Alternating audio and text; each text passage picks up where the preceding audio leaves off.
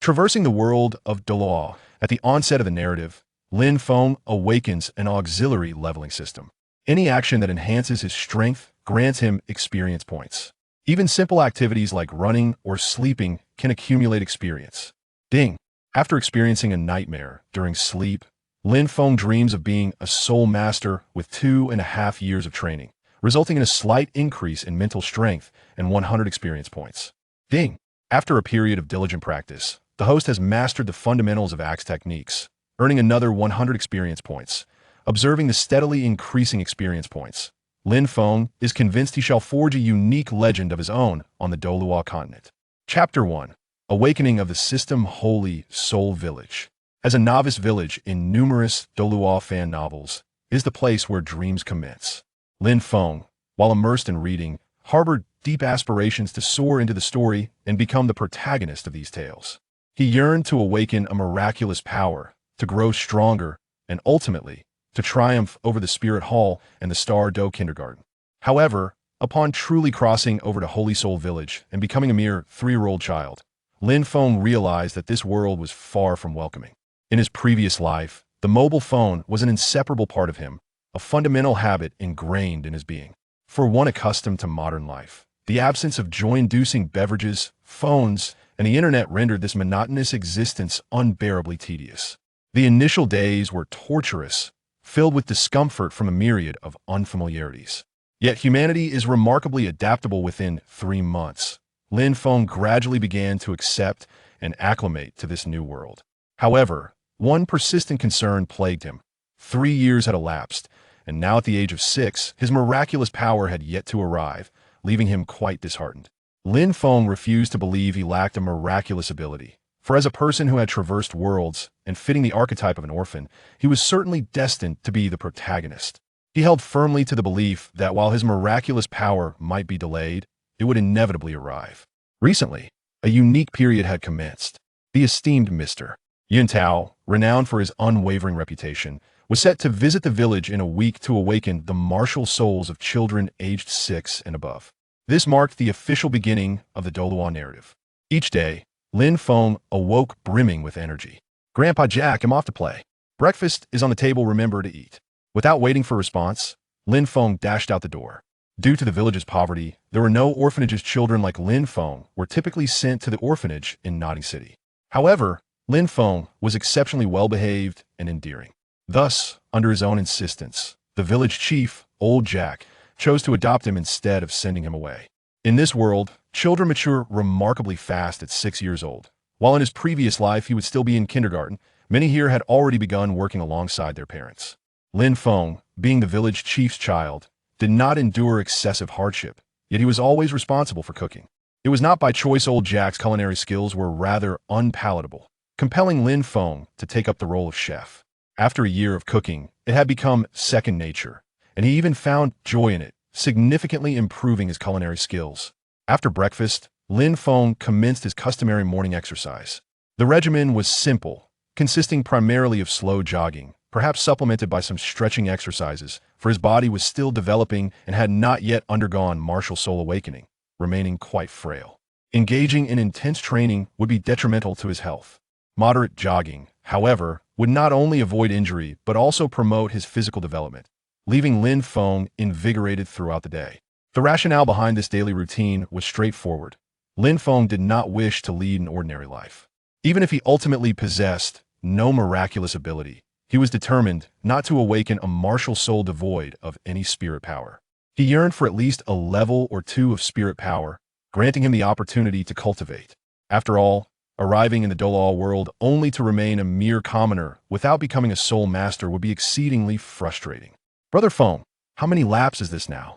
A child clad in simple attire approached from a nearby hill. Despite his modest clothing, his face was remarkably clean, especially those bright eyes that sparkled with intelligence. Lin Feng halted his pace and teased, "This is the 2nd lap. Did you go to watch the sunrise again, Xiao San?" Tang San, the diligent protagonist, had been tirelessly climbing that small hill every morning for the past 2 years. Rain or shine, his dedication was admirable, leaving Lin Feng feeling somewhat inadequate. Moreover, Lin Feng was particularly envious of Tang San's mastery of the Xiantian Bao Lu, prompting him to draw closer, hoping to learn. However, Tang San was tight-lipped despite 2 years passing. He had yet to utter a word about it, let alone teach Lin Feng. There was even an instance where Lin Feng hid atop the hill, only to appear unexpectedly during Tang San's training. To Lin Feng's surprise, Tang San had the audacity to claim he simply enjoyed watching the sunrise. Ultimately, Lin Feng conceded defeat in his quest for knowledge. Nonetheless, their bond remained strong, as he was Tang San's only friend in Holy Soul Village. Indeed, the sunrise is quite beautiful. Tang San nodded, then waved his hand. Brother Feng, continue your run, the porridge will be ready soon. I must return to eat. Among the children of the same age in Holy Soul Village, Lin Feng was one of the few with whom Tang San could converse. After all, both possessed the wisdom of adults within youthful bodies, allowing for meaningful exchanges. However, Tang San often felt that Lin Feng's curiosity was somewhat excessive, constantly probing into his secrets, and Lin Feng's tendency to call him Xiao San irked him as he was a few months older. Despite this, Tang San admired Lin Feng's optimistic spirit as an orphan. He had been adopted yet maintained a cheerful outlook on life, earning Tang San's respect. The day of martial soul awakening is in 3 days. Grandpa Jack should notify you and your father around noon. I want to give you a heads up, Tang San informed him. Upon hearing this, Tang San halted, turning with excitement. 3 days? Lin Feng was well acquainted with the concept of martial souls and often discussed it with Tang San. Hence, Tang San was no stranger to the idea, filled with anticipation about what soul he might awaken. Yes, the awakening is in 3 days. Grandpa Jack mentioned that a steward from the Nodding City Martial Soul Branch will come to assist with the awakenings. Lin Feng shared, a hint of eagerness in his voice. After all, this would be a novel experience. Not long ago, while accompanying old Jack to Nodding City for errands, Lin Feng had witnessed soul masters releasing their soul, rings. Their imposing presence and aura were awe-inspiring, leaving Lin Feng yearning for such power. Brother Feng, what do you think my martial soul will be? Tang San's face radiated with curiosity. In his view, Lin Feng was an exceptionally astute individual, well-versed in various matters concerning soul masters. Thus, Tang San believed that Lin Feng could provide him with the answers he sought. This sentiment was akin to the way the older generation perceives modern university students. Elder, you're studying electrical engineering? Surely, you must understand electrical appliances? University student, just a little. Elder, that's splendid. Our television is malfunctioning, could you repair it? Also, Aunt Zhang's grandson next door has a broken computer, would you mind fixing that as well? University student? While this scenario may seem exaggerated, it reflects a common psychological tendency. When people assume you possess even a modicum of knowledge, they believe you are proficient in everything. At that moment, Tang San shared this belief, convinced that Lin Feng certainly understood these matters. Fortunately, Lin Feng truly did. After a brief pause, he remarked, Little San, consider this. Your father is a blacksmith and often wields a hammer. Thus, I surmise your martial spirit will likely be a hammer. Ah, a hammer? Tang San responded, taken aback and somewhat skeptical. Is that really so hasty? Not fond of it. Lin Feng scoffed slightly. A hammer is quite a commendable martial spirit. I have heard that the common ones are scythes or sticks, and the infamous waste martial spirit, blue silvergrass. Surely, you wouldn't wish to awaken blue silvergrass? Of course not. Tang San quickly replied. But, Brother Feng, didn't you say martial spirits are inherited? I have no knowledge of my father's martial spirit. He has never utilized it, and I never dared to inquire. As for my mother, I have never even met her. Therefore, doesn't it seem a bit presumptuous to believe my martial spirit is a hammer? Despite Lin Feng's vast knowledge, Tang San felt a flicker of doubt. Observing this, Lin Feng stepped closer to Tang San and, with a sage-like demeanor, patted his shoulder. Little San, regardless, you'll awaken in 3 days. Whatever it is, you will know then. For now, put those thoughts aside. By the way, aren't you still cooking porridge at home? If you let it simmer too long. Before he could finish, Tang San's expression shifted. I completely forgot about the porridge. If it burns, my father will certainly scold me. Brother Feng, thank you for the reminder, I must hurry. With that, Tang San dashed away, his small legs moving swiftly until he vanished from sight. Haha. Lin Feng laughed heartily at the sight. After morning exercises, Lin Feng would engage in some basic strength training, a regimen he had previously avoided due to his small stature, which made him susceptible to injury. Now nearing 6.5 years old, he had commenced simple training since turning 6. During lunch, old Jack repeatedly admonished Lin Feng to refrain from venturing out, insisting he remain within the village for the next few days. Lin Feng had a penchant for adventure, often urging Tang San to join him on excursions into the forest, eager to witness soul beasts. Driven by curiosity and having lived 2 lives without ever seeing what a soul beast looked like, it was only natural for him to be intrigued. Tang San, equally fascinated and courageous, was an ideal companion. However, Lin Feng was no fool. He would not recklessly venture into the soul beast forest. At most, he would meander through the nearby woods, absorbing the atmosphere. The distinction between soul beasts and ordinary animals lay in their extraordinary abilities and formidable lethality. Even a 10-year-old soul beast could wield skills that 2 young boys could hardly withstand. Thus, Lin Feng would not foolishly offer himself as prey. Furthermore, access to the soul beast forest was heavily restricted, guarded by elite soldiers, and located far from their village. Given their pace, it would take days to arrive, a notion old Jack would never permit. As such, Lin Feng and Tang San would only stroll through the woods, experiencing the ambience without ever encountering a soul beast, limited to observing small creatures. With their awakening nearing, Lin Feng focused on enhancing his physical strength. After all, a stronger body would increase his chances of awakening a powerful martial spirit, especially since the elusive golden finger had yet to appear. He could only rely on himself. As evening fell, Lin Feng lay on the soft grass, gazing at the fading twilight with a sense of ethereal tranquility. The gentle evening breeze filled his lungs with fresh air, invigorating his spirit. In that moment, he reflected on the absurdity of the world. His previous life was one of relentless busyness, a monotonous routine of work. Though modern tools like smartphones and computers offered some respite, they were mere superficial solutions. The profound sense of liberation and lightness he felt now was precisely what he had yearned for in his former life. Just then, an announcement resonated in his mind. Ding! Detection of the official commencement of the Douluo continent narrative. The auxiliary upgrade system has been launched. With this notification, Lin Feng realized that the golden finger he had long awaited had finally been activated. He sprang up from the grass, overflowing with excitement, and exclaimed, "Let's go." Chapter 2. Experience Name. Lin Feng Martial Spirit. Unawakened Soul Power. Level 1 Soul Ring. None experience points. 0. This is the character panel that appeared in Lin Feng's mind. The information is quite succinct. After a few minutes, the exhilarated Lin Feng finally comprehended all the functionalities of this auxiliary leveling system. This system lacks any system sprite. However, it transmits all functional information directly into Lin Feng's mind. During these few minutes, he was engaged in understanding this information. The system primarily possesses 2 functions. The first function is the character panel. It showcases one's current status. Do not underestimate this basic function, for it is immensely useful. It provides Lin Feng with a clear understanding of himself, allowing him to comprehend every step of his progress. For instance, this level 1 soul power signifies that before awakening his martial spirit, every individual's soul power remains dormant and indistinguishable, only becoming apparent post-awakening. Yet now, Lin Feng can know it directly. While level 1 soul power implies that he may only achieve the rank of a great soul master in the future, it at least assures him that he is no longer an ordinary person incapable of cultivation. Nevertheless, this is trivial, as after awakening the system, his future pinnacle cannot possibly be confined to being merely a great soul master. The second function is termed the experience points function, which is also the system's main feature. As the name implies, the auxiliary leveling system is designed to help individuals grow stronger. Its core lies in the experience points mentioned in the list.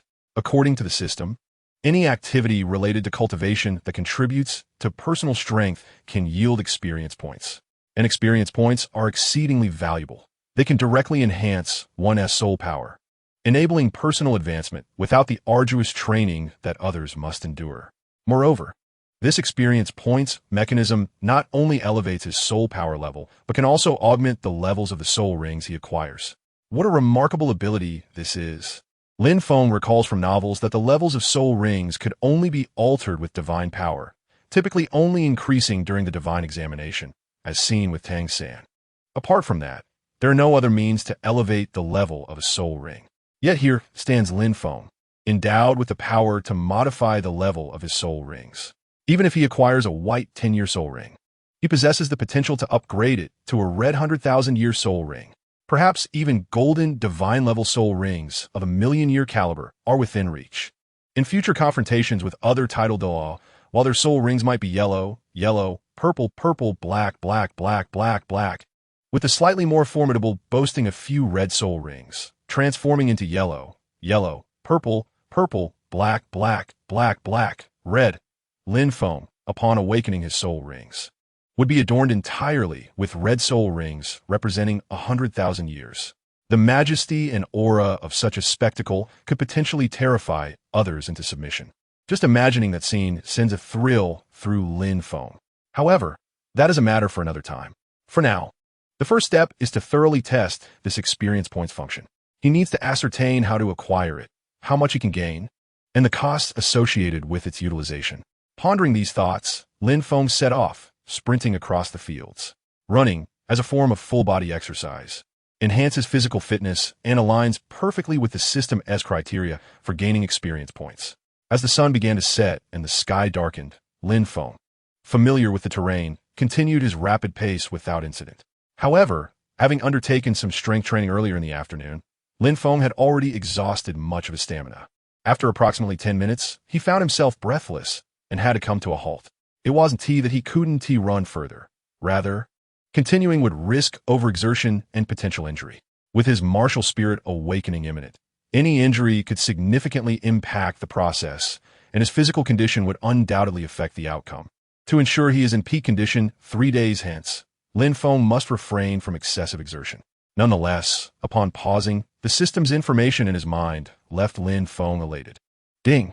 After running for a while, feeling invigorated, experience points 10. 10 experience points might seem modest, but Lin Feng had just checked that to elevate his soul power from level 1 to level 2 required merely 100 experience points. Accumulating 10 experience points from a brief run suggests that, under normal training conditions, Lin Feng could amass approximately 160 to 70 experience points in a day. This indicates that, barring any injuries and with the experience requirements for soul power elevation remaining constant, he could elevate his soul power to level 4 within these 3 days. However, these are merely ideal conditions. The actual situation remains to be tested. With that thought, Lin Feng rested for a while, and once his body felt better, he resumed running. By now, the darkness had enveloped the surroundings completely, yet this did not serve as an excuse for Lin Feng to cease his efforts. Old Jack, noticing that it was dark and Lin Feng had yet to return home, ventured out to search for him. Upon reaching the village entrance, he discovered Lin Feng still running about.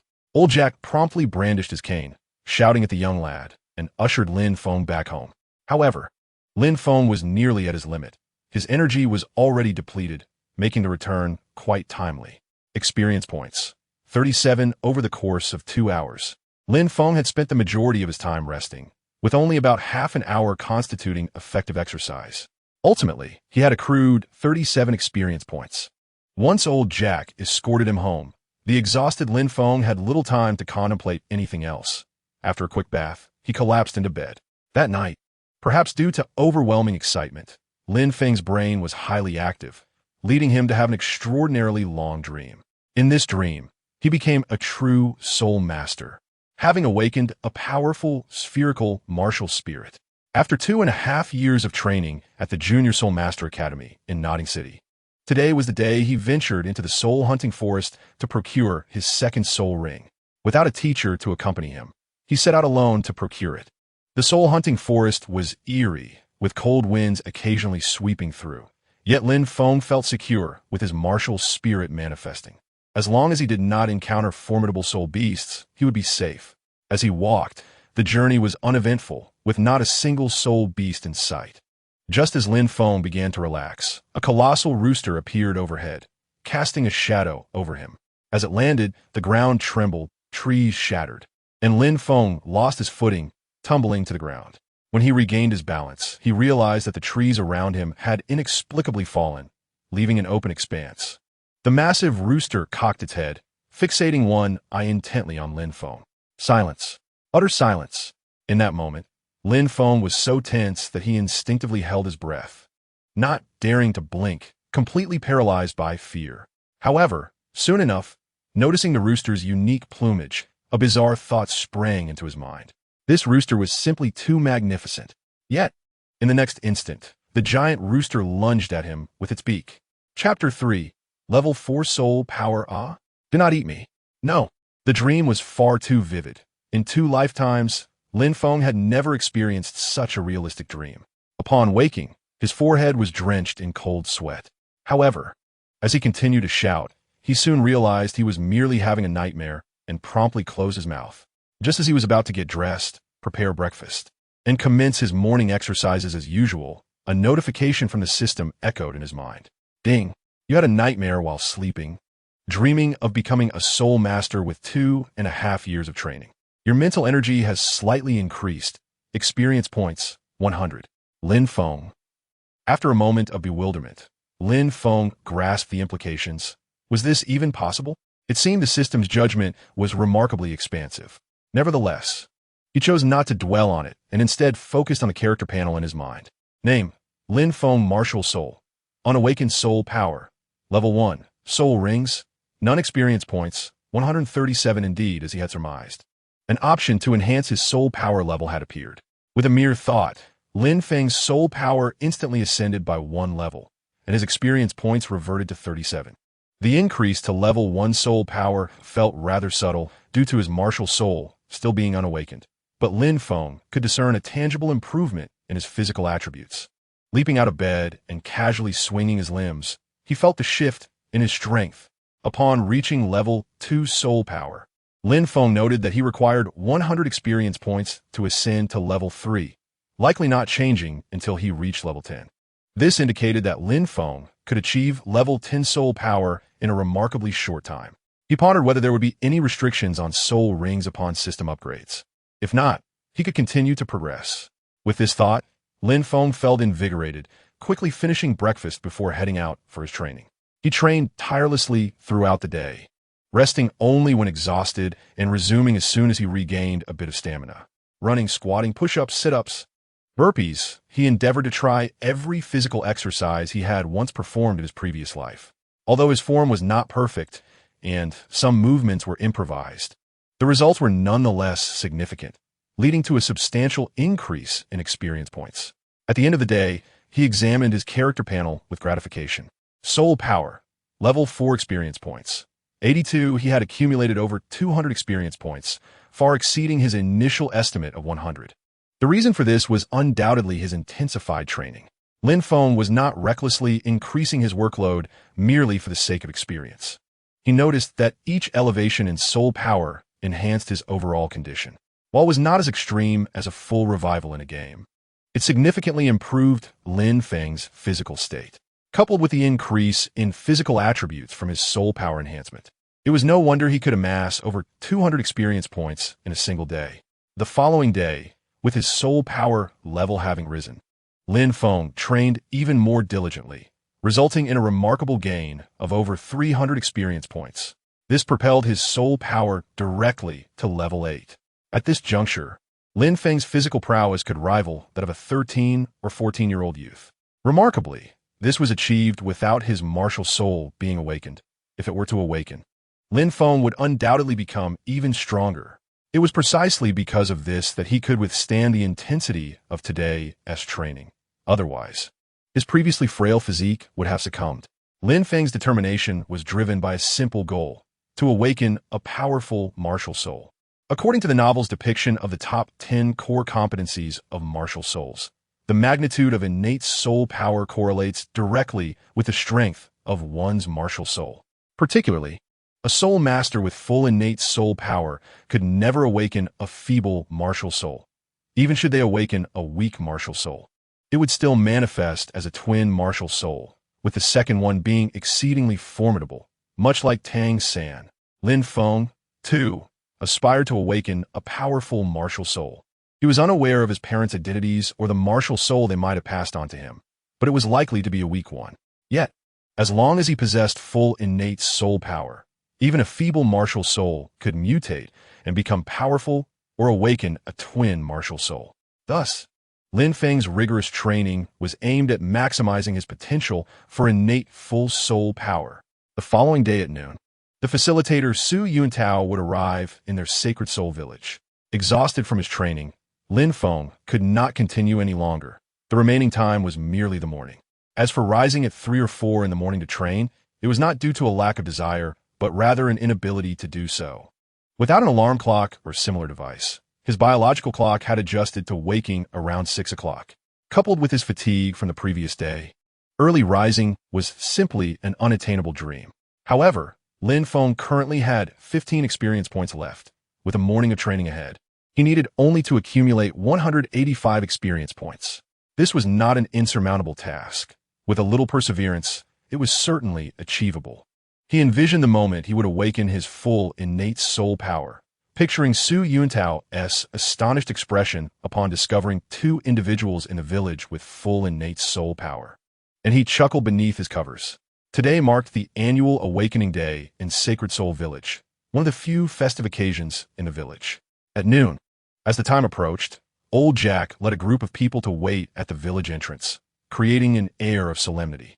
Behind him stood the parents of the children who were to awaken today, gathering to welcome the occasion. On one hand, it was a show of respect for the Soul Master, and on the other, they sought to familiarize themselves with him. Although this gathering held little substantive benefit for the children's awakening, it allowed them to harbor a glimmer of hope. What if their words prompted the Soul Master to pay extra attention during the awakening? Perhaps, due to this extra attention, their child would awaken with soul power? It must be said this mindset was both pitiable and lamentable. Such outcomes were unlikely. The awakening of martial souls primarily depended on the children themselves.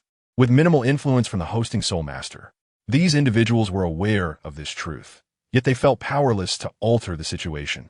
Settling for this approach in hopes of finding some psychological comfort, Su Yuntao arrived not long after, with the crowd waiting for approximately half an hour, much like an official inspecting the local populace. The residents of Sacred Soul Village assumed a lowly demeanor in the presence of a steward from the Wuhuan Hall in Sodto City, especially given the latter's formidable strength. After exchanging some pleasantries, Su Yuntao was escorted by the village chief to the central Wuhuan Hall of the village. Though referred to as a Wuhuan Hall, it was merely a small wooden cabin. Inside, 7 children awaited, all from Sacred Soul Village and turning 6 this year, their faces tinged with anxiety and anticipation. A quick glance, and Lin Feng and Tang San were nowhere to be seen. Old Jack immediately grew anxious, quickly apologizing to Su Yuntao before rushing out to search for them. Chapter 4. Su Yuntao, the legendary pioneer of the soul iron industry, that little rascal Lin Feng is truly a source of worry. Over the past few days, Old Jack had repeatedly reminded him during meals to be present here today at noon. It was astonishing that he had agreed so readily in the morning, only to falter at such a critical moment. In the past, Lin Feng often spent his time at home, but over the past few days, aside from returning only during meal times, he has been frolicking in the woods to the west of the village, engaged in some unknown mischief. With a frown, Old Jack hastily made his way towards that direction. As fate would have it, that area also led to Tang San's home, making it convenient to bring Tang San back with him. Speaking of Tang San, Old Jack felt a sense of pity for the boy, who lost his mother at a young age and had a father, Tang Hao, who was nothing more than a useless drunkard. Were it not for Tang Hao's modest skills as a blacksmith, crafting farming tools for the villagers, his family would have long been expelled from the village. Even so, Tang San's family remained the poorest in the entire village. If Tang San were an ordinary child, Old Jack might not have given it much thought, perhaps feeling a twinge of sympathy. However, Tang San was exceptionally mature for his age, taking care of his alcoholic father at such a tender age, and his obedient demeanor truly tugged at Old Jack's heartstrings, evoking a deep sense of regret. Lost in contemplation, Old Jack noticed 2 children approaching from a distance. It was none other than Lin Feng and Tang San. "You little rascal, the Soul Master has arrived. And you're still dawdling here? Do you wish to be reprimanded?" Old Jack exclaimed, his voice booming from afar. Upon hearing this, Lin Feng immediately looked up and caught sight of Old Jack's furious expression. With a playful glint in his eye, Lin Feng approached with a grin, affectionately grasping Old Jack's hand and shaking it. "Grandpa Jack, didn't you say that no one might remind the Tang family? I felt rather sorry for them, so I came over just to fetch Tang San. Why did you come personally?" Old Jack was genuinely concerned for him, and Lin Feng was well aware of this. He knew that old Jack was upset because he had not waited for the Soul Master at the Spirit Hall during lunch. Therefore, Lin Feng had to conjure up an excuse to placate old Jack's irritation. However, it was not as if Lin Feng had intentionally been late. He had just returned from outside the village. He had spent the entire morning training, refusing to slack off even for a moment until he reached the 10th level of soul power. Strangely, despite significantly increasing his training volume, his accrued experience points had dwindled rather than increased. To put another way, previously, after running for about 10 minutes, he would earn 10 experience points. Yet this morning, the same effort yielded only 3 or 4 points. While he had gained a considerable amount of experience yesterday compared to the day before, his physical conditioning had improved to the extent that his training volume was roughly double that of the previous day, yet his experience points had not doubled. In fact, the efficiency from yesterday compared to the day before had decreased by 30%. Today, the decline was even more striking, nearly 60%. Lin Feng should have noticed this discrepancy yesterday, but the abundance of experience points had clouded his judgment, only to be realized today. The root of the issue seemed to lie in his enhanced physical capabilities. Thus, the same training regimen was not as effective as before. From this, Lin Feng surmised that the system's evaluation criteria were not based on the quantity of effort exerted, but rather on the effectiveness of the actions taken. This was merely Lin Feng's preliminary conjecture. However, he would require time to ascertain its validity. Fortunately, today he remained steadfast in his commitment to training. And before Su Yuntao commenced the soul awakening, he had successfully elevated himself to the 10th level. Name: Lin Feng Martial Soul. Unawakened Soul Power. Level 10 Soul Ring. None experience points. 3 upon reaching the 10th level. Lin Feng discovered through the system that the experience points required to ascend from level 10 to level 11 had increased from 100 to 500. Moreover, and most crucially, he learned that without obtaining a soul ring, he could not continue to progress in levels, and could only do so after acquiring a soul ring. While this was somewhat disappointing, it was not entirely disheartening, as he could still accumulate experience points. He simply could not level up immediately. He could save them for later. Moreover, now that he had reached level 10, he would be able to obtain his first soul ring upon entering school. At that time, he would once again be able to level up. If I don't hurry, the Soul Master will personally take you both away. Seeing Lin Feng's cheerful face, old Jack had little to add. Let us go awaken your martial souls. With a huff, he led the two towards the village. Observing this, Lin Feng turned to Tang San and raised an eyebrow as if to say, "You should learn from this." However, Tang San failed to grasp the underlying meaning, merely scratching his head in confusion, pondering what his brother Feng up to. Did he get sand in his eyes? As they walked, old Jack explained the concept of soul masters. This was not intended for Lin Feng, as he had already been informed by him. Old Jack was speaking specifically to Tang San. Nevertheless, Tang San had already learned about it from Lin Feng and was far more knowledgeable than old Jack realized. Still, being a polite child, he exhibited no signs of impatience or arrogance, simply listening quietly. Before long, they arrived at the Spirit Hall in the center of the village. As the soul awakening ceremony was about to commence, all unrelated individuals were ushered out, leaving only a young man in his 20s and 7 children over 6 years of age. The young man had sharp eyebrows and bright eyes, appearing quite handsome. Dressed in a white uniform with a black cloak draped over his back, a soul character the size of a fist adorned the center of his chest, marking him as a standard member of the Spirit Hall. On his left chest was a badge engraved with a long sword, featuring 3 long swords intertwined. Those familiar with soul masters like old Jack understood that the 3 swords symbolized the 3rd rank title of the soul master, the Great Soul Master, while the sword represented that this attendant from the Spirit Hall was indeed a soul master. Without needing an introduction, upon seeing the young man, Lin Feng instantly recognized him as the legendary Su Yuntao. Old Jack first brought Lin Feng and Tang San to stand among the 7 children before respectfully bowing to the young man. Respected master of battle souls, I have brought the last 2 children. I hope to trouble you this time. The young man displayed a hint of pride in his demeanor, offering a slight bow in return. I have little time. Let us begin immediately. Understood. Old Jack nodded, addressing the children. This is the master of battle souls from Nodding City. He will guide you in awakening your martial souls. Be sure to cooperate with the master during the awakening process. Your grandfather hopes that one of you will become a soul master. With that, old Jack took his leave. Chapter 5. The blue-silver grass after old Jack departed. Su Yuntao wasted no time, instructing the 9 children to line up.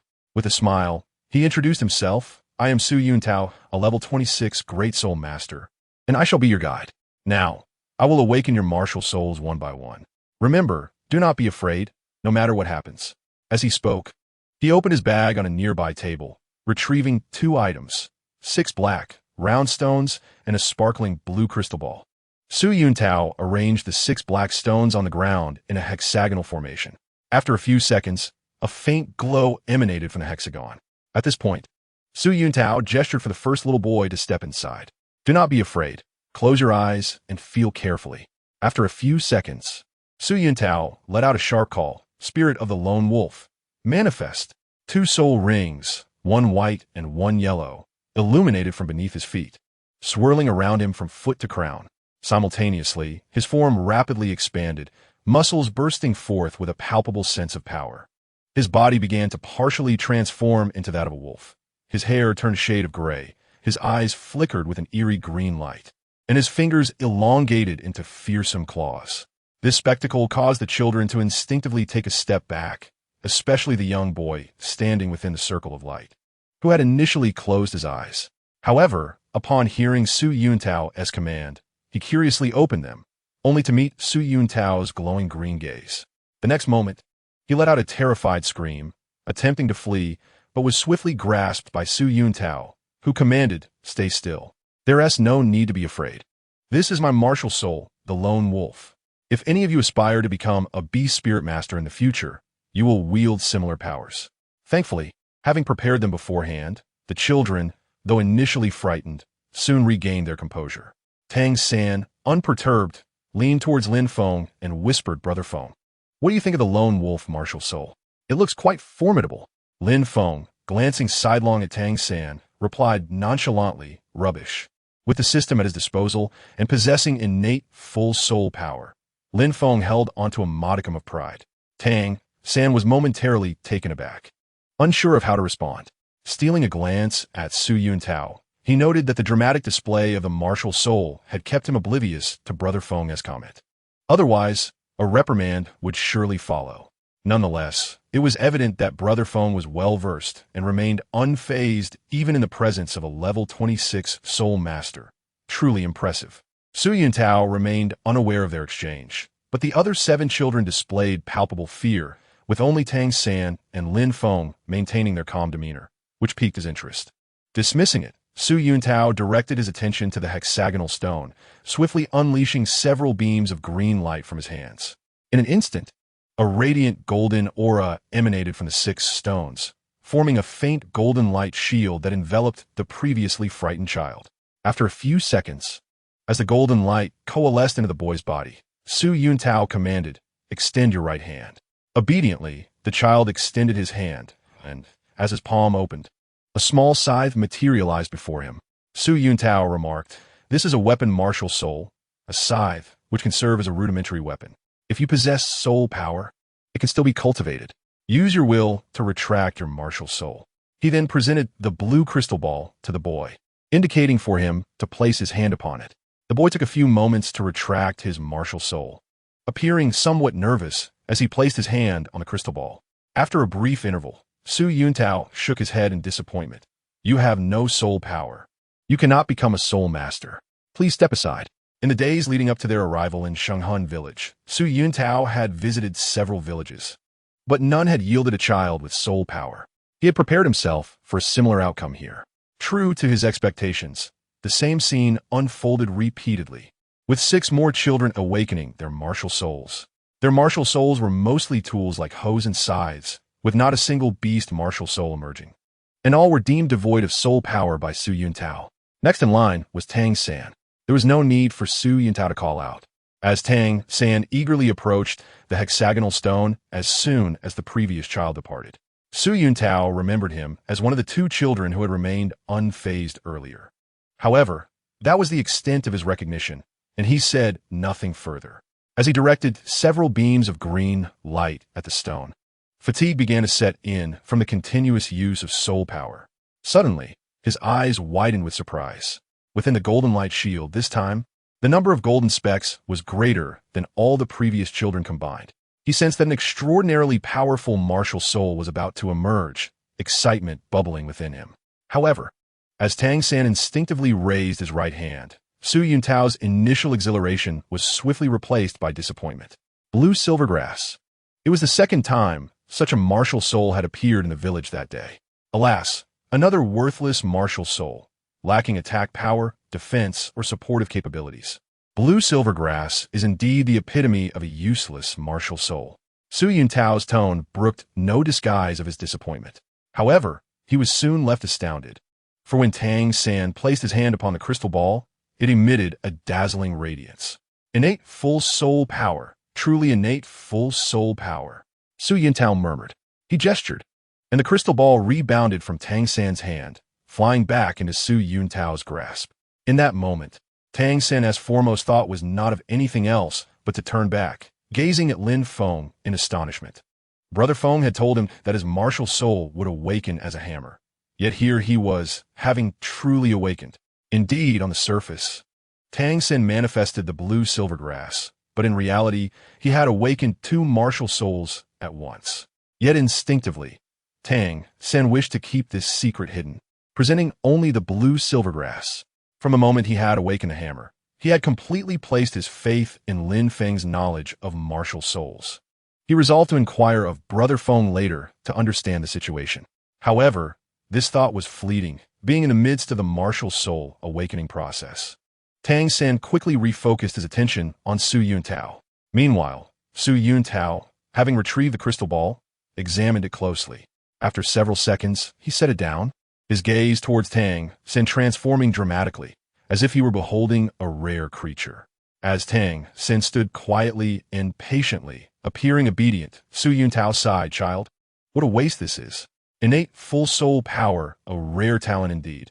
Yet your martial soul is blue silvergrass." Su Yuntao found himself at a loss for words. "Why's a waste?" Tang San inquired curiously. Observing Tang San's inquisitive expression, Su Yuntao sighed once more. To become a soul master, possessing innate soul power is of paramount importance.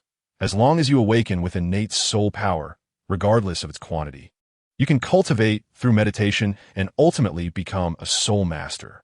Of course, the lesser the innate soul power, the lower the general aptitude, and, consequently, the lower the ultimate achievement. Most soul masters peak at the level of a 29-rank soul master. Conversely, those with greater innate soul power will achieve ever higher accomplishments. Innate full soul power signifies a maximum capacity of 10 levels. Instances of innate full soul power appearing on the continent are exceedingly rare.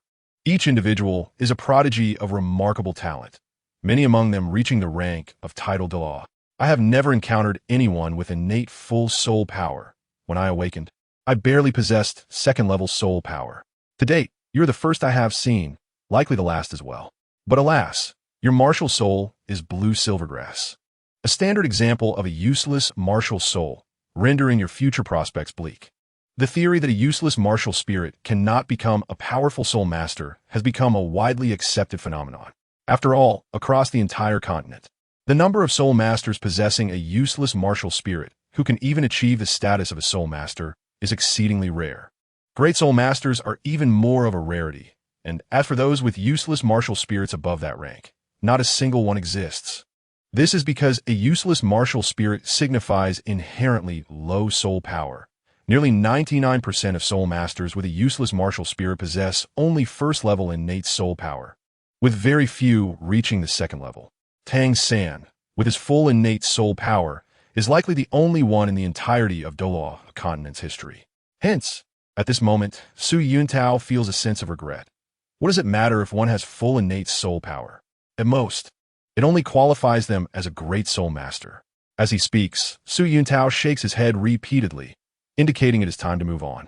Meanwhile, Tang San remains silent, merely walking back with a sense of vague understanding.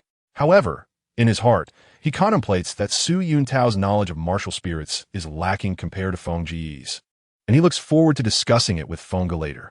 Just then, Tang San notices Lin Feng patting him on the shoulder, offering an encouraging glance. As Tang San prepares to speak, Lin Feng has already approached Su Yuntao, ready for his own awakening. At this moment, it is impossible for Lin Feng not to feel nervous. This is the awakening of a martial spirit, an experience he has not encountered in either of his lifetimes. Although he speaks confidently about martial spirits in front of Tang San, in reality, he is quite the novice. When it comes to his turn, Lin Feng feels a wave of anxiety. However, with the system as his support, he remains composed. Here it comes. Su Yuntao activates the awakening array, and golden light begins to radiate. In an instant, a warm current envelopes Lin Feng, akin to soaking in a hot spring, providing immense comfort. Under Su Yuntao's astonished gaze, the dense golden light converges in the palm of Lin Feng's right hand. At this moment, the system delivers a delightful notification. Ding! The system has detected that the host is undergoing martial spirit awakening. The auxiliary upgrade system is now officially activated, and you have received a beginner's gift package. So that's why there was no beginner's gift package earlier. It was waiting for this moment. Without a moment's hesitation, Lin Feng promptly opens the gift package. Ding! Congratulations, host. You have obtained dual martial spirits, the Thousand Mechanism Ruler and the Infinite Flower. Simultaneously, Lin Feng slowly opens his right hand to reveal a small, unknown black flower resting in his palm. This is the Infinite Flower. Of course, in his tightly clenched left hand, there's also a petite white ruler. But he chooses not to reveal it. Is this a wildflower? Su Yuntao says, slightly disappointed. To be honest, he was quite eager to see Lin Feng's martial spirit, especially given the intensity of the golden light during the awakening. He did not expect that the result would be merely an unknown wildflower. Let us check if there's any soul power. If it's a flower-type martial spirit, it still possesses certain auxiliary capabilities. As long as there is innate soul power, it could potentially lead to becoming a support-type soul master in the future. No sooner had he spoken than Lin Feng placed his small hand on the crystal ball. In an instant, the crystal ball erupted with dazzling brilliance once more. Wait, is this another full innate soul power? Su Yuntao begins to question his own life choices. He had just said he would never encounter another full innate soul power in his lifetime, and now, here stands a second one, slapping him in the face. However, this slap is a welcome one. He had felt regret moments ago, but now he feels none. This child is certainly not like the blue-silver grass type of useless martial spirit.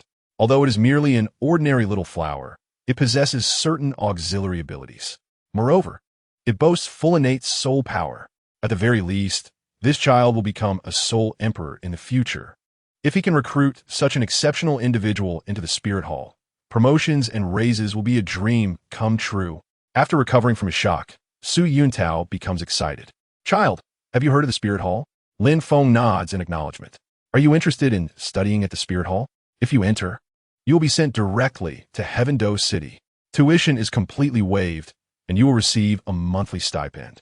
The instructors will also take you to hunt soul beasts before he can finish. Lin Feng shakes his head, expressing his disinterest in going. Hey, don't you understand how great this opportunity is? If it weren't for your full innate soul power, you wouldn't even have a chance at such treatment. Lin Feng replies without hesitation. I have already decided. I will attend the Junior Soul Master Academy in Notting City. Su Yuntao becomes anxious, raising his voice slightly. The Junior Soul Master Academy in Notting City cannot compare to the Spirit Hall at all. Who are your parents? At this moment, old Jack, who has been waiting by the door, hears the commotion and rushes in, slightly nervous. Master Zhanhuan, what has happened? Upon seeing the village chief, Su Yuntao's expression softens, and he smiles. Old Jack, our Holy Soul Village has really excelled this year. We have produced 2 individuals with full innate soul power. What? Full innate soul power? 2 of them. Old Jack trembles, nearly dropping his cane. After a while, he regains his composure, and Su Yuntao briefly explains the situation to him. Now, in old Jack's presence, the room is left with only him, Lin Feng, Tang San, and Su Yuntao. Observing old Jack's expression, Lin Feng anticipates that he will attempt to persuade him. So Lin Feng speaks first. Grandpa Jack, I know what you want to say, but I really don't wish to study at the Spirit Hall. I feel that attending the Junior Soul Master Academy with Xiao San would be quite good. I can take care of him too. Chapter 7. Arrogance. Lin Feng's words evoke a slight sense of emotion in Tang San. The Spirit Hall is such a place with excellent treatment, Yet Feng Ge chooses not to go, ostensibly to take care of him. Feng Ge is truly remarkable. However, he cannot allow Feng Ge to miss this opportunity. Tang San immediately responds, Feng Ge, you should go to the Spear Hall. The conditions there are so good. You will have better prospects. I can manage on my own. You can what? Lin Feng tightens slightly, angrily retorting, no matter what you all say, I simply will not go. At this point, Tang San is nearly moved to tears. Feng Ge's determination to stay for him is so resolute. Over the past 2 years, he had not realized that Feng Ge was such a loyal person, a true oversight. In this moment, Tang San resolves that from now on, as long as he has food to eat, Lin Feng will have his share. In fact, if it weren't for the current situation, Tang San might have felt an impulse to directly pledge brotherhood with Lin Feng. However, at this time, Lin Feng's thoughts are far from what Tang San imagines. He harbors a secret, and should the Spirit Hall discover it, it would not bode well. In Nodding City, the situation is different. There are few strong individuals, mostly weaklings. Lin Feng believes he can train casually for a few years without fear. Thus, overall, going to the Spirit Hall offers no advantages. Only a fool would choose to go. Of course, while he thinks this, he knows he cannot express it openly. Lin Feng must find an excuse. After some contemplation, he continues. Although I possess full innate soul power, my martial spirit is rather mediocre. If I were to go to the Spirit Hall, a place filled with geniuses, I would surely be looked down upon. Hence, I refuse. At that moment, Yuntao suddenly realizes that he had been so focused on his own aspirations for promotion and salary increase that he overlooked the child's feelings. The children sent to the nearby Sodto City for training typically possess innate soul power of level 7 or above, and their awakened martial souls are exceptionally formidable, considered geniuses across the continent. In contrast, although Lin Feng boasts full innate soul power, his martial soul is merely an ordinary little flower, rendering him incomparable to them. Sending him there could indeed lead to ridicule, a harsh fate for a child. Old Jack has realized this and promptly stated, Sir, Xiao Feng is a sensible child. I believe he is right. While studying at the Martial Soul Hall is the best option, if he does not wish to go, then let him be. Sighing, Yuntao shook his head, his heart filled with complexity. Today was a mix of fortune and misfortune for him. The fortunate aspect was that he had miraculously awakened 2 children with full innate soul power, a feat likely unprecedented on the entire continent. The misfortune lay in the fact that one possessed a useless martial soul, and the other was nearly as ineffective.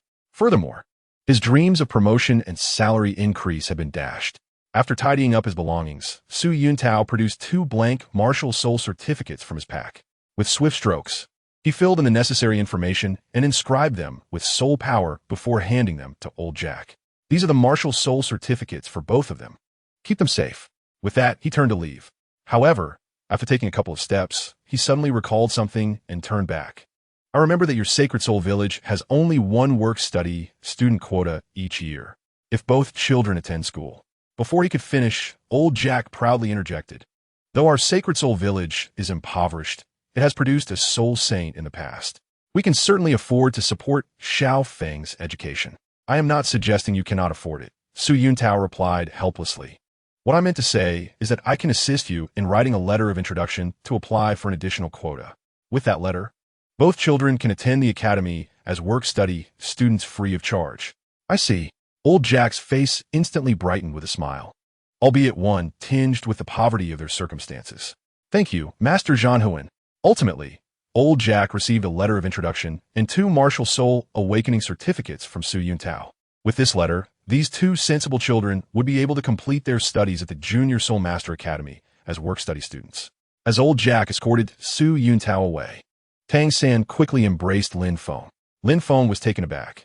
In his previous life, Tang San was an orphan without parents. In this life, he had a father, albeit one who was not particularly kind, yet he felt a profound happiness. Now, with a brother like Feng Ge who cared for him, Tang San was genuinely joyful.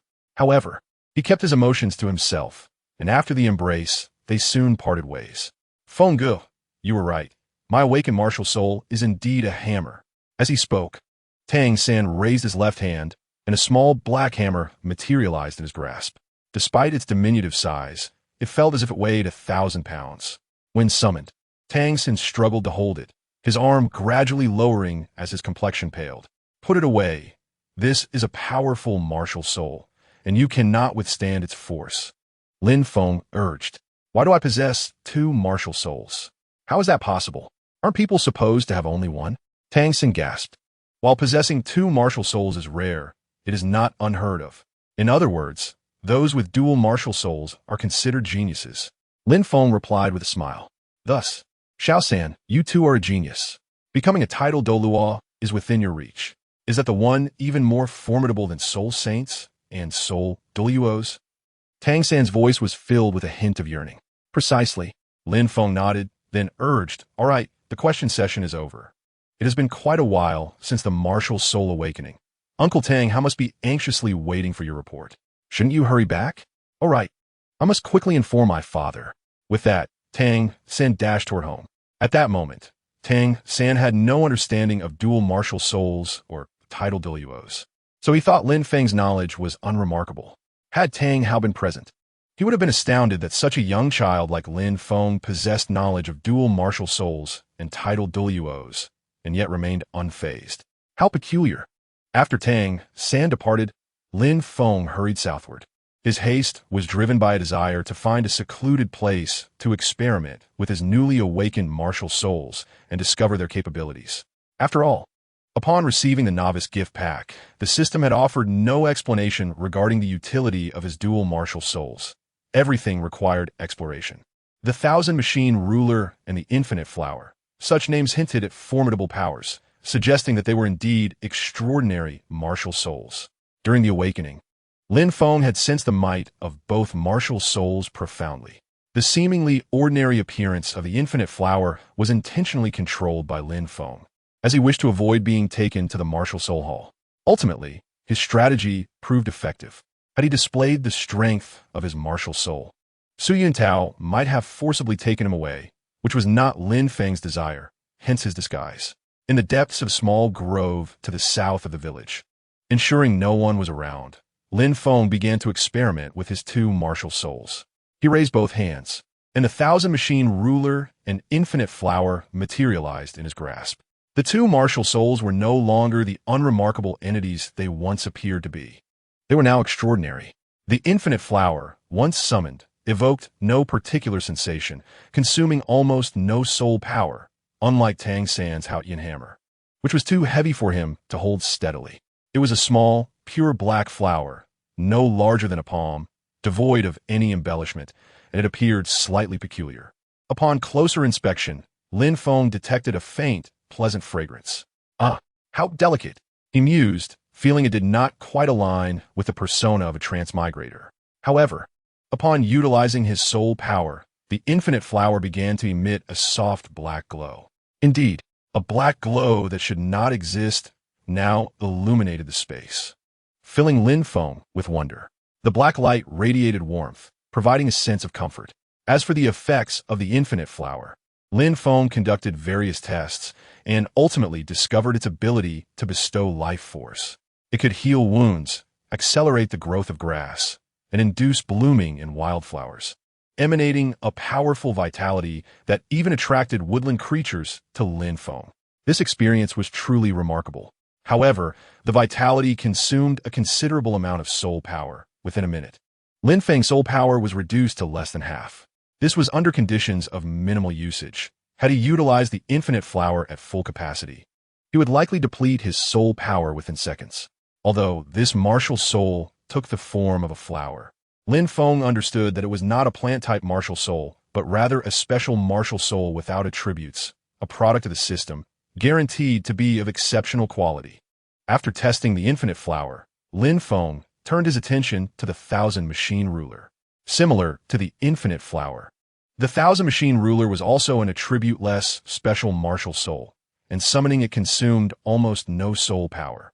This is a pure white ruler, rectangular in shape, small and delicate, measuring approximately 10 centimeters in length. Upon the infusion of soul power, the ruler can alter its size, and after some experimentation, it can even transform into any shape. When morphed into a spear, it becomes exceedingly sharp, capable of piercing small trees with the slightest thrust. As a shield, Its defensive capabilities are greatly enhanced. Regardless of its form, it possesses corresponding attributes, though utilizing it demands a substantial amount of soul power. Lin Feng discovered that with an increase in the input of soul power, the ruler's effectiveness intensifies, and one can also manipulate its dimensions. In essence, the ruler can transform into objects of any size or shape, truly living up to its name of 1,000 transformations. However, this ability is intrinsically linked to the quality and quantity of soul power, as well as one's mental fortitude. Given Lin Feng's current soul power, being able to expand the ruler to the size of a basketball is already quite impressive. Furthermore, Lin Feng's mental strength is not particularly robust, preventing him from creating anything intricate. All his transformations remain rather coarse. Nonetheless, in the future, as Lin Feng grows stronger, he will undoubtedly be able to conjure more formidable, larger, and more refined objects. Perhaps one day, when engaged in battle, he could wield a colossal 40-meter-long blade, boldly proclaiming, "Brother, I shall grant you a 39-meter head start." Looking at Tang San as he stowed away the Haotian hammer, Tang Hao, with a serious expression, cautioned, "Little San, you must never disclose the fact that you possess 2 martial souls. Do you understand?" "But I have already told Brother Feng. He said I'm a genius, quite remarkable." Tang Hao furrowed his brow at the mention of Lin Feng, the boy adopted by the Jack family. Lin Feng often visited to play with Tang San, being his only friend. However, this complicates matters for Tang Hao. The revelation of Tang San having twin martial souls and innate full soul power ignites hope for vengeance for Ain, making secrecy imperative. Yet, Lin Feng is aware of it, which prompted contemplation. It was then that Tang San spoke up indeed. "Oh, and father, before the awakening of my martial soul, he told me you were a blacksmith, which is why I was certain I would awaken a hammer martial soul. I never expected it to be just as he said." "Then what martial soul did you awaken?" Tang Hao inquired. "A small black flower, though I am unsure of its nature. Master Su Yuntao mentioned it is a martial soul slightly better than a useless one. Nonetheless, Brother Feng, like me, possesses innate full soul power." "He possesses innate full soul power." Tang Hao was taken aback. The notion that Tang San had innate full soul power was already astonishing. Now, another? It is known that even across the continent, innate full soul power is exceedingly rare, yet to emerge from a humble village like Holy Soul Village, it is indeed hard to suppress one's astonishment. Precisely. Master Su Yuntao invited Brother Feng to study at the Martial Soul Hall, but he declined, stating he wishes to accompany me to the Junior Soul Master Academy in Notting City. Tang Hao stroked his beard, murmuring, "This lad has some depth." Lin Feng, having grown under Tang Hao's watchful eye, frequently visited his home to play, maintaining a close relationship with Tang San, often looking after him. After a moment, Tang Hao solemnly asked, "Little San, do you aspire to attend the Soul Master Academy and become a Soul Master?" "I do." Tang San nodded without hesitation. Tang Hao pondered for a moment, then pointed to a piece of raw iron the size of a soccer ball. "The academy opens in 3 months. If you can forge that piece of iron down to the size of a fist within that time, you may attend school." "Yes, I will definitely succeed," Tang San affirmed resolutely. In the evening, Master Su Yuntao returned to the Martial Soul Branch in Notting City to report on the awakening conditions of children from various villages. A total of 3 children possessed innate soul power, 1 at level 3 and 2 with innate full soul power. Upon hearing of the 2 with innate full soul power, the Hall Master was immensely excited, but upon learning that one martial soul was blue silvergrass and the other an unknown wildflower, his spirits plummeted. Blue silvergrass is a martial soul devoid of potential, and even with great effort, the utmost achievement would simply be that of a great soul master. The unknown wildflower, slightly better than a useless martial soul, would yield achievements at best at the rank of soul sage, even with diligence. If they wished to join the martial soul hall, a soul sage could still be cultivated. However, the individuals in question had no intention of joining, rendering any further pursuit unnecessary. A mere soul sage is not something the Martial Soul Hall is in desperate need of. After reporting these circumstances, the feedback received was similarly indifferent. The main hall did not place significant importance on it, simply dismissing their absence. Ultimately, the 2 with innate full soul power stirred no notable commotion within the Martial Soul Hall, and tranquility soon returned. Chapter 9. Observing in secret ding. After a period of martial soul practice, control over the martial soul has increased experience points. 11. Lin Feng heard such system notifications several times throughout the afternoon. Initially, the experience gain was substantial, yielding 20 to 30 points, but as proficiency improved, the increments dwindled. After a full afternoon of practice with the martial soul, the novelty had worn off, and Lin Feng, utterly exhausted, soon returned home. During dinner, he was met with the excited chatter of old Jack, who proclaimed that Holy Soul Village was finally thriving, producing a soul master, his own grandson, no less. Old Jack's dedication to the village was commendable. Lin Feng, far from being irritable, engaged enthusiastically, eliciting a broad smile from old Jack. Today marked 3 months until the Junior Soul Master Academy in Notting City officially commenced. These 3 months would be a critical training period for Lin Feng, who devised a training regimen aimed at attaining a certain level of combat strength before school began. Why the need for combat prowess? Because Lin Feng wished to seek opportunities to hunt soul beasts on his own. The age of the beasts need not be too high, 10 or 100 years, as long as they suit him. Even so, this remains a considerable goal for Lin Feng. He must exert effort to achieve it. After all, the notion of enrolling in school to learn from a teacher about cultivation is unnecessary for him. His advancement relies solely on the system. Moreover, given his training speed, which undoubtedly surpasses that of the average person, it is a secret Lin Feng cannot afford to share with others.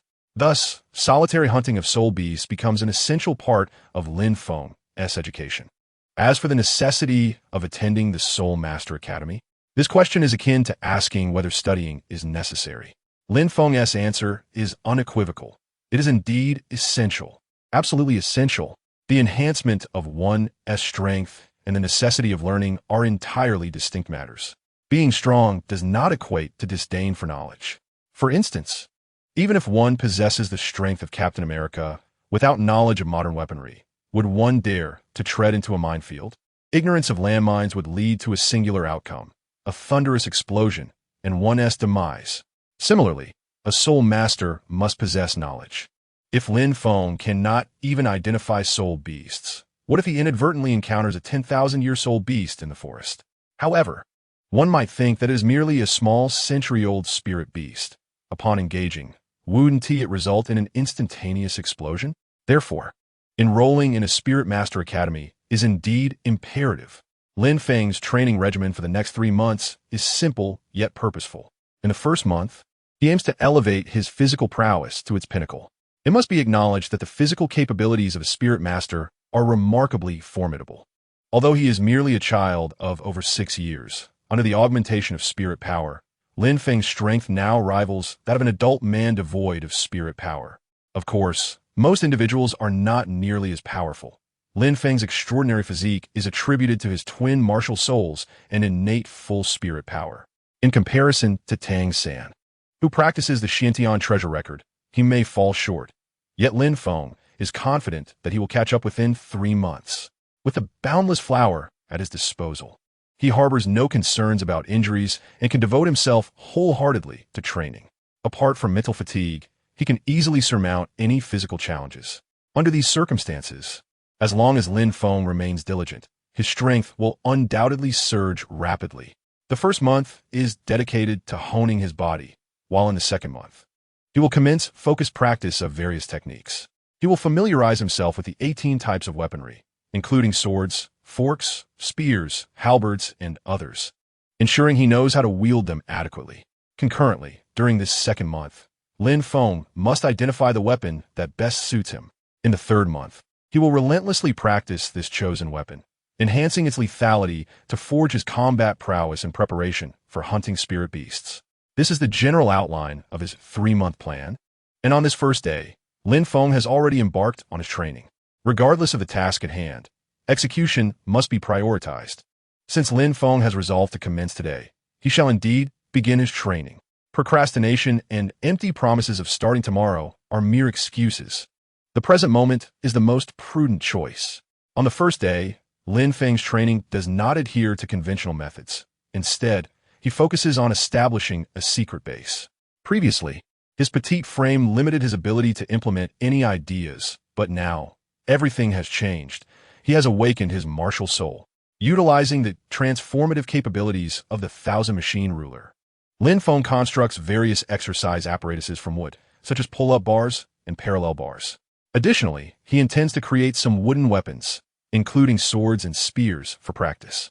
However, for the time being, the priority remains the construction of training equipment. Due to the constraints of material quality and his own craftsmanship, the apparatuses he creates are rather rudimentary. Nonetheless, their efficacy is not greatly compromised.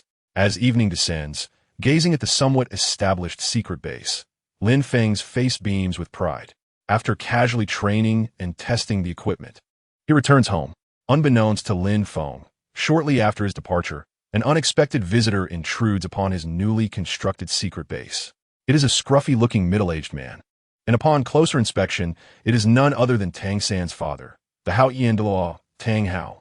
Ever since learning from Tang San that Lin Feng possesses innate full spirit power, Tang Hao has been intrigued by the young boy. Today, he clandestinely observes Lin Feng, seeking to uncover what sets this child apart. To his astonishment, upon witnessing Lin Feng's activities, even this Douluo feels a sense of wonder. The peculiar apparatuses, seemingly designed for physical training, are unlike anything Tang Hao has encountered throughout his extensive experience. After observing for a moment, he can no longer contain his curiosity and decides to mimic Lin Feng's earlier actions on the equipment. A few minutes later, he realizes he feels no particular sensation. However, Tang Hao is acutely aware that this lack of sensation is due to his own Douluo strength. For an ordinary person or a low-ranking spirit master, these devices would indeed serve to enhance physical fitness. This young lad possesses a distinct quality reminiscent of Tang San. Although Tang Hao has not been heavily involved in Tang San's upbringing, he is still somewhat familiar with the circumstances. Setting aside the innate full spirit power, Tang San possesses extraordinary strength and consistently rises early to train, showcasing a willpower beyond ordinary individuals. Now, Lin Feng appears to exhibit a similar uniqueness, piquing Tang Hao's interest. As for Lin Feng, after observing him once, Tang Hao decides not to intervene further.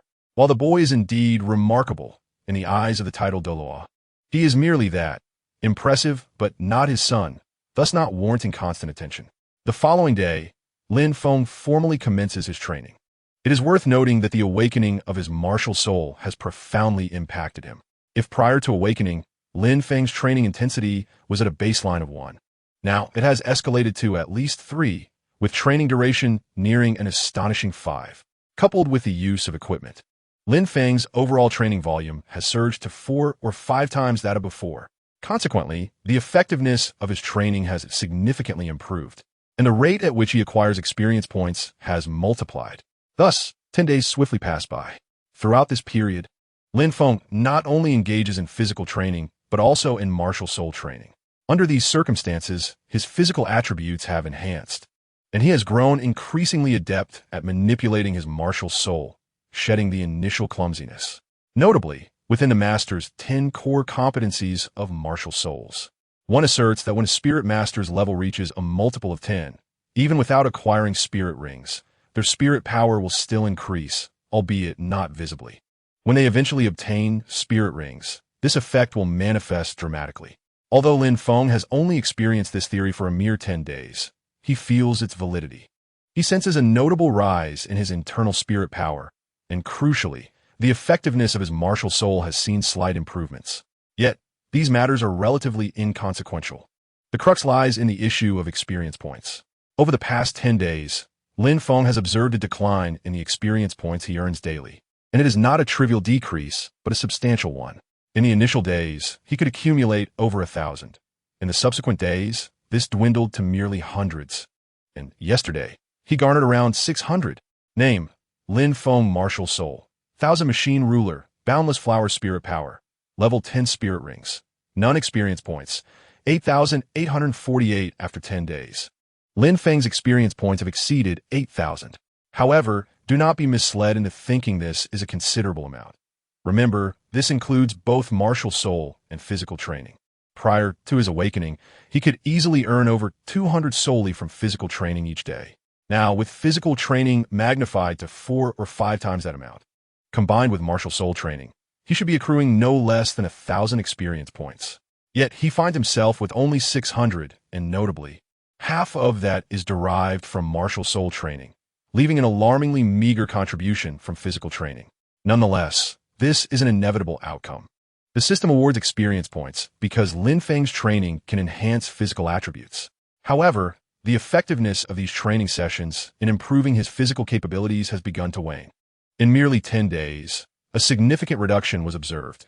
It is estimated that in 1 or 2 months, Lin Feng's training will no longer yield experience points.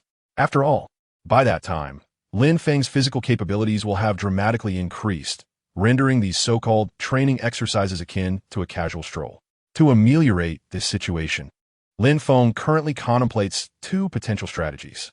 The first involves intensifying the training regimen, the simplest method being to add weight to his body, thereby significantly elevating the training intensity. The second option entails engaging in actual combat. However, Lin Feng is not considering the latter for the time being, as he lacks the necessary conditions.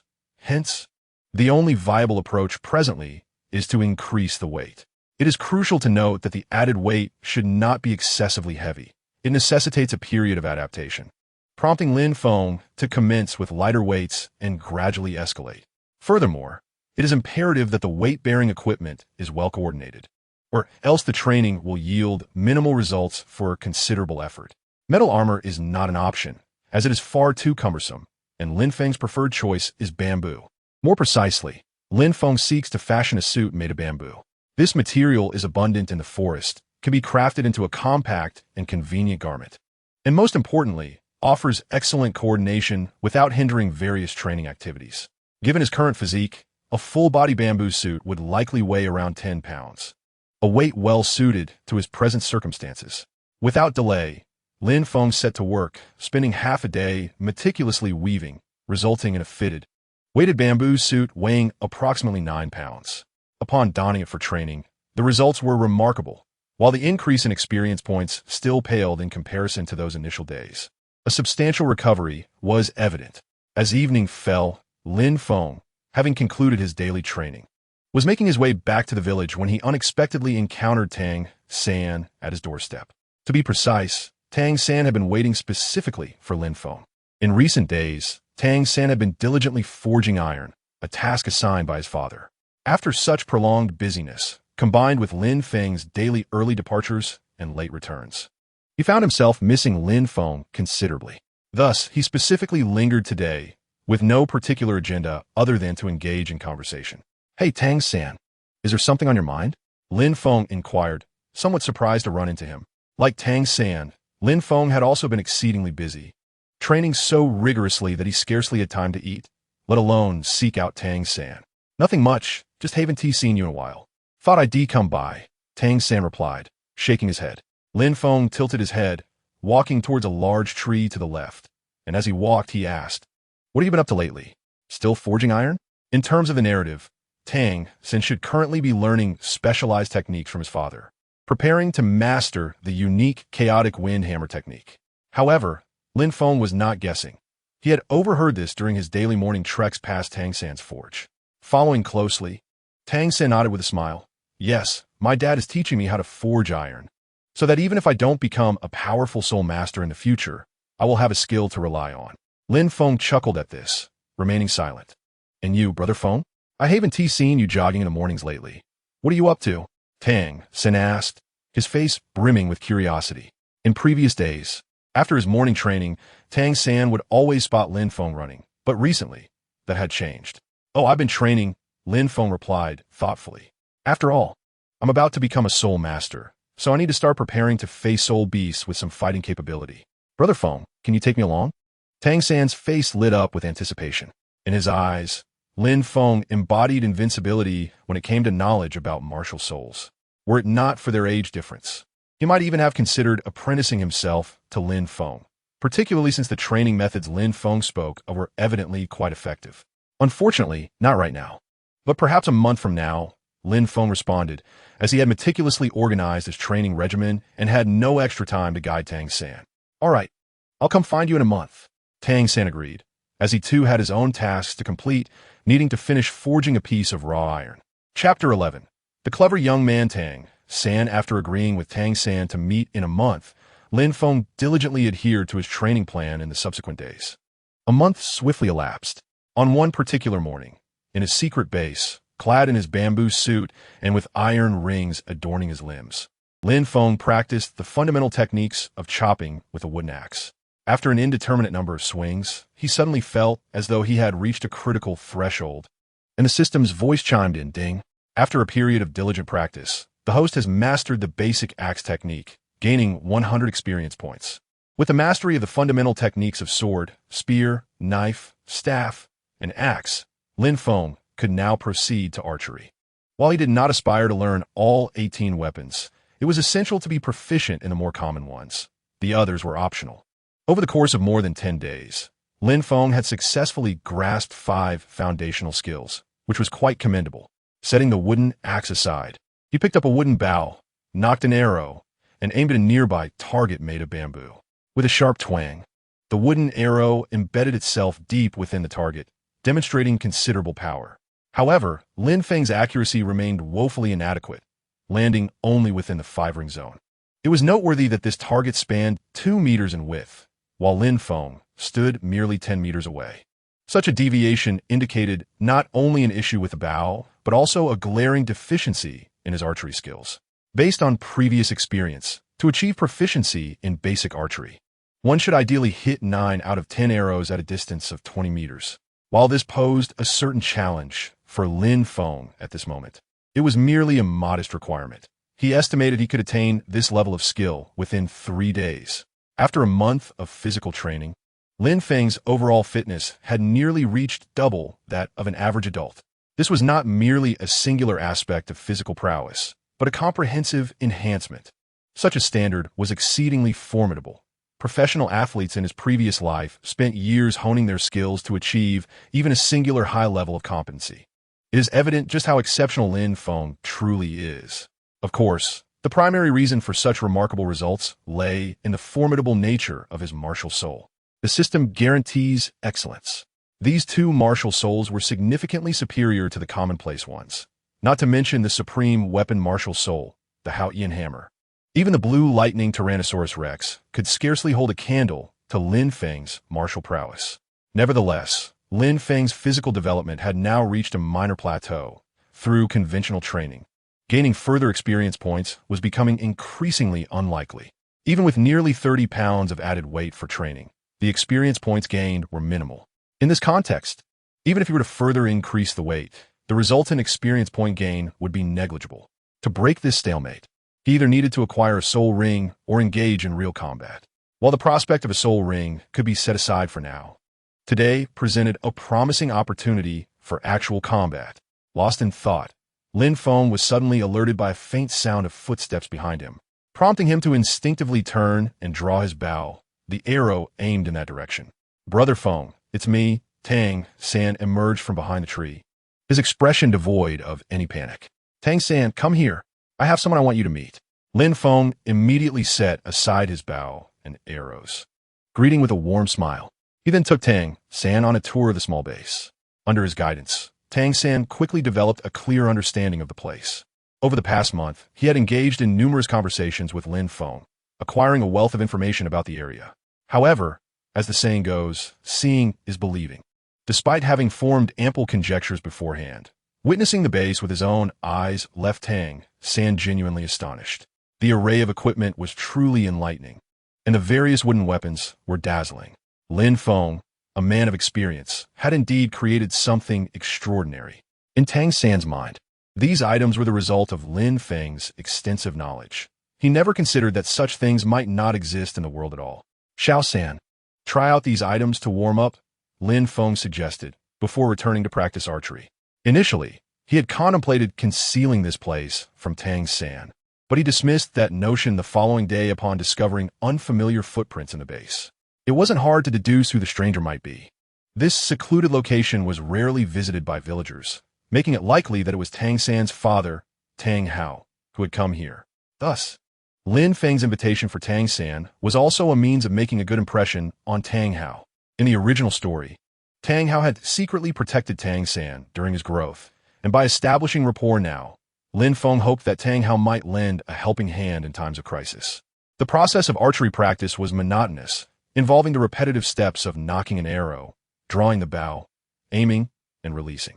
Lin Feng's willpower was exceptional, and after more than a month of practice, it had become even more resolute. Despite the tedium, he voiced no complaints.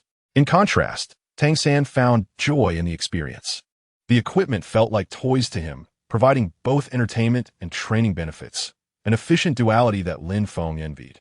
Before long, the morning passed, and after lunch, Lin Feng spoke with Tang San. "Xiao San, you must understand that training is not merely about arduous practice. Practical experience is the fastest way to improve," he said earnestly. "As a soul master, facing soul beasts will not be a simple task. They won't just stand there for you to strike. Therefore, acquiring combat experience is essential." "Brother Feng, what do you mean?"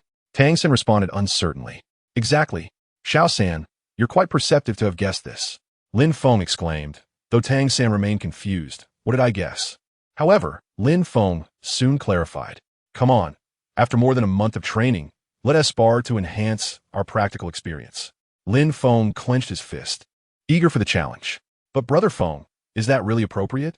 Tang San hesitated, not out of fear of losing, but rather concern for injuring Lin Feng. After over a month of forging practice, Tang San's strength had significantly improved, surpassing that of an average adult.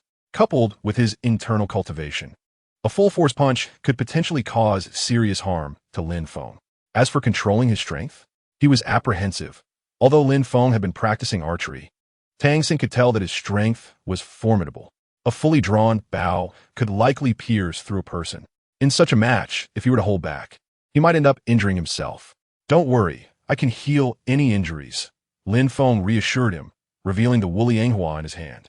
"My martial soul can radiate life force for healing. It's quite useful."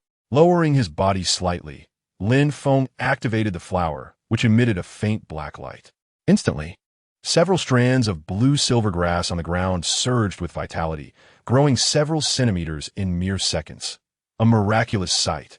"Brother Feng, your martial soul is truly incredible," Tang San exclaimed, astonished, his mouth agape.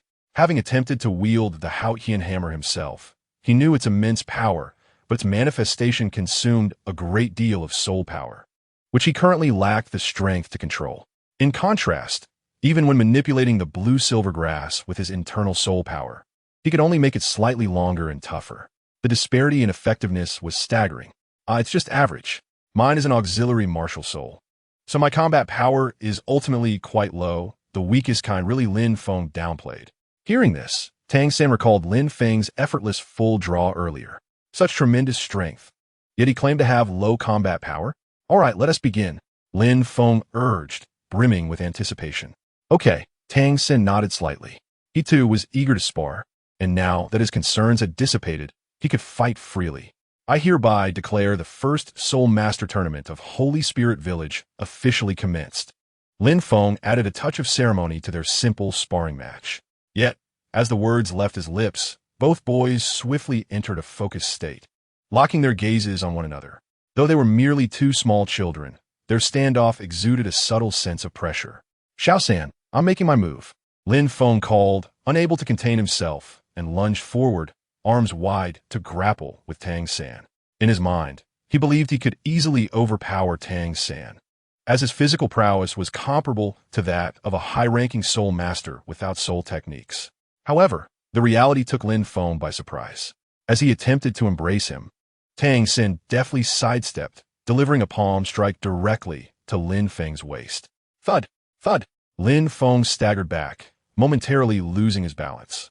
Without much thought, he quickly steadied himself and retaliated with a punch, yet the outcome remained the same. Just as his fist neared Tang San, he nimbly shifted his feet to evade the strike. The ghost shadow perplexing step was adept at evasion and maneuvering at close range. Unless Lin Feng's speed far surpassed Tang San's, or if he timed his attacks perfectly, landing a hit would be quite challenging. Tang San launched another counterattack, aiming for Lin Feng's arm. Having learned from his previous mistake, Lin Feng was prepared this time, executing a low sweep with his left leg. Tang San reacted swiftly, transitioning into a claw as he grasped the back of Lin Feng's calf with precision. The controlling crane, catching dragon technique from the Tang sect was effective in neutralizing force, turning offense into defense. Before Lin Feng could react, Tang San pressed forward, thrusting his body against Lin Feng's, then used both hands to throw him into the air, culminating in a spiraling descent to the ground. Thud! Lin Feng landed on the ground, momentarily dazed. What transpired just now? How did everything suddenly ascend? Feng, are you all right? Tang San hurried over to help Lin Feng up. I'm fine, Lin Feng replied, still somewhat incredulous. Prior to their sparring, he had removed all his burdens, and he had given it his all during the exchange. Yet, after just a couple of moves, he had been defeated. Lin Feng had nothing to say about this. It profoundly highlighted his own shortcomings and imparted an important lesson. The strength of one's physical abilities does not necessarily equate to combat prowess. Lin Feng was certain that his current physical condition surpassed Tang San's significantly, by approximately 15 times. The reason for his swift defeat lay purely in experience and technique. Whether it was the control of the crane or the elusive shadow, these ultimately boiled down to a mastery of the body. Such systematic martial arts allow one to swiftly grasp unique and formidable techniques, enabling a more efficient expression of one's inherent strength. Lin Feng's skills could be described as non-existent. He had merely thrown aimless punches during their sparring, and his loss was thus entirely reasonable. Defeating Tang San seemed simple enough. As the saying goes, one strong strike can overcome 10 skilled moves. If one possessed sufficient strength, techniques mattered little. However, it was clear that Lin Feng could not achieve this in a short time. Thus, there remained only one path: to continually challenge Tang San, engaging in practice every day. After a few days of this, Lin Feng's skills would surely improve rapidly, and with the gradual accumulation of combat experience, defeating Tang San would merely be a matter of time. Ding! After an inconsequential battle, the host's practical experience has slightly increased, gaining 20 experience points. Indeed, combat increases experience points. Lin Feng's assumption proved correct. Contemplating this, he promptly said, "Little San, let us engage in more sparring sessions in the future." If Lin Feng had expressed a desire to learn martial arts at that moment, Tang San might not have directly imparted the Xintian skill, but he would likely share some techniques for exerting force. However, Lin Feng chose not to voice this. He wished to learn, practice, and comprehend on his own. Perhaps this approach would consume some time, yet the depth of understanding would be far greater, resulting in a more significant enhancement of his abilities. All right, Feng, Tang San nodded. Having a training partner was beneficial not only for Lin Feng, but also for Tang San, so he had never considered opposing the idea. Your strength is still somewhat lacking. Practice diligently. I shall go practice archery now. After patting Tang San on the shoulder, Lin Feng proceeded to hone his archery skills. Tang San stood there, slightly speechless. My strength is lacking? It was Feng who was simply too strong. Had it not been for the Xintian treasure record, he likely would have been subdued at first glance. Nevertheless, Feng was correct. There was indeed ample room for improvement in his physical capabilities. With just over a month remaining, if he practiced diligently, he could enhance his strength by at least 20 to 30%. By the way, Feng had previously mentioned a super training method, which involved doing 100 push-ups, 100 squats, 100 sit-ups, and running 10 kilometers daily. Chapter 13. The Bald Training Method. Seeking Support. Seeking Recommendations. This super training method, dubbed the Bald Training Method by Lin Feng, puzzled Tang San, who could not fathom the connection between baldness and this regimen. However, its efficacy was evident. According to Lin Feng, it could significantly improve one's physical condition in a short time. This was Tang San's first encounter with such a training style, and he was mentally and physically unprepared for it. Nevertheless, his willpower was unyielding. Without Lin Feng's assistance, he managed to complete the training alone. In the evening, by the edge of the woods, Lin Feng approached Tang San, who lay exhausted on the ground after running 10 kilometers, and helped him up. Well done, he remarked succinctly. As he spoke, Lin Feng's woolly Yanghua emitted a radiant glow, aiding Tang San in recovering a bit of his stamina. Feng, your martial soul is truly impressive. It not only heals injuries, but also alleviates fatigue. Tang San could not conceal his envy. It's not that remarkable. Ultimately, I am destined to be an auxiliary soul master, unable to become a true powerhouse. Lin Feng replied modestly, though a slight smile betrayed his satisfaction. All right, that concludes today's training. Let us head back. We will continue tomorrow. Understood. In the days that followed, Lin Feng dedicated himself to training and sparring. Meanwhile, Tang San could not train every day. He needed to spend considerable time learning combat from his father. Nevertheless, they always managed to carve out time for several sparring sessions. Thus, more than a month swiftly passed. Tomorrow, the Nodding Junior Soul Master Academy would hold its opening ceremony, and today, Tang San and Lin Feng were set to embark on their journey to register at the school. Early in the morning, just after dawn, the two arrived at the village entrance. Little Feng, I feel it may be somewhat dangerous for you both to go alone. How about I accompany you? Old Jack had previously agreed with Lin Feng that he and Tang San would travel together without any issues. Yet, upon awakening that morning, he still felt uneasy. Seeing this, Lin Feng promptly reassured him, Grandpa Jack, please rest easy. Both Little San and I are soul masters now. We will be perfectly fine. Old Jack knew of Lin Feng's prowess, but he instinctively expressed his concern, as these children were still quite young. Yes, you are both soul masters now. No longer ordinary individuals. How could I forget my old bones? Old Jack chuckled. In the Douluo continent, the term soul master carried significant weight for ordinary folks like Old Jack. When Lin Feng mentioned soul masters, coupled with memories of Lin Feng's composed demeanor, Old Jack's earlier apprehensions dissipated entirely. Well then, Little Feng, Little San, you should be on your way. The school opens tomorrow. Don't be late. Old Jack waved his hand, beaming with pride. All right, goodbye, Grandpa Jack. I will return during the holidays and bring you some good things from the city. Lin Feng felt a pang of reluctance as he prepared to part with Grandpa Jack, who had taken a liking to him over the years. You rascal. Focus on your studies. Don't get distracted. I'm doing well in the village, so there is no need to worry about me. After a pause, Old Jack spoke with great anticipation. Our Holy Soul Village hasn't produced a soul master in a long time.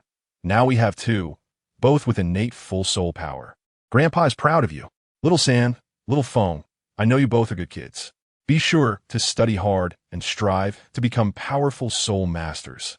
Understood. Tang San and Lin Feng nodded in agreement. Now go, don't delay your schooling. Old Jack urged once more. Goodbye, Grandpa Jack. The two waved their hands and set off towards Nodding City. Before long, they reached a corner. From here on out, the road ahead would lead them away from Holy Soul Village.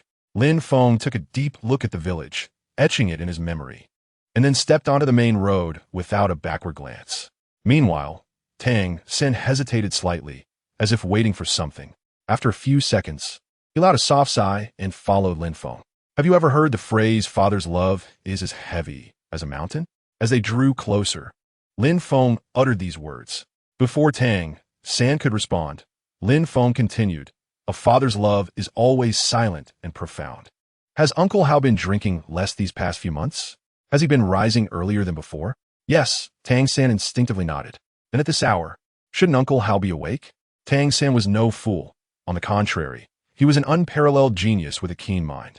Although Lin Feng had not explicitly stated it, Tang San had already grasped the situation. Initially, he thought that his father, by oversleeping on such an important day, was indifferent to him. Now, it seemed that it was precisely because of his father's deep love that he feigned sleep to avoid parting. Seeing Tang San's dawning realization, Lin Feng said lightly, Have you understood? Indeed, Tang San nodded vigorously, his small eyes brimming with admiration for Lin Feng.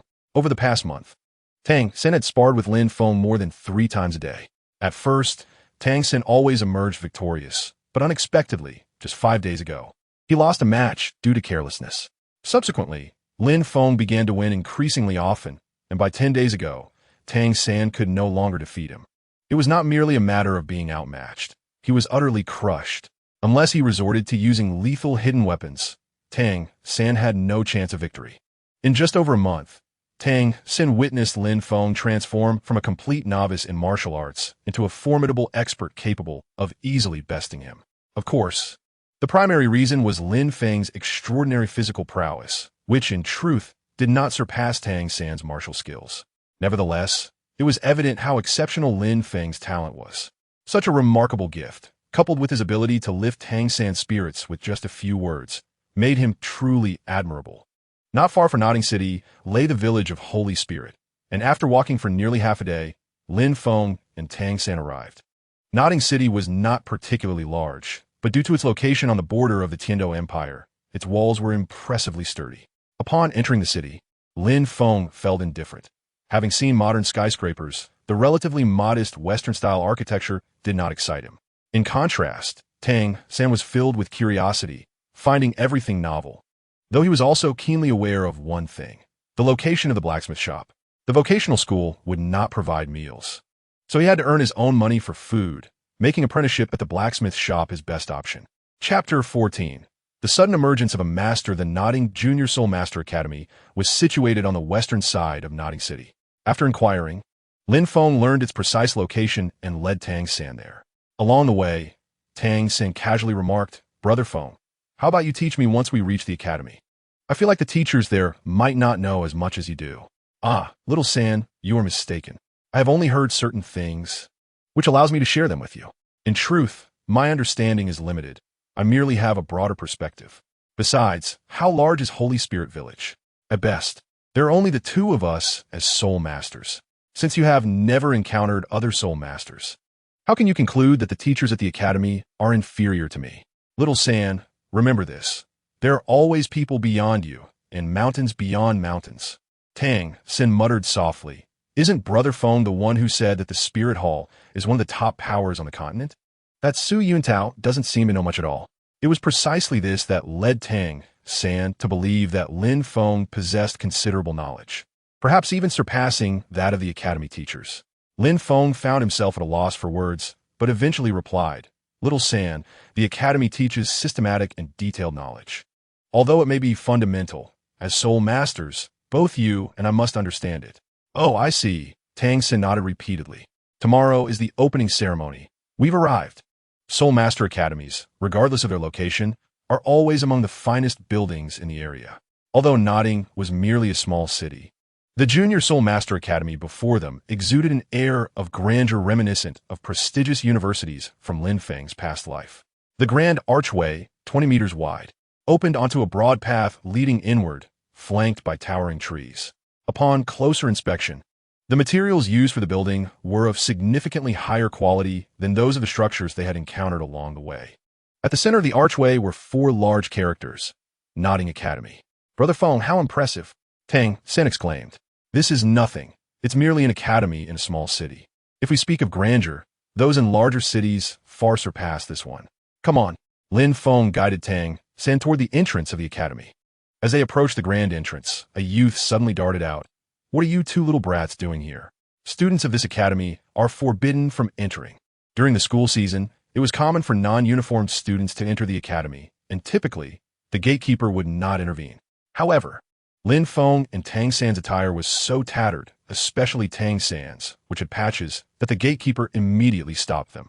Upon hearing this, Tang San glanced at Lin Feng and noticed that Lin Feng seemed to have fallen into a thoughtful trance. After a moment's contemplation, he spoke up. "Hello. We come from Holy Spirit Village. We are both soul masters and this year's work-study students." "Soul masters?" The gatekeeper frowned, speaking in a sarcastic tone. "A grass nest can produce a golden phoenix? 2 soul masters from a tiny village? Our academy hasn't seen work-study students in years. You two can't be the real deal." Although the gatekeeper's words were laced with skepticism, his tone betrayed a sense of certainty. After all, the probability of 2 soul masters emerging from a single village was exceedingly low. Just as Tang San was about to argue, Lin Feng waved his hand to stop him. "How amusing," Lin Feng said with a mysterious smile. As soon as he stepped out of the gatehouse, he felt a sense of intrigue, as it reminded him of a recurring theme in nearly all Douluo fanfiction where the gatekeeper of Nodding Academy would create a stir, only for the master to appear and take Tang San as his apprentice. Initially thinking that old Jack would not show up, he expected the plot to change, but the gatekeeper still made an appearance. However, this time, it sparked a delightful thought in Lin Feng's mind. "You find this amusing, do you?" The gatekeeper's eyes widened in indignation, ready to retort. Yet, before he could finish his sentence, Lin Feng suddenly kicked out, striking him in the abdomen. In an instant, the gatekeeper was sent flying, completing a 360-degree spin in the air before crashing into a nearby thicket with a cry. In the next moment, Lin Feng seized the dazed Tang San and dashed into the academy. "Brother Feng, why are we running?" Tang San was somewhat bewildered. "There's no time to explain. We must flee first." As they ran, Lin Feng surveyed his surroundings, covering over 100 meters before halting in front of teaching building. At this point, he continued to scan the area as if searching for someone. Indeed, Lin Feng was looking for the master. At the entrance, he found amusement in the thought of witnessing what would transpire if Tang San were to miss the master. Would the narrative unfold as it originally did? It appeared that the master did not manifest at the entrance. At least this minor detail had been altered. Just as Lin Feng had this notion, a gentle voice emerged from behind the two, inquiring if they were the work-study students of the year. Lin Feng and Tang San promptly turned around to behold a man of average height, slightly slender, perhaps in his 40s or 50s, with short black hair and unremarkable appearance. His hands were clasped behind his back, yet he exuded a unique aura. Lin Feng felt a flicker of confusion. When had this man appeared? Why had he not noticed him earlier? Might he be the master? Nodding thoughtfully, Lin Feng tentatively asked, "Sir, are you here to assist us with our registration?" "Sir, I am not a teacher of the academy," the middle-aged man replied, glancing at them with indifference. "You may call me Master. That is how everyone refers to me, to the point that I have forgotten my original name." The master continued, "Show me your martial soul certificates. Once verified, I shall accompany you to complete your registration." The master possessed certain channels of information within the martial soul hall. Not long ago, he learned that 2 innate full soul power students would be arriving at Notting Academy. Thus he had been waiting at this very entrance for several days, eager to take these 2 as his disciples. Upon hearing this, Lin Feng raised an eyebrow, choosing not to comment further, and handed over the 2 martial soul certificates he held. Inwardly, he mused that indeed, the master was formidable, and it seemed Tang San's path was now sealed. As for himself, Lin Feng had no intention of taking on a mentor. As the master accepted the certificates, a smile graced his otherwise placid face. Seemingly casually, he remarked, "By the way, the title of teacher is not to be used lightly. Unless," he paused, his eyes gleaming with fervor, "unless you genuinely wish for me to be your teacher. Will you teach us how to cultivate our martial souls?" Tang San inquired. The master scrutinized the 2, analyzing their expressions before asking with a light chuckle, "Would you be willing?" His gaze lingered more on Tang San during this exchange. Chapter 15. The prospect of taking on a disciple seemed improbable for Lin Feng, who appeared indifferent, while Tang San exhibited a glimmer of hope. Consequently, the master focused his attention predominantly on Tang San. Of course, this focus was temporary. The master was confident that through their ensuing conversation, he could sway both of them with his unique insights into martial souls. Given the title of master, he must be an exceptionally skilled individual. Tang San hesitated momentarily before stating, however, the notion of taking on a mentor. Upon hearing this, the master did not respond immediately, but instead turned his gaze toward Lin Feng, eager to hear his thoughts. Yet, Lin Feng remained silent, merely observing the master. The master sighed softly, recognizing the intelligence of these 2 young individuals. With both possessing innate full soul power and remarkable intellect, one with a mutated martial soul and the other with a dual martial soul, he felt compelled to pursue this opportunity. Upon hearing this, Tang San instinctively raised his left hand, ready to unleash the hidden weapon in his sleeve. Meanwhile, Lin Feng remained unperturbed, calmly observing the master. Despite his refusal to take on a mentor, Lin Feng held a favorable impression of the master, understanding that Tang San's apprenticeship would be the best outcome for him. Curious about how he discerned their potential, the master brushed off the 2 martial soul certificates in his hand. It is precisely these certificates that, while others may overlook their flaws, I could not. If I failed to see them, I would be unworthy of the title master. He paused, then continued, I have investigated over 600 individuals possessing the blue-silver grass martial soul, among whom only 16 exhibited soul power, less than 3%. Moreover, none surpassed the first level of soul power. Based on my research into the 10 core competencies of martial souls, innate soul power correlates directly with the quality of the martial soul. The blue-silver grass evidently does not align with the notion of innate full soul power, which indicates that, Little San, you must possess another martial soul. And you, Little Feng, with your unique little black flower, I have never encountered such a phenomenon. Thus, I deduce it is a mutated martial soul, undoubtedly powerful. Tang San silently acknowledged the Master's insights, realizing the strength of Lin Feng's martial soul, which could not only heal but also alleviate fatigue, far surpassing his own seemingly useless blue-silver grass, now revealed to be a mutation. However, he retorted, there are exceptions. Why can I not be one? The master nodded earnestly. Indeed, exceptions exist. But your blue-silver grass is evidently not one of them. Over the past century, only 2 dual martial souls have emerged in the 2 great empires, while 19 individuals with innate full soul power have existed, all formidable beings, with the weakest achieving the rank of Great Soul Master. Among them, for hailed from humble beginnings yet possessed innate soul power, akin to Lin Feng, who also possesses a mutated martial soul. However, your blue-silver grass does not fall into that category. Thus, I am confident you possess a dual martial soul. Upon hearing these words, Tang San was thoroughly convinced. Although he had previously inquired with Lin Feng regarding dual martial souls, Lin Feng's explanation had been rather vague. The master's detailed elucidation, supported by various examples, was profoundly enlightening. Tang San realized he must take this teacher as his mentor. With this thought, Tang San stepped back and, suddenly kneeling, bowed deeply before the master 3 times. Master, please accept me as your disciple. The master quickly assisted Tang San to his feet, saying, foolish child, there is no need for such formalities. Bowing is reserved for kings and parents. For a mentor, a simple bow will suffice.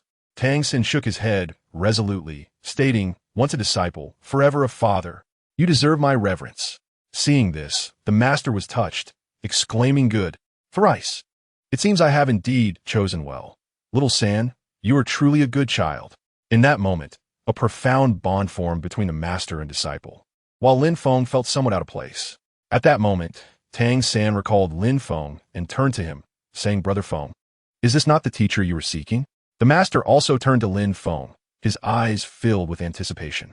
The master was keen to accept Lin Feng as a disciple due to his mutated martial soul, yet he discerned that even after a thorough discussion, Lin Feng remained unmoved. As anticipated, Lin Feng shook his head. I have no intention of taking on a mentor. My purpose in coming to the academy is solely to acquire foundational knowledge of martial souls. Very well, I shall not press you, the master replied with a smile. Should you encounter any issues in the future, do not hesitate to seek my counsel. I possess confidence in my knowledge of martial souls. Thank you, master. Lin Feng replied sincerely. The master, with a broad heart, was indeed renowned as the foremost authority on martial souls in the Douluo continent. The master himself possesses a certain confidence, and for one of his caliber, even if he is not universally acknowledged, the pride within him is undoubtedly substantial.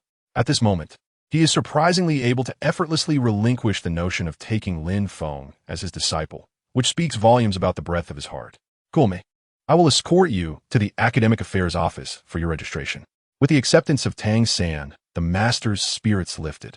The Academic Affairs Office was conveniently located on the ground floor of the main teaching building, and soon the trio arrived there. Inside the room, an elderly gentleman and 2 young men in their 30s were responsible for welcoming the new students. The master placed 2 Soul Master certificates before the elder. Director Su. These are the 2 work-study students sent from Holy Spirit Village this year.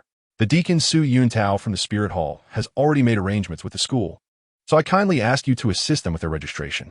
With the master accompanying them, the process was expedited, and the 2 soon received their school uniforms and were assigned to Dormitory 7. In the original text, the young teacher beside Director Su had previously mocked the master. However, with Lin Feng's presence, all attention was drawn to him due to his innate full soul power.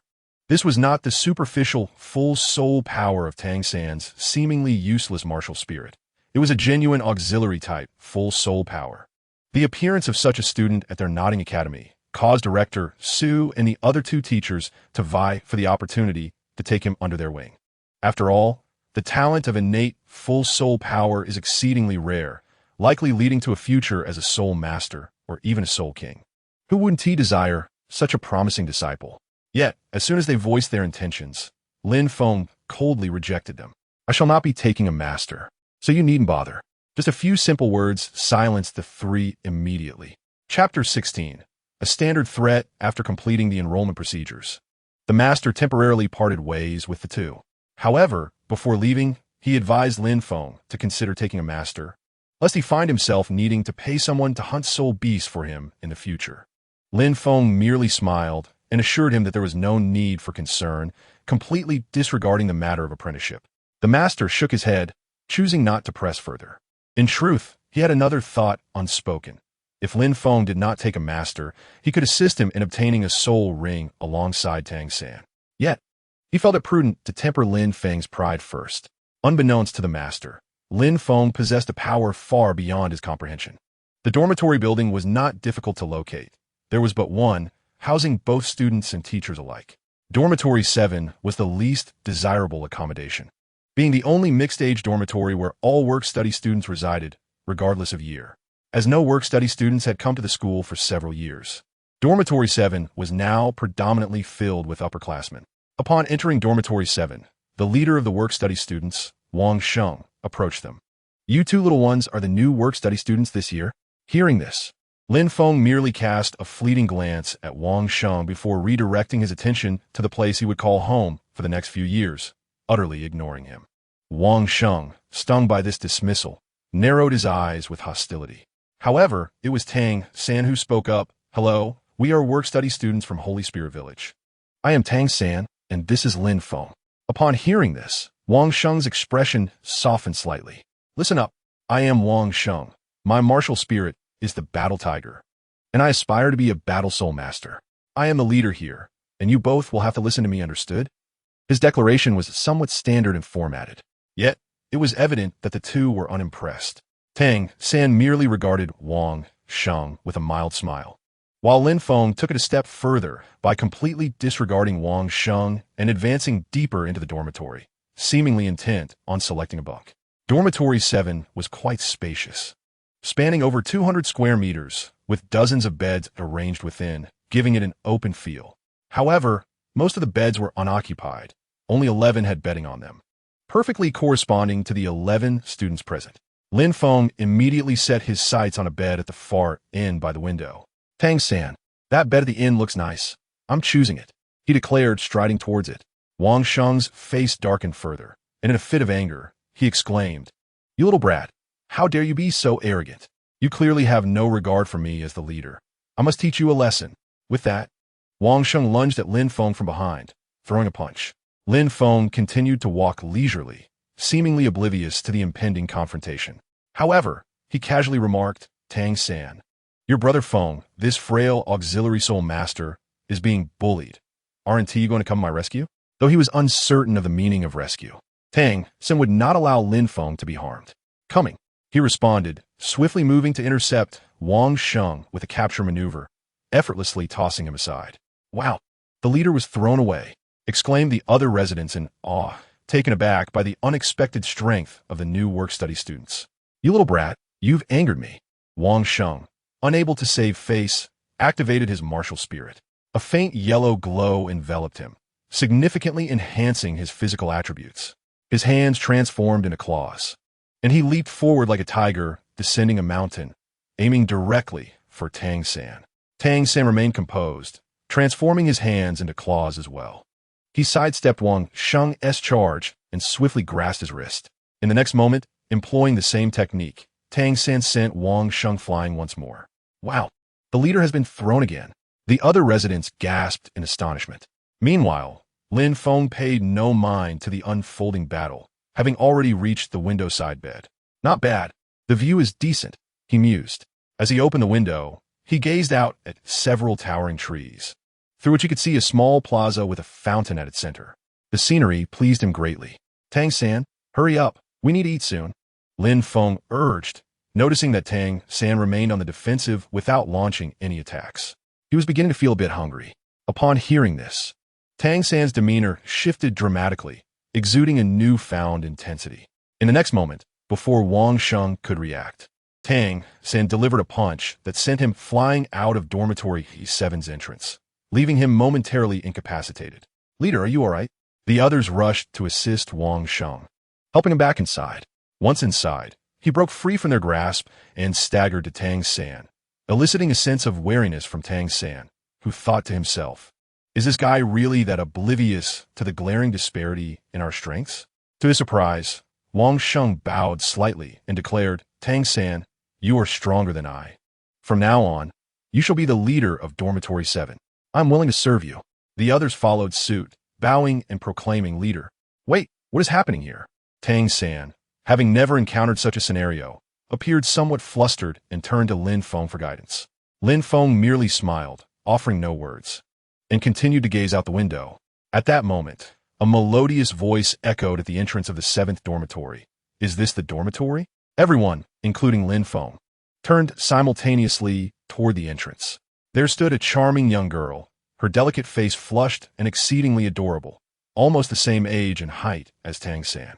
With her long, playful braid and a pair of sparkling, curious eyes, she appeared rather unassuming in her simple attire, yet she was impeccably neat.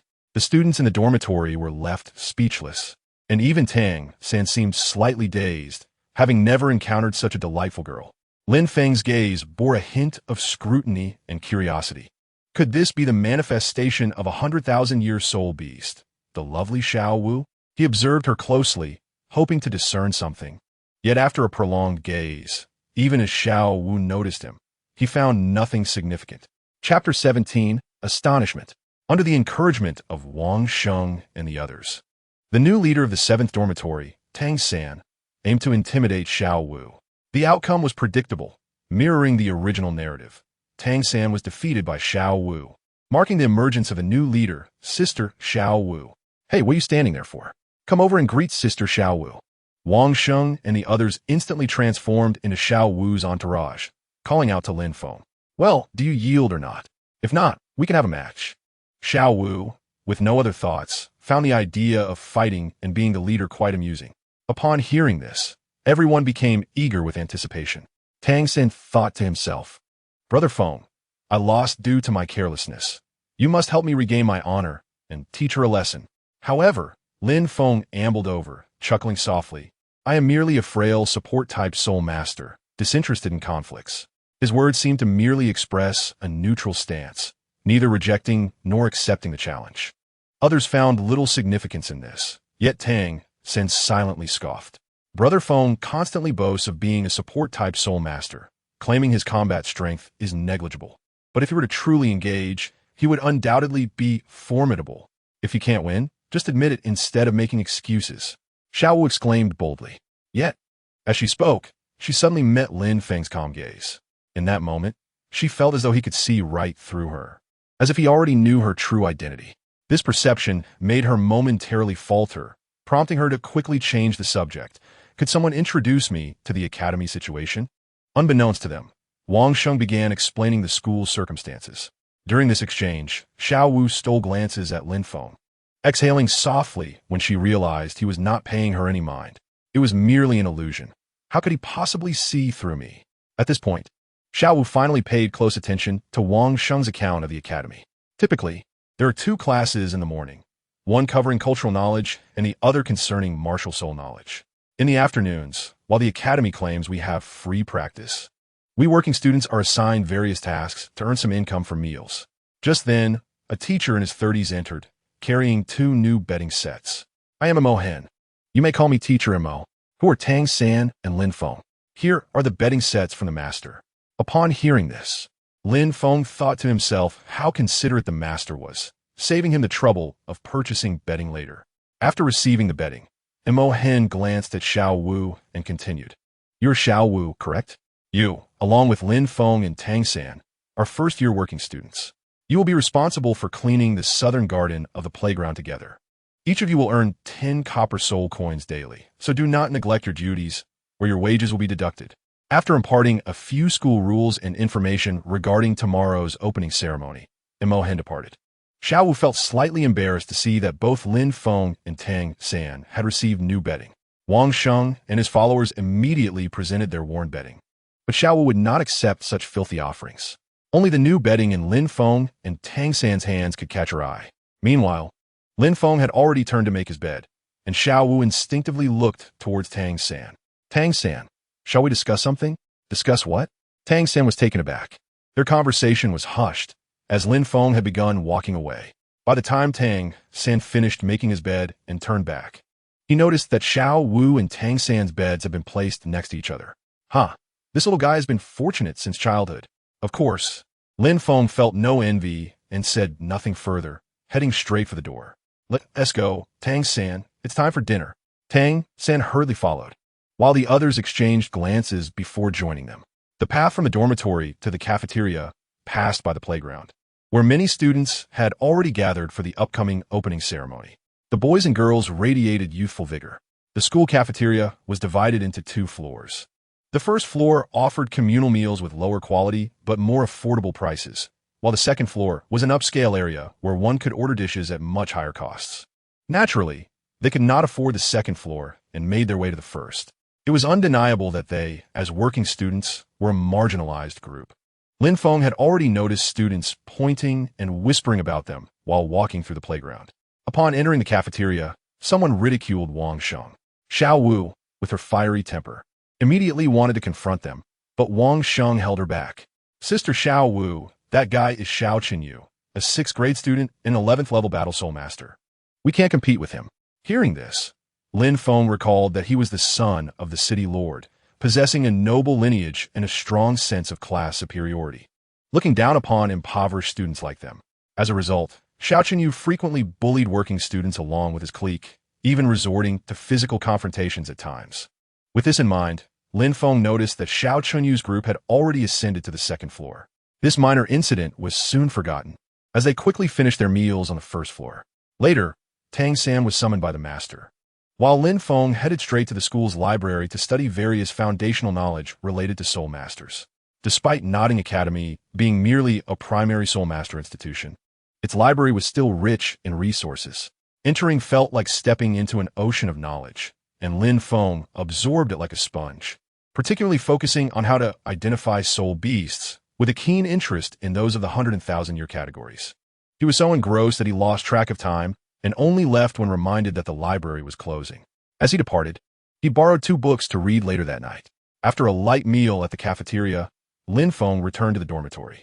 At this time, the dorm was sparsely populated, with only half of the students present. Tang San appeared exhausted and was sound asleep, while Xiao was nowhere to be found. Lin Feng paid no mind to the others, not even greeting anyone, and went straight to his bedside to continue reading. About half an hour later, Xiao Wu and the others returned, chatting noisily. However, when Xiao Wu caught Lin Feng glancing at her, her voice immediately softened considerably. For reasons unknown, Xiao Wu found herself somewhat hesitant to meet Lin Feng's gaze. Diverting her eyes, she quickly scanned the dormitory. Upon noticing Tang San fast asleep, her eyes sparkled with delight as she exclaimed, "Everyone, please be quiet. Tang is sleeping. Let's not disturb him." It seemed she had found a clever excuse to speak softly, and a smile returned to her face as if praising her own wit.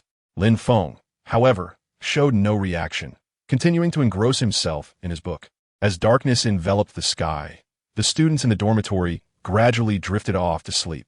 Lin Feng, too, closed his book, lying on his bed, mentally revisiting the knowledge he had absorbed throughout the day, committing it to memory. Time slipped by, and suddenly, Lin Feng was startled awake by a commotion. Turning his head, he was surprised to see Tang San and Xiao Wu stealthily slipping out of the dormitory. Oh dear, what is this? A lone man sneaking out at night? What could possibly ensue? Surely, they are off to spar. Chapter 18. The soul-hunting forest. Tang San and Xiao Wu ventured out for a friendly spar, and Lin Feng naturally paid them no mind. Instead, he preferred to continue digesting the martial soul knowledge he had encountered that day. Thus, in a drowsy haze, he pondered and eventually drifted off to sleep, only to awaken the following morning. Upon rising, Lin Feng quickly scanned the dormitory and noticed that Tang San had also gotten up. They exchanged a knowing smile before quietly stepping out together. "Brother Feng, the teacher will take me to the soul-hunting forest today to obtain a soul ring. He said if you wish to join, he can help you obtain one too." Tang San immediately shared this news upon exiting. He had intended to mention it yesterday, but had fallen asleep from exhaustion, only finding the opportunity today. Without a moment's hesitation, Lin Feng declined, stating, "No need. I will hunt the soul beasts on my own." He was determined to enhance his soul ring using experience points, thus keeping the ring's age a closely guarded secret. Consequently, Lin Feng was resolute in not allowing anyone to accompany him on his quest. "Brother Feng, the soul beasts are formidable. Even the weakest 10-year soul beast is beyond the capacity of an ordinary person. And a 100-year soul beast is even stronger. Only a great soul master stand a chance against them. The teacher mentioned that with your mutated martial soul, merely acquiring a 10-year soul ring would be an utter waste. If you follow him, he can guarantee a 100-year soul ring that suits you. The disparity between a 10-year and a 100-year soul ring is significant, both in terms of soul skills and the physical enhancements they provide. The master's assurance speaks volumes about his concern for Lin Feng. In truth, the master's commitment stemmed largely from Tang San's commendations of Lin Feng. Otherwise, even if the master were to take Lin Feng along, he would merely allow him to slay a random soul beast without any guarantees regarding suitability or age. However, Lin Feng had his own thoughts. He did not wish to accept the master's goodwill. Rest assured, Tang San, I have my own plans regarding soul rings and feel confident. You need not worry about me. Just take care of yourself. With that, Lin Feng urged Tang San to set off promptly, lest they keep the master waiting. Very well. Brother Feng, Tang San nodded and departed. Were the soul beasts truly as fearsome as suggested? Perhaps. Yet in the eyes of Lin Feng and even Tang San, a 100-year soul beast did not seem overwhelmingly powerful. According to the master's statements, only a great soul master could contend with a 100-year soul beast. And Yuntao was a level 26 great soul master. Initially, he had seemed quite strong. However, in retrospect, he was not particularly so. Tang San could at least ensure his survival using hidden weapons, even if he could not win outright. If a 100-year soul beast required a fully powered great soul master to confront, then did that not imply that Tang San could indeed defeat a 100-year soul beast? Consequently, Lin Feng, who was even stronger, would not be at a disadvantage against one. Of course, this discussion merely pertained to 100-year soul beasts. Those that were several hundred years old posed a far greater threat. Nonetheless, Tang San believed in Lin Feng's capability to hunt soul beasts independently. Thus he harbored no excessive concerns. Soon after, Tang San rejoined the master. Where's Lin Feng? I haven't seen him, the master inquired, momentarily taken aback. Tang San briefly outlined Lin Feng's situation. Brother Feng is incredibly strong, far surpassing me, so I'm not worried about him encountering any trouble. You certainly have confidence in him, the master chuckled, saying little more. Lin Feng's absence was unexpected, yet it indirectly indicated the strength of his mutated martial soul. Otherwise, he would not possess such confidence. It was somewhat regrettable, as it seemed he would likely only be able to hunt 10-year soul beasts. Defeating a 100-year soul beast was certainly beyond his means. The master's thoughts were not entirely unfounded, for within the Douluo continent, no soul master had ever managed to kill a 100-year soul beast without obtaining at least one soul ring. However, Lin Feng and Tang San were not to be judged by conventional standards. Both were traversers. One wielded internal power and hidden weapons, while the other possessed a system that transcended comprehension.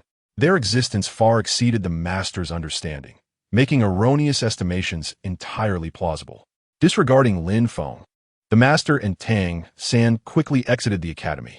After procuring necessary supplies, they rented a carriage in the city and headed toward the soul-hunting forest.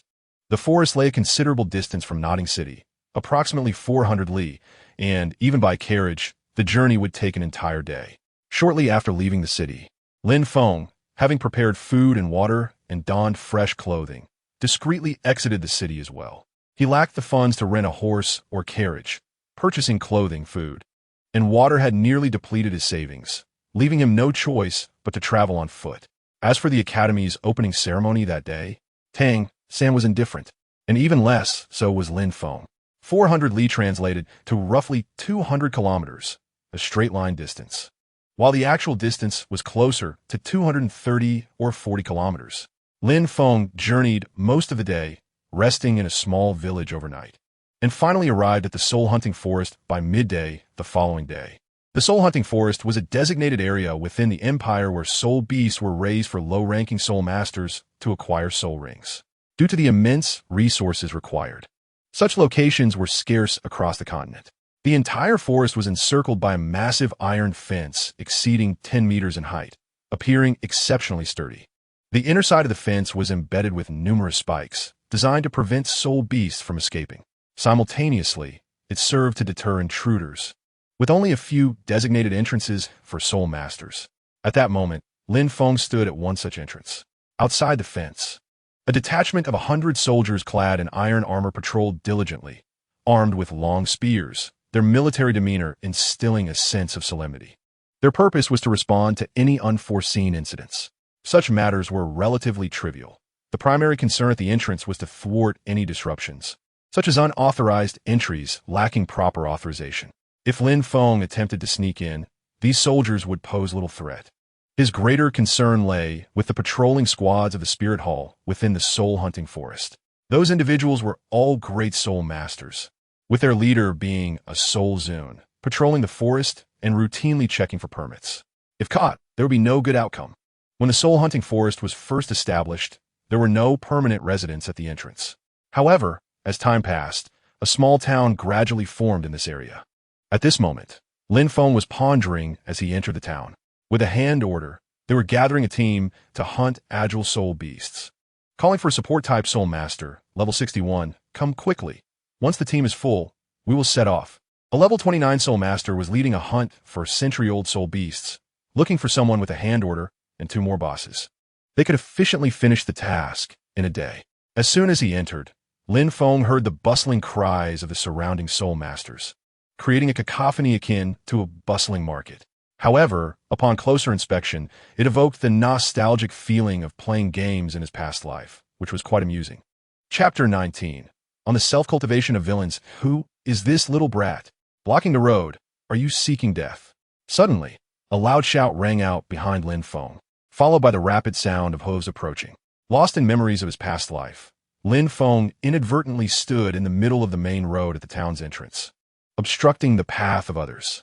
Though scolded, he felt no anger and immediately stepped aside. However, at that moment, he heard a sharp whistle slicing through the air. Without needing to look, Lin Feng knew that the rider was using a whip to strike him. Anger surged through him instantly. Listening carefully, he extended his right hand and firmly grasped the incoming long whip, then turned to face the rider and yanked forcefully.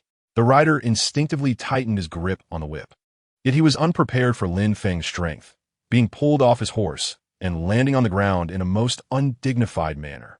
At this point, Lin Feng could see that the rider was a young man of about 15 or 16 years, dressed lavishly, clearly a person of status. In contrast, Lin Feng had transformed his martial soul, the Thousand Mechanisms ruler, into a small white mask affixed to his face before entering the town. The mask emitted no soul power fluctuations, entirely violating the fundamental principles of martial souls, rendering him unrecognizable to anyone as Lin Feng. Watching the young man struggle to rise, Lin Feng anticipated that he would summon his martial soul to attack, and he was ready for it. However, upon standing, the young man launched into a self-introduction, a favorite trope of villains in novels. Damn it, I, Lin Hai, am the son of the Lord of Kelly City, and my grandfather is a count in the Empire. You masked scoundrel dare to strike me? Lin Hai was a privileged soul master with lackluster talent, having just reached level 10 at the age of 16, and had come to the soul-hunting forest to acquire his first soul ring. Due to his status, he was accustomed to bullying others in Kelly City. Even other soul masters were reluctant to offend him, considering that the Lord of Kelly City was a soul king of level 5 or 6. Before coming to the soul-hunting forest, the accompanying soul master had repeatedly cautioned Lin Hai not to act spoiled. Unexpectedly, this incident occurred. Hit you? No. I will kick you. Lin Feng stepped forward, intending to teach this sheltered young man a proper lesson. He was quite irritated. This fellow was too domineering, and despite having stepped aside, he still dared to whip others. Just then, a middle-aged man in his 40s rushed over, shouting, "Young friend, please show mercy." He was Zhang Xiao, the captain of the guards at the Kelly City Lord's Mansion, a powerful soul master of level 29, here specifically to assist Lin Hai in obtaining his soul ring. He had witnessed the entire scene. Had Lin Hai not recklessly charged into the town on horseback, this incident would not have happened. He wished to intervene, but was too far away, arriving just as Lin Hai had collided with the masked young man. Oh! Lin Feng sensed that Zhang Xiao was not an ordinary individual, likely possessing the strength of a great soul master, prompting him to pause. However, this matter could not be so easily dismissed. He was not afraid of a great soul master. Lin Feng demanded, "You better give me a reason to show mercy, or this young man will receive a proper beating today." He deliberately raised his voice, sounding like a child of merely a dozen years. Upon hearing this, Zhang Xiu first whispered something to Lin Hai before turning to Lin Feng and saying, "My young master is at fault. Zhang Xiu, apologize on his behalf." Zhang Xiu was perceptive. From Lin Feng's previous action, he deduced that Lin Feng was at least a soul master of level 10. Though masked, he estimated Lin Feng to be around 12 or 13 years old, a young soul master whose identity must be significant. Given that his young master was at fault, Zhang Xiu wisely offered an apology. Due to Lin Hai's earlier loud outburst, a crowd of onlookers had gathered at the town entrance. Upon hearing Lin Hai's identity and Zhang Xiu's self-introduction, some knowledgeable bystanders remarked, "I know Zhang Xiu. He is a great soul master. It's quite rare to see him apologize to a child." Lin Hai's father, Yuntao, was even more remarkable, Lord of Kelly City and a viscount with considerable strength. This was turning into quite the spectacle. The murmurs of the crowd reached Lin Feng's ears, making it seem as though he were the one at fault rather than Lin Hai. In response, Lin Feng merely smiled and proclaimed loudly, "Lin Hai has two offenses. First, galloping through the town is prohibited, yet he charged in on horseback. That is one. Second, conflicts are forbidden in the town, yet Lin Hai attacked without cause. That is two. If apologies were sufficient, why would we need laws? The Tiando Empire does have laws, although their efficacy is diminished for the privileged." Lin Feng's declaration had some effect. Not to mention, the surrounding onlookers began to shift their opinions, now believing that Lin Hai was in the wrong. Hearing this, Zhang Xiu's expression darkened slightly. He had initially thought a simple apology would resolve the matter, but Lin Feng's words had escalated it to a legal issue. He asked solemnly, "Who exactly are you? Where are your elders? Why should I tell you who I am? Do you think that because my family has powerful elders, you can intimidate me? Or do you believe that if I am an ordinary person, you can harm me? Is this how the laws of the Tiando Empire operate? Are the privileged considered human, while commoners are not?" Lin Feng's words were sharp, escalating the situation to a political level. A poorly managed outcome could jeopardize Lin Hai's grandfather. "What do you intend to do?" Zhang Xiu's expression grew increasingly grim. A person capable of such words was certainly not ordinary.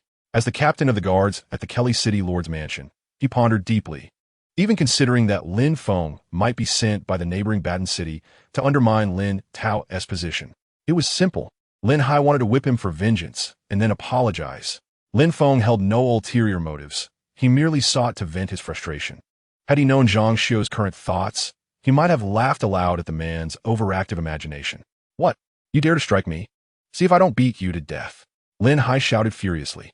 "Zhang uncle, quickly, help me capture him. I want to whip him." In this moment, Zhang Xiu disregarded rank and chastised Lin Hai, realizing that the young man had indeed come from Baton City. Even Lin Hai's character has been investigated so thoroughly. Provoking him verbally and then forcing him to act will only escalate the situation. When that happens, Lin Hai's grandfather might not face significant consequences, but Lin Tao's position as city lord will undoubtedly be revoked. Indeed, it is as I have surmised. At this moment, Zhang Xiu felt he had unraveled all of Lin Feng's plans. Such a meticulously crafted scheme could be discerned by none other than myself. How astute I am. Meanwhile, observing Zhang Xiu's sudden laughter, Lin Feng appeared utterly bewildered. Chapter 20. On the wisdom of villains, could Lin Hai truly be punished? That is impossible. Zhang Xiu understood that if they could resolve this matter peacefully without conflict, they could defuse the crisis entirely. However, if Lin Hai were punished, it would also tarnish the reputation of Lord Lin Tao, which would not be beneficial for anyone. He needed to devise another strategy to perfectly resolve this crisis. In doing so, he could report the situation to the Lord and earn considerable merit, perhaps even securing a connection for his son to attend the Tiando Academy. With Lin Hai's esteemed status, how could he be chastised by a mere masked figure? Even if a mistake were made, the matter should be brought before the enforcement team for judicial proceedings. Whatever the court decides, we shall accept the verdict. Of course, when Zhang Xiu mentioned court, he referred to the Kelly City Court, where the judges are allies, and ultimately, the ruling would be at their discretion. Upon hearing this, Lin Feng frowned slightly. He had not anticipated that his opponent would resort to such underhanded tactics. He had a vague understanding of the aristocracy and legal system in the Douluo world. If Lin Hai were taken by the enforcement team, the charges levied would not be determined by them, which complicated matters significantly. As Lin Feng grappled with this predicament, Let us rewind the clock 2 minutes to the entrance of the town, where a carriage bearing the insignia of Nodding City came to a gradual halt. Soon after, a boy adorned with a distinctive belt and a slender middle-aged man disembarked. They were Tang San and the Master, en route to the soul-hunting forest. And the belt was a spatial soul guide, named 24 Bridges on a moonlit night. Although they traveled by carriage, slightly faster than Lin Feng, they were still on the main road. However, with Lin Feng's physical prowess, he could take shortcuts, resulting in their arrival at nearly the same time. Master, it seems something has occurred at the town entrance. Tang San exclaimed, drawn by the commotion. The Master shared his curiosity, and they hurried over, quickly discerning the situation from the onlookers. Just then, Lin Feng uttered a statement that resonated deeply with the Master. Is this truly how the laws of the Tiando Empire operate? Are the privileged considered human, while the common folk are not? In that moment, Lin Feng's petite figure appeared imposing in the Master's eyes. With a single phrase, he had incisively identified the flaws within the laws of the Tiando Empire. He was not to be underestimated. Tang San, however, felt little of this. He merely sensed that Zhang Xiao was bullying Lin Feng. It must be said that Lin Feng's disguise was remarkably effective. Not only was his face concealed, but he had also deliberately changed his attire, leaving Tang San utterly oblivious. Master, Zhang Xiao is being excessively oppressive. Given his demeanor, the court will likely not punish Lin Hai at all. Upon hearing these words, the Master fell momentarily silent, eventually nodding in agreement. Indeed, it seemed likely. After a brief pause, he declared, since this matter has come to my attention, I must intervene. With that, the Master stepped forward from the crowd, directly approaching Zhang Xiao, and revealed a token from his pocket for him to see. Zhang Xiao's countenance shifted dramatically as he hurriedly bowed, exclaiming, "Greetings, my lord." Beside him, Lin Hai stood in a daze, unsure of what was happening, as Zhang Xiao quickly pulled him into a bow as well. The token bore 3 emblems. The emblem of the Spirit Hall, intricately carved with a blue lightning Tyrannosaurus Rex. This indicated that the owner of the token was of the blue lightning Tyrannosaurus family and held a significant status. The blue lightning Tyrannosaurus is the mightiest beast martial soul family on the continent. Even a mere member from that lineage would be beyond reproach, let alone the token's holder.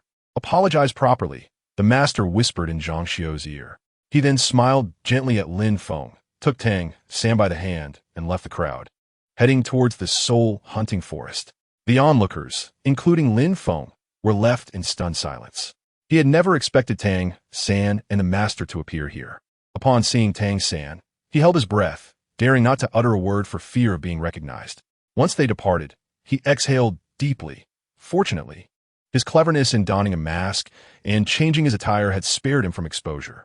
Nevertheless, one must commend the Master for his noble character. Even without knowing Lin Feng, he was willing to intervene against injustice. Such integrity is rare. In truth, had it not been for Lin Feng's poignant remark, the Master might have chosen to walk away instead of intervening.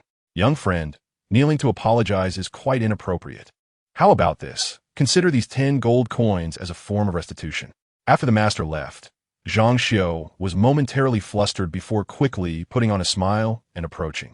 At this point, his words were merely a final act of desperation.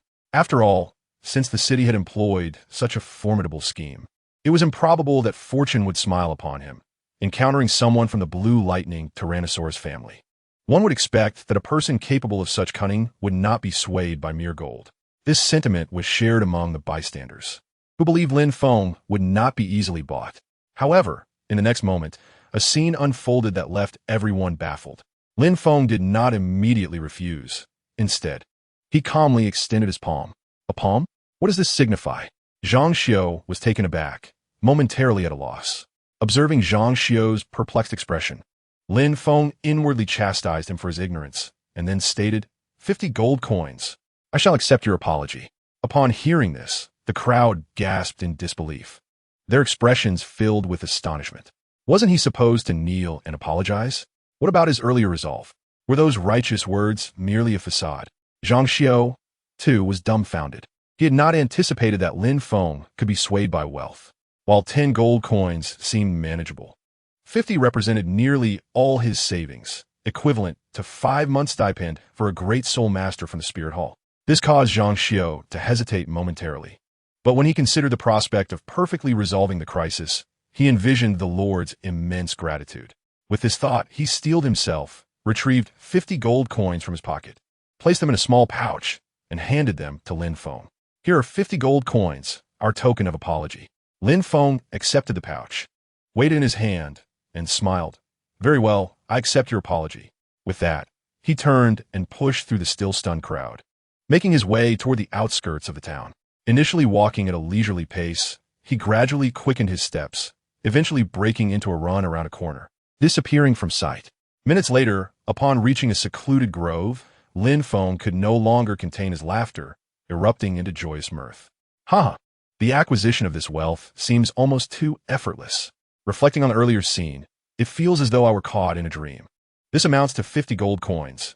Each gold coin can be exchanged for 100 silver coins, and each silver coin for 100 copper coins. With such a fortune, considering that a meal at the school cafeteria costs merely 2 copper coins, Lin Feng could sustain himself for several centuries. Ding! The host has embarked on a thrilling and perilous adventure, resulting in a slight enhancement of mental fortitude and an experience gain of 1,000. What? You dare to label this an adventure? Chapter 21. The Daring Spirit Ring. Have you evolved into something extraordinary? The uproar in the town quickly subsided, and the spectators dispersed just as swiftly. Apart from the involved parties and a few individuals intent on shadowing Lin Feng, it was as if nothing had transpired. Initially, Lin Feng's primary purpose in visiting the town was to gather intelligence, but he also hoped to blend in with a group heading toward the forest. He only needed to stray for a short while to absorb a spirit ring. If that proved too risky, he could simply detach from the group and venture forth alone, significantly reducing the chances of being detected by the patrols of the spirit hall. However, after the recent commotion in town, Lin Feng had entirely abandoned the idea of mingling with the group. Half an hour later, he circumvented the town and arrived at the western wall. The 10-meter-high iron fence loomed before him like a colossal beast. At such a height, even Lin Feng could not scale it unaided. Of course, he had not been idle during the past 30 minutes, merely grinning foolishly at his 50 gold coins. No, Lin Feng had only indulged in his delight for a brief 10 minutes. For the remainder of the time, he had been crafting a wooden hook. Arriving at the base of the fence, Lin Feng flicked the vine, effortlessly tossing it 10 meters high to latch onto the fence. He tested its strength with a couple of tugs, then exerted himself and quickly climbed up. Inside the wall were iron spikes over a meter long. Lin Feng cautiously stowed away the wooden hook, then swiftly flung it forward. The hook traced a graceful arc, perfectly attaching to a branch of a large tree. Seeing this, Lin Feng smiled faintly and swung into the soul-hunting forest. Like a swing, Lin Feng released himself at the lowest point, rolling several times upon landing to dissipate the momentum. With a flick of his wrist, the wooden hook was propelled upwards by the force of the vine, detaching from the branch and falling to the ground. Lin Feng promptly tucked it away, alertly surveying his surroundings before cautiously advancing into the woods.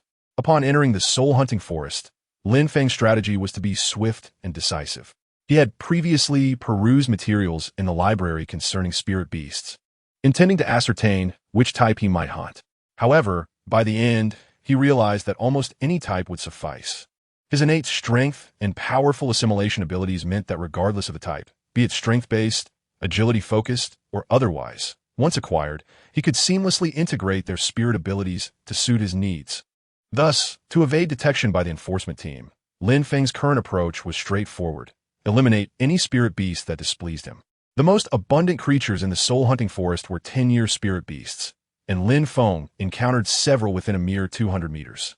Beasts such as the clapping monkey, the spitting frog, and the brawling forest wolves were all present. Faced with these 10-year spirit beasts, Lin Feng felt no sense of danger. The 3 forest wolves, eager to feast upon him, were swiftly dispatched with a single kick, sending them yelping away in fright. While Lin Feng pressed deeper into the forest, Master and Tang San were steadily advancing as well. Along their path, Master imparted practical lessons to Tang San, sharing various theories that prompted frequent nods of agreement from the latter. The soul-hunting forest was quite expansive. After walking 500 meters, Lin Feng found himself still within the periphery. However, he was approaching the central regions where century-old spirit beasts began to appear. Fortuitously, The sentry beasts he encountered were all plant type, none of which initiated an attack, rendering the experience somewhat tedious. Just then, Lin Feng heard commotion ahead, suggesting that someone was hunting spirit beasts. After a moment's consideration, he swiftly ascended a large tree and leapt among the branches towards the source of the noise. However, after only a couple of jumps, a sudden sense of danger enveloped him. His hair stood on end, and he instinctively sidestepped. Before him, a phosphorescent snake coiled around the tree trunk, spitting venom in his direction. Had he not reacted quickly, he would have been struck. The snake bore two distinct patterns, one dark and one light, indicating it was a century-old spirit beast, likely around 160 to 70 years old. As a venomous snake, it possessed remarkable speed, compelling Lin Feng to remain vigilant. With a swift motion, he wiped his face, causing his mask to dissolve and transform into a slender spear approximately 1.5 meters long. Despite the initial weakness and inexperience with his martial spirit, Lin Feng's proficiency had significantly improved over the past few months of practice. Although his spirit power level had not risen, it had certainly solidified. The phosphorescent snake, flicking its tongue, lunged toward Lin Feng with alarming speed, but he remained calm. As it approached, he seized the moment and thrust the spear, accurately piercing through the snake's vital point and pinning it to the tree trunk.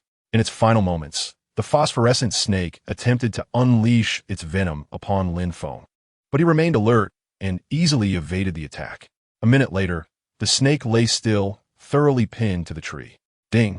After an exhilarating battle, the host has slain a 165-year-old phosphorescent snake, resulting in an increase in battle experience and an experience gain of 2,361. Is it truly possible to gain such substantial experience from battling a century-old spirit beast? Why did I only receive a few dozen points for scaring off those 3 wolves?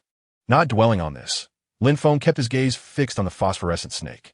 In the next moment, a faint yellow halo appeared above the snake's corpse.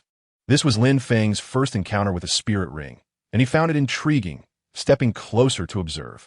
Curiously, he even reached out to touch it. However, the spirit ring seemed drawn to Lin Feng, hurtling toward him. Reacting swiftly, he dodged out of the way. Hey, daring spirit ring, have you become sentient? The phosphorescent snake, despite its grotesque appearance, did not deter Lin Feng from absorbing the spirit ring. Yet, he could not bring himself to do so out of sheer disdain for its ugliness. This incident subtly underscored a universal truth: beauty is justice, no matter where one may be.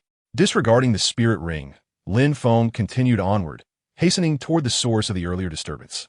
Before long, he discovered a group of spirit masters collaborating to hunt a flower leopard estimated to be around 200 years old. This was Lin Feng's first glimpse of spirit masters in combat, and he found it fascinating, observing intently from behind the tree trunk. There were 6 individuals in total, 2 great spirit masters and 4 others, all engaged in the task of subduing the leopard, likely to provide an additional spirit ring to one of the 4. The coordination among the 6 individuals was far from seamless. One might even describe it as abysmal. To compound matters, 2 of the senior soul masters possessed soul rings of only 10 years, indicating their lack of strength. The battle was intense and grueling. After observing for a while, Lin Feng felt he could encapsulate the entire conflict in 3 words, painfully vivid. Chapter 22. The Sweet Air. Indeed, this group exhibited a dismal performance. There were instances of missed soul skills, teammates kicking soul beasts to absorb damage. Their various glaring errors made Lin Feng feel as though he were watching a brawl among kindergartners. When did soul masters become so inept? In truth, it was not that soul masters had deteriorated. Rather, Lin Feng had held them in excessively high regard. In his previous life, the soul masters depicted in the Douluo novels he read, be they fan fiction or the original works, were either elite members of academies or formidable figures from empires or sections. These were the CR de la CR of the soul master community. It was absurd to assume anyone associated with the protagonist would be weak. In reality, within the vast population of soul masters, those who reached level 30 or above were a rarity. A significant portion never even attained level 30. Among those below this threshold, most were commoners from impoverished backgrounds, some even being working students from villages, awakening with low soul power levels. Those with better talent might have had the chance to receive their first soul ring with the help of a teacher, while those less fortunate often spent extensive time working to earn money to seek assistance in hunting soul beasts. This would severely impede their training time and waste their youth, leaving them forever trapped in a cycle of stagnation. The two senior soul masters before Lin Feng appeared to be in their 40s, each possessing a 100-year soul ring, representing the standard form of a common soul master. Some senior soul masters had managed only to acquire two 10-year soul rings, rendering them exceedingly weak, likely unable to defeat even a formidable 10-year soul beast. Among the six, aside from the two senior soul masters who caught Lin Feng's attention, there was another soul master who piqued his interest. The reason was simple. This individual had a 100-year soul ring as their first, making them stand out in the crowd. Left side. Restricted. Good. Well done. Despite their poor coordination, the six-member team ultimately succeeded in subduing the spotted leopard. Lin Feng shook his head, ready to leave. However, at that moment, the commanding senior soul master spoke up. Boss, the leopard has been controlled. You may proceed to slay it. We will guard you while you absorb the soul ring. The leader of this team was none other than the soul master who had drawn Lin Feng's gaze earlier. He appeared to be around 15 or 16 years old, and upon absorbing the soul ring, he would ascend to the rank of senior soul master. It seemed he came from a reasonably affluent background, likely to reach level 30 before turning 20. That being said, this scene reminded Lin Feng of the senior soul master he had encountered earlier at the town entrance, who was also leading a boss. While Lin Feng was uncertain about the fees for taking someone to hunt soul beasts, it was likely not inexpensive. Typically, a team would take one boss, and stronger teams might manage two at most, with the profits ultimately needing to be redistributed. Yet, Lin Feng felt he could potentially lead an entire team alone. The thought of the profits was both exhilarating and daunting. Of course, now was not the time to dwell on such matters. He needed to secure his first soul ring. With that thought, Lin Feng swiftly departed the scene. Half an hour later, after a series of intermittent stops, Lin Feng had slain 3 oblivious 10-year soul beasts, garnering over 100 experience points.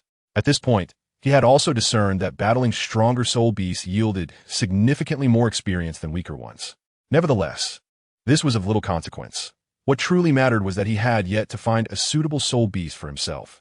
Although he had initially intended to simply kill any soul beast that crossed his path upon entering the soul-hunting forest, the reality had left him feeling somewhat anxious. Don't ask why. It is simply human nature. Speaking one way while feeling another is quite normal. Much like certain big shots from his previous life who pretended to be novices and feigned poverty in chat groups. Little did he know, they were not only putting on a fade, but were also quite proficient in their craft. Ahem, I digress. Suddenly, the view ahead opened up, and Lin Feng found himself at the edge of a small lake. However, in the next moment, a lotus flower in the lake captured his attention. This was no ordinary lotus. It was a plant-type soul beast, likely not yet reaching the 100-year mark, possessing around 50 or 60 years of power. Yet, that was inconsequential.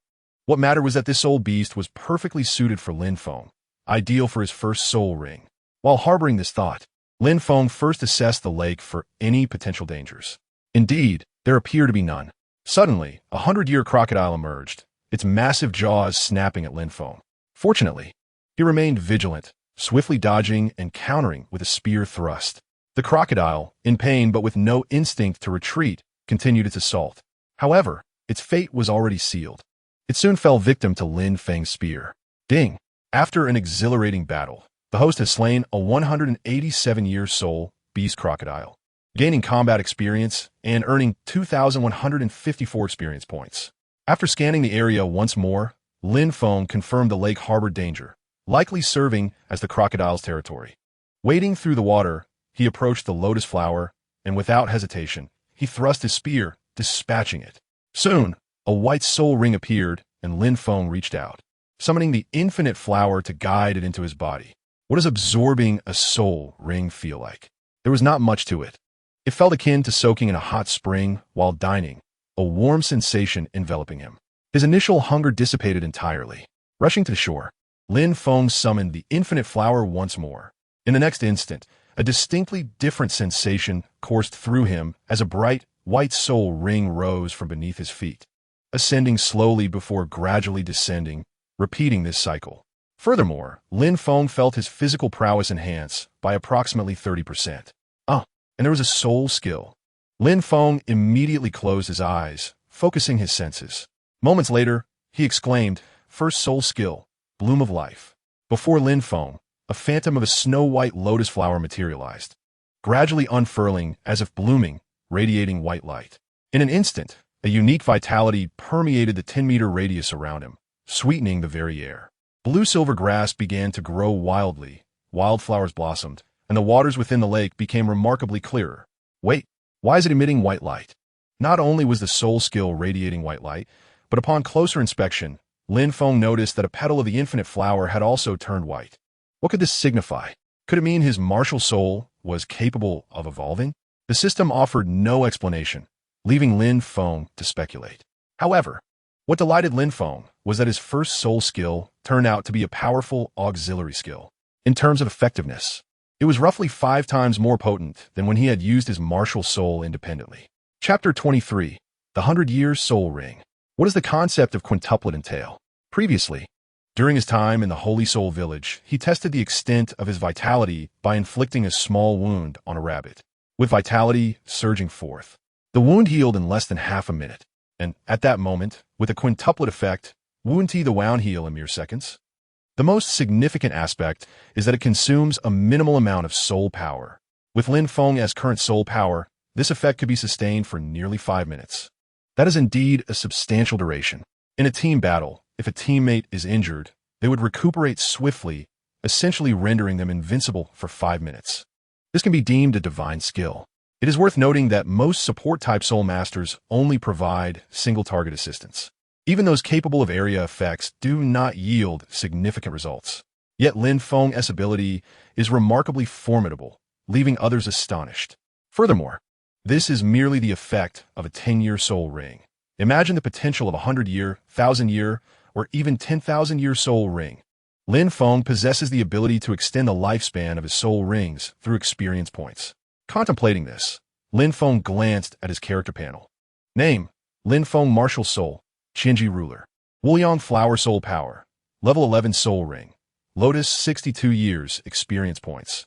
74624 over 70,000 experience points represent his achievements over the past 3 months, with several thousand accrued since entering the soul-hunting forest.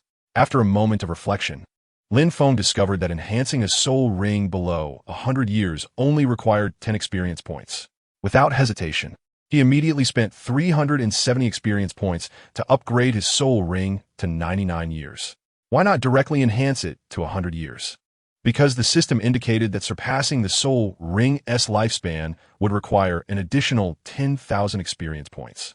However, Lin Feng was unconcerned and promptly spent that amount. In the next instant, his first soul ring transformed from 99 years to 100 years, its color shifting from deep white to yellow. The soul ring's name changed from Lotus to Snow Lotus, and, at this point, enhancing the soul ring would require 100 experience points. Yet Lin Feng did not rush to enhance it, but instead gauged the requirements for strengthening his soul power. To his surprise, it only required 500 experience points per enhancement. Calculating this, Lin Feng realized that with over 60,000 experience points remaining, he could not elevate his soul ring to the 1,000-year level. Such an outcome would fail to yield a qualitative transformation in strength. Thus, it would be more prudent to enhance his level instead. Additionally, Lin Feng was curious about the color transformation of the Wuliang flower. He wondered if acquiring a second soul ring would induce any changes. With determination, Lin Feng spent 4,500 experience points to elevate his soul power level from 11 to 20, enabling him to acquire another soul ring at that moment.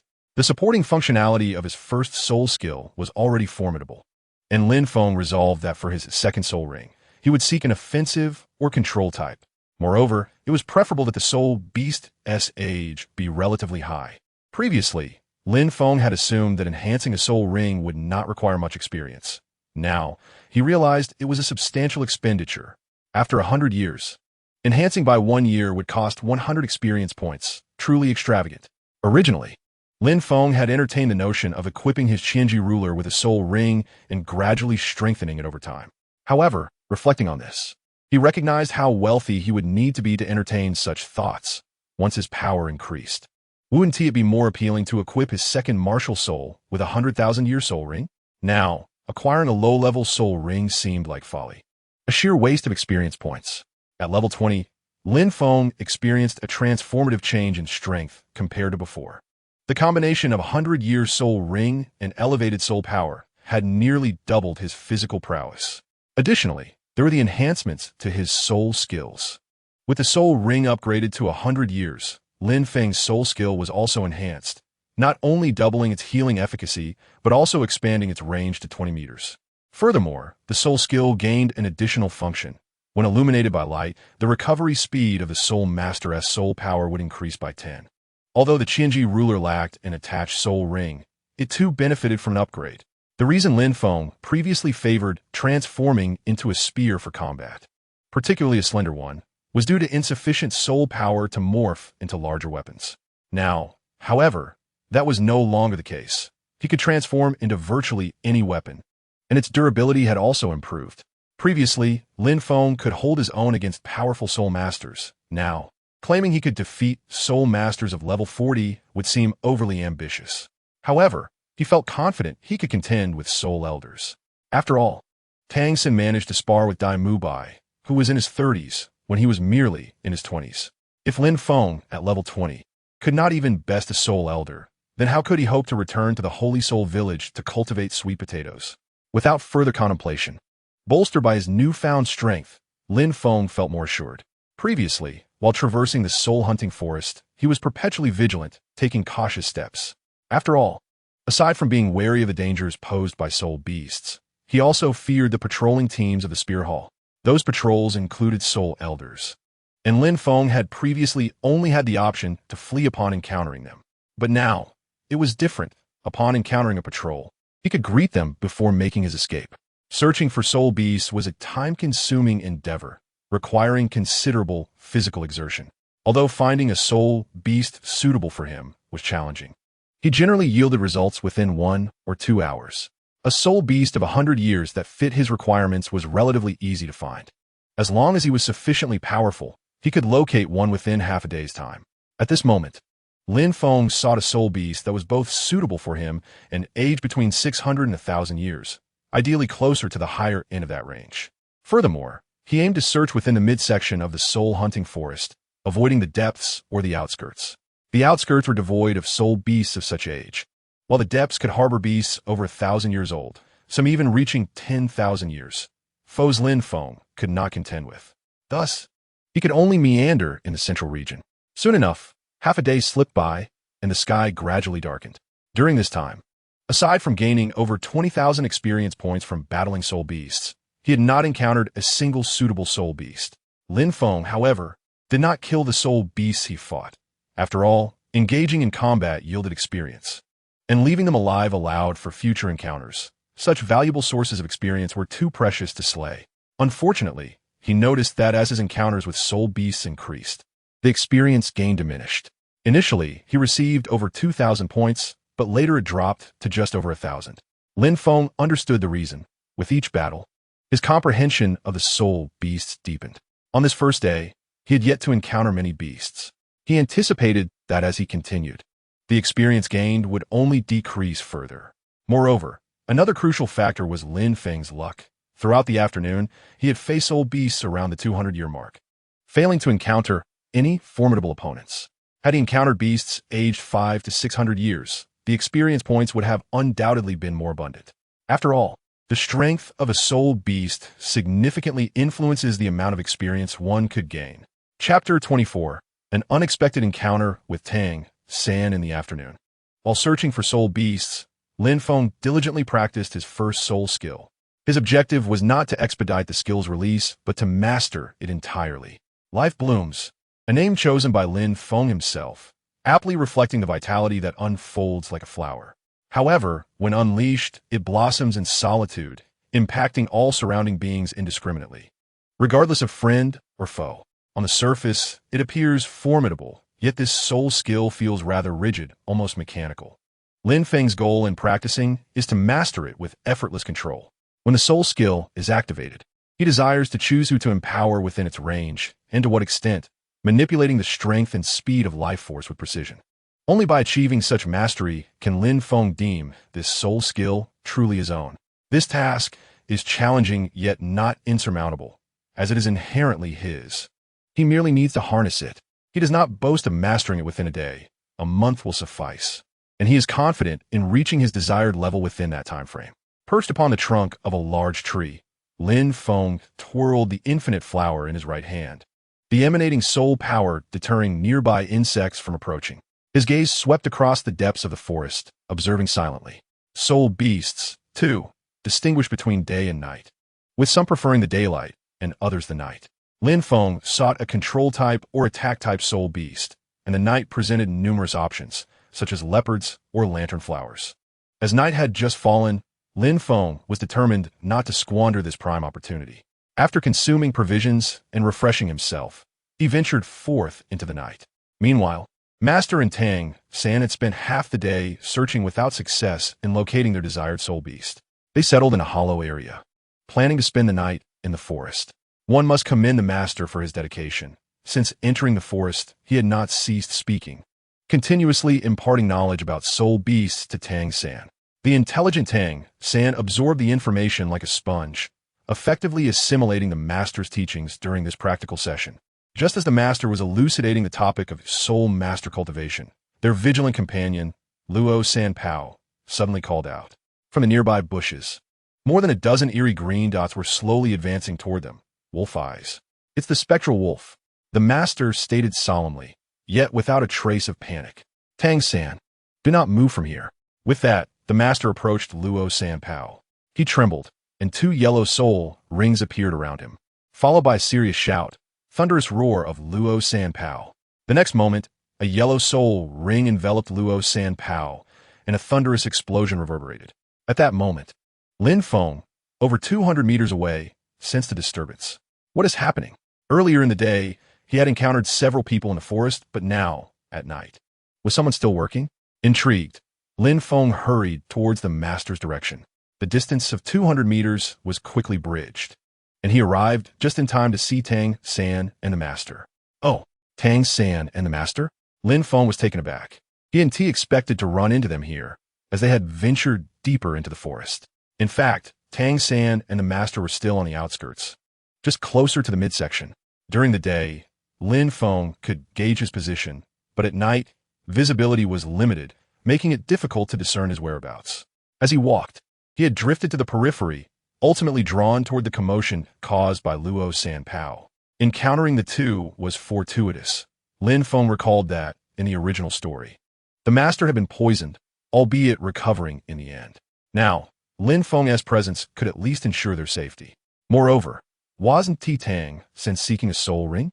His first soul ring was obtained from a mandala snake, which was likely nearing the limit of 400 years. Lin Feng thought to simply find a 400-year-old snake and present it to them. Just as this idea formed, a rustling sound suddenly emerged from the nearby bushes to the east. The noise was substantial enough for Lin Feng to hear, and naturally, Tang San and the master heard it too. The sound quickly approached, revealing its source, a mandala snake. Run! The master shouted urgently, instructing Tang San to flee. At the same time, his soul rings glimmered as he commanded, thunderous roar of Luo Sanpao. He understood that the earlier thunderous noise had likely attracted the mandala snake. To encounter a near 400-year-old snake at the edge of the soul-hunting forest was truly unfortunate. While Luo Sanpao's thunderous attack momentarily toppled the mandala snake, it failed to inflict any real damage. Hissing and flicking its tongue, the snake swiftly pursued the two. Meanwhile, Lin Feng's expression was quite vivid. He had just contemplated catching a mandala snake. To his surprise, fortune had smiled upon him, as the snake had come directly to him. With this thought, Lin Feng's left hand waved slightly in the air, summoning the 1,000 Mechanisms ruler, which instantaneously manifested into 2 beams of light, one transforming into a mask for his face, while the other morphed into a spear in his hand. Previously, the spear had always taken a slender form, but now, with his increased soul power, it could split into 2 parts. Grasping the spear, Lin Feng resembled a cheetah, launching himself toward the mandala snake. At that moment, Tang San and the master were fleeing, while the mandala snake, like a spring, coiled and sprang forth, rapidly closing the distance between itself and the two. Luo Sanpao, hold it off, the master urged, seeing the serpent approaching swiftly.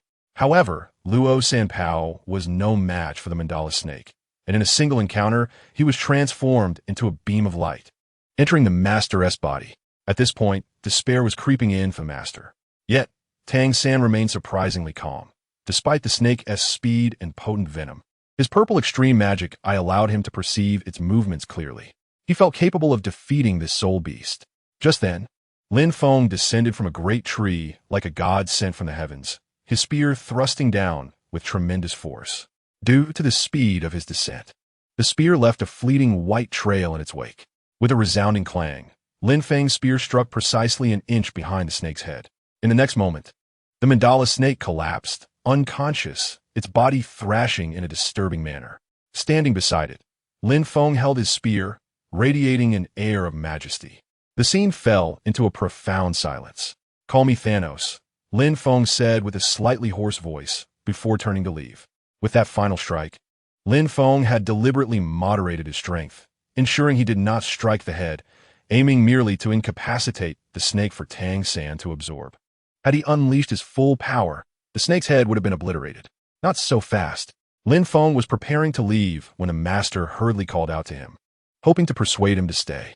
Earlier in the afternoon, he had intended to converse with Lin Feng, but circumstances had not permitted it, especially with Tang San in tow. Now, encountering Lin Feng again, who had saved his life, he felt compelled to express his gratitude. However, Lin Feng did not linger and swiftly dashed into the depths of the forest. "I don't even know your name," the master shouted in the direction Lin Feng had departed. Upon hearing this, Lin Feng paused to reflect and replied, "Just call me Thanos." With that, he truly departed. There was no need to observe what followed. The master was not foolish. The serpent was not yet dead, and the soul ring would undoubtedly be absorbed by Tang San. Indeed, as Lin Feng had anticipated, the master, after pondering the name Thanos, immediately turned to Tang San and urged, quickly, "Little San, while the serpent is still alive, go and slay it. Its soul ring is currently the most suitable for you."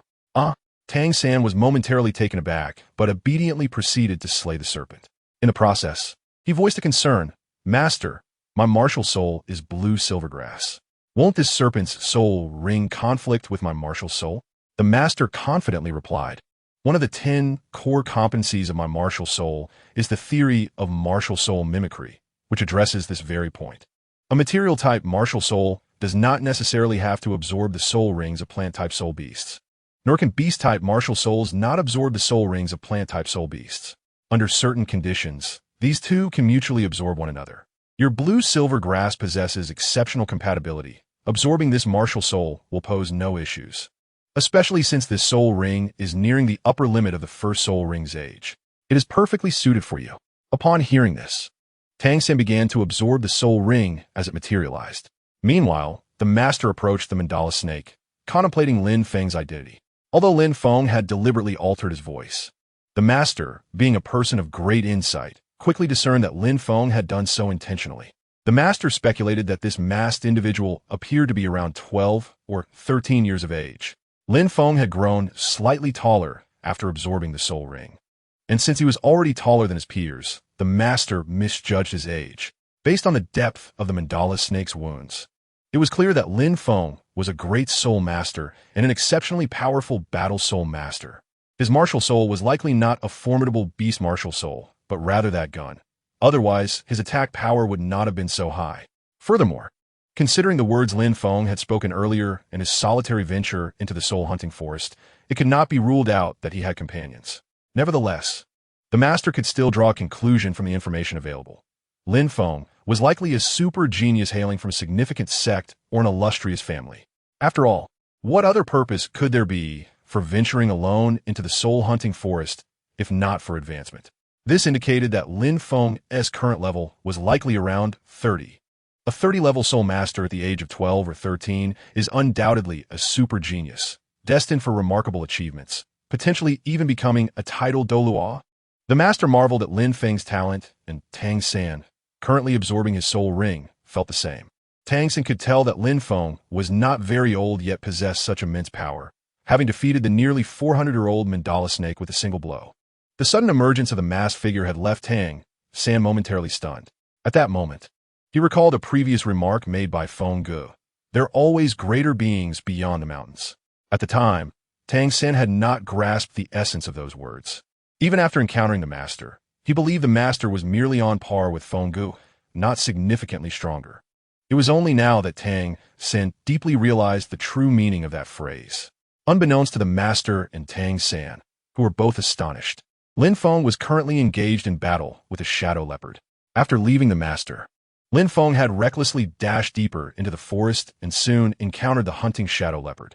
This leopard was no weakling, judging by its sleek black stripes. It likely had over 900 years of strength, nearing a 1,000-year soul beast. Initially, Lin Feng had not paid much attention during the fight, but as the battle progressed, he discovered that the leopard was surprisingly resilient. It turned out to be a nearly 1,000-year-old soul beast. Soul masters of the Soul Zune level could generally defeat soul beasts below 1,000 years. So Lin Feng was able to dominate the leopard while also incorporating a playful element into his attacks, firmly showcasing his true soul Zune strength. As for soul beasts above 1,000 years, it was best to avoid them altogether, even for those around 1,500 years old, unless you were a high-ranking soul Zune. Fleeing was the wisest course of action. This illustrates just how significant the threshold of 1,000 years is in terms of soul beast strength enhancement. Fierce. You dare to be fierce with me? I won't let you off easily. Lin Feng wielded his weapon, transforming it into a long staff, and unleashed a flurry of strikes while muttering to himself. Initially, Lin Feng's intent was simple, to spar with the shadow leopard for experience points. However, as the battle continued, he realized that this soul ring seemed particularly compatible with him, an attack-type soul ring of over 900 years. The more he observed, the more suitable it appeared. It seemed that a large danger was gradually manifesting above the shadow leopard's head.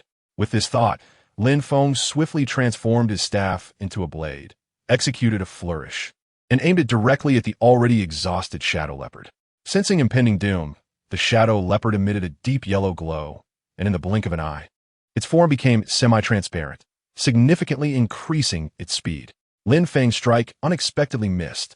You think you can escape with my soul ring? After the shadow leopard evaded the attack, it immediately bolted away. Lin Feng called out and hurriedly pursued.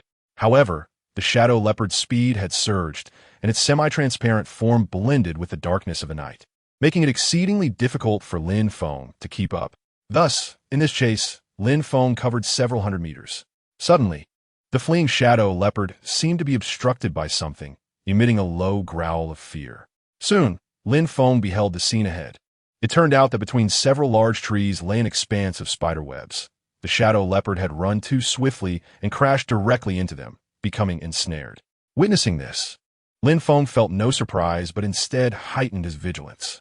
Chapter 26. The Ghost Head Spider's Prey. Please collect. Please recommend. To ensnare a creature nearing 1,000 years like the shadow leopard, the spider casting the web must also be at least a 1,000-year soul beast. Lin Feng paid no heed to the still-calling shadow leopard and focused intently on his surroundings, attempting to uncover the hidden predator. However, several minutes passed, and the shadow leopard had already succumbed to the toxins in the web, yet Lin Feng had gleaned nothing. Ding! After an intense battle, the host has driven the 976-year-old shadow leopard into a corner, resulting in an increase in battle experience, with 7,548 experience points earned. At that moment, the system issued a settlement for the recent battle. Defeating a 1,000-year soul beast granted over 7,000 experience points. Not bad. However, Lin Feng pondered, was the spider truly absent? It had been quite some time without any sign of activity. Could be truly out? As this thought crossed his mind, Lin Feng's body involuntarily relaxed. Just at that moment, a sudden thread shot down from the tree above Lin Feng's head. The speed of the thread was astonishing. Lin Feng, caught off guard, failed to react in time, and in the blink of an eye, it adhered to his chest.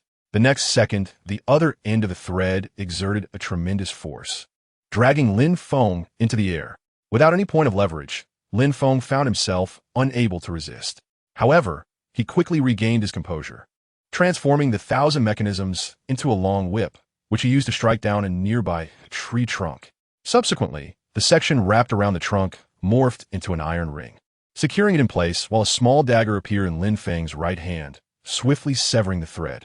As the pulling force vanished, the distance of the whip retracted rapidly, akin to a tree pulling a person, and Lin Feng soon landed beside the massive trunk. But that was not the end of it. Lin Feng conjured a spear and hurled it violently toward the direction from which the thread had been shot. With a soft sound, Lin Feng faintly heard the spear piercing flesh. The next moment, accompanied by a chilling shriek, a 2-meter-long spider descended from the tree. This spider boasted an abdomen nearly a meter long, adorned with strange, ominous patterns, exuding a terrifying aura. However, the terror was somewhat undermined by the awkward sight of a white spear lodged in its belly. This creature was known as the ghost-head hunting spider, and, judging by the vibrancy of its markings, it possessed approximately 1,300 years of power. This type of spider is incredibly patient and immensely strong, specializing in ambushing unsuspecting prey before immobilizing them with venomous silk. Yet, it had its weaknesses. Its combat prowess was relatively feeble, and its defenses were lacking. Perhaps it had not anticipated Lin Feng's ranged attack, as it was struck directly by the spear. Seizing the moment, Lin Feng did not underestimate this 1,000-year soul beast. He gathered another spear in his hand and threw it at the ghost-head hunting spider while swiftly advancing toward it. Whoosh! It missed. The spear sliced through the air, embedding itself into a tree behind. Although injured, the 1,000-year soul beast was formidable, and after dodging the spear, it immediately spat out silk toward Lin Feng. At that moment, Lin Feng summoned the spears lodged in the tree and the spider's abdomen, and they transformed into white light, returning to his grasp. As he dodged the advancing silk, Lin Feng slashed forward with both hands. At first glance, it appeared as though Lin Feng was foolishly grasping at thin air. Yet, halfway through the motion, a 2-meter-long blade suddenly took form. Crack! All 8 of the spider's legs were severed cleanly. The combination of Lin Feng's close approach, the abrupt emergence of the blade, and the spider's existing injury left it with only enough time to evade its vital spots, but it could not escape entirely. Having already been wounded, it now lost 8 legs. The spider could not evade the second strike. Lin Feng's second slash fell, directly cleaving it in two. Fearing a resurrection, Lin Feng delivered several additional strikes until its soul ring finally emerged, at which point he muttered a curse. Damn, that ambush nearly frightened me to death. Stowing away the 1,000 mechanisms, Lin Feng's right hand manifested the infinite flower. With a surge of soul power, a white lotus blossomed, quickly restoring his stamina and soothing his startled spirit. The sudden ambush, especially in a moment of relaxation, was an unparalleled thrill. Having learned from this experience, Lin Feng vowed never to make such a mistake again. In perilous places, one must remain utterly vigilant, never allowing their guard to drop. Ding! After an intense battle, the host has slain the 1,289-year-old soul beast, the ghost-head hunting spider, significantly enhancing battle experience, gaining 164,651 experience points. Is it possible to gain so much experience from battling a 1,000-year soul beast? Lin Feng noticed a detail. Significantly enhancing was a phrase the system had never used before, which typically only referred to slight or minor improvements. This significant enhancement was unprecedented, and he had not expected to gain so much experience. However, it was justified, considering that this had been the most perilous battle Lin Feng had ever encountered. He had nearly sustained injuries. What a joke. Half a minute later, once Lin Feng had composed himself, he turned his attention to the soul ring of the spider before him, which was purple and contained 1,289 years of power, belonging to the control category. He did not rush to absorb it, but instead glanced back at the shadow leopard still ensnared in the spider's web. After careful consideration and comparison, he concluded that the 1,000-year soul ring was more economical. Thus, Lin Feng proceeded to absorb the purple 1,000-year soul ring before him. According to the master's theories, the upper limit for a second soul ring should be around 700 years. Exceeding this threshold could overwhelm the body. However, Lin Feng's physical constitution was far superior to that of an ordinary 20th-level soul master, and he was not bound by conventional logic. At that moment, absorbing the 1,000-year soul ring felt akin to enjoying a hot spring while dining, albeit with a much fuller sensation this time. It almost felt like he had overeaten. Although slightly uncomfortable, it indicated that the soul ring had not reached Lin Feng's limits. He estimated that he could absorb rings of around 2,000 years, and even 3,000 years, with the first soul skill activated. Of course, such speculation was moot now. He had already absorbed the soul ring and could not regurgitate it for a different one. It was time to examine the enhancements this soul ring would bestow upon him. After all, this was a 1,000-year soul ring, and Lin Feng held high expectations for his second soul skill. Chapter 27. Look at how you've spoiled me. Please collect. Please recommend. Name: Lin Feng Martial Soul, 1000 Mechanisms. Infinite Flower Soul Power. Level 23 Soul Rings. Snow Lotus, 100 years. Ghost Head Hunting Spider, 1,289 years. Experience points. 253840. The absorption of the 1000-year soul ring elevated Lin Feng's soul power level by 2 tiers, propelling him to level 23. However, that was not the crux of the matter. The real focus was the over 200,000 experience points, quite substantial. Yet, the next moment, Lin Feng's smile faded. He discovered that enhancing the 1000-year soul ring would cost 300 experience points for each year of enhancement. He initially thought over 200,000 experience points would last a long time, but now it seemed that it would not contribute significantly to his level. However, for soul power level enhancements, it surprisingly required only 1,000 points per upgrade. Lin Feng smiled slightly, spending 7,000 experience points to elevate his level to 30. In a fit of extravagance, he waved his hand and spent nearly 90,000 experience points to extend the first soul ring's years to 999. Thankfully, he refrained from pushing further, as the system indicated that breaking through from 999 years to 1,000 would require 100,000 experience points. Of course, experience points were just one aspect. The more crucial factor was that a 100-year soul ring served as a cover. Otherwise, once it evolved into a 1,000-year purple ring, Lin Feng could essentially forego using his soul for a considerable time thereafter. The notion that the first spirit ring could be a Millennium Spirit Ring is utterly absurd. Should such an improbable rumor circulate, the Spirit Hall might very well dispatch a title Douluo to investigate.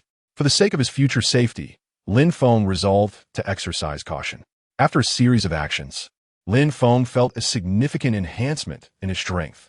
The elevation of the first spirit ring's age, combined with the direct absorption of a Millennium Spirit Ring, alongside his spirit power reaching level 30, rendered him a formidable soul master.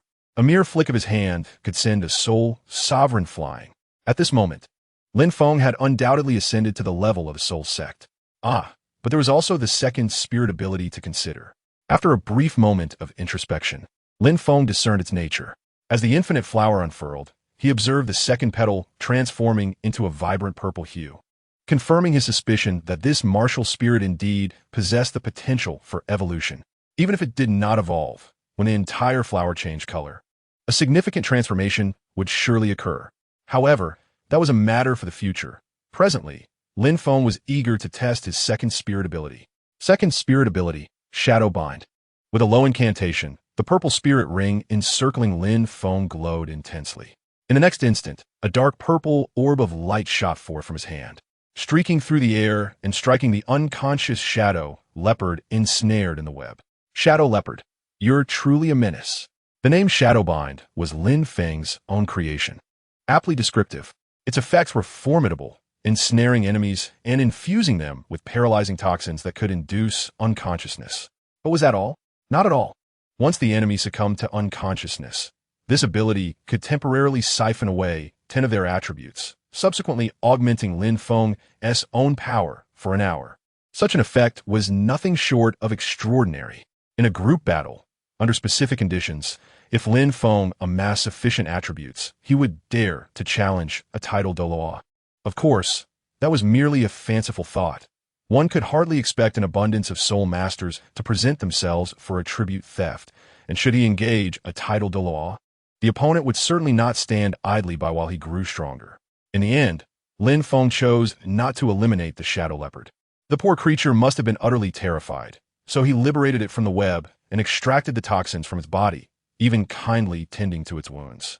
Before long, the shadow leopard regained consciousness, groggily pushing itself up from the ground. Why do I feel a strange pressure, as though something has been added to me? As the leopard turned its head, it caught sight of Lin Feng perched upon its back, which startled it into leaping several meters into the air. Lin Feng remained unfazed. The harness crafted from his 1000-mechanism ruler firmly secured him to the leopard's back, rendering any attempt to dislodge him futile. Fear not, dear creature. I am your savior. Soul beasts below 1,000 years generally lack intelligence, operating purely on instinct. It is only those over a millennium old that begin to develop awareness. At this moment, the shadow leopard clearly could not comprehend Lin Feng's words. Perhaps it was for the best. Otherwise, it might have felt incensed. Had it not been for Lin Feng's relentless pursuit, it would have faced no peril at all. Savior, indeed. The shadow leopard thrashed wildly in an attempt to unseat Lin Feng, yet he clung on as if fused to its very being. However, this continued struggle was not a sustainable situation. It wasn't as though he were too lazy to walk, nor was it excessively difficult to secure a mount simply because of the leopard's beautiful markings. Silence, Lin Feng exclaimed, striking the leopard's head. Yet, this had little effect. The creature only became more spirited in its resistance. Oh, I shall not be bested. With both hands raised, he wielded a small hammer in one hand and a large hammer in the other, alternating his strikes. Small hammer, 80. Large hammer, 100. Initially, his effort seemed futile, but after half a minute, the poor leopard's head was left dazed, and it eventually collapsed onto the ground. However, it did not submit. It continued to shake its head and let out low growls, and when Lin Feng dismounted, it attempted to bite him. Enough. I shall let it be. After some contemplation, Lin Feng found the situation tedious and decided against further pursuit. Yet, before departing, he resolved to restore the leopard's health. Summoning the infinite flower, he healed the creature's wounds. Having completed this task, Lin Feng turned to leave. However, after taking only a few steps, he glanced back to discover that the leopard had not fled. Instead, it followed closely behind. When he turned to face it, the leopard abruptly halted, displaying a wary expression. Seeing this, Lin Feng shook his head and continued forward. The leopard mirrored his movements, following him when he walked and stopping when he did. Even when he retreated, the leopard mirrored his actions. What is this? A loyal hound? Suddenly, Lin Feng seemed to recall something, producing the infinite flower. Do you desire this? As he spoke, he emanated a vibrant life force. To his surprise, the previously cautious shadow leopard approached Lin Feng, its expression shifting to one of enjoyment. Lin Feng was momentarily taken aback. His life force indeed had a certain affinity for beasts, yet had only been effective on ordinary animals. Was it truly working on a spirit beast? Intrigued, he did not delve deeper. Instead, he affectionately stroked the leopard's head, reveling in the softness of its fur. One hand was insufficient, so Lin Feng used both hands to pet the creature. At that moment, he retracted his martial spirit, and the life force dissipated, causing the shadow leopard to turn its back on him, baring its teeth in a snarl. Slap! Lin Feng swiftly smacked the leopard's head. Look what you've been spoiled into. The leopard let out a plaintive cry. In the end, Lin Feng successfully tamed the foolish leopard, naming it Little Shadow. This was largely due to the infinite flower's contribution. Its life force had an immense allure for Little Shadow, even aiding it in enhancing its strength to evolve into a millennium spirit beast. Moreover, an important point to note was that after absorbing Lin Feng's life force, it seemed to have awakened its intelligence, as it could comprehend some basic words that Lin Feng uttered. As night fell, Lin Feng sought refuge in a dry cave, which bore signs of previous habitation, though it was currently unoccupied. He intended to spend the night there, crafting a bed of 2 meters from the 1,000-mechanism ruler for Little Shadow, while he settled down atop the creature's belly, finding the soft fur quite comfortable for slumber. At dawn, Lin Feng was roused by Little Shadow's tongue licking his face. He emitted a low growl, instinctively gazing ahead with caution. Realizing that someone was approaching, he listened intently to the footsteps. There were several individuals, roughly 6 or 7, and they were quite near, approximately 30 to 40 meters away, likely to pass by this very spot. Lin Feng's location was directly in the path leading out of the cave, and under his guidance, Little Shadow concealed itself, preparing to strike when the opportunity arose. As they exited the cave, Lin Feng encountered a group in the midsection of the soul-hunting forest. Any soul master daring enough to venture here would undoubtedly possess considerable strength. At this juncture, Lin Feng contemplated the challenge of slipping away unnoticed. After some deliberation, he promptly donned his mask, ready to face the approaching group. With just a brief encounter, Lin Feng felt a subtle awkwardness as he realized that this group was none other than the patrolling team of the Spirit Hall, their insignia unmistakably prominent on their uniforms. Fortunately, Lin Feng was masked, preventing them from discerning his expression. Otherwise, they would undoubtedly harbor suspicions. There are others here? The leader of the group expressed mild surprise. This small cave served as a resting point for their patrol in the soul-hunting forest. They had come to take a break and perhaps enjoy a light breakfast, never expecting to find someone else present. I spent the night here and will leave shortly. Lin Feng's voice, slightly hoarse, emerged as he turned it apart. Encountering the enforcement team, Lin Feng sought to slip away unnoticed. However, his intentions were thwarted as the leader promptly called out, "Wait. Show your command token." This command halted Lin Feng in his tracks. Without further ado, he spun around, clasped his hands together, and a long staff materialized, striking forward with force. A minute later, the only one still standing was the team leader, who had activated his protective soul technique. Confusion marred his expression. Why would a powerful individual provoke us from the spirit hall? Who are you? Lin Feng furrowed his brow momentarily before breaking into a relaxed smile. Remember this. I am Lin Hai, the son of the Lord of Kelly City. My grandfather is a baron. I simply find your spirit hall intolerable. If you dare, come to Kelly City and confront me. With that declaration, Lin Feng continued to wield his staff, rendering the last standing soul master unconscious. Why did he refrain from killing them? It was not out of fear, but necessity. He intended to profit from the soul-hunting forest in the future, and causing a ruckus would be ill-advised. It is essential to note that incapacitating someone is entirely different from killing them. By merely rendering them unconscious, the spirit hall would likely only increase their patrols in the forest, rather than instigate any fundamental changes. At worst, he could acquire a command token later. After all, they were not exceedingly difficult to obtain, and money could secure one. However, killing them would be a blatant affront to the spirit hall's authority, prompting a thorough investigation by formidable forces. The soul-hunting forest was a place of great significance, and such incidents were not entirely unexpected.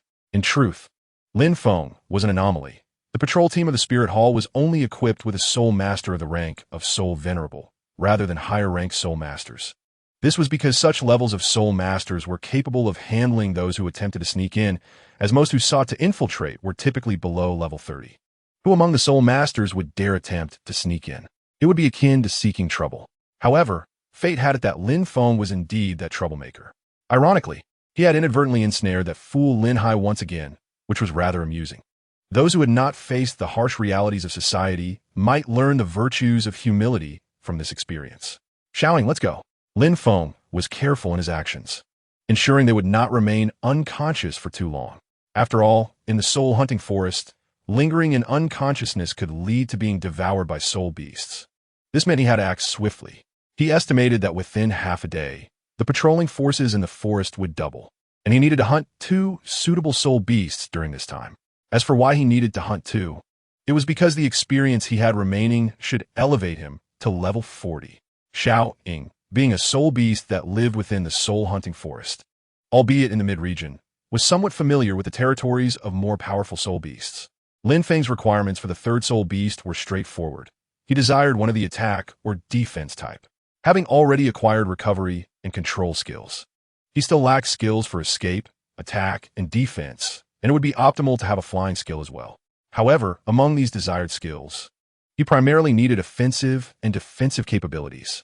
After all, wielding the 1,000 Machine Ruler in battle felt somewhat monotonous. Possessing a powerful attack skill would significantly enhance his combat prowess. Under Xiao Ying's guidance, Lin Feng ventured toward a soul beast with several thousand years of strength. However, he could not ascertain the exact strength or type of beast from Xiao Ying, who could only emit simple sounds. The fact that Lin Feng could discern that it was a soul beast of several thousand years was impressive in itself. In the soul-hunting forest, from the mid-region onward, soul beasts began to dwindle in number, typically comprising those with territorial instincts, ranging from several hundred to 1,000 years of age. Thus, under Xiao Ying's lead, Lin Feng wandered through the forest for over half an hour without encountering the soul beast's presence. Xiao Ying, are you being daft? Did you mistake the location? Lin Feng sat atop Xiao Ying, feeling exceedingly bored.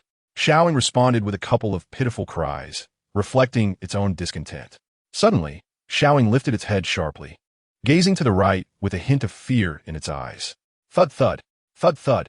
A rhythmic tremor resonated, unmistakably indicating a massive creature in motion. Fear not, for I am here. Let us proceed. Lin Feng reassured, patting Xiao Ying's head before summoning the infinite flower, which radiated vitality. Under the influence of this life force, Xiao Ying's trepidation quickly subsided, and it dashed towards the right.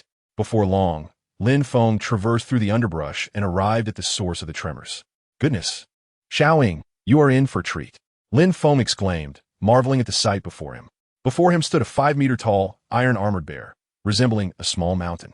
The iron-armored bear, a formidable soul beast with both offensive and defensive capabilities, was slightly superior to the average soul beast. The color of its fur indicated its strength. The bear before him bore deep gray fur, suggesting it was around 3,000 years old, yet it exhibited the prowess of a 4,000-year-old soul beast. This level of strength posed a considerable challenge for Lin Feng. Roar! The iron-armored bear, in a fit of rage upon spotting Lin Feng, let out a thunderous roar and charged at him. Lin Feng remained unfazed as 2 soul rings, one yellow and one purple, emerged in an instant. The purple ring glimmered, and a dark purple shadow shot forth, swiftly entangling the iron-armored bear. The shadow exploded, transforming into a massive net that ensnared the beast. However, the iron-armored bear, possessing immense strength, let out a low growl, causing its deep gray fur to radiate a blinding light. Under this brilliance, Lin Feng's net disintegrated, revealing the bear, which now appeared as if clad in armor, rising on its hind legs and roaring at Lin Feng with disdain, as if mocking him. Is this all you've got? Yet, before the bear's roar could fully escape its lips, Lin Feng's purple soul ring flared once more, and then again and again, flickering rapidly like the relentless fire of a machine gun, with Lin Feng's soul rings flashing ever faster. The dark purple shadow continued to bombard the iron-armored bear. Initially, the bear could still roar in defiance and attempt to break free from the net, but soon it could do neither, its voice lost amidst the overwhelming ensnarement.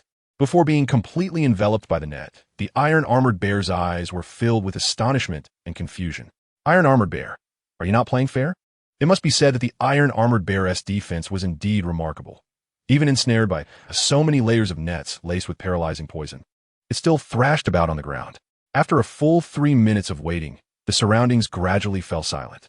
At this moment, Lin Feng felt it was still not entirely safe, so he added over a dozen layers of webs and waited another 5 minutes for the toxin to thoroughly permeate. Only then did he take action, melting away the web from the head of the iron-armored bear. The saying goes that villains perish from excessive chatter, while heroes fall for failing to deliver the final blow. To prevent any unforeseen circumstances, once the bear's head was exposed, Lin Feng seized his great sword and struck down. To his surprise, the blow did not kill it. The sword was deflected. With a series of strikes, clang, clang, crack, he delivered 3 more blows to the same spot before finally slaying it. Ding!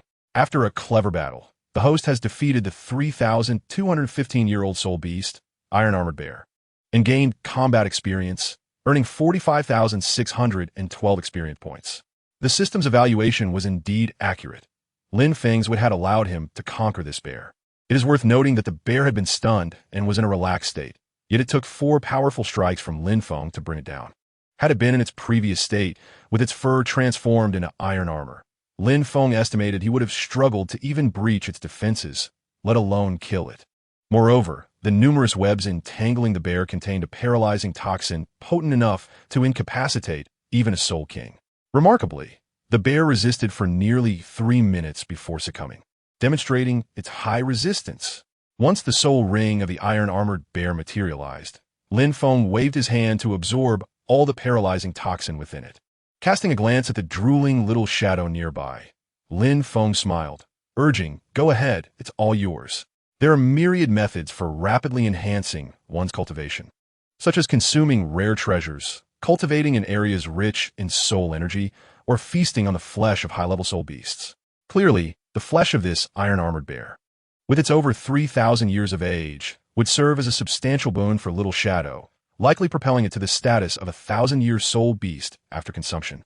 With a delighted call, Little Shadow immediately pounced upon the feast. Meanwhile, Lin Feng waved his hand, and under the influence of his soul energy, the soul ring swiftly entered his body. This time, Lin Feng's experience was no longer akin to dining while soaking in a hot spring. Instead, he felt a fervent heat coursing through him, reminiscent of a sauna. Although the sensation differed, the process remained as swift as before. Within moments, the soul ring was fully absorbed. Name: Lin Feng Martial Spirit, Qianji Ruler. Infinite Flower Soul Power, Level 33 Soul Rings. Snow Lotus, 999 years. Ghost Head Predatory Spider, 1,289 years. Iron Armored Bear, 3,215 years. Experience points, 202,552, as per his usual routine. Lin Feng first checked the experience points required for the next level of soul power. To his surprise, it required 10,000 to advance a single level. Without hesitation, he immediately spent 70,000 experience points to elevate his soul power to level 40. Afterward, Lin Feng took a moment to appreciate the strength and soul skills bestowed by the Iron Armored Bear. In mere seconds, he summoned the Soul Ring and activated the Soul Skill. The third Soul Skill, Iron Armored Demon Bear Transformation. As the third Soul Ring illuminated, a layer of brilliant white light enveloped Lin Feng entirely, making him appear as though he were clad in battle armor, remarkably striking. The Iron Armored Demon Bear Transformation is a comprehensive transformation skill, granting a 400 increase in physical strength, attack power, and defense, sustained for 1 hour. This is comparable to Dai Mubai's third soul skill, which only doubles his power, while Lin Feng's quadruples it. Overall, this soul skill is quite formidable. However, it is a pity that it does not enhance all attributes by fourfold. One can only hope that upon evolution, the effects will also improve. After testing the soul skill, Lin Feng noticed that Little Shadow had unknowingly drifted into slumber. Observing the carcass of the Iron Armored Bear, he noted that not much flesh had been consumed, primarily the heart, which contained abundant energy. At this moment, sensing that Little Shadow might be on the brink of evolution, Lin Feng summoned the Infinite Flower, now imbued with an additional color, to begin channeling life force into Little Shadow. Life force is a precious resource, and he hoped it would assist in Little Shadow's advancement. After a minute, it seemed that a saturation point had been reached, as Lin Feng could no longer infuse life force. He then ceased his efforts. This was the territory of the Iron Armored Bear, and with few other soul beasts around, Little Shadow's evolution was quite safe here. Calculating the time, Lin Feng surmised that the group he had incapacitated earlier had likely reported their situation, leaving him little time to spare. Rather than waiting for Little Shadow's evolution, he headed deeper into the forest, determined to find a suitable fourth soul ring within the next hour or two. However, after more than an hour had passed, Lin Feng returned dejectedly. The reason was simple. He had not only failed to find a suitable soul ring, but had not encountered a single soul beast. The hunting soul forest is merely an artificially constructed area, and the number of soul beasts over 1,000 years old is scarce. With those over 5,000 years likely countable on one hand, encountering one relies heavily on luck. Clearly, Lin Feng had not been fortunate. Chapter 30. The Great Revealed in the Small. Not finding a suitable fourth soul ring in the hunting soul forest wasn't necessarily a misfortune. In fact, Lin Feng had been somewhat impatient earlier. He realized that absorbing a soul ring of 10,000 years was well within his capabilities. Yet he had foolishly entertained the notion that 5,000 years would suffice. Such a thought was utterly absurd, akin to reckless wastefulness. The disparity between a 5,000-year and a 10,000-year soul ring is immense, requiring vast experience points to compensate. How could he have been so oblivious? Upon reflection, he realized that his rapid advancement had led him to become enamored with the sensation of power surging within him, prompting a desire to elevate his level hastily. However, it was not too late to awaken to the truth. The proper path was to seek the fourth soul ring in a forest abundant in soul beasts. With his current prowess at the Soul King, or even Soul Emperor level, he should be capable of hunting a 10,000-year soul beast. While mulling over these thoughts, Little Shadow suddenly stirred, and a dense black glow enveloped it. Moments later, a transformed Little Shadow emerged, having evolved from a shadow leopard to a wind shadow leopard, likely due to the infusion of Lin Feng's life force. Though the difference is merely a letter, the disparity in strength is profound. The power of a soul beast is influenced not only by age, but also by its bloodline. To categorize the bloodlines, they can be roughly classified into 4 levels: ordinary, elite, ferocious beast, and ancient ferocious beast. Typically, when a soul beast undergoes a transformation based on age, such as from 99 years to 100 years, or from 999 years to 1,000, the bloodline is unlikely to change, even when advancing to a 100,000-year soul beast. For instance, Xiao Wu, a 100,000-year soft-bone rabbit, still possesses an ordinary bloodline. Unless one experiences a fortuitous event, their bloodline remains unchanged. Clearly, Lin Feng served as a fortunate occurrence for Little Shadow. as the substantial life force he imparted during its evolution elevated its bloodline from an ordinary shadow leopard to an elite wind shadow leopard. The wind shadow leopard, akin to the iron armored bear, can exhibit greater strength than a typical soul beast. At this moment, the small shadow seamlessly blended into the night, rendering it nearly invisible without the aid of probing soul techniques or keen perception.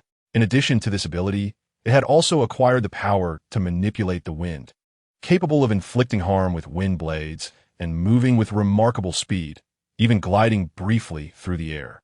Simply put, Lin Feng's mount had ascended in rank. Regrettably, it was advised that the small shadow remain within the confines of the soul-hunting forest, as it was safest there. Outside, whether in Nodding City or the vast woods, the dangers would be considerable. Thus, Lin Feng expressed, "Little shadow, I long to take you with me, but the outside world poses great risks for you. Stay here in the forest. I shall return to you shortly." It was best for the small shadow to remain in the midsection of the forest, where soul masters were fewer and the soul beasts were not particularly formidable, ensuring its safety. After advancing to a 1,000-year soul beast, the small shadow had grown significantly more intelligent, capable of understanding entire sentences. It was well aware that its newfound clarity of spirit was entirely due to Lin Feng. Although their time together had been brief, this enlightenment had fostered a profound bond between them. Upon hearing Lin Feng's intention to leave, it immediately lay down, nudging him with its head, reluctant to part ways. Lin Feng, however, felt little sorrow, knowing he would soon return. He had no intention of registering at the Spirit Hall to collect monetary subsidies. The most expedient way for him to earn money at present was to assist others in acquiring soul rings. While places like the Sodto Great Forest might yield greater riches, the distance was prohibitive. Occasional visits were feasible, but frequent trips were impractical. The soul-hunting forest was perfectly situated, allowing Lin Feng to earn money and experience while riding the impressive small shadow, a veritable trifecta of benefits. I will be back before you know it.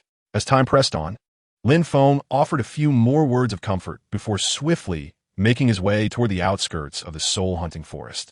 As he ventured outward, Lin Feng observed that, as he had suspected, the Spirit Hall had indeed dispatched additional patrols within the soul-hunting forest. Having seen none upon his entry, he now encountered them thrice on his exit. However, with his current prowess, he moved with such stealth that no one could detect his presence. It could be said that within this realm, where the soul sect was unlikely to intrude, he wielded the greatest strength. Meanwhile, Tang San and the master had already exited the forest and boarded a carriage toward Nodding City. Concurrently, within the Lord's mansion of Sodto City, Lord Lin Tao, a level 56 Soul King, regarded the 3 Spirit Hall enforcers before him with a grave expression. These 3 had brazenly entered his estate, disregarding the soldiers' attempts to halt them, and even 2 squads of great Soul Master level enforcers had arrived outside, showing him no respect whatsoever.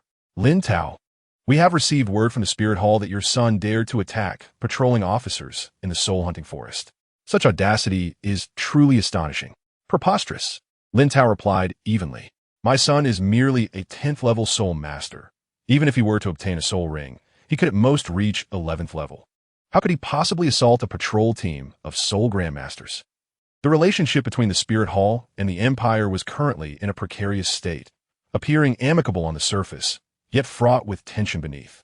In that moment, the Spirit Hall had evidently torn the veil of civility. "Our intelligence from the Spirit Hall indicates otherwise. You must accompany us for now," one of the enforcers insisted.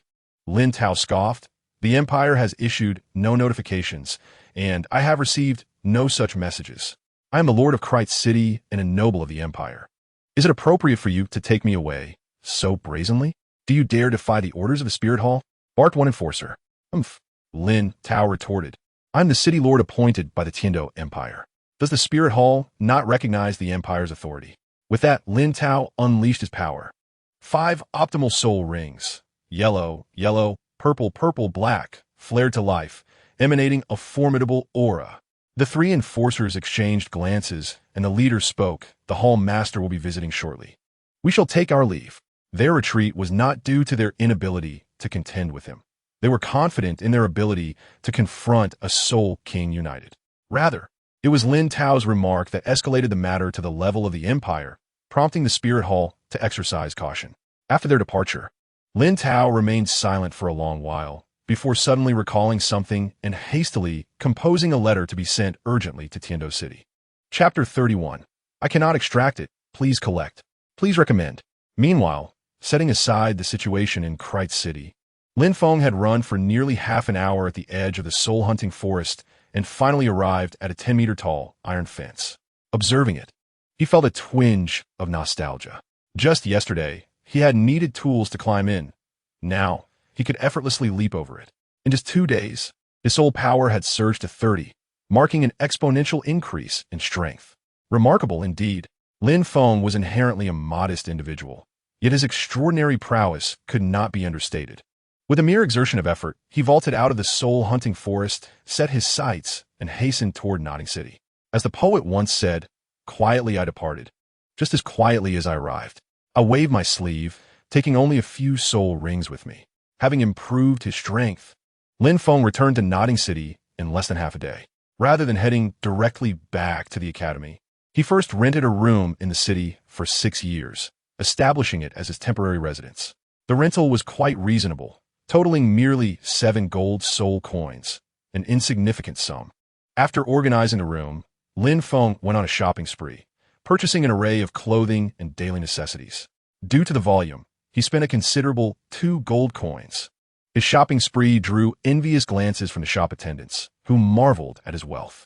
Following a refreshing bath and donning his new attire, Lin Feng ventured out to indulge in a delightful meal at a restaurant. After days of subsisting on rations, he sought to satisfy his cravings. Once he finished dining, night had fallen, and he returned to the academy dormitory. Lin Feng, you're back. What have you been up to these past few days? Spill the beans. As soon as he entered, Xiao Wu darted toward him, her expression fierce. Without waiting for Lin Feng to respond, she continued, whereas Xiao San. You two seem to have had a smooth escape, leaving me, a girl, to tidy up the southern garden of the playground. Don't you have a conscience? It seems the reason for Xiao Wu's sudden aggression was rooted in this matter. Before Lin Feng could even speak, Wang Sheng interjected softly, Xiao Wu, you weren't here yesterday afternoon. We helped clean up. Shut it. That's irrelevant. Xiao Wu huffed, her frustration palpable as she glared at her teammate. At this, Lin Feng couldn't help but chuckle. What are you laughing at? Xiao Wu clenched her fists, assuming a bossy demeanor. You still haven't answered my question. Where is Xiao San? And what have you been doing these past days? You speak of the third party, yet I remain oblivious. As for me, I have, of course, ventured to hunt the soul beasts. Lin Feng replied with a faint smile. Just you? You look so fragile, and yet you claim to hunt soul beasts? Wang Sheng expressed disbelief. Aware that Tang San was formidable, and knowing Lin Feng to be his elder brother who had never engaged in combat, Wang Sheng found it hard to believe that someone like him would dare confront a soul beast. If he dares to hunt a soul beast, I shall stand on my head and suffer the consequences. Xiao Wu chimed in, teasing you can skip class, but to hunt soul beasts? Where's your soul ring? Show it. Before she could finish her sentence, Lin Feng suddenly unleashed an overwhelming aura, and a deep yellow soul ring rose from beneath his feet, slowly rotating as if it silently proclaimed its existence. A 999-year soul ring. You asked for me to appear, and here I am. Why the silence, little brother? You wow. Lin Feng, or should I say Brother Feng, you are exceedingly powerful, exclaimed a working student beside Wang Sheng. His exclamation broke the spell of silence that had enveloped most, who, like Wang Sheng, were rendered speechless by the revelation. After a few moments of stunned silence, they gathered around Lin Feng, showering him with admiration and praise. I knew it. If Tang San is so impressive, his brother must be even stronger. Xiao Qinyu remarked. With a decade-old soul ring, he was already something.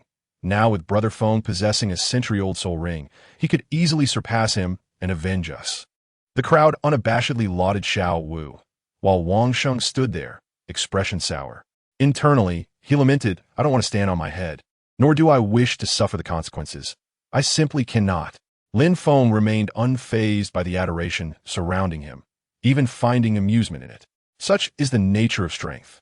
It inevitably attracts various forms of flattery. Alas, life can be so simplistic and tedious. Here, your desired soul ring is revealed. Are you satisfied now? Lin Feng smiled at Xiao Wu, finding the moment quite amusing.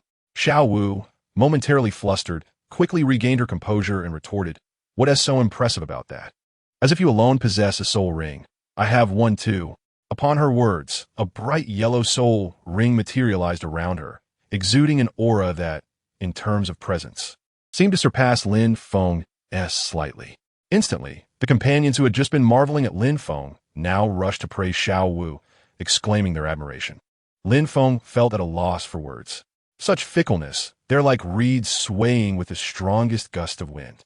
However, reflecting on Wang Sheng's earlier comment about Xiao Wu's absence from the academy yesterday afternoon, it appeared that her soul ring had only recently coalesced. The scene of a 100,000-year soul beast transforming into a soul ring must have been quite entertaining. He resolved to witness it someday. As for the current Xiao Wu, she was a fiery spirit. Aside from her charming appearance, her temperament left much to be desired. It was only after spending considerable time with Tang San, under someone's guidance, that her character improved somewhat. While Wang Sheng and the others continued to flatter Xiao Wu, she, now prideful, began to make faces at Lin Feng. Bored, Lin Feng muttered irritably before retreating to his bed, picking up the book he had previously set aside. Xiao Wu, feeling unchallenged by Lin Feng's demeanor, was unable to share in the joy of the moment. The compliments from Wang Sheng and the others grated on her, prompting her to wave them off. "I'm going to sleep," she declared, lying back on her bed and cocooning herself in blankets. After several minutes, a corner of the blanket was tugged, revealing Xiao Wu's large eyes peeking at Lin Feng. Lin Feng sensed her gaze yet remained unmoved, quietly engrossed in his book. After a brief 10 seconds, Xiao Wu let out a huff and turned away, her face marred by a frown. This individual felt utterly inscrutable, as did his brother, Tang San. Both seemed extraordinary in their own right. At that moment, Xiao Wu found herself questioning her decision to come to the remote city of Notting. Alas, today once again proved to be an exhausting day for her. The following morning, after class, Lin Feng did not head straight to the dining hall, but instead made his way to the academic office. "Ah, it's little Feng," exclaimed Director Su, beaming upon seeing Lin Feng. "Have you chosen your teacher? If not, I am more than capable. Have you heard of a 37th level soul master? You still haven't acquired your first soul ring, have you? I can take you to the soul hunting forest. I guarantee you'll hunt a century-old soul beast." "Thank you, Director Su," Lin Feng coughed lightly, "but I'm not looking for a mentor. I'll come to terminate my work-study status." "What?" Director Su asked, momentarily assuming Lin Feng intended to withdraw from the academy. With a mere glance, Lin Feng discerned Director Su's thoughts. "It's not what you think. I'm here to pay my tuition. Here are 9 gold soul coins. Please adjust the work-study status for me, Tang San, and Xiao Wu. I would rather not waste my time sweeping floors. 9 gold coins. That covers the tuition for 3 students for 6 years. You're paying it all at once." Director Su exclaimed, astonished. Typically, tuition is paid annually at 50 silver coins per student, a price neither exorbitant nor negligible. Yet, for Lin Feng, a mere 6-year-old, to present 9 gold coins in one go was indeed remarkable. "Is the school unable to process the full payment at once?" Lin Feng questioned, slightly puzzled. "Not at all. I'll handle the paperwork for you right away." With Lin Feng's nonchalant tone, it was evident he regarded 9 gold coins as insignificant. At that moment, Director Su surmised that Lin Feng hailed from a prominent family. As for why he entered the school under a work-study guise, it was undoubtedly for training purposes. With the abrupt shift in Director Su's demeanor, Lin Feng felt slightly bewildered but paid it no mind as he hurried towards the dining hall. "Hey, Tang San is back." Upon entering the dining hall, Lin Feng spotted Tang San and approached him with a smile. Beside him, Xiao Wu, who had been chatting animatedly with Tang San, fell silent upon seeing Lin Feng, as did Wang Sheng and the others. Tang San, slightly perplexed, nevertheless greeted warmly, "Brother Feng, I returned with the teacher this morning. After finishing my tasks, I noticed you were in class, so I waited for you here." Pausing for a moment, Tang San inquired, "I heard from Xiao Wu that you just returned yesterday and acquired a century-old soul ring?" Though Xiao Wu and the others had claimed as much, Tang San found it hard to believe. The nearest suitable location for obtaining soul rings was the soul hunting forest, 400 miles away, a round trip requiring approximately 3 days. Even with fortuitous circumstances, Tang San and his master had taken 4 days to succeed, encountering a mysterious individual who not only resolved their peril, but also facilitated Tang San's acquisition of a soul ring. Lin Feng's swifter return raised doubts in Tang San's mind. "Yes, what about you?" Lin Feng replied, taking a seat with an air of nonchalance. My teacher guided me, and I found one in a day as well. Century-old soul ring. Luck played a role, as a mysterious person assisted us. Otherwise, my teacher might have faced life-threatening peril. In Tang San's words, the old man may face life-threatening danger, implying that he himself would remain unharmed and might even save the master. However, to Xiao Wu and the others, Tang San's expression suggests that the master would be in peril solely to protect him, and should anything happen to the master, Tang San could also find himself in jeopardy. Among those present, only Lin Feng might grasp the underlying meaning, which is quite intriguing, this sensation of being the only sober one amidst a crowd of intoxicated minds. Wow, does that mean we have 3 soul masters among the work-study students, and they're all first-year prodigies? Wang Sheng exclaimed, unable to contain his astonishment. Though his voice was barely above a whisper, yet every surrounding student heard him. However, no one believed his claim. All the students nearby regarded him with expressions of disbelief. Under such scrutiny, Xiao Wu could hardly tolerate it and was about to leap up to scold him. Just then, a somewhat jarring voice interjected, "Oh, Wang Sheng, do you work-study students not even draft your boasts? Wasn't it just 2 soul masters this morning? How did it become 3 by noon? Are your soul masters as common as cabbages, sprouting up by the hour?" As soon as the words were spoken, the entire cafeteria erupted in laughter. For Wang Sheng's assertion seemed exceedingly improbable, almost certainly an exaggeration. "Xiao Chenyu, you're talking nonsense," Wang Sheng retorted, flustered, having lived in the academy for several years. He had been the one shouldering the banner for the work-study group for the past couple of years. His affection for this group was profound, and Xiao Chenyu's insult incensed him greatly. "Who is spouting nonsense? Wasn't it you who claimed during the break this morning that there were 2 soul masters among the work-study students? How did it suddenly change to 3? 1 soul master appearing in a morning. What else could it be but a cabbage?" Whenever an opportunity arose, Xiao Chenyu would mock Wang Sheng. Now, with such a prime chance at hand, he was determined to make them look foolish. Wang Sheng, not the most eloquent, found himself at a loss for words. Xiao Wu stood up beside him, rolling her eyes at Xiao Chenyu. "Who are you? Why is your mouth so foul? Can you please step outside and not pollute the air in the cafeteria? Furthermore, what of our work-study students having soul masters? Do you, a 10-year soul ring rubbish, possess the right to speak? Curse it, today I will teach you a lesson." The 10-year soul ring had always been a thorn in Xiao Chenyu's side. Generally, only commoner soul masters would have a 10-year soul ring as their first, while he, as the son of the Lord of Nodding City, should at least have a 100-year ring to maintain his prestige. Yet, due to unfortunate circumstances, he had never found a suitable 100-year ring, ultimately settling for a 10-year one. Now, with Xiao Wu exposing this sore point, he was thoroughly enraged. Who fears whom? Xiao Wu shot back, refusing to yield. "Come on, let's head to the playground. I will teach you a proper lesson." Thankfully, Xiao Chenyu did not lose his wits and start a fight in the cafeteria. Otherwise, the teachers would be the first to catch him, and even as the Lord's son, he would face dire consequences. "Let us go. If I don't knock that foul mouth of yours to the ground, I want to be called Xiao Wu." She rolled up her sleeves and strode toward the exit with determination. Wang Sheng and the others hurriedly followed, heads held high. "Fenga?"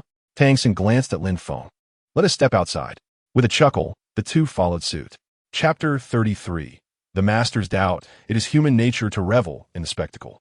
Due to the challenge between the two, the playground was now bustling with onlookers, numbering around 100. At the center of the throng stood Xiao Wu and Xiao Chenyu. Suddenly, Xiao Chenyu raised his hand. "Wait. What is wrong? Are you afraid?" Xiao Wu felt a surge of pride, secretly thinking that this guy had some self-awareness. Yet, Xiao Chenyu maintained a demeanor of having seen through her, stating, "I figured out. You were sent by that Wang Sheng, intentionally spreading the word that there are soul masters among the work-study students, and then sending a first-year girl to provoke me. Even if I were to win against you, it would be branded as bullying the weak. Truly a clever scheme, but unfortunately, I see through it." Upon hearing this, the spectators displayed expressions of realization, understanding that Wang Sheng, the work-study student, was indeed shamelessly attempting to tarnish Xiao Chenyu's reputation with the help of a girl. Laughter erupted among them. Lin Feng suddenly burst into laughter. Xiao Chenyu had struck his funny bone, as he believed he stood on a higher level, having seen through Wang Sheng's scheme. In reality, Wang Sheng was merely on the first level of this game. "What are you laughing at?" Xiao Chenyu, still basking in his perceived cleverness. Found Lin Feng's laughter perplexing. I remembered something amusing, Lin Feng replied, stifling his mirth. It's nothing, continue. Xiao Chunyu was about to retort further when Wang Sheng interjected angrily. What Xiao Wu said is absolutely right. You constantly talk nonsense. No wonder you smell so foul. Haha, have I angered you by seeing through your ruse? Xiao Chunyu wore a triumphant expression. Enough with the theatrics. I will not fight this girl. After a moment's thought, he proposed, let us do this. You send 5, and we'll also send 5. Only one can fight at a time in a rotation. If we lose, I will acknowledge you, Wang Sheng, as the leader. If you lose, you all must avoid us in the future. Do we have a wager? Xiao Wu, somewhat impatient, retorted, stop wasting my time. Why are you dragging this out? Are we fighting or not? I'm in a hurry to eat. She was eager to teach this fellow a lesson and had no inclination to engage in further explanation. What is the matter? Wang Sheng, are you too afraid to accept this? Hiding behind a girl, doesn't that shame you? The more anxious Xiao Wu became, the more assured Xiao Chenyu felt in his suspicions that this work-study student named Xiao Wu was indeed sent by Wang Sheng. Today, I will turn you into a pig's head. As he spoke, Xiao Wu prepared to unleash her soul ring and strike. Having lost all patience with Xiao Chenyu's incessant chatter. However, at that moment, Wang Sheng spoke up, all right, we accept the wager.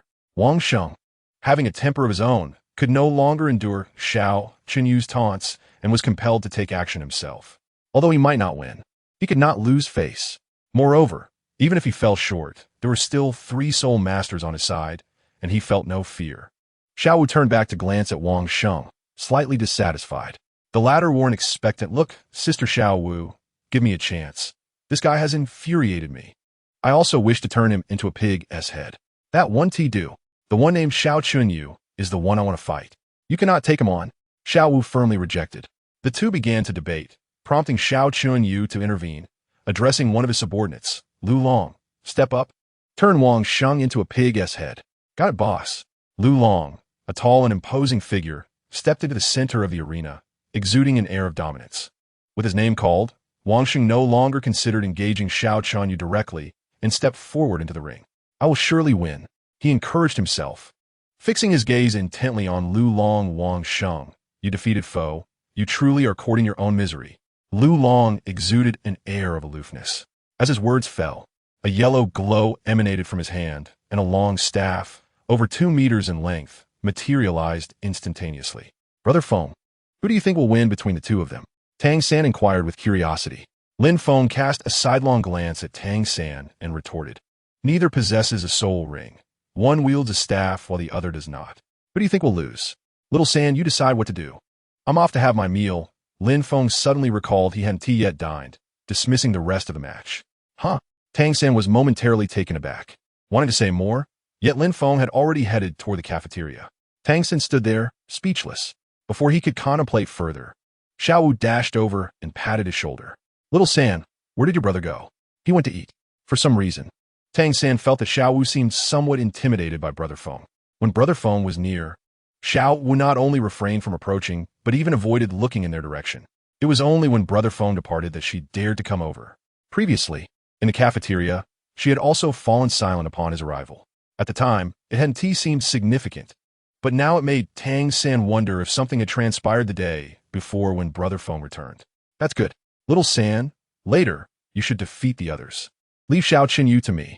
Tang San was completely bewildered. Meanwhile, in the cafeteria, Lin Feng ascended to the second floor, ordering 8 dishes at once. Delighting in his meal, as he savored his food, someone suddenly sat down in front of him. Are you aware of the events on the playground? Lin Feng glanced up at the master and replied, I am. He gestured toward the dishes before him and said, Master, please feel free to partake. The master smiled but did not touch the food. After a brief pause, he continued, Little San mentioned that you hunted a century-old soul beast in the past few days. Alone in the Mani Forest? The Mani Forest, located southwest of Notting City, was known to host soul beasts, albeit in exceedingly scarce numbers. Not to mention, 10-year-old beasts were rare. Thus, few ventured there for soul rings, preferring the soul-hunting forest instead. Chapter 34. Yes. I found money, seeking collections, seeking recommendations. Lin Feng was already familiar with the Mani Forest, so when a master posed his question, he nodded eagerly. I heard there were soul beasts there. So I went. I was fortunate. I initially aimed to hunt a 10-year soul beast, but unexpectedly, I spotted a century-level lotus soul beast in a small lake. It lacked offensive power, and I easily dispatched it. Hearing this, the master chuckled. You were indeed quite lucky. Not only did you acquire a century-level first soul ring, but now you can afford the dishes on the second floor. Did you find money along the way? His seemingly casual inquiry was, in fact, a probing question. Since Tang San was his disciple, upon returning, the master had been approached by Director Su, who informed him that Lin Feng had paid 6 years' worth of tuition for 3 individuals, thereby relinquishing the status of a work-study student. The tuition for 3 individuals over 6 years amounted to 9 gold coins. How could Lin Feng, hailing from Holy Soul Village, possibly have such wealth? Indeed, I found it on the ground when I exited the forest. There were over 20 gold coins. Lin Feng beamed with a grin. He had no intention of sneaking about with the money, so he had already concocted an excuse. In fact, he planned to claim that any future earnings would be found money, regardless of whether it amounted to hundreds or thousands. He would simply say he found it. Whether others believed him was their concern. The master fell silent. Lin Feng's response sounded perfectly reasonable, yet felt peculiar. If such feats were accomplished by an adult, it would be deemed good fortune. However, Lin Feng was merely a 6-year-old child, making the situation seem rather odd. Nevertheless, it could only suggest that Lin Feng was indeed fortunate. Observing the master's sudden silence, Lin Feng smiled and asked, "Do you have any other questions, master?" The master shook his head, then rose to depart. "Aren't you going to finish your meal before leaving?" "There's an urgent matter. I cannot." He offered a vague excuse and departed. As the master walked away, Lin Feng muttered to himself, believing his explanations were sufficiently reasonable and nothing had been revealed.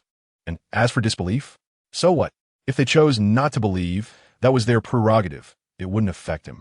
The food was indeed superior on the second floor compared to the first, with a greater variety of dishes. 5 minutes later, having satisfied his hunger, Lin Feng returned to the playground just as the duel concluded. A crowd erupted in cheers, calling out to Xiao Wu, while others shouted Tang San's name. The students brimming with excitement. Tang San is incredible. His blue-silver grass martial spirit is astonishingly strong, defeating 4 opponents single-handedly. Sister Xiao Wu is amazing. While Tang San has become a soul master, he battled 4 soul practitioners. Yet Sister Xiao Wu effortlessly turned the soul master Xiao Chunyu into a mess. Listening to the jubilant discussions around him, Lin Feng chose not to engage with the exuberant crowd celebrating Xiao Wu. Instead, he turned his attention toward the library. The knowledge of soul masters was vast, exceeding imagination, akin to the educational journey from elementary school to university. The knowledge of soul masters constituted a systematic study. Although Lin Feng could effortlessly identify the names and ages of soul beasts in the soul hunting forest, that was the result of dedicating an entire afternoon and night to rote memorization. He had only memorized a portion of the common identification methods for soul beasts. There remained countless soul beasts he was unfamiliar with, as well as knowledge about weaknesses, habits, and more that eluded him. In summary, Lin Feng had an abundance of learning ahead. Attending classes would allow him to grasp the knowledge of soul masters more vividly and comprehensively, including discussions on the state of the 2 empires, Tiandou and Xinglao. He found these topics immensely intriguing. As for his free time, Lin Feng could either explore nearby cities or read to accelerate his knowledge acquisition. Weekends, of course, would be dedicated to earning money, leading expeditions into the soul hunting forest. This had long been his plan. Moreover, Lin Feng intended to find time to venture deep into the forest to obtain his 4th soul ring.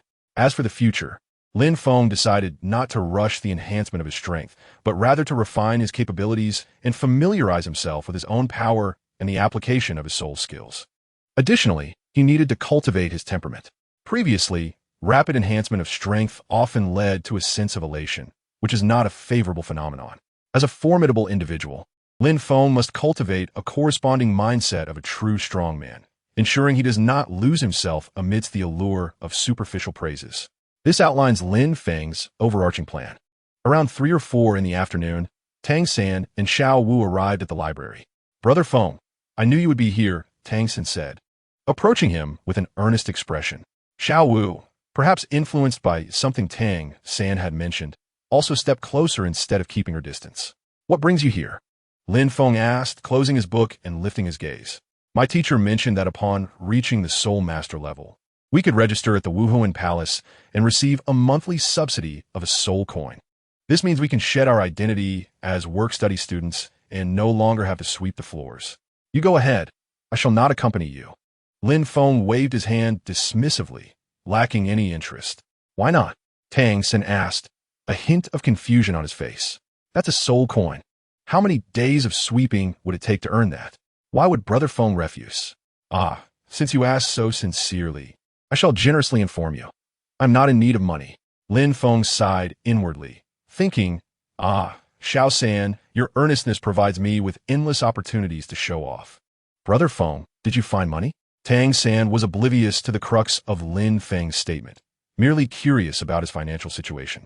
Is it really that easy to guess? Master, Xiao San figured it out immediately. In truth, the means to sudden wealth in this world are scant.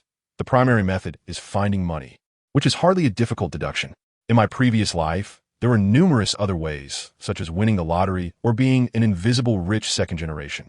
Not only did I find money, but I also secured a weekend job, so I won't be lacking in funds anymore. What job? Can I join? Xiao Wu interjected eagerly. Xiao San may be poor, but at least the master would support him. As for Xiao Wu, her situation was dire. Had it not been for Wang Sheng and his entourage, she would have struggled to afford her meals. You can't do it. Best not to think about it. Go to the Wuhuan Palace and collect your subsidy. It won't starve you. Lin Feng then turned his gaze to the hesitant Tang San. Xiao San, you also cannot partake right now. If you wish to earn more money, it's best to start as an apprentice at the blacksmiths. Chapter 35. Sparring. Please collect. Please recommend. As for leading others into the hunting soul forest, for now, neither Xiao Wu nor Tang San should consider it. Their strength is too feeble. It's not that I cannot protect them, but what purpose would it serve? Would they merely be tagging along? Such an endeavor would be a waste of their time, hardly qualifying as training. However, once they reach the great soul master level, I could take them to observe and engage with soul beasts, enhancing their practical experience. Then, Brother Feng, we shall head to the Wuhuan Palace to register, Tang San said, showing no signs of disappointment. After informing Lin Feng, he and Xiao Wu departed. After dinner, Lin Feng continued his studies in the dormitory. Although he was no longer a work-study student, he had no intention of changing dorms. He found it quite suitable here. While reading, he could also listen to Wang Sheng and the others boast about today's duel, which added a touch of amusement. Lin Feng was engrossed in literature concerning meditation techniques. In the Douluo continent, soul masters cultivated their powers primarily through meditation, which held profound significance. A sound meditation technique could yield remarkable results, greatly benefiting the soul master and accelerating their strength enhancement. However, Lin Feng himself was not particularly keen on meditation. He found that he did not require it to elevate his power. Nevertheless, mastering it would offer some advantages, as it could enhance his control over soul power and improve his soul skills. Not long after, Tang San and Xiao Wu returned. Upon entering, they rushed directly to Lin Feng's side. Brother Feng, let us spar. Tang San proposed. In the final days of training in Shenghun village, he had been thoroughly outmatched by Lin Feng, which left him feeling somewhat disgruntled. Now, having acquired a soul ring, his physical prowess, Xiantian Kung Fu, Purple Extreme Demon Eye, and Xian Hand had all significantly advanced. He felt confident that he could defeat Lin Feng and redeem his pride. Beside him, Xiao Wu chimed in. I sparred with Xiao San this afternoon. We were evenly matched, but I haven't fought you yet, so I want to spar too. Surprised by her eagerness, Lin Feng set his book down and smiled right then. The two inexperienced youngsters would soon learn the harsh realities of combat. Lin Feng's smile inexplicably set Tang San's heart racing with apprehension. However, he quickly dismissed the feeling. Today, he was determined to win. Outside, darkness had fallen, and most students were meditating in their dormitories, leaving the playground nearly deserted. The trio chose to spar in a more secluded grove to avoid being seen. Brother Feng, be careful.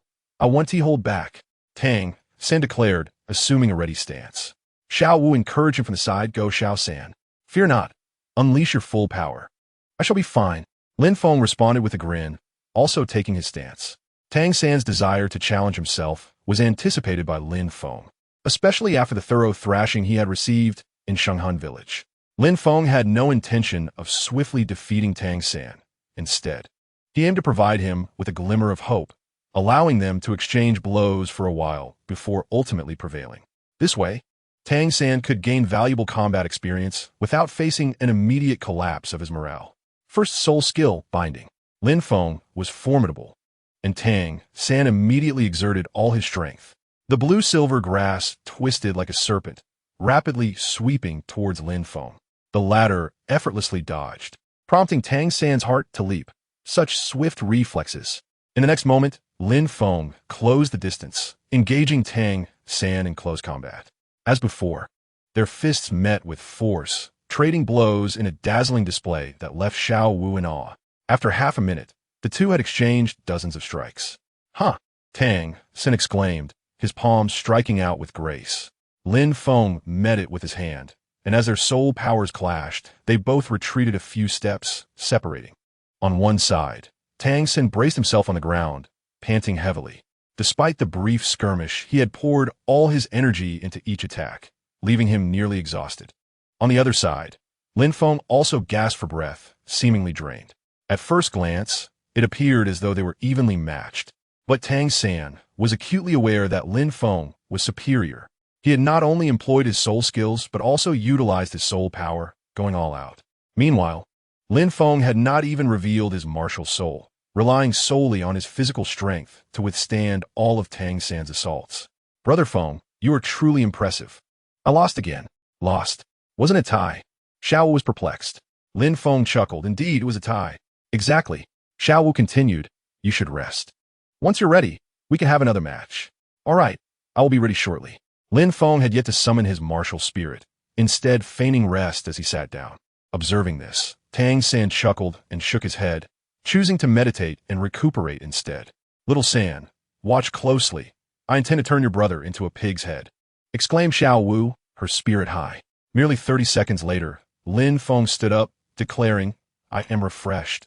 It's your turn now. That was quick. Don't cry if I defeat you later, Xiao Wu replied, her expression a mixture of disbelief and concern, given that both had appeared exhausted moments ago. How had Lin Feng recovered so swiftly? Was it a deliberate ploy? Huh, just try not to weep when I win. With a smile, Lin Feng assumed an initial stance. Then I shall make my move. Upon finishing her sentence, Xiao Wu activated her martial spirit, and with a flash of red light, her rabbit-eared form emerged.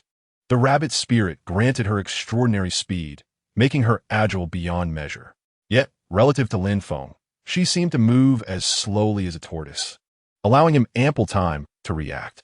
As a soft-bone rabbit, Xiao Wu excelled in agility techniques, using her entire body as a weapon. Previously, during her skirmish with Tang San, she had a penchant for using leg locks on her opponents. Now, facing Lin Feng, she was eager to showcase her signature move. Behold my headlock technique.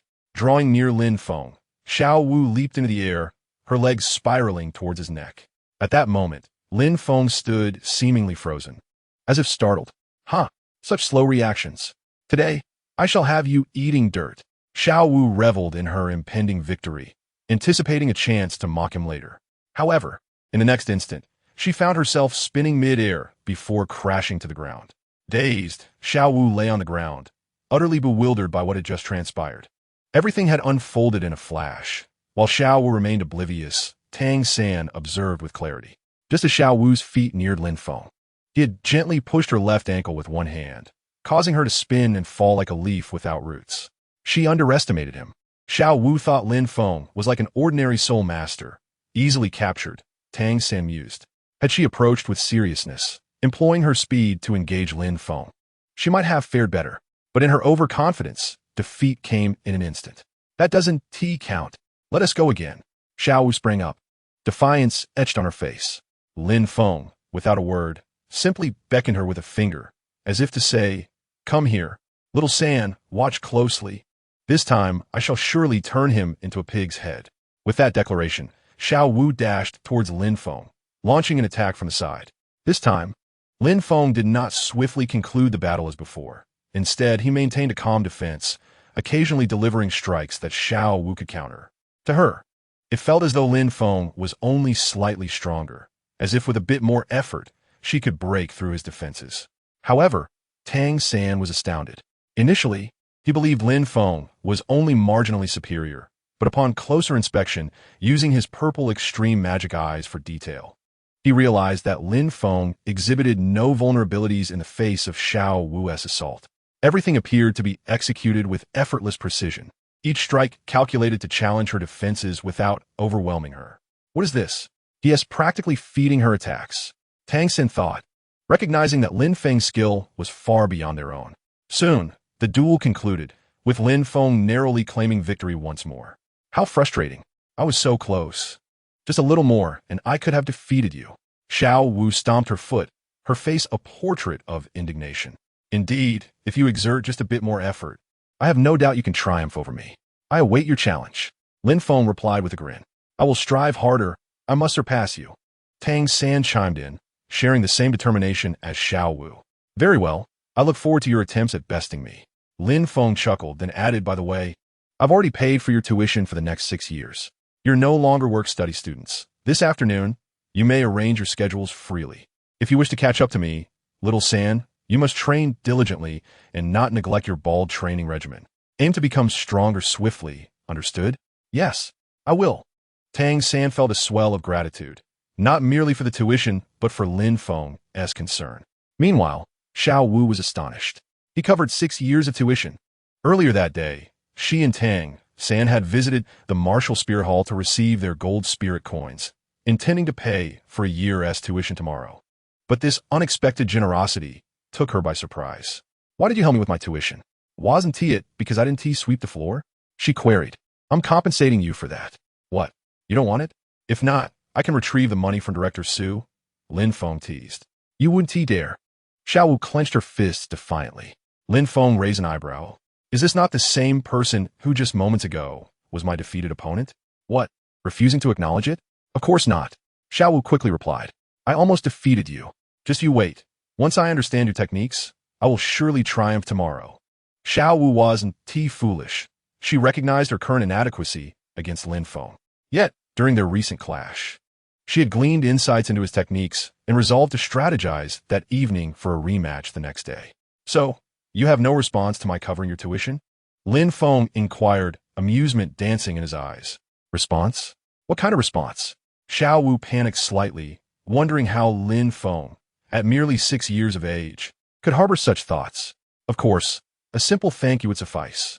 I help you. So isn't it basic courtesy to express gratitude? Xiao Wu's cheeks flushed as she murmured, thank you. Couldn't quite catch that. Lin Feng teased, pretending not to hear. Thank you. Xiao Wu raised her voice slightly. Thank whom? Lin Feng pressed, playfully leading her on. After a moment's hesitation, Xiao Wu finally said, thank you, Brother Feng. That's more like it. Ha ha. Lin Feng laughed heartily, then turned to Tang San, advising, little San, while cultivating soul power is vital and should take precedence, don't neglect physical training. Have you secured a job for this afternoon? Yes, I found work at a blacksmith's shop. I can go each afternoon, Tang San replied. I see. Then this afternoon, focus on blacksmithing as a form of training. However, in the evening, in addition to soul power cultivation, you must also engage in a complete bald training regimen. Yes, I will.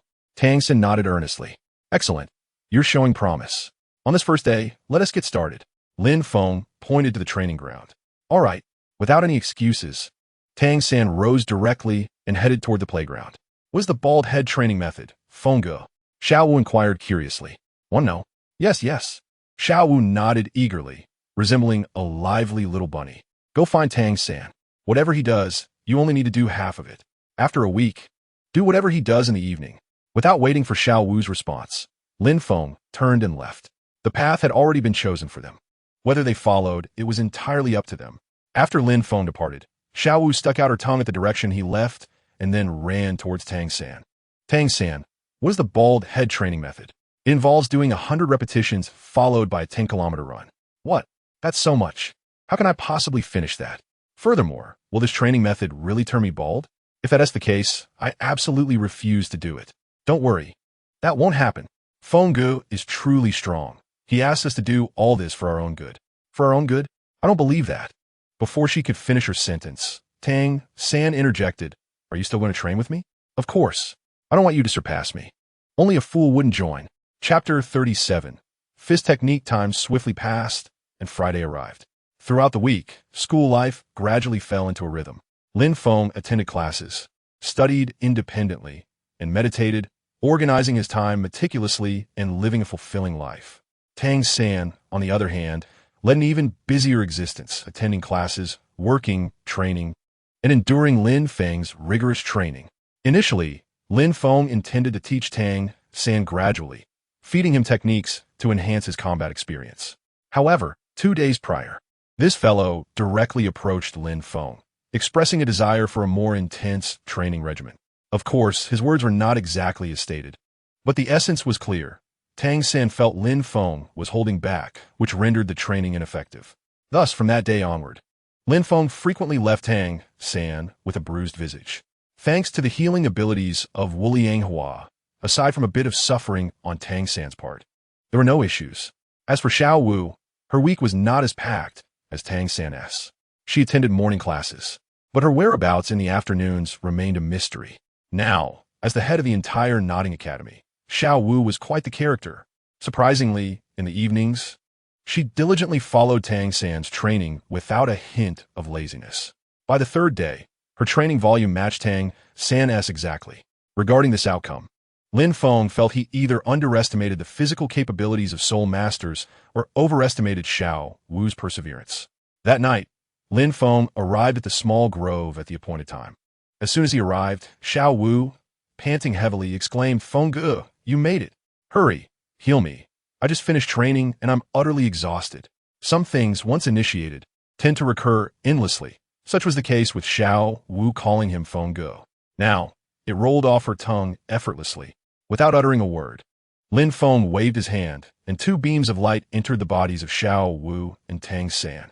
Within moments, their fatigue dissipated, and they appeared revitalized. "Feng Ge, your martial soul is truly incredible. Each experience leaves me in awe."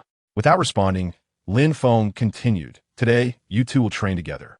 I want to see what you've learned this week." Upon hearing this, Tang San and Xiao Wu exchanged glances, both detecting excitement in each other's eyes. They had previously conspired to find an opportunity to ambush Lin Feng and vent their frustrations. They never anticipated that the chance would present itself so swiftly, and that it would be delivered by Feng Ge himself. In that case, I won't hold back. Xiao Wu immediately activated her martial soul, preparing for the encounter. Tang San was even more direct. Without a word, he summoned his blue silver grass and ensnared Lin Feng. Lin Feng smiled slightly at this. "Ah, so you both want to fight me. Today, you will both become pigheads." The clash erupted. Sounds of vines tearing, air slicing, shrieks of the young girl, and low growls filled the air, creating a cacophony of chaos, entwined with pleas for mercy and muffled groans. The flora and fauna swayed vigorously, leaves rustled, and roots trembled, almost seeking an escape. Suddenly, with a cough, silence fell, revealing just one person, one flower, and 2 pig-headed figures. The entire skirmish lasted a mere minute and a half. Tang San and Xiao Wu experimented with 4 different attacking methods, all of which Lin Feng effortlessly countered, ultimately leaving both of them with bruised faces. At this juncture, they fully comprehended the magnitude of Feng Ge's strength. So, this is the true potential of an auxiliary soul master?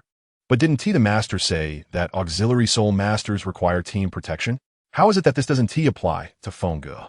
"Feng Yi, I feel like I'll never be able to defeat you." Xiao Wu's confidence was somewhat shaken. In response, while healing their injuries, Lin Feng chuckled, "Be more confident. Just remove the word feel." Xiao Wu instantaneously fell silent. At that moment, Lin Feng continued, "Tomorrow is the weekend.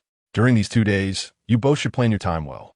I have to step out for a while, but I will return on Sunday evening." Tang San didn't ask any questions. He simply said earnestly, "Feng Ge, please take care of yourself." "Ha!" Lin Feng patted Tang San's shoulder. "Come back to worry about me when you can defeat me. For now, focus on your training." Just then, Xiao Wu asked, "Feng Ge, you mentioned last time that we can't join you yet. When will we be able to go together?" "When you both reach the Great Soul Master level, I will take you along." "That's what you said. Let us make a pinky promise." Xiao Wu extended her little hand. "All right, pinky promise." They intertwined their pinkies, and after a few more casual exchanges, Lin Feng took advantage of the night to leave the academy. Lin Feng opted not to travel overnight. Instead, He spent the night at his residence in Sodto City, took a shower, prepared some supplies, and then enjoyed a restful sleep. The following morning, he set off towards the soul hunting forest. By noon, upon arriving at the entrance town of the soul hunting forest, Lin Feng did not immediately call out. Instead, he strolled around the town to familiarize himself with the prices for hiring guides. After completing his preparations, he approached the busiest entrance gate, stood atop a large wooden barrel, and loudly proclaimed, efficiently escorting individuals to hunt soul beasts. 5 gold coins for a 10-year soul beast. 20 gold coins for a 100-year soul beast. The first person with an order will be taken for free. Bring me 5 more, bosses. In fact, Lin Feng had also intended to introduce designated soul beast hunting and a service for Millennium Soul Beasts. But those services were too time-consuming, and Lin Feng lacked the time. So he had to simplify things. The moment he mentioned free, it immediately captivated the attention of everyone in the vicinity, including some soul masters who were also guiding for profit. After gaining strength, Lin Feng's control over his body improved significantly, although he could not manipulate his power with precision. Altering his vocal cords was still achievable. At that moment, his voice resonated like that of a 15 or 16-year-old youth. Meh. I have an order. I want to acquire a 100-year soul ring. Are you truly offering free assistance? I possess a hand order and seek to acquire a second soul ring, preferably one of century strength, or even better, one exceeding 300 years. Is there a chance for me to be accompanied for free? Typically, those with hand orders receive merely 10 gold coins for their services. Hence, if Lin Feng were to take someone for free, it would be akin to earning 10 gold coins without effort, resulting in considerable enthusiasm from those possessing hand orders. However, soon after, with the emergence of a voice, the crowd began to hesitate. You, young lad, at most 15 or 16 years old, are you truly going to lead them in hunting soul beasts all alone? Where's your team? Upon hearing this, the crowd realized the absurdity. Lin Feng stood there alone, solitary. Where indeed was his team? Even if he were a prodigy, it was implausible for a great soul master to lead so many individuals alone. Moreover, this fellow wore a mask, leaving room for suspicion. Chapter 38. The soul hunting forest instance 1 against 6. Here I come. Just me. No teammates. I will lead 6 individuals into the forest to hunt soul beasts. What's the issue? Lin Feng made no attempt to defend himself. He boldly acknowledged his intent. This declaration immediately stirred the surrounding crowd into a frenzy, rife with discussion. You audacious little brat, are you toying with us? How strong can you be?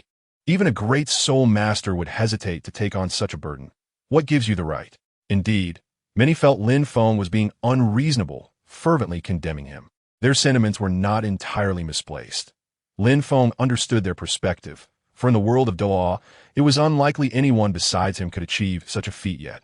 Could the most vociferous uncle tone down his fervor? I recognize you.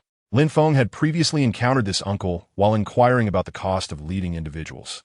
He was a soul master, experienced in this very endeavor. Uncle, your current behavior is nothing short of undermining your peers. This is malicious competition.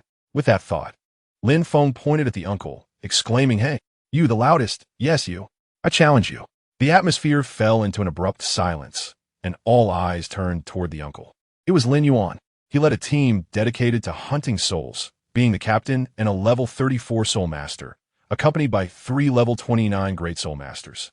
Lin Feng had sought him for assistance in hunting a soul ring when he was merely level 10, during which Lin Yuan had aided him in slaying a soul beast over 160 years old. His team was formidable.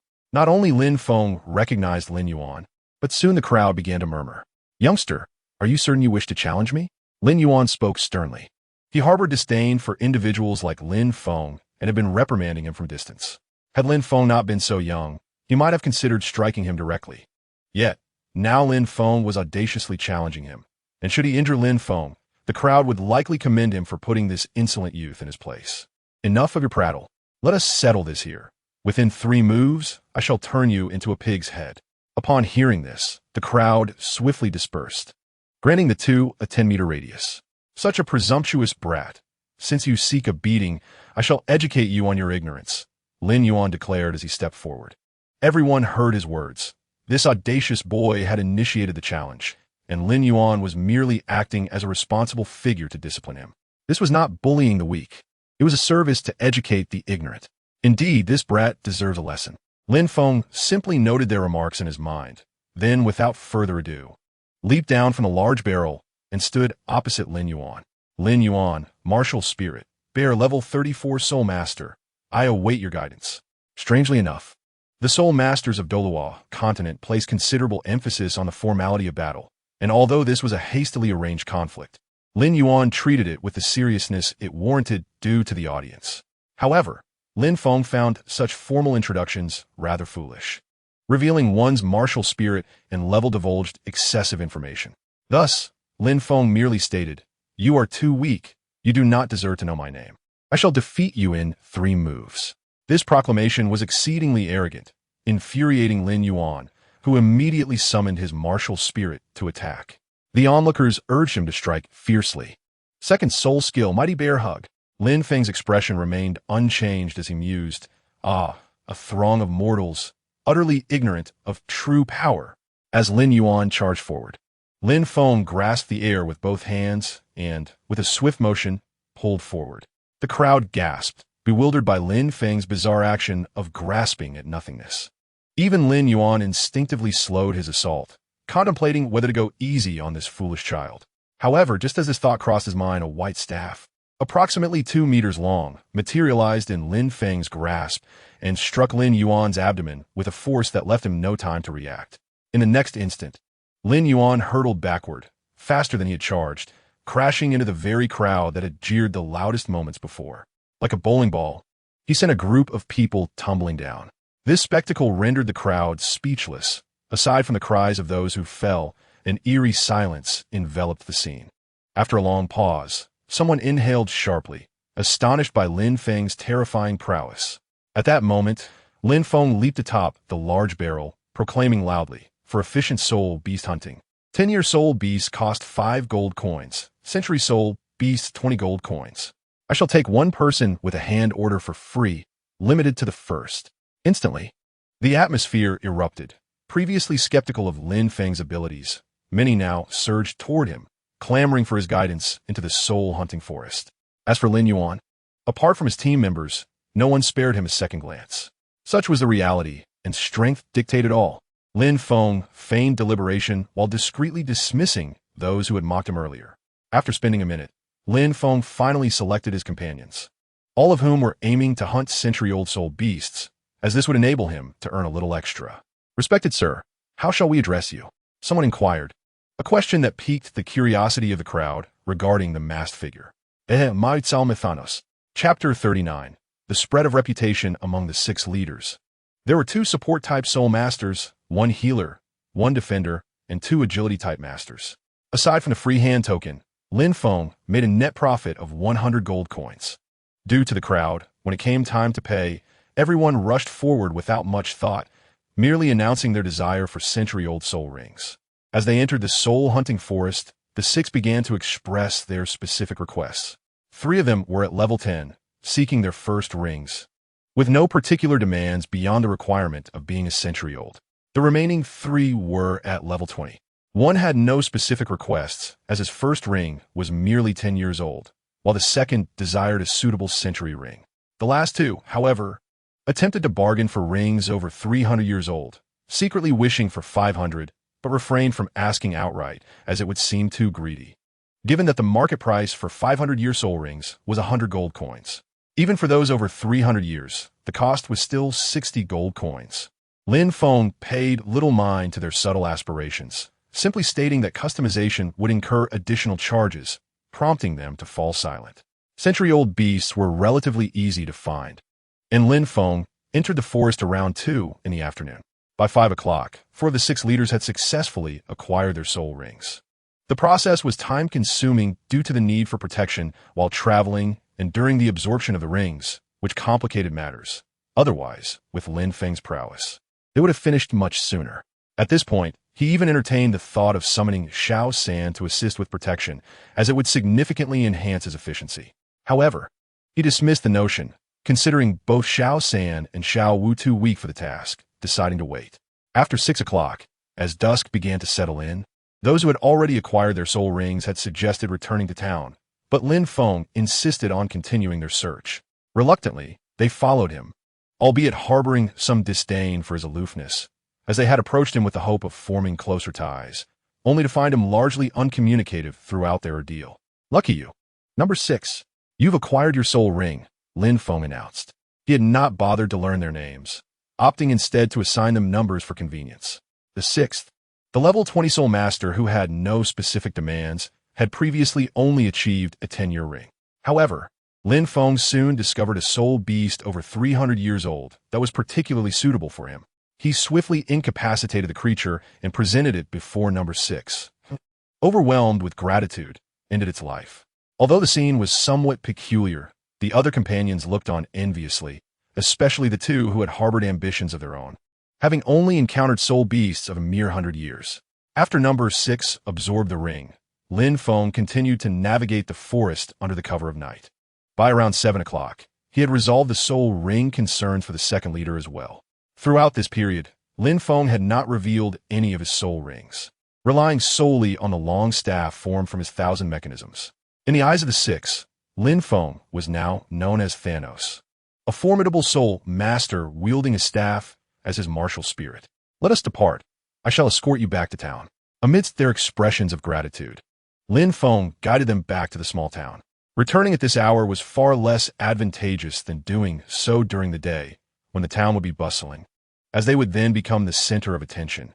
Having each acquired a soul ring in a single day would create an explosive buzz.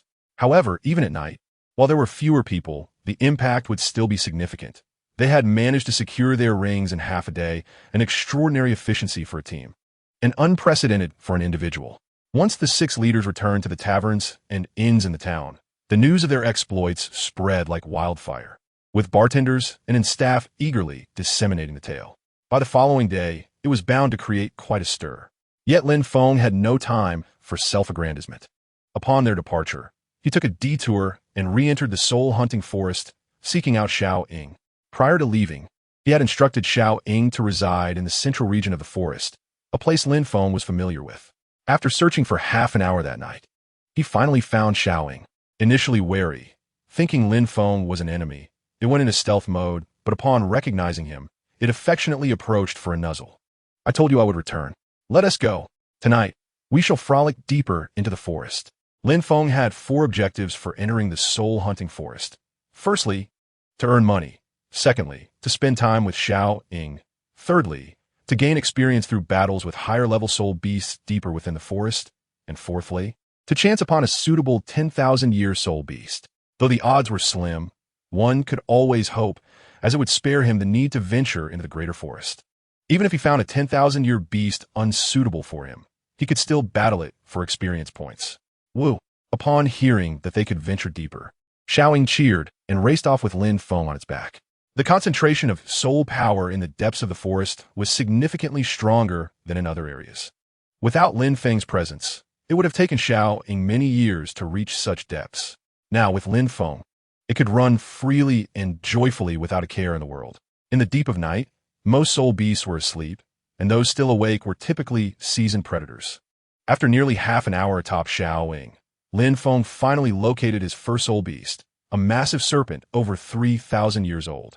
After engaging in battle, Lin Feng gained over 20,000 experience points, a commendable haul. The night continued, and until just before midnight, Lin Feng relentlessly sought out soul beasts, including the serpent. He encountered a total of 4 beasts, with the highest being over 6,000 years old and the lowest over 2,000. The battles yielded him a total of over 13,000 experience points. Although he did not find a 10,000-year beast, the experience gained was still quite satisfactory. At this point, Lin Feng's experience had reached over 270,000. Content, he returned to Xiao Ying's territory, much like the last time, lying in its embrace, drifting off into a blissful slumber. Chapter 40, Hero, Thanos.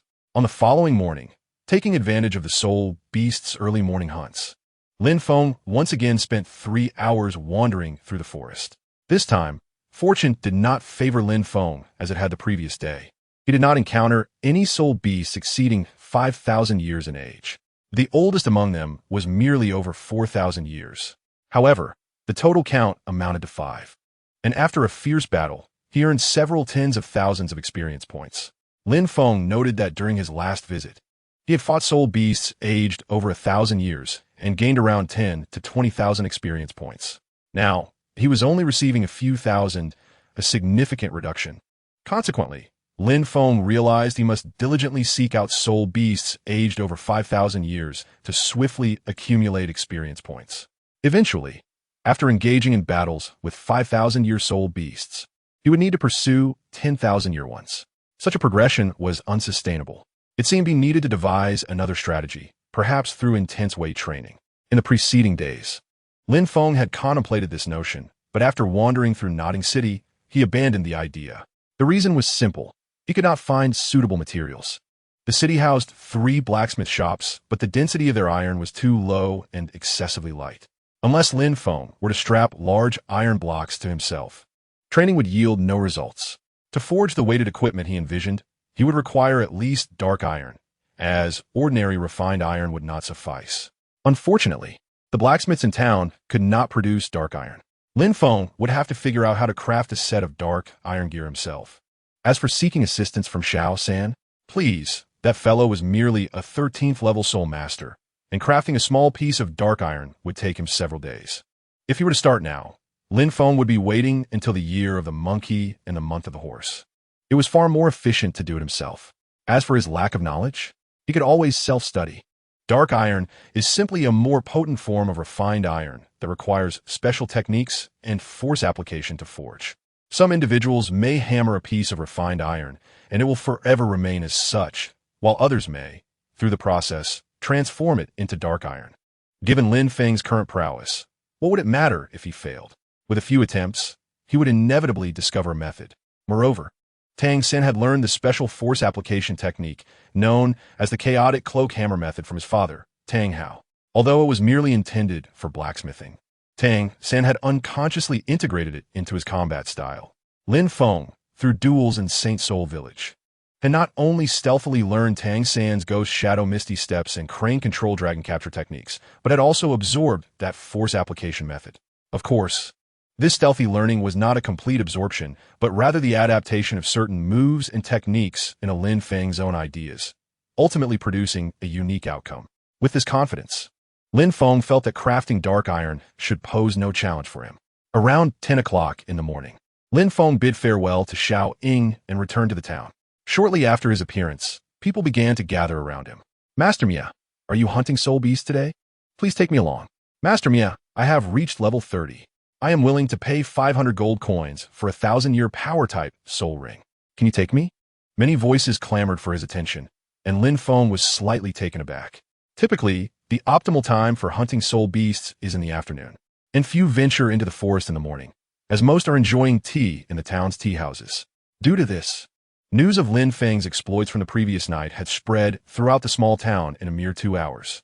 Thus, upon his appearance, people flocked to him, including a level 30 soul master seeking to join. It is important to note that in the hunting soul forest, no team dares to undertake the task of hunting 1,000-year soul beasts, given the perilous nature of the endeavor. One could easily confront 2,000-year soul beasts simultaneously. Even a team with 3 soul kings would hesitate to accept such a daunting task. It is likely that only teams in the Great Forest would take on such challenges, as no one would dare in the hunting soul forest. If Lin Feng could accept such commissions, he would be poised to monopolize this business. Would the soul sect intrude? Absolutely not. The hunting soul forest is simply not a place for the soul sect. Those seeking soul rings here are foolish. The soul rings suitable for the soul sect are exceedingly scarce, and finding them requires both time and luck. With good fortune, one might find a suitable soul beast in 5 or 6 days. With poor luck, one could wait half a month without encountering a suitable match. In contrast, the Great Forest would yield results in just 2 or 3 days. Comparing the two, soul masters are not foolish. They know where to go. Regarding making money by guiding others, the soul sect has numerous lucrative avenues, whether serving the empire or joining a family, yielding far greater benefits than guiding individuals here. Thus, if Lin Feng claims he can accept commissions for 1,000-year soul beasts, it would be a unique business opportunity. I am accepting commissions for 1,000-year soul beasts. This time, just like last time, I will take 5 more patrons for free if they have a hand order. Lin Feng had previously refrained from accepting such commissions out of concern for not finding the beasts and wasting time. Now, however, he was inclined to accept because he happened to know the location of a power-type thousand-year soul beast. It was pure luck that he encountered such an opportunity today. And so, amidst the fervor of the crowd, Lin Feng set off once more with his team after merely 10 minutes in town. This time, among the 6 individuals, apart from the one who would accompany for free, the others had specific requests. 1 for a 1,000-year soul ring, 2 for 500-year rings, and the remaining 2 for 300-year rings, yielding a net profit of 820 gold coins.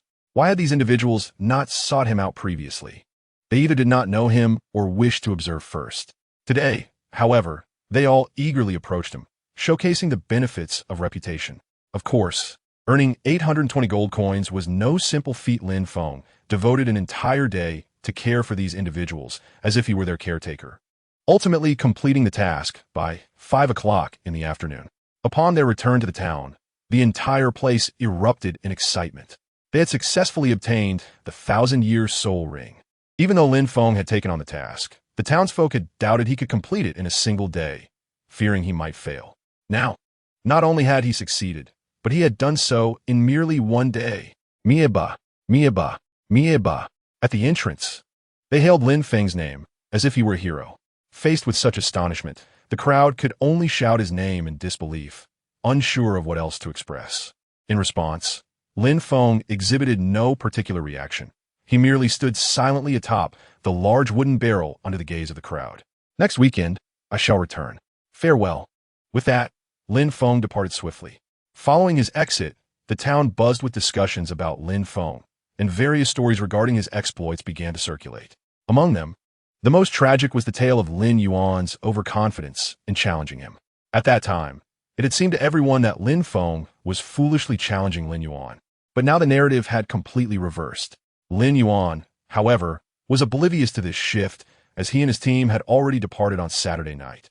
Chapter 41. Simple and mundane, yet tedious. Upon returning to Sodto City, Lin Feng's life resumed its regular rhythm. Aside from indulging in a bit of luxury in life, such as purchasing a substantial amount of iron from the blacksmith for practice, there haven't been many changes.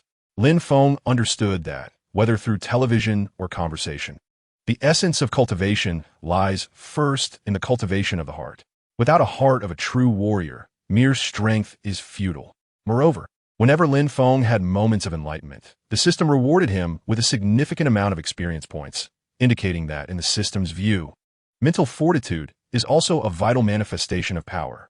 Reading nurtures the heart, and in this moment, forging iron serves the same purpose. If one can find joy in the repetitive and monotonous actions, then their heart has indeed grown strong. A week passed swiftly.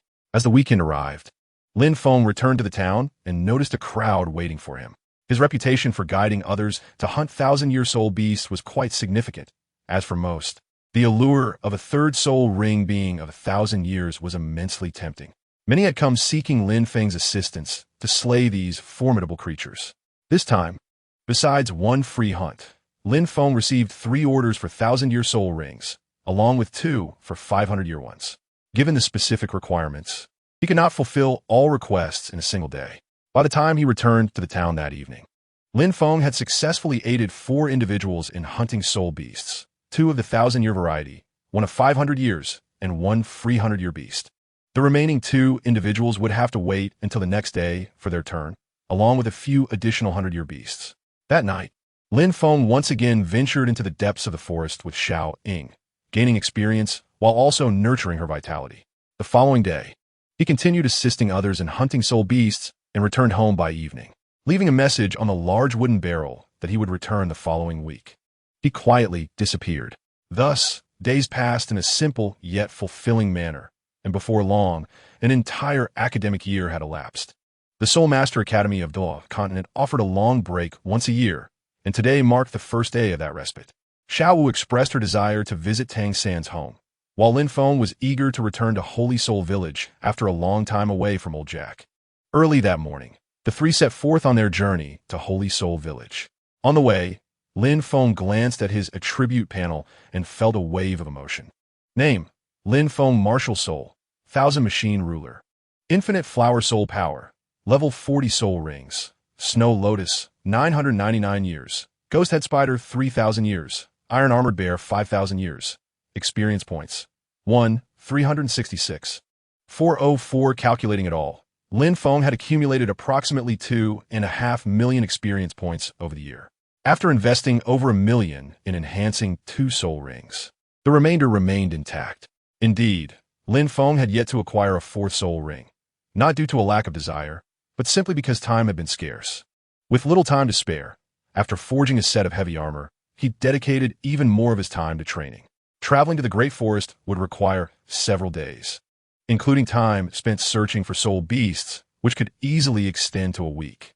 Thus, a year had passed without him embarking on that journey. But with the holiday now upon him, he planned to visit Jack before setting out, although his soul power level had not changed. To assume Lin Feng's strength had not grown at all would be a grave misjudgment. Over the past year, through relentless practice and refinement, Lin Feng's 3 soul skills had become exceedingly proficient, and his soul power had solidified to a degree. If a year ago Lin Feng's strength could be likened to that of a novice soul emperor, he now resembled a soul emperor at the 67th or 68th level. It was likely that upon acquiring his 4th soul ring, Lin Feng's strength could barely reach the level of a soul sage. Why merely barely? Because Lin Feng estimated that while he could defeat a soul emperor, he would struggle against a soul sage. After all, in Douluo continent, a soul master faced their first hurdle at the soul respect level, with the soul sage representing the second. Upon reaching the soul sage level, one would gain the extraordinary ability of manifesting their martial soul, significantly enhancing their power, rendering a soul emperor nearly insignificant in comparison. The disparity was simply too vast. Having discussed strength, let us now address the matter of finances. Every weekend, Lin Feng worked part-time in the soul-hunting forest, and throughout the year, his reputation soared. Typically, aspiring soul masters would think of Lin Feng first upon considering advancement. If he was unavailable, they would choose alternative teams, with some even waiting in place for Lin Feng to lead them. After all, Lin Feng's results were nothing short of extraordinary. Every individual he guided successfully obtained their soul rings, and there had been no casualties. His completion rate was a perfect 100%. Such an achievement was nothing short of miraculous. The surge in popularity naturally led to substantial rewards. On average, Lin Feng earned about 1,000 gold coins each week, totaling approximately 40,000 gold coins over the year. After deducting expenses, he currently had over 10,000 gold coins remaining. The nearly 30,000 gold coins were not squandered on meals. Rather, this significant expenditure primarily went towards purchasing a storage-type soul guide device. It was a bracelet that Lin Feng wore containing a cubic meter of space, housing some of his clothing, gold coins, and books. Additionally, Lin Feng had brought back some trinkets from Notting City, along with new clothes and shoes for old Jack. The 3 of them joked and played on their way, quickly returning to Holy Soul Village. In reality, Lin Feng had fared much better than Tang San. While Tang San had not seen his father for an entire year, Lin Feng had managed to visit Holy Soul Village intermittently, and old Jack had even sought him out during trips to Notting City. Interestingly, Lin Feng was unaware of old Jack's visit to the school, as the gatekeeper had initially barred him entry. However, upon old Jack's request to see Lin Feng, the gatekeeper promptly welcomed him inside with great respect. This fellow, who had once come to cause trouble after being kicked, had been utterly terrified to learn of Lin Feng's status as a genius student who had become a soul master in his first year. Rather than seeking vengeance, he was more inclined to bow and apologize, living in constant fear until one day, as Lin Feng was leaving, old Jack rushed up to him, ready to bow. Lin Feng hastily forgave him, allowing old Jack to finally breathe easy. Alas, it was all a consequence of strength. The life of a master is often so plain and monotonous. Upon returning to Holy Soul Village, Lin Feng headed straight for old Jack's home, while Tang San and Xiao Wu went to Tang San's house. The 3 parted ways at the village entrance. Chapter 42. Reunion with old Jack. Xiao Feng, you've returned. I knew you would come back today. Look, I prepared lunch especially for you. The table was laden with Lin Feng's favorite dishes, and judging by their appearance, they seemed quite delectable. Certainly an improvement from old Jack's previous culinary disasters. It was evident that old Jack had put in considerable effort. Grandpa Jack, I brought you new clothes and shoes from Notting City, along with some trinkets. Lin Feng tossed the package onto the table and immediately grabbed a bowl to begin eating. How was school? Did you enjoy it? Old Jack asked with a cheerful smile, ignoring the contents of the package. Lin Feng brought gifts to Old Jack, and this was not the first time. Initially, Old Jack refused, but Lin Feng promptly presented him with 10 gold coins, leaving him momentarily speechless. Subsequently, he couldn't help but boast to others, declaring how impressive his grandson had become, certain that he would undoubtedly become a great spirit master one day. His demeanor was now cheerful, devoid of the previous worries he had harbored for the village, and his health had improved significantly. He no longer needed to rely on his cane. At this moment, he showed little reaction to the new clothes and shoes, only inquiring about Lin Feng's studies. Everything is going well, Grandpa Jack. The money I gave you is all earned through my own efforts, so don't hold back on spending it.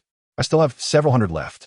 Here, let me give you another 10 gold coins, Lin Feng declared, placing another 10 coins on the table. Oh no, truly. There's no need. Grandpa can't spend it all. I still have last time S coins without a place to use them. Just keep it for yourself. Old Jack insisted, repeatedly declining the offer. Having lived through poverty, he was at a loss as to how to spend money, which was why he had kept the previous coins. It's fine, just save it, Lin Feng insisted, pressing the coins into Old Jack's hands. He then poured a glass of water infused with vibrant life force. Grandpa Jack, you must be thirsty here. Drink up. All right, all right. A smile never left Old Jack's face as he gazed at his obedient grandson, feeling an immense joy. Even watching Lin Feng drink made the water seem infinitely more delightful. Once Old Jack finished the water, Lin Feng nodded in satisfaction. This was not the first time he had done such a thing, and the reason for Old Jack's improving health, even feeling as though he were growing younger, was precisely due to Lin Feng's life force. This vitality not only healed Old Jack's old injuries, but also revitalized him, ensuring he would be free from ailments in the future. With such vigor, living for several more decades would pose no issue. While Lin Feng and Old Jack enjoyed their time together, Tang San was feeling a bit melancholic. He held a letter left by Tang Hao, reading it in a daze. After a long while, he tucked it away, gazing off into the distance with a hint of sorrow. Noticing this, Xiao Wu consoled him, "Don't be downcast. Your father has only temporarily left you. One day, you will see him again. Plus, you have me and Fongo by your side." A bittersweet smile appeared on Tang San's face. "It's different. My father is my only family. Without him, it's no longer a home. Without family, Fongo and I will be your family from now on. Come on, call me sister. You've been calling me Xiao Wu every day. How disrespectful." Hearing this, Tang San chuckled, his expression slightly awkward. "If I remember correctly, we are the same age. You were born in August, while I was born in January. I am 6 months older than you. If anyone should be called, it should be you calling me brother. Not a chance. I will only be your sister, not your younger sister," Xiao Wu retorted, raising her hand to lightly tap Tang San on the head. He easily dodged her, then seemingly recalled something. "Let us swear brotherhood. I wanted to do that with Fongo for a long time. He has been so good to me. You and Tino." But when Master Su Yuntao awakened us, he invited Fongo to study in Sodto City, but he chose to stay with me instead. Fongo has been incredibly kind to me, teaching us so much this past year. Shouldn't we acknowledge him as our older brother? Absolutely.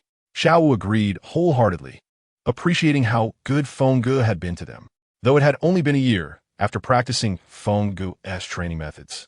They not only retained their hair, but also found their cultivation progressing rapidly. They estimated that within a month or two of the next school term, they would be able to acquire their second spirit ring. If they were to swear brotherhood, they would wholeheartedly accept calling him their elder brother. All right then, let us go find Fongo. With that, Tang San grabbed Xiao Wu's hand and headed straight for Old Jack's home. "Ah, Xiao San is here. What a beautiful girl. Is she your classmate?" Old Jack greeted them warmly as they entered. "Have you eaten yet? Come, I made this for you. Just in time for you both to join me for a meal." "Thank you, Grandpa Jack." Under Tang San's lead, the two expressed their gratitude. "Quick, Grandpa Jack's cooking is delicious. You're in for a treat," Lin Feng added with a smile. Upon hearing this, Old Jack stood tall, his face glowing with pride, feeling like a victorious general. After the meal, Tang San and Xiao Wu mysteriously led Lin Feng out of Old Jack's house. They did not linger nearby, but took him towards the outskirts of the village. On the way, Lin Feng casually remarked, "It's only been a few days. You two aren't planning to have me turn you into pig heads again, are you? Wow. Feng, how naughty. You're just thinking of turning us into pig heads. I'm not talking to you anymore. Xiao huffed angrily. Lin Feng felt a hint of annoyance. Why were they provoking him instead of seeking a spar? Were they planning to play in the mud instead? Feng Yi. My father left me a letter and left without saying anything. I know. Lin Feng nodded. Do you know where my father went? Tang San asked in surprise. He went to take care of important matters. You will meet again in the future, Lin Feng replied with a smile, continuing to explain. I returned to Holy Soul Village once and happened to encounter your father at home. He told me to take good care of you, as he had important matters to attend to and would come back to find you once he was done. Really? Tang San blinked, his spirits visibly lifting. Would I lie to you? Lin Feng assured him, as he indeed had met Tang Hao during his return. That's good to hear. I thought my father had abandoned me. Tang San sighed in relief. At that moment, Xiao Wu, noticing that the topic had strayed, quickly steered it back. Fengge, let us swear brotherhood. You're the oldest, so you'll be our big brother. I'm second, making me Xiao San's elder sister. And Xiao San is the youngest, our little brother. Lin Feng found himself speechless. Are you sure Xiao San is the youngest? Of course, Xiao Wu replied, albeit her confidence was somewhat shaky, yet she pressed on. Chapter 43. Weaving fire monkeys. The brotherhood was successfully established, forming a trio of siblings. However, in the end, Xiao Wu did not become the second sister as she had wished. Instead, she became the third sister. Holy Soul Village was ultimately just a small settlement, where many things were inconvenient and could not hold people for long. After just 4 days, Tang San and Xiao Wu returned to Nodding City to continue their studies at the academy. As for Lin Feng, he bid farewell to the two and set off towards the sunsetting forest in Sodto City. Given the lengthy holiday, Lin Feng took his time, leisurely strolling along the way, savoring the scenery and customs of the Douluo world. Thus, his journey left traces in numerous cities, particularly within Sodto City. Upon arriving at the sunsetting forest, Lin Feng did not engage with anyone nor observe much. Instead, he ventured directly into the depths of the forest. In this moment, Lin Feng resembled a hunter, strolling leisurely through the thickets. Various spirit beasts, whether they were 10, 100, or 1,000 years old, swiftly darted past him, and he had no desire to even glance at them. These spirit beasts were far too weak. Battling them would yield no experience from the system. The sunsetting forest was vast, incomparable to the hunting forest. After running for half a day, Lin Feng had only just reached the central region of the sunsetting forest. In this place, ancient soul beasts abound, and those of lower levels dare not approach. The minimum age is 5,000 years, and with a stroke of luck, one might even encounter a 10,000-year soul beast. As one ventures deeper, the age of these beings only increases, with some soul beasts reaching 3,000 or 4,000 years appearing in the central area. From this point onward, Lin Feng could no longer afford to be as carefree as before. He needed to tread carefully. After 2 hours of cautious travel, Lin Feng paused to rest briefly before embarking on a lateral search for suitable soul beasts. His third soul skill was a formidable combination of offense and defense. Yet Lin Feng felt a lack of a purely offensive soul skill. Thus, for his fourth soul ring, he was determined to hunt a soul beast renowned for its aggressive capabilities, preferably one with high agility, as such creatures are most likely to possess powerful offensive skills. Thus, Lin Feng gracefully leaped through the trees, scanning his surroundings while seeking traces of soul beasts. In the world of Douluo, soul beasts are indeed a scarce resource. While the ocean soul beasts are a different matter, those on land are few and far between. At this juncture, Lin Feng was in search of a suitable soul beast of 10,000 years or more, and it required significant time. After half an hour, Lin Feng encountered a 10,000-year level lightning weasel, which seemed to have sensed his presence. However, Lin Feng retreated swiftly, and it did not pursue him. In this territory of 10,000-year soul beasts, Lin Feng dared not engage in combat without thorough reconnaissance. Engaging in battle could draw the attention of another soul beast nearby. And if two 10,000-year soul beasts converged, Lin Feng felt he could manage. But should a 2,000 or 3,000-year beast arrive, he would have no choice but to flee. It was not that he could not defeat them. Rather, he lacked the lethality necessary to kill. The 2,000-year beast might not be able to slay him, but he could not vanquish it either. In such a precarious environment, if he attracted stronger soul beasts, Lin Feng would find himself in peril. Thus, without certainty, he would not act recklessly. Continuing on, Lin Feng kept his resolve firm, avoiding unnecessary encounters while analyzing the types of soul beasts present based on the knowledge he had acquired. As night fell, Lin Feng had yet to locate a suitable soul beast. Deciding not to press on, he found a hollow in a tree and settled in for the night. In truth, while the territory of high-level soul beasts could be deemed dangerous, it was also relatively safe. Typically, these areas housed only a singular powerful soul beast, while others of lesser age were scarce. Even if Lin Feng stood boldly in the open, it would be challenging to encounter danger. Of course, should he cross paths with the master of the territory, a fierce battle would be inevitable. The tree hollow Lin Feng selected was well concealed, and he even used a barrier crafted from the Thousand Machines ruler to seal the entrance. That night passed uneventfully for him.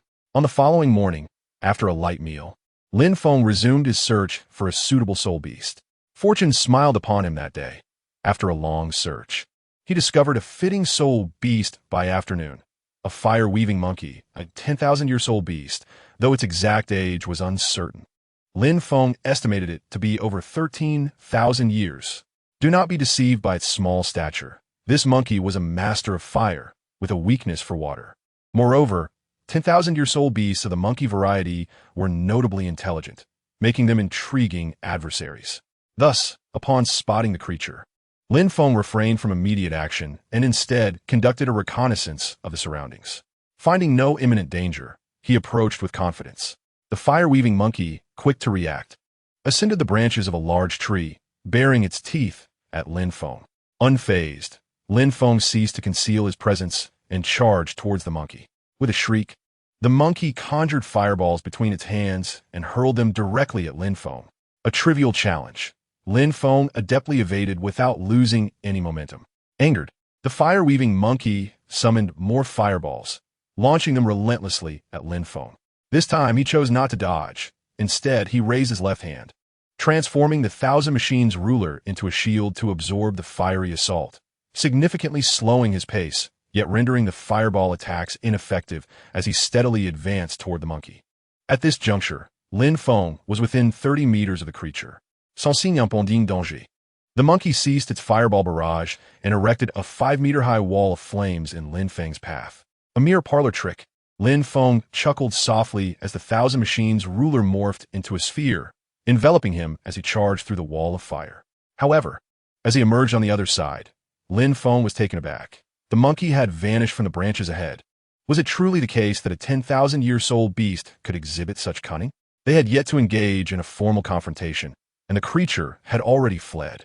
Moreover, Lin Feng was astounded by the monkey's agility as it rolled through the trees and swiftly disappeared from sight, leaving him unable to pursue for the moment. Nonetheless, Lin Feng had thoroughly scouted the monkey's territory. It was not extensive. He resolved to remain vigilant. If he could not capture it in one day, he would try again the next, and if that failed, he would persist for 3 days. He was determined. He would not be outwitted by this fire-wielding creature. While the monkey's weakness lay in water, Lin Feng's Thousand Machine S ruler would effectively shield him from its attacks, providing him with a unique form of countermeasure. Certainly, the flames of the fire-weaving monkey were potent, and the damage inflicted upon his shield was substantial.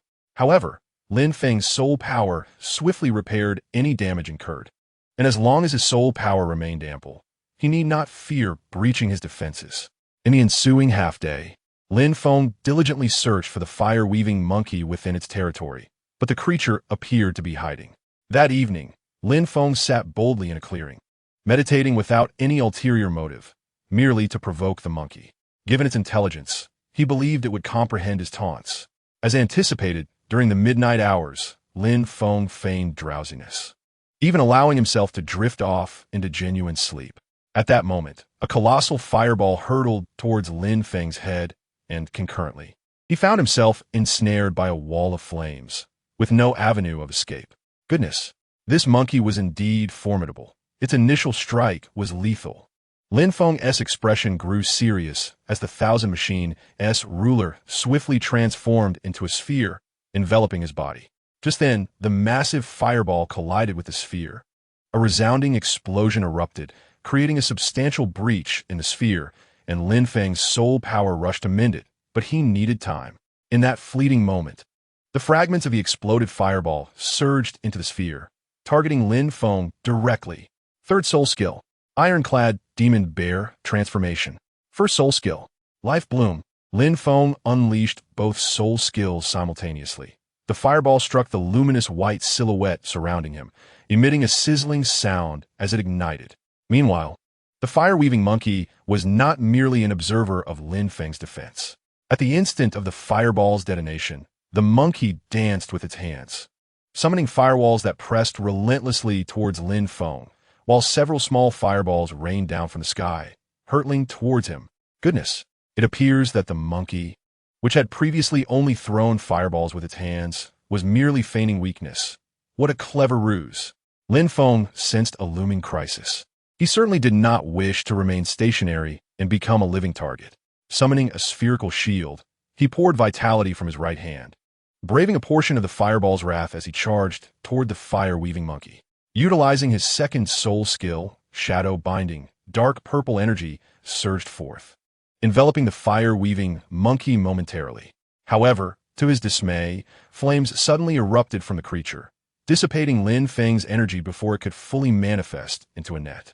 Without a trace of hesitation, the monkey fled, showing no signs of attachment. Cursing quietly, Lin Feng pursued swiftly, conjuring a spear to hurl as he ran. Yet, the agility inherent to the monkey species rendered his attempts futile. After a relentless half-minute chase, Lin Feng halted, his expression slightly grim. It was incredibly fast. Next time, I will surely catch you. Despite his words, Lin Feng realized that, given the monkey's cunning, luring it again would prove challenging. He surmised that only by setting traps or ambushes could he hope to slay it. Nevertheless, he resolved to endure here for a month, if need be. Ding! Following a thrilling battle, the host's combat experience has increased, earning 151 experience points. Although the previous skirmish had been arduous, the experience gained was substantial. Thus, for the next week, Lin Feng engaged in a war of attrition with the fire-weaving monkey. Each night, he tempted the creature, yet remained unfooled. During the day, it evaded him, leading to considerable frustration. However, this morning, a voice piqued Lin Feng's attention. The forest often echoed with the roars of battling soul beasts. Yet this sound was unmistakably that of a soul master.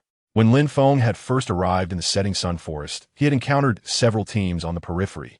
But upon venturing deeper, he had not seen any soul masters. To his surprise, after a week, an unexpected occurrence had arisen. With that thought, Lin Feng hastened toward the source of the sound. He approached cautiously, observing from a distance to assess the situation. After all, those who ventured this deep must possess formidable strength, at least at the Soul Emperor level. Given the number of voices, Lin Feng was wary of being discovered and misunderstood, so he kept his distance. Bounding between the trees, Lin Feng switched perspectives several times before finally catching a glimpse of the scene through the branches. There were 4 individuals, 3 elderly men and a flamboyantly dressed youth. The elders donned identical black robes and appeared to be in their 60s, while the youth, around 17, possessed an attractive countenance and a striking presence that instantly garnered favor. The earlier commotion had originated from these 4, but now the battle had subsided. Lin Feng noticed the lifeless body of a 1,000-year soul beast beside them, a gale wolf. It seemed they had not actively hunted it. Rather, the wolf had attempted to prey on them and had met its demise in the process. After the confrontation, the youth made no move to acquire the soul ring. This sight caused Lin Feng to furrow his brow, pondering their identities. The 3 elders seemed to act as the youth's protectors, given the speed of their engagement and resolution. Even if all 3 had attacked simultaneously, it would not suffice to contend with the Soul Emperor.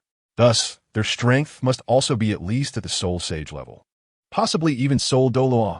As for the youth, at around 17 years of age, his disinterest in the 1,000-year soul ring suggested 2 possibilities.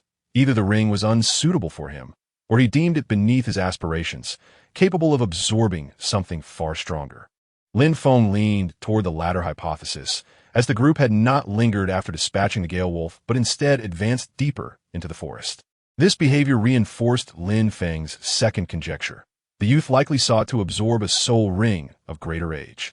Coupled with the guard's prowess and the youth's potential, Lin Feng swiftly deduced this young man's identity and his intended prey. It was unmistakably her, Shui Qinghe, the crown prince of the Heaven Do Empire and the daughter of Bibi Dong, Qian Rinxue. How unexpected for her to be in the setting sun forest. It seemed she was here to obtain her sixth soul ring. Having come to this realization, Lin Feng felt little more than mild curiosity, nothing too pressing. Let her be. It was unlikely their paths would cross in the near future. It was a pity about the Gale Wolf. Had it survived, Lin Feng could have avoided his current endeavor with the fire-weaving monkey. Shaking his head, Lin Feng refrained from lingering and returned to the monkey's territory. After a week of waiting, he was not one to surrender easily. The fourth soul ring must be his.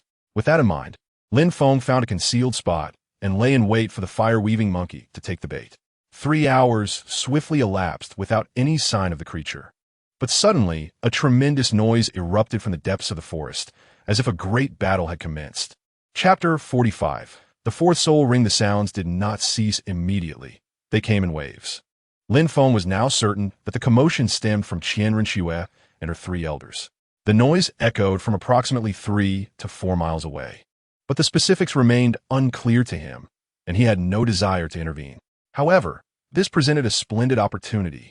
Such a ruckus would undoubtedly startle the fire-weaving monkey, allowing Lin Feng to seek a potential ambush. With this thought, he began to stealthily maneuver through the forest. Yet as he moved, Lin Feng's expression shifted to one of confusion. The booming sounds were rapidly approaching his position. What in the world? Were they fleeing from something they could not defeat? This was unexpected, considering the distance still belonged to the central region of the setting sun forest, where 3 soul sages, or even soul, Do-level guardians were present. They should be more than capable of handling even a 20,000-year soul beast. What on earth was happening? Lin Feng felt utterly perplexed. Just as he pondered whether to retreat, his keen eyes caught sight of the fire-weaving monkey ahead. Without a moment's hesitation, he charged forward. This damned monkey presented a golden opportunity. He had to eliminate it. Lin Feng's decision was not reckless. He was confident. The Thousand Machine Ruler had a method to mask his presence. Should danger arise, he could simply conceal himself in the grass and envelop himself with the Thousand Machine Ruler. This way, his aura would vanish entirely. Unless the soul beast were to see him directly, he would remain undetected.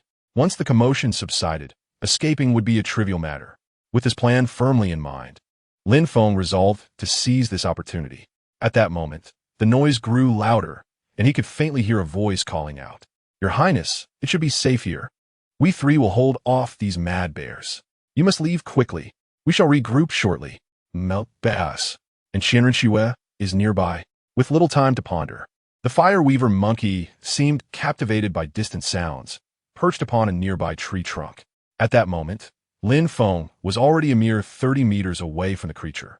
After a brief pause to confirm that he had not been detected, Lin Feng conjured a long spear and stealthily advanced.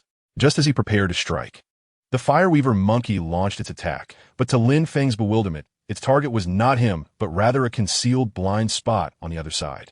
Foolish monkey.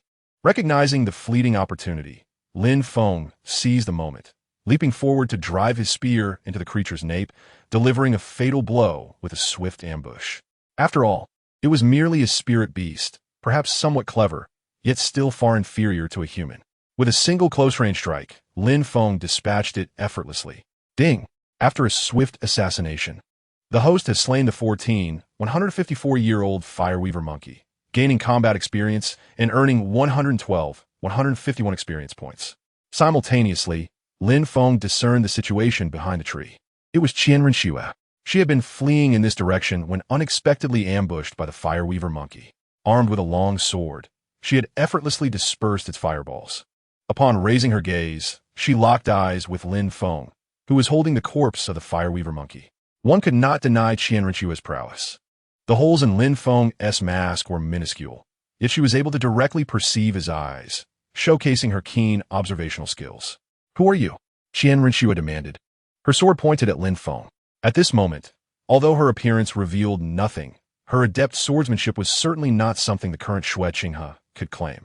While this was merely a minor detail, Lin Feng's masked demeanor unsettled her slightly, especially when, upon hearing her question, Lin Feng chose silence. Turning to depart with the monkey's corpse in tow, This was intolerable. Qian Renxue could not allow him to escape. She immediately pursued him, shouting, "Stop! Who are you? You shall not leave without an explanation today." Logically, any soul master capable of reaching such a location would at least possess the strength of a soul emperor. And a soul emperor would surely recognize the prince of the Heavendo Empire. This situation was suspicious, and Qian Renxue felt compelled to uncover Lin Feng's true identity. Meanwhile, Lin Feng refrained from speaking and continued to retreat, driven by the imminent emergence of the monkey's spirit ring that he needed to absorb. Thus, the two engaged in a cat-and-mouse chase until Lin Feng, seizing the moment before the spirit ring appeared, darted into a cave. Navigating through winding passages, he reached a small nook where, cloaked in the protection of his 1,000 mechanisms, he began to absorb the spirit ring. Although the process was brief, any disturbance could lead to complications, so Lin Feng ensured his safety during the absorption. At the cave entrance, Qian Renxue hesitated, wary of potential ambushes. After a brief inspection, she concluded it was merely a small cave and decided to wait there. It would not be long before her 3-soul, dual-level guardians arrived. At that point, the masked man would have nowhere to flee. With that thought, Qian Renxue remained quietly vigilant at the cave's mouth. Inside the cave, Lin Feng completed the absorption of his 4th spirit ring. Name: Lin Feng, Martial Spirit. 1,000 mechanisms, Infinite Flower Soul Power. Level 42 Spirit Rings. Snow Lotus, 999 years. Ghost-Headed Spider, 3,000 years. Iron Armored Bear, 5,000 years. Fireweaver Monkey, 14,154 years. Experience points. 1, 518, 365. The Spirit Ring from the Fireweaver Monkey, with its impressive age of over 14,000 years, had elevated Lin Feng's soul power to level 42, granting him a purely offensive spirit ability. He named this 4th ability Blazing Floral Ring, for upon release, Lin Feng could conjure a flower of flame. Beautiful yet perilous, it served as a skill capable of inflicting area damage. However, the effectiveness remained uncertain, though based on the caliber of the 10,000-year spirit abilities he had encountered, it was assuredly formidable. Realizing that he required 30,000 experience points to advance further, Lin Feng promptly expended 240,000 experience points to elevate his level to 50. The enhancement provided by the 10,000-year spirit ring was truly formidable. At that moment, Lin Feng felt immensely powerful. Yet it was not the time for arrogance. For Qian Renxue was still outside. One Qian Renxue was not the problem. It was the 3 elders that posed a threat. If they arrived, Lin Feng's escape would be exceedingly difficult. Furthermore, being the daughter of Bibi Dong and a potential heir to the angel god position, Lin Feng was not naive enough to believe she lacked any means of defense. Thus, he resolved that discretion was the better part of valor. Transforming into the iron-armored bear, Lin Feng charged towards the cave entrance. Meanwhile, Qian Renxue had been anticipating his emergence. The moment he appeared, she lunged forward with her sword aimed at him. However, she had clearly underestimated Lin Feng's strength. Without revealing her angel martial spirit, Qian Renshua's current power as Shueqinghe was insufficient to impede Lin Feng. He easily brushed past her and dashed towards the forest's edge, his speed significantly greater than before, and soon vanished from sight. Chapter 46. Concealing one's talents in all realms. Qian Renxue watched Lin Feng retreat into the distance, gritting her teeth, yet ultimately chose not to pursue him further. Instead, she turned back and entered the cave. Curiosity gnawed at her. Where had the corpse of the fire weaver monkey gone? From earlier observations, had that masked man slain the monkey to save her, or was he merely hunting spirit beasts? To hunt a 10,000-year spirit beast alone? Was he aiming to ascend to Soul Emperor? But he appeared to be no more than 20 years old. Was there truly such a young genius in the Douluo continent? With myriad suspicions and questions swirling in her mind, Qian Renxue navigated through the cave until she finally arrived at the location of the Fireweaver monkey's remains. No spirit ring. Had he deliberately shattered it? Or had he absorbed it? If it was the former, it would be somewhat reassuring, indicating that this masked man was not specifically after spirit rings. Perhaps he had simply stumbled upon the opportunity to ambush and kill the Fireweaver monkey. While he was undoubtedly a talent, the extent of his genius was still manageable. However, if it was the latter, it would suggest that he possessed a talent comparable to her own. Such aptitude could not belong to an unknown individual. Why had she never heard of him? Was he perhaps secretly nurtured by a certain family? Suddenly, Qian Rinxue found herself greatly intrigued by Lin Feng. She had no intention of reporting this to the Spirit Hall. Rather, she harbored resentment towards the Spirit Hall and the person who had sent her as an undercover agent. In that moment, Qian Rinxue resolved to discreetly investigate the matter. While Qian Rinxue contemplated this, Lin Feng had sprinted to the outskirts of the forest, feeling increasingly insecure and running until he finally emerged from the trees. Allowing himself a moment of relief, his vigilance was not unfounded. After all, it was Qian Rinxue, the daughter of Bibi Dong, potentially accompanied by formidable allies. Lin Feng had no desire to confront them and prioritized his escape. Originally, he had intended to pursue the acquisition of a fifth spirit ring. It seems prudent to lay low for a while and refrain from seeking the soul ring until a later date. Thus, Lin Feng decided to retreat to a nearby city, indulging in a few days of leisure.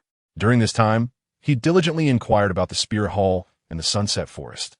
Initially, Lin Feng anticipated that the Spirit Hall would make significant moves within the Sunset Forest. However, after a period of observation, he uncovered no such developments. Was this a deliberate ploy to draw him out, or did they simply disregard him? Regardless, out of caution, Lin Feng chose not to gamble on the situation. After some contemplation, he resolved to return to Notting City. After all, he had ample time. He could acquire the fifth soul ring next year, making good use of the intervening year to thoroughly assimilate the gains from today. Lin Feng realized that solidifying his foundation would yield tremendous benefits. After a year of honing his skills, Lin Feng discovered that his soul power had become remarkably dense. Even when unleashing several hundred soul skills in a short span, he found his soul power drained to less than half. Although a significant factor was the unique nature of his martial soul, which inherently consumed less soul power. The refinement of his soul energy also played a part. In any case, a steady and methodical approach proved to be advantageous. Upon returning to Notting City, life resumed its grounding rhythm. However, unbeknownst to Lin Feng, Qian Rinxue had returned to Heavendo City and commenced a covert investigation into his identity. With countless masked soul masters traversing the Douluo continent, conducting a thorough inquiry on each individual was nearly impossible. Nevertheless, Qian Rinxue managed to gather some information about Lin Feng, such as the design of his mask, his soul emperor-level prowess, and his age being under 20. These three criteria undeniably simplified the investigation considerably. Sadly, Qian Rinxue could not personally pursue the inquiry, as she had to continue her studies at the Seven Treasures Glazed Tile School under the guise of Shui Qinghe for the next several years. She could only hope that her subordinates would provide sufficient assistance. Otherwise, she would have to wait until her studies concluded to search for him herself. Time swiftly passed, and half a year had elapsed. Today marked a particularly special occasion. Tang San had reached the 20th level, and Lin Feng intended to lead him to the soul-hunting forest to procure his second soul ring. To be precise, Tang San had achieved this milestone a week ago. The delay in their departure was solely to await Xiao Wu. However, just yesterday, Xiao Wu mentioned she had matters to attend to outside the academy and, upon her return, joyfully proclaimed that she had successfully acquired her soul ring. In response, Tang San could only express envy, harboring no other sentiments. As for Lin Feng, he chose to feign ignorance, subtly sharing in the admiration for Xiao Wu's accomplishment. This admiration allowed Xiao Wu to bask in her triumph throughout the day. Earlier, Lin Feng had imparted a significant lesson to Tang San and Xiao Wu. Excellence stands out, but is often met with destruction through prolonged subtle influence. Both had come to recognize the importance of concealing their true abilities. Hence, in the eyes of master and outsiders, their soul power levels appeared to hover around 15, leading others to believe they would not secure their soul rings until they reached the 3rd or 4th year. Thus, under the veil of secrecy, Lin Feng guided the two directly to the soul-hunting forest. Since their actions were covert, they maintained discretion, bypassing the small town and heading straight to the forest's edge. Brother Feng possesses immense strength. Little San, I suspect Brother Feng has already achieved the 3rd level of concealment. Xiao Wu whispered to Tang San as they landed. Previously, when Lin Feng had taught them the nuances of concealment, he had delineated 4 distinct levels. The first level was akin to a fool, revealing everything about oneself without any pretense. The second level involved showcasing 9/10 of one's strength while concealing 1/10, a feat easily accomplished by most. The third level required one to display 7/10 while hiding 3/10, a more challenging endeavor, as 1's assertions had to be credible. The fourth level entailed revealing half while concealing the other half. Those who attained this level were extraordinary. For instance, consider a student named Ming, who consistently scored around 300 points in exams over the past year. His classmates believed he would struggle to gain admission even to a third-tier institution, likely relegated to vocational studies. Yet a month before the college entrance examination, he devoted every evening to diligent study and rigorous practice, all while keeping his efforts under wraps. When the exam arrived, Ming astounded everyone by scoring over 500 points, securing a place in a top-tier university.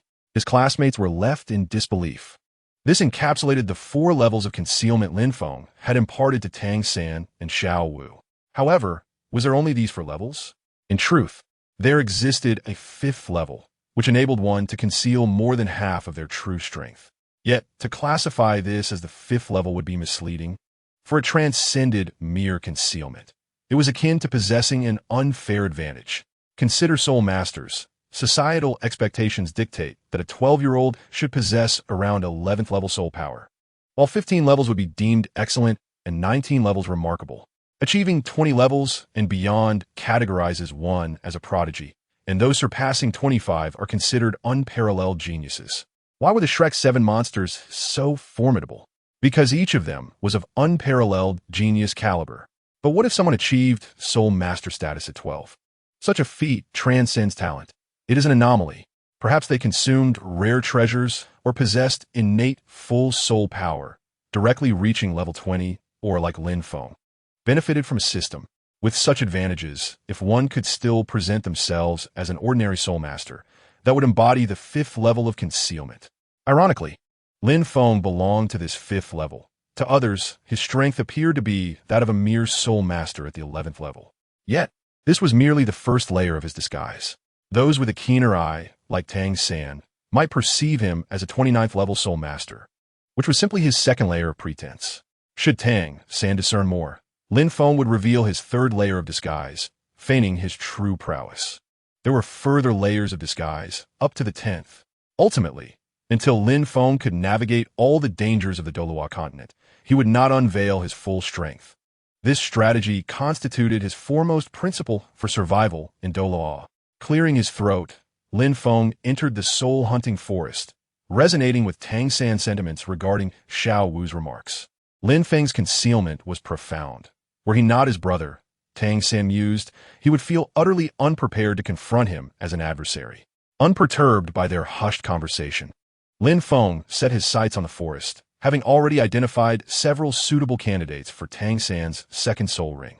The first target was a willow tree spirit beast, approximately 650 years old. Regrettably, when Lin Feng arrived here with the 2 companions, the willow spirit beast had already perished, presumably hunted by someone. Lin Feng pressed on to the 2nd location, where a ghost vine spirit beast, nearly 700 years old, awaited. It seemed that Tang San's 2nd spirit ring in the original narrative was derived from this very ghost vine. Fortune smiled upon them. When Lin Feng reached this spot, the spirit beast was still present. Brother Feng, this ghost vine possesses nearly 700 years of cultivation. Can we defeat it? Although Lin Feng had effortlessly dispatched century-old spirit beasts encountered during their journey through the forest, this formidable creature, close to 700 years in age, harbored deadly toxins and could even parasitize its victims. Even a soul master would face perilous consequences if not cautious. Could the 3 of them truly prevail? Tang San expressed his concerns. Yet Lin Feng merely smiled. Wait a moment, I shall mold this vine into a ball. Without boasting, Lin Feng was determined to fulfill his promise. Ignoring the worried gazes of Tang San and Xiao Wu, he charged forward. The ghost vine sensed danger and lashed out with a tendril towards Lin Feng. Brother Feng, be careful. Tang San instinctively reached out to assist. However, Lin Feng gestured for him to remain calm, then seized the tendril. To their astonishment, Lin Feng began to pull the ghost vine as if engaged in a tug-of-war, gradually extracting it and kneading it into a clump resembling mud. After a minute or so, as they beheld the ghost vine truly transformed into a ball by Lin Feng, Tang San was rendered speechless. Where is the promised toxicity? Where is the parasitism? How is it that Brother Feng remains unscathed? Now, slay it, and absorb the spirit ring, Lin Feng said, tossing the ball at Tang San's feet with a smile. The ghost vine, despite its strength, had attempted to resist when grasped. But Lin Feng ultimately subdued it with his spirit power. Brother Feng, this ghost vine is nearing 700 years old. Even a soul master might struggle against it. Xiao Wu exclaimed, her disbelief evident. Oh, you see, Lin Feng scratched his head, perhaps due to my auxiliary spirit. The ghost vine recognized my weakness and chose to grant me mercy? The two rolled their eyes, having grown weary of his excuses over the past year. Each time they questioned his strength, he would attribute it to being an auxiliary spirit master. Nevertheless, this title seemed to act as a natural shield. Upon hearing he was an auxiliary master, other spirit masters instinctively presumed him to lack formidable power. In a moment of unspoken understanding, Tang San and Xiao Wu exchanged knowing glances, both detecting a hint of cunning in the other's eyes. Tang San swiftly dispatched the ghost vine and absorbed the spirit ring. As dusk fell, the trio exited the soul-hunting forest and arrived at the edge of a small town. With a wave of his hand, Lin Feng produced 2 custom-made masks, handing them to Tang San and Xiao Wu. I mentioned before that I acquire my second spirit ring in the soul-hunting forest, and it was Master Me who guided me in the process. You both are aware of this, he continued. Indeed, they both nodded as they took the masks. Lin Feng elaborated, my previous role involved assisting Master Me. When he led teams to hunt spirit beasts in the forest, I was responsible for logistics. Master Me treated me exceptionally well, not only aiding in my acquisition of the second spirit ring, but also imparting extensive knowledge about spirit masters. This spatial bracelet was a gift from him. He commands the strongest team in this town for obtaining spirit rings, and over the past year, they have never failed. They can even hunt 1,000-year spirit beasts. However, he recently had to leave for a matter, so I brought you two along to take over this business. Do you understand? Regarding the identity of Master Me, Lin Feng portrayed him as an exceptionally skilled individual, having mentioned him several times in front of Tang San. By now, they were no longer bewildered. Brother Feng, are you implying that the 3 of us, akin to Master Me's team, will lead others in the soul-hunting forest to acquire spirit rings for profit? Tang San inquired. Astute. Lin Feng nodded. However, we cannot hunt 1,000-year spirit beasts. Our maximum limit is 500 years. The opportunities to hunt 1,000-year spirit beasts had significantly diminished after the initial months. Therefore, Lin Feng's decision to assume a different identity and refrain from accepting 1,000-year contracts would not have a substantial impact. As they donned their masks, Lin Feng theatrically retrieved a purple mask, transformed from his 1,000 mechanism, to wear on his face. After obtaining his 4th spirit ring, he discovered that the 1,000 mechanism could change colors, albeit limited to the hues of the petals of the infinite flower. White, purple, yellow, and blue. Before we enter, both of you come up with code names. Henceforth, we shall use these names when wearing masks. Do not mix them up. Brother Feng, your mask looks rather fierce. What is your code name? Xiao Wu inquired curiously. My code name is Black Tiger Afu. You may call me Black Tiger henceforth, Lin Feng replied. Black Tiger Afu? But your mask does not resemble a tiger at all. Why that name? Tang San muttered. Mind your own business. I like it, Lin Feng urged. Hurry, you two. Think of your code names. Otherwise, I shall name you myself. Please, Brother Feng, spare us. Your naming skills leave much to be desired. I shall come up with my own. Xiao Wu exclaimed, hastily pondering. At that moment, Tang San declared, I shall be called Blue Silvergrass. And I shall be known as Softbone Rabbit, Xiao Wu added. Unacceptable. Those names are too foolish. Anyone would immediately recognize our martial spirits. Let me think. Tang San shall be called Illusion Vision, and Xiao Wu shall be Scarlet Red. Tang San and Xiao Wu exchanged bewildered expressions. It appeared Lin Feng had already contemplated their names beforehand. Why then? Had he insisted they come up with their own? Enough standing around. Let us proceed to the town. For the time being, you need only follow my lead and remain silent, Lin Feng instructed, leading the way towards the town. Moments later, they arrived at the large wooden barrel where Lin Feng had often stationed himself. This barrel had become a symbol of Master Me. Every time Lin Feng appeared, he would do so atop this barrel. A considerable crowd had already gathered, awaiting their turn. Upon seeing the trio, many turned their curious and scrutinizing gazes upon them. Noticing the similarity in the style of their masks to that of Master Me, I'm feeling a bit anxious, Xiao Wu confessed. As this was her first experience being observed by so many spirit masters, a stark contrast to the children at school, causing her unease. Tang San took her hand reassuringly. "Do not worry, everything will be fine." At that moment, Lin Feng sprang atop the designated barrel. The crowd's expressions shifted, ready to protest, but Lin Feng spoke first. "I'm Black Tiger Afyu. You may address me as Black Tiger. I am Master Mi's assistant. He has departed on business with an uncertain return. Henceforth, my team will temporarily assume Master Mi's duties, leading hunts for spirit beasts. As always, the hand signal is free, and we welcome 5 more clients. However, my strength does not match that of Master Mi, so our team will only accept hunting tasks for spirit beasts up to 500 years. As the words fell, a voice from the crowd immediately shouted, "How do we know you are not a fraudulent assistant of Lord Destroyer? Furthermore, we are unaware of your capabilities. How can we trust you to lead us?" Their skepticism was not unfounded, for previously in the town, there had been instances of individuals impersonating friends of Lin Feng, leading people astray and ultimately absconding with their money. This issue could not be easily mitigated, and despite Lin Feng's prior declaration that anyone daring to impersonate him would face his wrath, the deceivers continued to emerge. This time, however, Lin Feng appeared more audacious than before, standing atop a large wooden barrel at a time when Lord Destroyer was expected to make an appearance. It was precisely this audacity that prevented the crowd from immediately dismissing Lin Feng. After all, a fraud would hardly dare to show themselves in such a manner, especially not in the presence of Lord Destroyer, lest they invite their own demise. In response to the crowd's doubts, Lin Feng merely smiled and proclaimed, "Lord Destroyer anticipated that there would be disbelievers. Before he departed, he advised me to simply deal with a soul master." Not only the onlookers were bewildered, but even Tang San and Xiao Wu were taken aback. What did confronting a soul master have to do with proving one's identity? Ignoring the crowd's reactions, Lin Feng effortlessly identified the 3 soul masters present, directly asking, "Which one of you will step forward?" The 3 exchanged glances, none daring to advance. The situation was clear.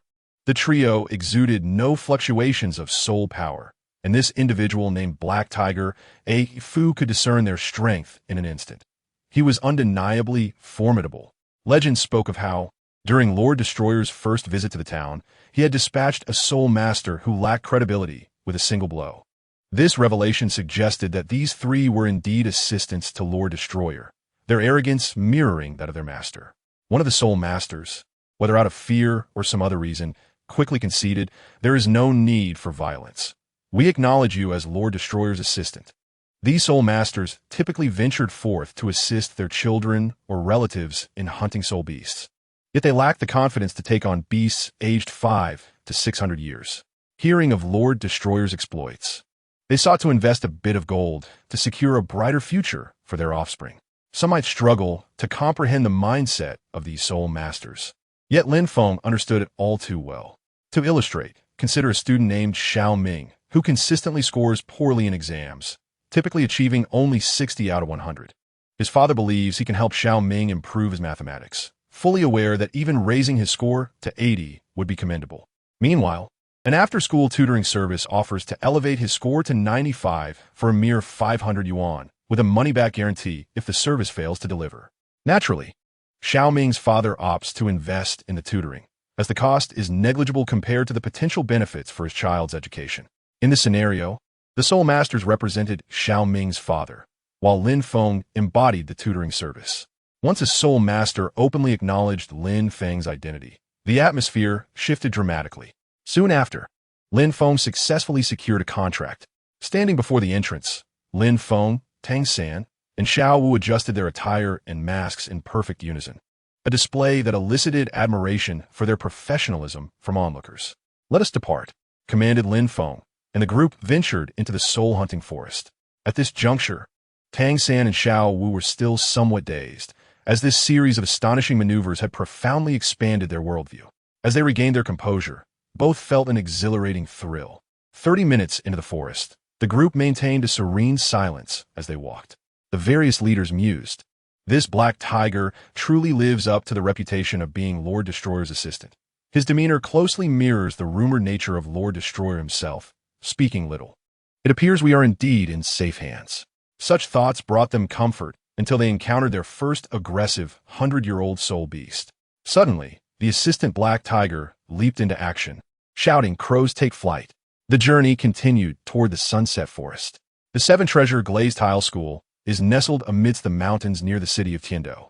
In the southwestern corner of the conference hall, west of the Sect Square, stands a grand hall where the crown prince of the Tiando Empire, Shueqinghe, resides. The sect leader, Lin Feng, typically imparts knowledge to Shueqinghe within this hall. That evening, while engrossed in his studies, Shueqinghe sensed something and rose to the window. Soon, a pure black bird swooped down from the sky, landing at the window. Shueqinghe retrieved a sealed letter from between its feet and began to read. Initially, his expression was one of delight, but as he reached the end, a frown creased his brow. The letter revealed that after 6 months of covert investigation, they had pinpointed a target in the town at the southern edge of the Empire's soul-hunting forest. The target was identified as Destroyer, approximately 18 years old, exhibiting strength at the Soul King level. While these two details alone might not be significant, the most critical aspect was that the mask worn by this destroyer was identical to the one Shueqinghe had provided. This striking similarity led the investigators to focus their attention entirely on Destroyer. However, the issue arose when Destroyer suddenly vanished. No one knew his whereabouts, save for an individual named Black Tiger A Fu, who claimed to be his assistant. The letter inquired whether they should apprehend this Black Tiger A Fu. The decision to capture him or not would yield drastically different outcomes. Capturing him might yield valuable information, but it would also irreparably antagonize Destroyer and potentially alert him to their intentions. This was not the outcome Shueqinghe had desired. He had chosen to discreetly investigate Lin Feng to establish a rapport with him. After all, as a young genius, he sought to befriend him, potentially integrating him into his future plans. Conversely, choosing not to capture Black Tiger would only leave them waiting for Destroyer to reappear. After a moment of contemplation, Shueqinghe ultimately decided against the capture, drafting his instructions and returning them to the Blackbird. Once the bird soared into the sky, Shueqinghe gazed at the starry sky, reflecting, "If you continue to remain hidden, once my time at the seven-treasure glazed tile school concludes, I will seek you out myself." Lin Feng, such a prodigy, was particularly intriguing to Shueqinghe, as he could find no record of any faction having produced someone of such caliber, indicating that Lin Feng might very well be a free-spirited soul master. Such individuals shone like fireflies in the night, captivating all who beheld them. Unbeknownst to Lin Feng, Shueqinghe's decision spared him some troubles. Thus, life continued steadily. Half a year later, during a holiday, Lin Feng returned to the Sunset Forest. This time, he approached with far less caution. His fourth soul ability was remarkably powerful, its impact akin to that of a grenade explosion. After a year of practice, he discovered that its force could be modulated. On one occasion, while testing in solitude, he infused all his soul power into it. The resulting explosion rivaled that of a small missile. Alas, the technique of channeling all soul power for an explosion was impractical in combat, due to the time required for injecting soul power in those fleeting seconds. Once the opponent senses the imminent danger of death, they swiftly retreat, rendering it impossible to hit them. Such techniques are only useful for ambushes or target practice. Nevertheless, even so, directly deploying soul abilities is already formidable, and Lin Feng remains unafraid of being besieged by 10,000-year soul beasts. In the domain where these ancient creatures roam, Lin Feng navigates, as if in his own garden, steadily advancing deeper into the wilderness. Lin Feng's objective is clear. He seeks a skill that can facilitate either escape or pursuit. Thus, he targets soul beasts around 30,000 years of age, particularly those that are capable of flight or possess great speed. Soul beasts of this age are considerably rarer than those newly entered into the 10,000-year bracket. Yet fortune seems to favor Lin Feng. After merely 3 days, he encounters a suitable soul beast, a 35,000-year-old nether spirit cat, if memory serves. This soul beast corresponds to Zhu Zhuqing's martial soul and is known for its incredible speed. This cat is ferocious upon their first encounter. Before Lin Feng could even exhibit hostility, it transformed into a shadow and lunged at him. This played perfectly into Lin Feng's hands, as he was not particularly adept at speed. If the cat were to flee, he would have no means to catch it. Unexpectedly, it came charging toward him. As he activated his third soul ability, Lin Feng's fourth black soul ring shone with a deep, lustrous darkness. In the next instant, a blazing fire lotus hurled toward the nether spirit cat, which, sensing the danger, instinctively recoiled. However, it was too late. The fire lotus erupted, unleashing scorching energy that sent the cat tumbling through the air. Despite the formidable speed and attack of a 30,000-year-old nether spirit cat, its defense is alarmingly low, and it suffered significant injury from the blast. Seizing the opportunity, Lin Feng aimed to finish it off. As the cat soared through the air, Lin Feng's second soul ring glittered incessantly, releasing a torrent of dark purple energy orbs that swiftly enveloped the creature. The cat thrashed violently, yet against the relentless barrage akin to a machine gun, it could not escape. Since his previous defeat at the hands of the weaving fire monkey, Lin Feng had resolved to upgrade this ability to a 10,000-year soul ring. Ultimately, a month prior, he amassed enough experience points to achieve this elevation. In total, he expended over 3 million experience points. The upgrade from a 9,900-year soul ring to a 10,000-year one cost 1 million, while the leap from 3,000 years to 9,900 years required just over 2 million. The necessity arose as 1,000-year soul rings require 300 experience points for enhancement annually. Although costly, it was imperative for the potency of the soul ability. Just moments ago, the nether spirit cat appeared poised to flee. Had Lin Feng's second soul ring not increased in speed, he might have struggled to capture it. Of course, the principal enhancement of the second soul ability's upgrade to a 10,000-year ring was not merely speed, but the transition from single target to area effect. With a thought, Lin Feng could ensnare others in a 360-degree radius without blind spots. Previously, even with lightning-fast reflexes, he could not compare to his current capabilities. Furthermore, the attribute stealing effect escalated from 10 to 15, and the paralysis effect was significantly heightened. If it was a delusion for Lin Feng to contemplate challenging title Douluo before, this new ability might very well transform that fantasy into reality. After a considerable period of struggle, the ensnared nether spirit cat finally ceased its thrashing, falling completely still.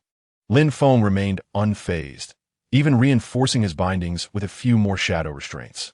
As anticipated, the cat began to thrash violently once more, emanating a faint black light as if attempting to assimilate the vast net of energy surrounding it. Through the net, Lin Feng struck down upon the creature with a forceful blow. Little did it know, feigning death would not save it. Another strike silenced it for good. Chapter 50, Flight Soul Ability. Upon losing consciousness, a surge of energy emanated from the cat, granting Lin Feng a return of attributes, confirming that it was indeed in a state of true unconsciousness. With this, Lin Feng gradually dissolved the enormous net and delivered a decisive strike. Alert! After an exhilarating battle, the host has slain the 34,152-year-old nether spirit cat, resulting in increased battle experience and an acquisition of 124 experience points. The soul ring materialized, and without hesitation, Lin Feng absorbed it into his being. Following a half-minute of digestion, he exhaled in satisfaction. The addition of this 30,000-year soul ring significantly bolstered his physical prowess, and the skill itself was truly exceptional. Lin Feng named this soul ability Power of the Nether. When activated, he could transform into a shadow, existing between reality and the void, rendering him immune to most attacks and augmenting his speed tenfold. The duration of this ability is 1 minute. This skill is a divine asset for both fleeing and pursuing. With a tenfold increase in speed, it is likely that even an average title Douluo would struggle to keep pace with Lin Feng. Moreover, the enhancement to his strength is staggering.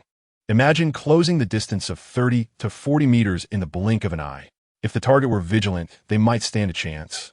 But in the case of an ambush, Lin Feng could likely slay even a soul sage. Name: Lin Feng Martial Soul, Qianji Ruler. Infinite Flower Soul Power, Level 52 Soul Rings. Snow Lotus, 999 years. Ghost Head Predatory Spider, 10,000 years. Iron Armored Bear, 5,000 years. Weaving Fire Monkey, 14,154 years. Nether Spirit Cat, 34,952 years. Experience points, 415, 421 at over 50 levels of soul power. Advancing 1 level requires 100,000 experience points. Lin Feng's current experience points are insufficient even for extending the age of his soul rings. let alone leveling up. This predicament arises not from the age of the soul beasts, but from the frequency with which he battles them. Logically, defeating a soul beast over 30,000 years old should yield at least 200,000 experience points. Yet he only received 75,000, which is exceedingly meager. However, this is of little concern. If quality is lacking, quantity must compensate. With a substantial portion of his holiday remaining, Lin Feng decided to settle in the Sunset Forest, seeking out soul beasts to engage in combat and accumulate experience. Nevertheless, soul beasts exceeding 30,000 years of age are notably more intelligent and possess larger territories, requiring Lin Feng an average of a day to locate one. Moreover, upon finding a soul beast, he cannot simply slay it. He must release it and return after a few days. Lin Feng had previously devised a method to farm experience points, specifically targeting a single soul beast for combat. After the system calculates the experience points, he would strike it again. However, this plan proved unfeasible, as any single soul beast only awards experience points once per day. Additionally, capturing a soul beast does not yield experience points. While it may grant some the following day, the amount is negligible. Thus, even with a dedicated approach to farming experience points, Lin Feng's progress remained sluggish. After a month, he accumulated barely 1 million experience points, of which 800,000 were utilized for leveling up. At this juncture, Lin Feng's soul power level stands at 60, with experience points totaling 600,000. Throughout this month, engaging in battles with soul beasts served dual purposes: to gain experience and to hone his skills. As long as he avoids fatal injuries, he can heal, and with the power of the nether as a life-saving skill, Lin Feng sometimes seeks out more thrilling encounters, venturing deeper into the forest. During this time, he seems to have heard the roars of soul beasts over 100,000 years old. Although he could not see it, he was filled with an inexplicable sensation, an instinct that a soul beast of extraordinary caliber was near. With the impending start of school, Lin Feng prepared to depart in the coming days. However, before leaving, he resolved to hunt down the soul beast he had been observing for quite some time. This soul beast, a lightning falcon, was one he had been tracking for half a month. While its age was merely around 38,000 years, significantly less than his initial estimate of 60,000, its ability to fly was enough to pique Lin Feng's interest. Flying soul beasts were exceedingly rare and notoriously difficult to capture. After a month of diligent observation, he discovered only 3 flying soul beasts in the vicinity, all over 30,000 years old. Among them, the lightning falcon was one. The other 2 were a 50,000-year thunder eagle and a giant winged griffin of over 40,000 years. The 2 formidable creatures resided deep within the forest, making it impossible for Lin Feng to approach them, let alone capture them. Fortunately, the lightning falcon was nearby, and through careful monitoring, he noted that it ventured out every day at noon and returned around 3 or 4 in the afternoon. Seizing this opportunity, Lin Feng stealthily positioned himself near its nest, waiting for the right moment to strike. The ensuing events unfolded with the precision of a master assassin. At the opportune moment, he unleashed the power of the Nether Realm, activated the iron-armored bear transformation, and transformed his 1,000 mechanisms into a spear. A glint of cold light flashed, and with a swift thrust, the lightning falcon was eliminated before it even had a chance to react. A soul beast of 38,000 years possessed strength comparable to that of a slightly weaker soul saint, and Lin Feng had made significant progress in his own power, now approaching the strength of a formidable soul saint. Upon absorbing the 6th soul ring, he felt invincible, even against a soul Douluo. With that thought, Lin Feng absorbed the newly emerged soul ring from the lightning falcon. The ring was imbued with the power of thunder, and as he absorbed it, a tingling sensation coursed through his body, causing his hair to stand on end, a rather amusing experience. Name: Lin Feng Martial Spirit, 1,000 mechanisms. Infinite Flower Soul Power, level 62 soul rings. Snow Lotus 999 years. Ghost Spider 10,000 years. Iron Armored Bear 5,000 years. Fire Weaving Monkey 14,154 years. Nether Spirit Cat 34,952 years. Lightning Falcon 38,461 years. Experience points 635,421 after reaching level 60. The experience required for each subsequent level skyrocketed to 300,000. Presently, Lin Feng's experience was sufficient to elevate him by only 2 levels. It was evident that, as one ascended in level, the experience required increased exponentially. The initial levels were manageable. It was conceivable that future levels could demand 1 million or even 10 million experience points. Such vast quantities of experience were unattainable. Thus, self-cultivation became a pressing priority. Moreover, Lin Feng aspired to enhance the age of his soul rings, but the enhancement of a 10,000-year soul ring required an astonishing 1,000 experience points per year. Was this not akin to highway robbery? The prospect of acquiring a 100,000-year soul ring seemed a distant dream. Despite his frustrations regarding experience points, the 6th soul ring's soul skill brought him immense joy. The 6th soul skill, Thunderous Wings. This was the flight skill Lin Feng had longed for, allowing him to coalesce the power of thunder into a pair of wings, enabling him to fly at remarkable speeds while delivering electrifying strikes that could incapacitate foes. Most notably, these wings could explode, unleashing a thunderous blast capable of damaging even a soul Douluo, with a soul saint unable to withstand the force without activating their martial spirit's true form. Chapter 51. Brother Feng is truly dashing. Brother Feng, 587. He can fly. Lin Feng could not contain his excitement upon acquiring the flight soul skill. Without a second thought, he spread his wings and soared into the sky. However, before he could revel in his newfound ability, 2 massive eagles emerged from the depths of the forest. One was the 50,000-year Thunder Eagle, likely drawn by the earlier display of thunderous power. The other eagle was resplendent in gold, likely a golden eagle. Upon closer inspection, Lin Feng was astonished. 70,000-year soul beasts. While he might have dared to engage the 50,000-year Thunder Eagle, the appearance of the 70,000-year Golden Eagle compelled him to flee post-haste. Without hesitation, he activated the power of the Nether Realm. The speed of the thunderous wings was already formidable, but with the enhancement of the Nether Realm, it accelerated to an unparalleled velocity, transforming the scenery into a blur, evoking a sensation akin to traversing time and space. When the power of the Nether Realm finally waned, Lin Feng found himself soaring out of the setting sun forest. The speed was nothing short of astonishing. He was momentarily disoriented. The combination of both powers had rendered him unable to control his descent. While useful for escape, it was imperative that he refrained from employing such speed in combat until he had mastered it. Nevertheless, the sensation of flight was exhilarating. The unrestrained freedom, gliding effortlessly among the clouds, left Lin Feng in awe. He initially intended to return directly to Nodding City, but the thrill of flying led him to indulge in 3 days of aerial exploration before finally making his way back. Nodding City, the birthplace of his dreams, where Lin Feng could immerse himself in learning and disguise. Few could see through the first layer of his ruse, and this life of a master was both simple and monotonous. Before he knew it, for years had passed. The school was preparing for its most celebrated graduation season. 3 graduates at level 29 represented a miraculous feat for the Nodding Junior Soul Master Academy. Unbeknownst to many institutions extending olive branches to Tang San and his companions, this was merely their first layer of disguise.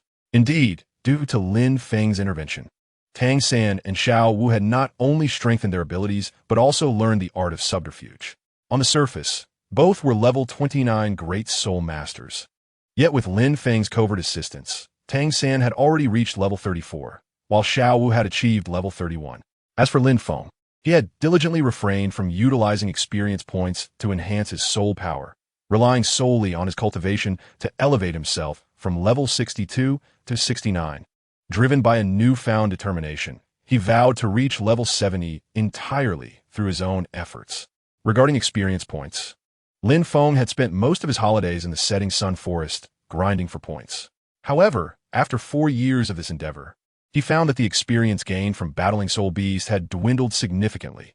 Even the 50,000-year ones would yield only 1 to 2,000 points. Yet, fortune favored him.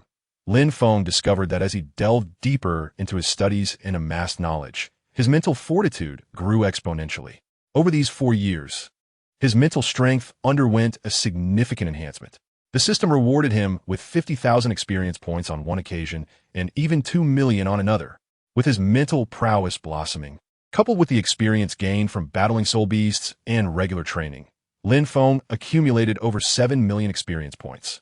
Naturally, he did not retain all of it. 250,000 points were utilized to enhance his third soul ring.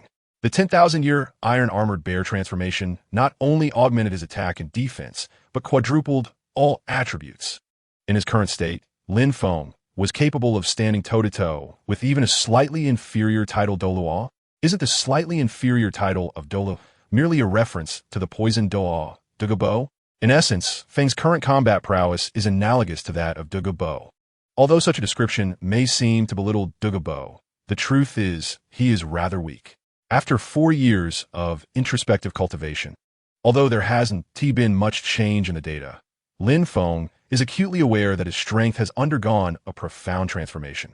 Name: Lin Feng Martial Soul, Qianji Ruler, Wuliang Flower Soul Power, Level 69 Soul Rings, Snow Lotus, 999 years, Ghost Head Spider, 10,000 years, Iron Armored Bear, 10,000 years, Weaving Fire Monkey, 154 years, Nether Spirit Cat, 952 years, Lightning Falcon, 461 years, experience points, 835 for 21 during the graduation ceremony.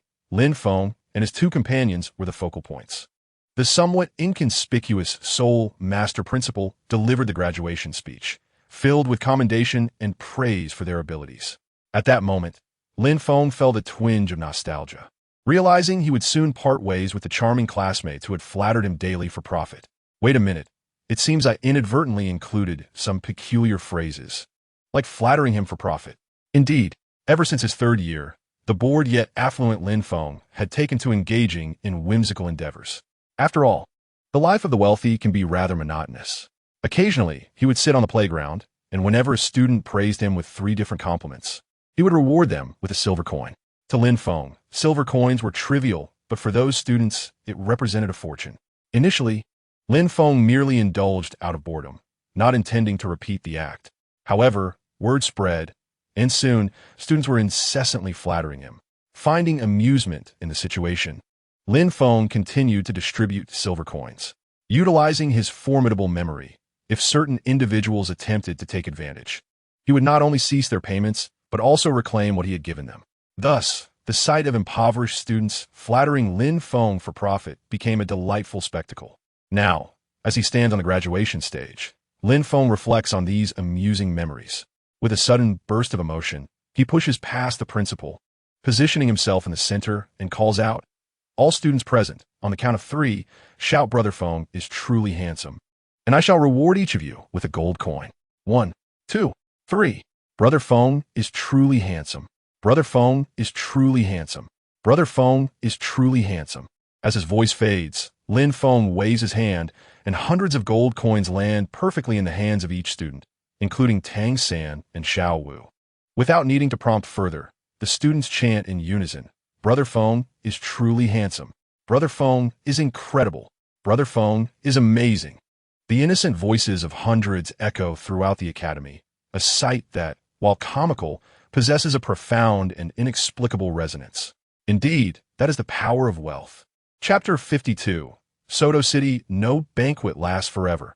Although Nodding City bestowed many cherished memories upon Lin Feng, the trio ultimately departed. They declined invitations from prestigious academies such as the Tiando Royal Academy and Songhui Academy, with Tang San and his companions choosing instead to attend Shrek Academy near Sodto City, following the master's suggestion. Of course, prior to this, Tang San sought Lin Feng's opinion. Had Lin Feng expressed a desire not to go, Tang San would have defied the teacher's wishes to accompany him. In Tang San's heart, Lin Feng had become the most significant person in his life after his father, surpassing even Xiao Wu and the master. Fortunately, Lin Feng had no objections regarding the school choice. He was amenable to any destination. Shrek Academy, while modest and dilapidated, boasted an unparalleled faculty due to the master's future presence, featuring some of the most esteemed soul masters on the continent, such as Zhao Wuji and Flandra, who possessed extensive combat experience, far superior to the theoretical soul masters found in other academies. Lin Feng had much to learn from them. Meeting the illustrious Shrek 7 was also a primary motivation for Lin Feng's choice. Sodto City is located in the heart of the Limo Plains. the most prosperous region within the Barak Kingdom. Even the Spirit Hall has established its main headquarters here, a place guarded by Douluos, highlighting Sodto City's wealth. Sodto City lies quite distant from Notting City, requiring passage through the Fastnet province and traversing a significant portion of the kingdom. The journey necessitates passing through dozens of cities, and the trio, taking the time to enjoy themselves along the way, estimates it will take over half a month to reach their destination.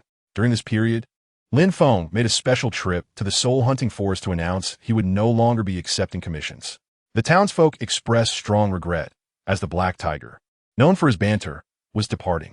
However, his exit was monumental, for his humorous remarks would forever echo throughout the town and perhaps the entire continent. Ahem. This situation was inadvertently orchestrated by Lin Feng.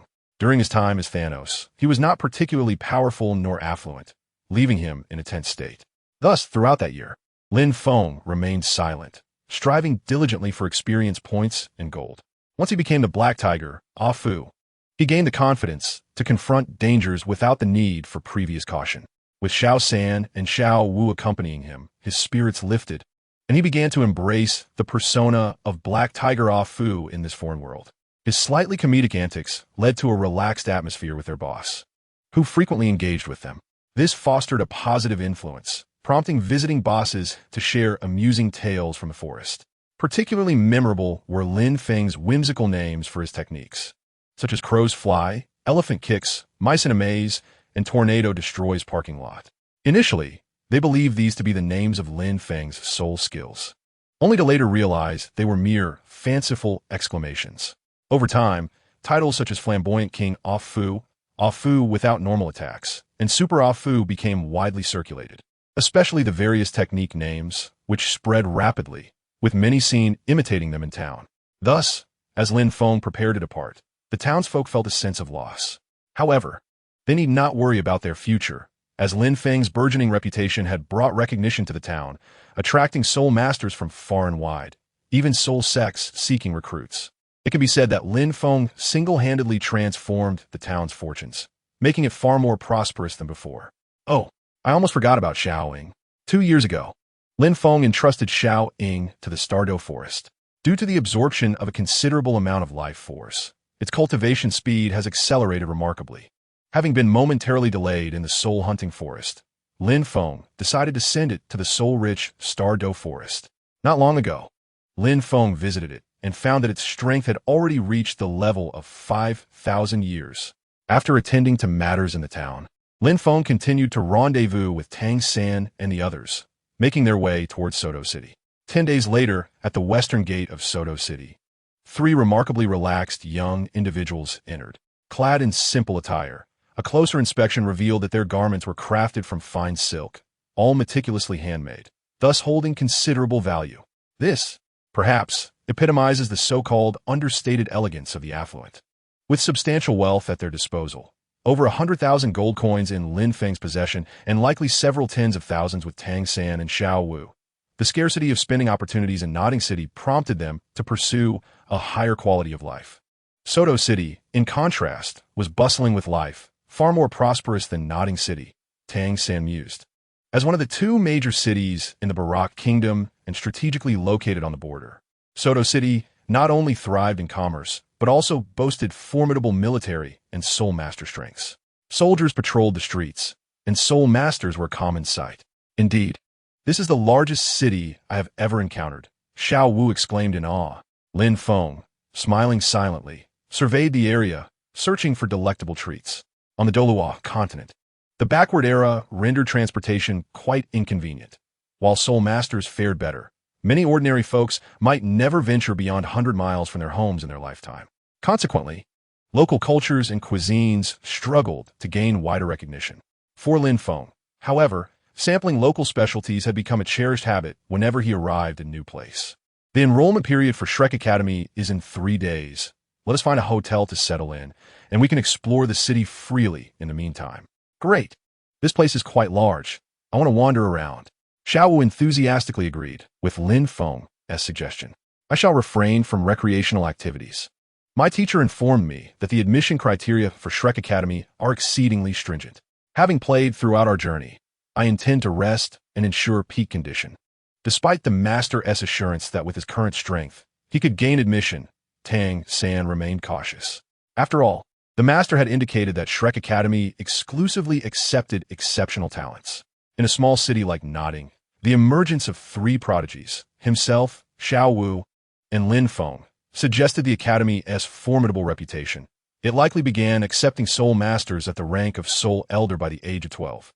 Actually, Xiao San, you could indulge a little, Lin Feng remarked, observing Tang San with a quizzical expression. He realized he might have inadvertently steered Tang San towards excessive caution, which seemed overly prudent. Across the continent, those who achieved level 29 by age 12 were among the pinnacle of genius. The prowess exhibited by the two already indicated their exceptional nature, not to mention the hidden strength of their Soul Elder ranks. Although Xiao Wu's temperament rendered her slightly less steady than Tang San, a 12-year-old Soul Elder level 31 would surely astonish the admissions officers at Shrek Academy. Brother Feng, this assessment is rather trivial. Rest assured, I shall not be negligent.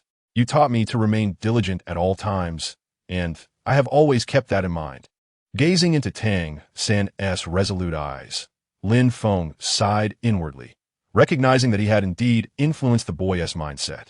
Beside them, Xiao Wu's expression morphed into one of dismay upon hearing this. Is this truly a test? She exclaimed, quickly adding, Brother Feng, I retract my previous statement.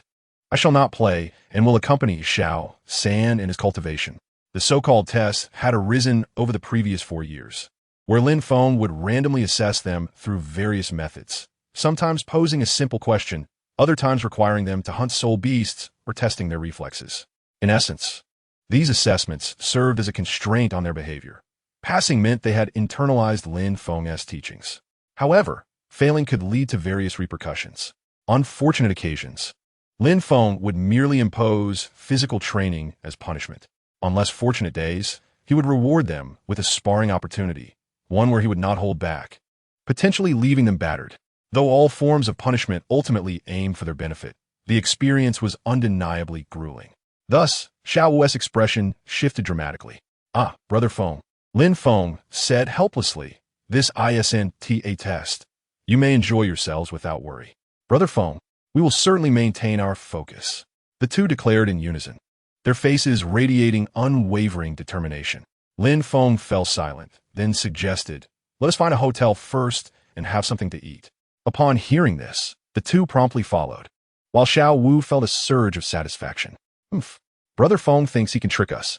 I'm not that foolish. Don't think I'm unaware that this is a test. The moment he suggests going out to play, we're bound to face consequences.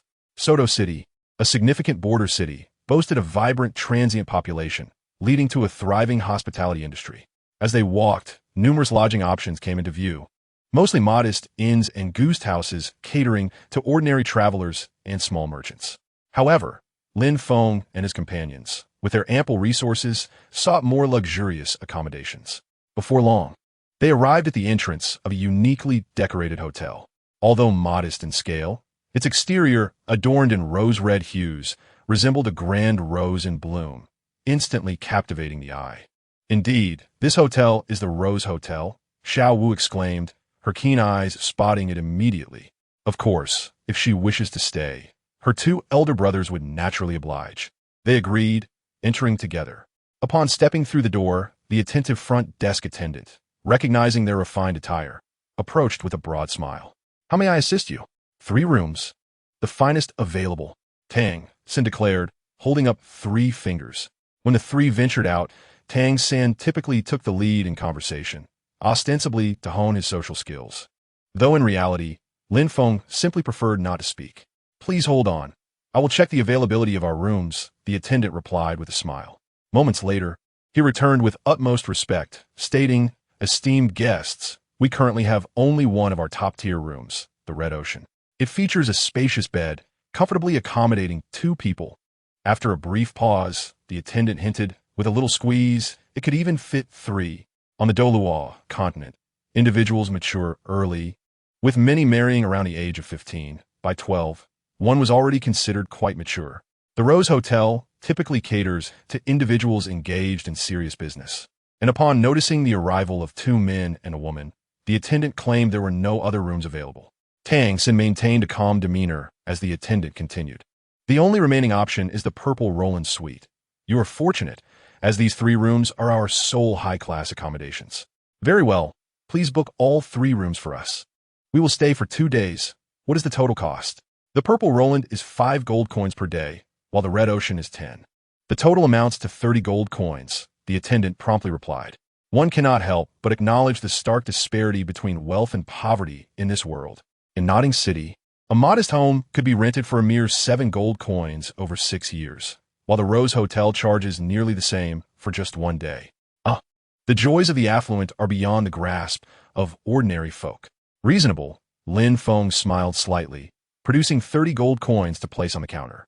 Initially, Tang San intended to settle the bill himself, but seeing Lin Feng's generosity, he opted to let him pay.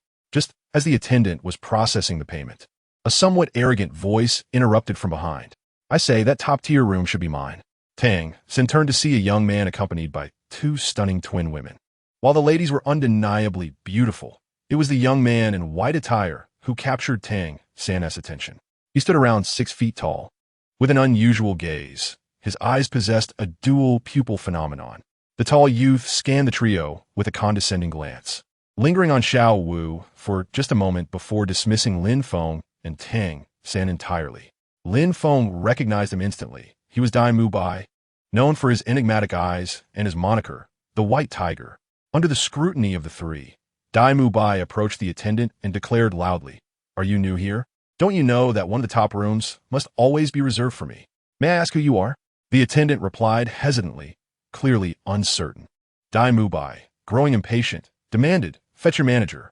Hearing this, the attendant glanced between the 2 groups, a look of distress crossing his face. Tang San Juke Lai Di. It seems this room has already been reserved by us. The payment has been made. Surely, this gentleman understands the principle of first come, first served? And what of it?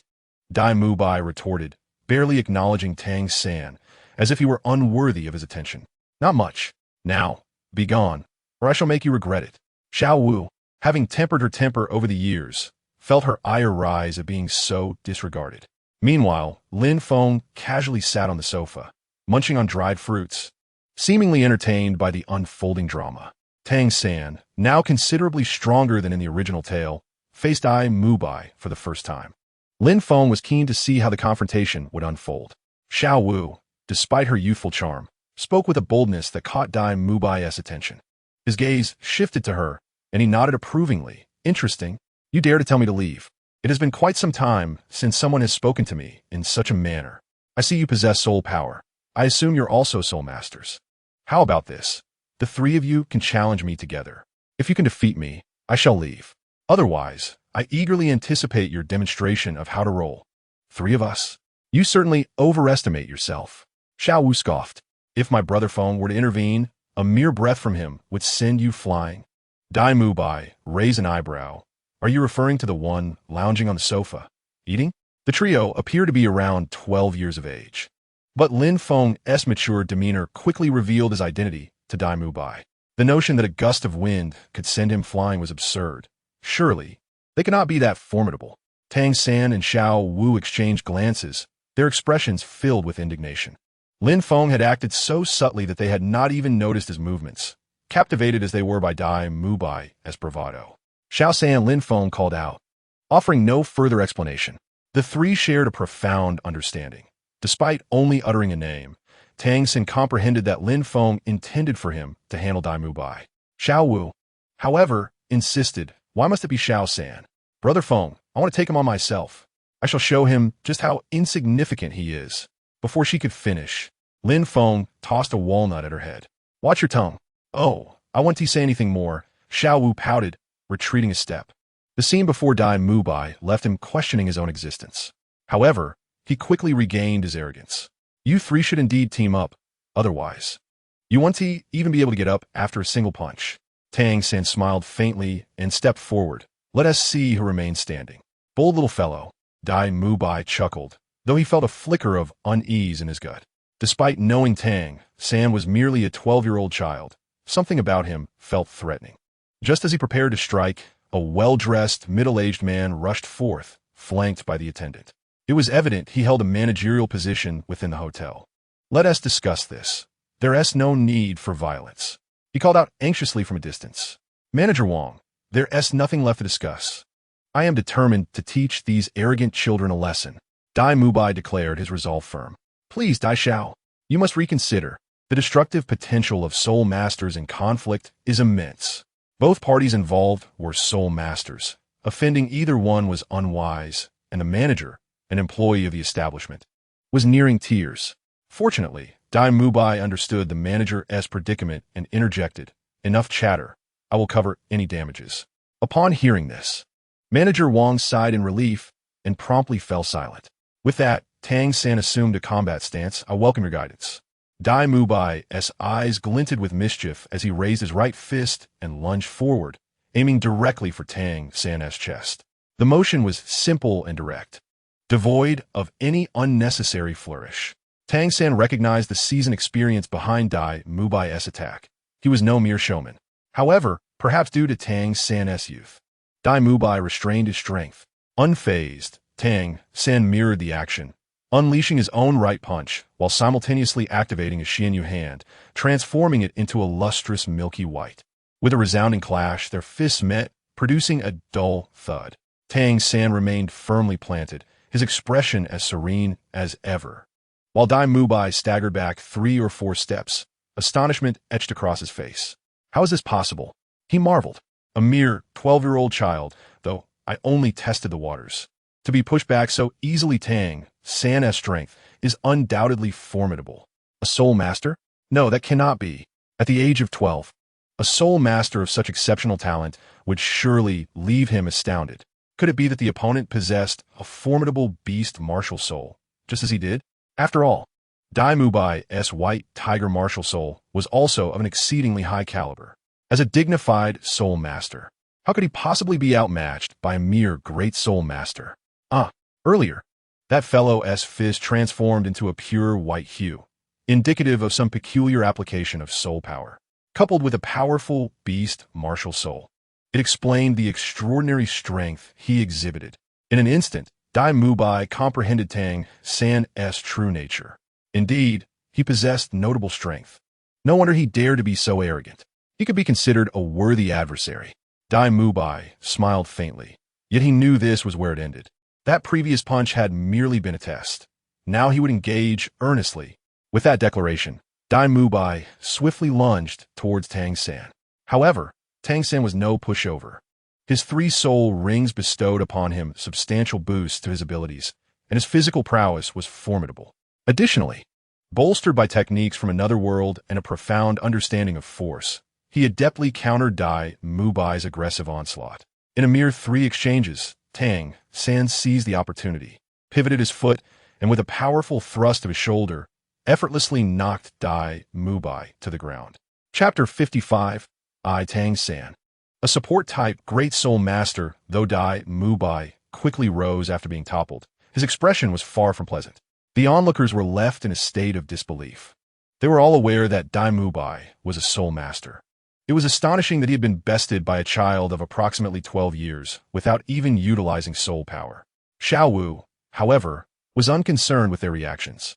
She first praised Tang San and then mockingly addressed Dai Mubai. Hey, weren't you quite capable just now? You fell after just a few moves. To be honest, Dai Mubai felt quite bewildered. During his clash with Tang San, he had exerted his full strength, yet the latter's hands seemed to absorb his power effortlessly. After a few exchanges, his entire rhythm of attack had collapsed, leading to his downfall. Despite his desire to turn the tide during the battle, he found himself defeated before he could even process the situation. Lin Feng nodded slightly at this spectacle. The strength Tang San exhibited stemmed not only from his innate abilities, but primarily from the influence of Lin Feng. Under Lin Feng's guidance, he had amassed invaluable experience from both sparring with others and battling soul beasts. With these cumulative factors, even against a fully powered Dai Mubai, Tang San possessed the capability to emerge victorious. This was not a testament to Dai Mubai's weakness, but rather to Tang San's extraordinary prowess. Of course, having concealed his true potential for so long, fooling even the master, Tang San would not allow his authentic strength to be revealed over a trivial skirmish. It was imperative to maintain discretion. Yet before Tang San could speak, the fiery Xiao Wu launched a verbal assault. "What is up, Dai Xiao? Why are you so weak?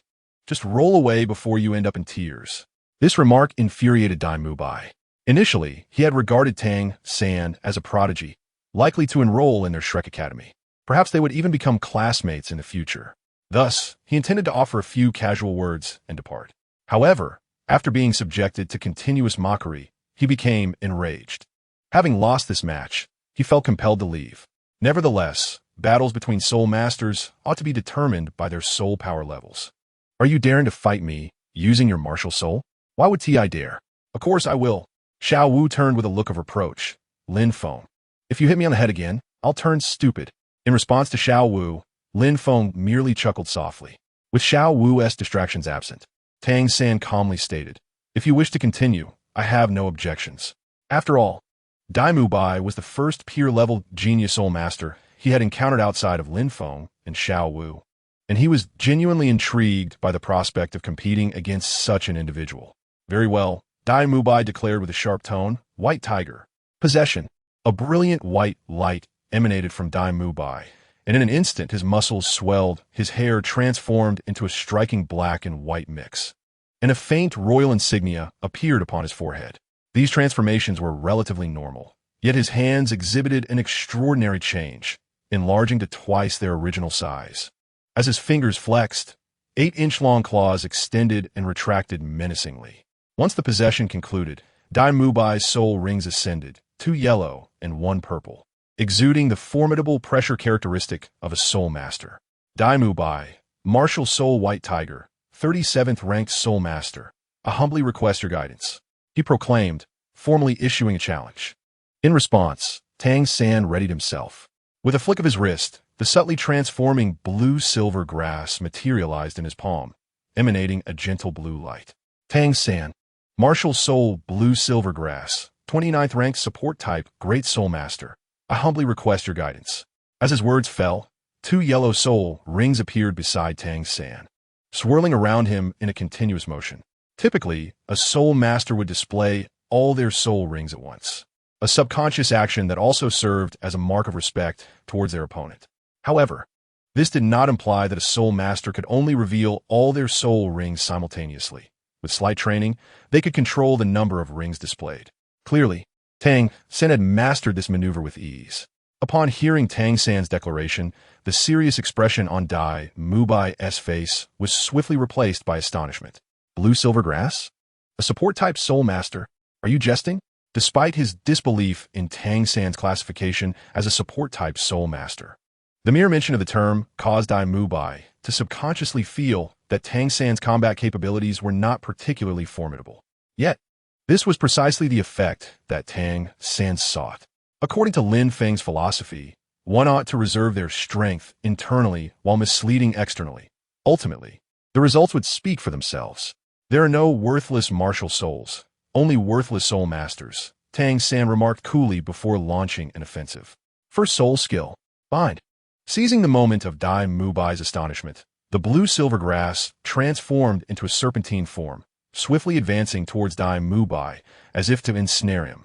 Dai Mubai, overconfident in his assumption that the seemingly fragile blue-silver grass would be easily severed, swung his claws to cut it down. However, the durability of the blue-silver grass far exceeded his expectations. By the time Dai Mubai realized he needed to activate his first soul skill, White Tiger Shield, he found himself completely ensnared. At that instant, Tang San's second soul ring illuminated with brilliance. Second soul skill, Parasitism. Countless seeds emanated from the blue-silver grass, adhering to Dai Mubai's body. The moment Tang San unleashed his soul power, these seeds would transform into vines, binding Dai Mubai tightly. Moreover, the blue-silver grass was laced with toxins, and under this confinement, the poison began to infiltrate Dai Mubai's system. Initially imperceptible, it would not be long before Dai Mubai succumbed to paralysis. "You've already lost," Tang San proclaimed with a smile, surveying the thoroughly bound Dai Mubai. "Despicable. To claim to be a support-type soul master while being a control-type soul master instead. How could someone like you exist?" Dai Mubai, seethed with anger. It was merely a tactic to feign weakness, Tang San replied nonchalantly. Such a clever tactic. Dai Mubai regarded Tang San with a newfound respect, then bellowed, third soul skill. White Tiger Vajra transformation. In an instant, a formidable aura surged forth, causing the vines entangled around Dai Mubai to snap asunder, dispelling any negative effects such as toxins or parasitic seeds. This scene prompted Tang San to adopt a defensive stance. However, the next moment, Dai Mubai remarked, "You must be Tang San. You are indeed powerful. If I only possessed 2 spirit rings, I would have truly been defeated. Alas, I'm a spirit master. And with my 3rd spirit ability activated, I far surpass you. In the face of absolute strength, any minor techniques are rendered futile. Yet a loss is a loss. The room is yours." "What do you mean ours? It was already ours," Xiao Wu exclaimed loudly. Ignoring Xiao Wu, Dai Mubai smiled at Tang San, stating, "I believe we shall meet again soon at Shrek Academy. Should anyone trouble you, invoke my name, Dai Mubai." With that, he waved goodbye to the twin brothers and hastily departed. Although his 3rd spirit ability had momentarily dominated the scene, his earlier blunders had nearly cost him his dignity. More importantly, Dai Mubai sensed that among the 3, it was not Tang San who held the highest status, but rather Lin Feng, who had been sitting quietly in the background, observing like a spectator. Xiao Wu, although not particularly intimidated by Tang San, fell silent the moment Lin Feng spoke, revealing the clear hierarchy at play. If Tang San was indeed formidable, how much more powerful must Lin Feng be, who commanded such respect from the 2? The trio each exhibited extraordinary prowess. It seemed that this year, Shrek Academy would be teeming with prodigies. "Brother Feng, are we just letting him go like that?" Xiao Wu expressed her discontent. "What else would you have me do? Let him crawl away?" Lin Feng chuckled as he stood up. From his words, he is likely also from Shrek Academy. He might even be your senior in the future. It would not be wise to sour relations. Furthermore, that fellow is a level 37 spirit master. Even Tang San might find it challenging to contend with him. Do you really want to pursue this? Who do you think you're looking down on?" Xiao Wu exclaimed, ready to charge forward. Lin Feng effortlessly sidestepped her advance and called out to the bewildered manager Wang. "The room keys?" The manager, startled, hurriedly approached, eager to present the keys. "Here, esteemed spirit masters, these are your keys." These 3 were undeniably talented spirit masters. Even the esteemed Dai Mubai had conceded defeat before them, and they could not afford to offend them. After minimal exchange and confirming their room assignments, the trio swiftly arrived at their designated rooms. The 3 luxurious suites, while claiming to have differences, were all opulent in their own right. Initially, the 2 intended to offer the finest suite to Lin Feng, but upon discovering it was adorned with red roses, Lin Feng could not bear the atmosphere and promptly transferred it to Xiao Wu. Elated, she leaped onto the grand bed as soon as she entered. Undeniably, the room was exquisite, lavishly decorated. The 3 gathered momentarily to enjoy the meal delivered by the hotel. Lin Feng, however, partook only sparingly, saving his appetite for more culinary delights. After their meal, Lin Feng extended an invitation once more. "I intend to venture into the city for some fun. Does anyone wish to join? Isn't this a test?" Xiao Wu replied, her expression smug. "Brother Feng, you mentioned the word test outright. It's clearly a trap. How could we fall for it?" Lin Feng was at a loss for words. He suddenly realized that Tang San had led them astray, while Xiao Wu had become somewhat skittish. This was not good. It needed correction, but for now, delicious food took precedence. "Suit yourself," he huffed before departing. Not long after, Xiao Wu seemed to come to her senses and asked Tang San, "Why did Brother Feng leave so quickly? Wasn't that a test?" "I don't believe it was," Tang San replied, suppressing a chuckle. "Then why didn't you warn me?" Xiao Wu exclaimed, preparing to chase after Lin Feng. Tang San did not stop her, but inquired, "Xiao Wu, do you consider Brother Feng strong?" "Of course. He is invincible." Xiao Wu instinctively halted, recalling, when we were in the soul-hunting forest, he handled everything effortlessly. It was incredible. Indeed, Tang San reminisced. "I recall last year, we undertook a mission to hunt a millennium spirit beast. We ventured too deep and encountered a 3,000-year-old ferocious bear. I thought we were doomed. Yet Brother Feng stepped forward and, with a single tornado strike, sent that bear fleeing. I estimate his strength to be at least level 45, perhaps even nearing level 50. Xiao Wu nodded in agreement. I think so too. Brother Feng has always been enigmatic, never revealing his true power, always making us guess. What are your thoughts on this? Tang San asked with a smile. To be constantly around Brother Feng until I extract the truth? Xiao Wu responded tentatively. At these words, Tang San's expression grew serious as he assumed the authority of an older brother, declaring, I think your mind has been muddled by Brother Feng. You must strive harder. Can't you see the vast chasm between us? You had a chance to defeat me in our first year, but now, aside from using your third spirit ability, you cannot even come close. Brother Feng's strength is evident. We must work diligently. Initially, Xiao Wu felt a twinge of displeasure at Tang San's admonishment, but gradually, she came to recognize the truth in his words. The gulf between them and Lin Feng was indeed immense, and to catch up, their only recourse was to double their efforts. Brother San, you're right. I need to train harder, Xiao Wu declared, her determination rekindled. Even her address to Tang San becoming serious. Tang San nodded in approval. As for the newfound motivation of the duo, Lin Feng had already strolled into the bustling streets of Sodto City, particularly a vibrant food street at the city center.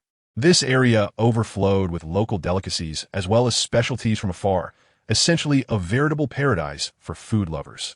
Upon his arrival, Lin Feng was immediately greeted by a chorus of enthusiastic vendors. Candy figures, sweeter than honey. Candy figures, free if not sweet. Secret wontons, delicious wontons. 3 copper coins a bowl. Steamed corn buns, 4 for a copper coin, haha. Star Luo Empire's special wide noodles, long and wide. Serve in a large bowl for just 10 copper coins. Satisfying and delicious. The shouts rose and fell, mingling with the rich aromas wafting through the air, stirring Lin Feng's appetite. However, the last 2 calls struck him as peculiar, particularly the mention of the wide noodles, which piqued his curiosity. He decided he must try them. The outdoor noodle stall was bustling with patrons, almost every seat occupied. Lin Feng scanned the area, spotting an empty table for 2 in the corner. He quickly made his way over, raising his hand to call out, Waiter, 1 bowl of wide noodles, please. Coming right up, please hold on. The waiter replied from a distance. During this period of waiting, Lin Feng remained restless, scanning the surroundings and contemplating which establishment to dine at. Suddenly, a young girl settled into the last vacant seat before him. A mere glance at her caused a subtle change in Lin Feng's expression. Chapter 57. The collapse of the persona seated across from Lin Feng was an extraordinarily beautiful girl, appearing even slightly younger than Xiao Wu, likely not yet 12 years of age. Her long black hair cascaded over her shoulders, complemented by her dark attire, which imparted a chilling aura. While these features were rather typical, her figure was remarkably voluptuous, nearly resembling that of an adult woman if one were to disregard her face. Bring me a bowl of noodles, the girl uttered with an icy tone as she took her seat opposite Lin Feng. Certainly, please wait a moment. Your noodles will be ready shortly, the server replied dutifully. Perhaps due to the girl's striking figure, the moment she sat down, the diners around her redirected their gazes. Unfazed, she seemed accustomed to such attention, merely casting a cursory glance around, prompting everyone to bow their heads and return to their meals. However, Lin Feng unabashedly scrutinized the girl, as if contemplating something profound. Ahem, let there be no misunderstandings. Lin Feng was not fixated on her chest, but rather surveying her entire being. Yet, that might seem even more inappropriate. Suddenly, the girl locked her gaze onto Lin Feng, regarding him with indifference for a few seconds. Lin Feng exhibited no signs of embarrassment, continuing to observe her, seemingly oblivious to the impropriety of his actions. The girl furrowed her brow and spoke. Have you finished your inspection? Her voice remained as cold as ever, embodying the quintessential Ice Queen persona. Not yet, Lin Feng instinctively replied. You. The previously frigid expression on the girl's face instantly transformed into one of anger. Her icy facade crumbled before Lin Feng's audacity. It was unprecedented for her to encounter someone as shameless as him. He was merely a boy of similar age, yet how could he be so brazen? Typically, when she lifted her gaze, men would avert their eyes under her pressure, too intimidated to look again. Even those of considerable strength would instinctively feel remorse after her inquiry, retreating their gazes. After all, one must maintain their dignity. Yet here was Lin Feng, sitting not even a meter away, boldly scrutinizing her, showing no signs of embarrassment whatsoever, which truly incensed her. What is the matter with me? Lin Feng feigned innocence. The girl, momentarily at a loss for words, was, after all, merely a 12-year-old girl who had never faced such a situation and felt somewhat flustered. At that moment, the server arrived, carrying 2 bowls of wide noodles. "Here are your noodles, esteemed guests. Enjoy." The girl, stifling her frustration for a few seconds, finally declared, "You can have them." With that, she left 10 copper coins on the table and swiftly exited. Observing this, Lin Feng made no attempt to chase after her. He merely chuckled and began to eat. Indeed, he had surmised that at such a young age, possessing such beauty and figure, and coming to indulge in the signature wide noodles of the Douluo Empire, she must be Zhu Zhuqing. After all, there would be future opportunities to encounter her. The thought of seeing her expression during enrollment at Shrek Academy the day after tomorrow brought a smile to Lin Feng's face as he savored his meal. Wow, this noodle tastes delightful, truly long and wide. His grin widened with joy. Today had begun splendidly, and Lin Feng's spirits soared as he relished his food, sampling everything he desired along the street. By evening, as dusk approached, Lin Feng returned to the Rose Hotel, humming a cheerful tune with a large bag of delicious treats in hand. Though he had acted pridefully, he intended to share his newfound delights with his younger siblings. Upon entering the hotel, Lin Feng noticed a girl at the front desk attempting to book a room. Since she had her back to him, he could only ascertain her youth from her figure and voice. "Dear guest, our luxury rooms are fully booked. Currently, we only have standard rooms available." The attendant expressed with evident difficulty. "What is happening in Sodto City? I have inquired at several hotels, and each one has no luxury rooms available. Is it a conspiracy against me?" The girl's voice was clear and melodious, tinged with a hint of petulance, sounding almost enchanting to the attendant's ears. He dared not retort, merely striving to explain, "These past few days coincide with the recruitment of students for various Soul Master academies, drawing many outside Soul Masters to Sodto City. Soul Masters are noble professionals who occupy the luxury rooms, hence we genuinely have none available. Would you consider a standard room instead?" "Oomph," the girl scoffed. "Are you implying that I am unworthy of a luxury room?" As she spoke, she exuded a faint pressure of soul power towards the attendant. The attendant, filled with respect, quickly responded, "My apologies, Soul Master. I did not intend to imply any disrespect. We truly have no luxury rooms left." The girl seemed to desire the attendant to display a respectful demeanor. Upon hearing his words, she turned away. "I refuse to believe that there isn't a single hotel in Sodto City with a decent room," she exclaimed, attempting to exit, while the attendant sighed in relief, grateful that she was finally leaving. However, the next moment, her words caused his heart to plummet. "Hey, you there with the bag, what room are you staying in?" The girl pointed at Lin Feng, her expression radiating arrogance, as if speaking to him was a privilege bestowed upon him. Lin Feng glanced at her, around 12 years old, with short hair grazing her ears and fair skin, undeniably attractive, but lacking intelligence. He shook his head, disregarding her, and continued on his way. Yet the girl persisted, stepping in front of him. "Hey, I'm talking to you." Only then did Lin Feng smile and look up. "What can I do for you?"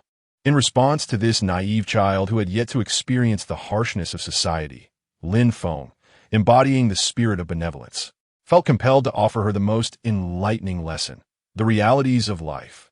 Much like the previous encounter with Lin Yuan, although he was unaware of his circumstances afterward, it was likely that he had found some stability.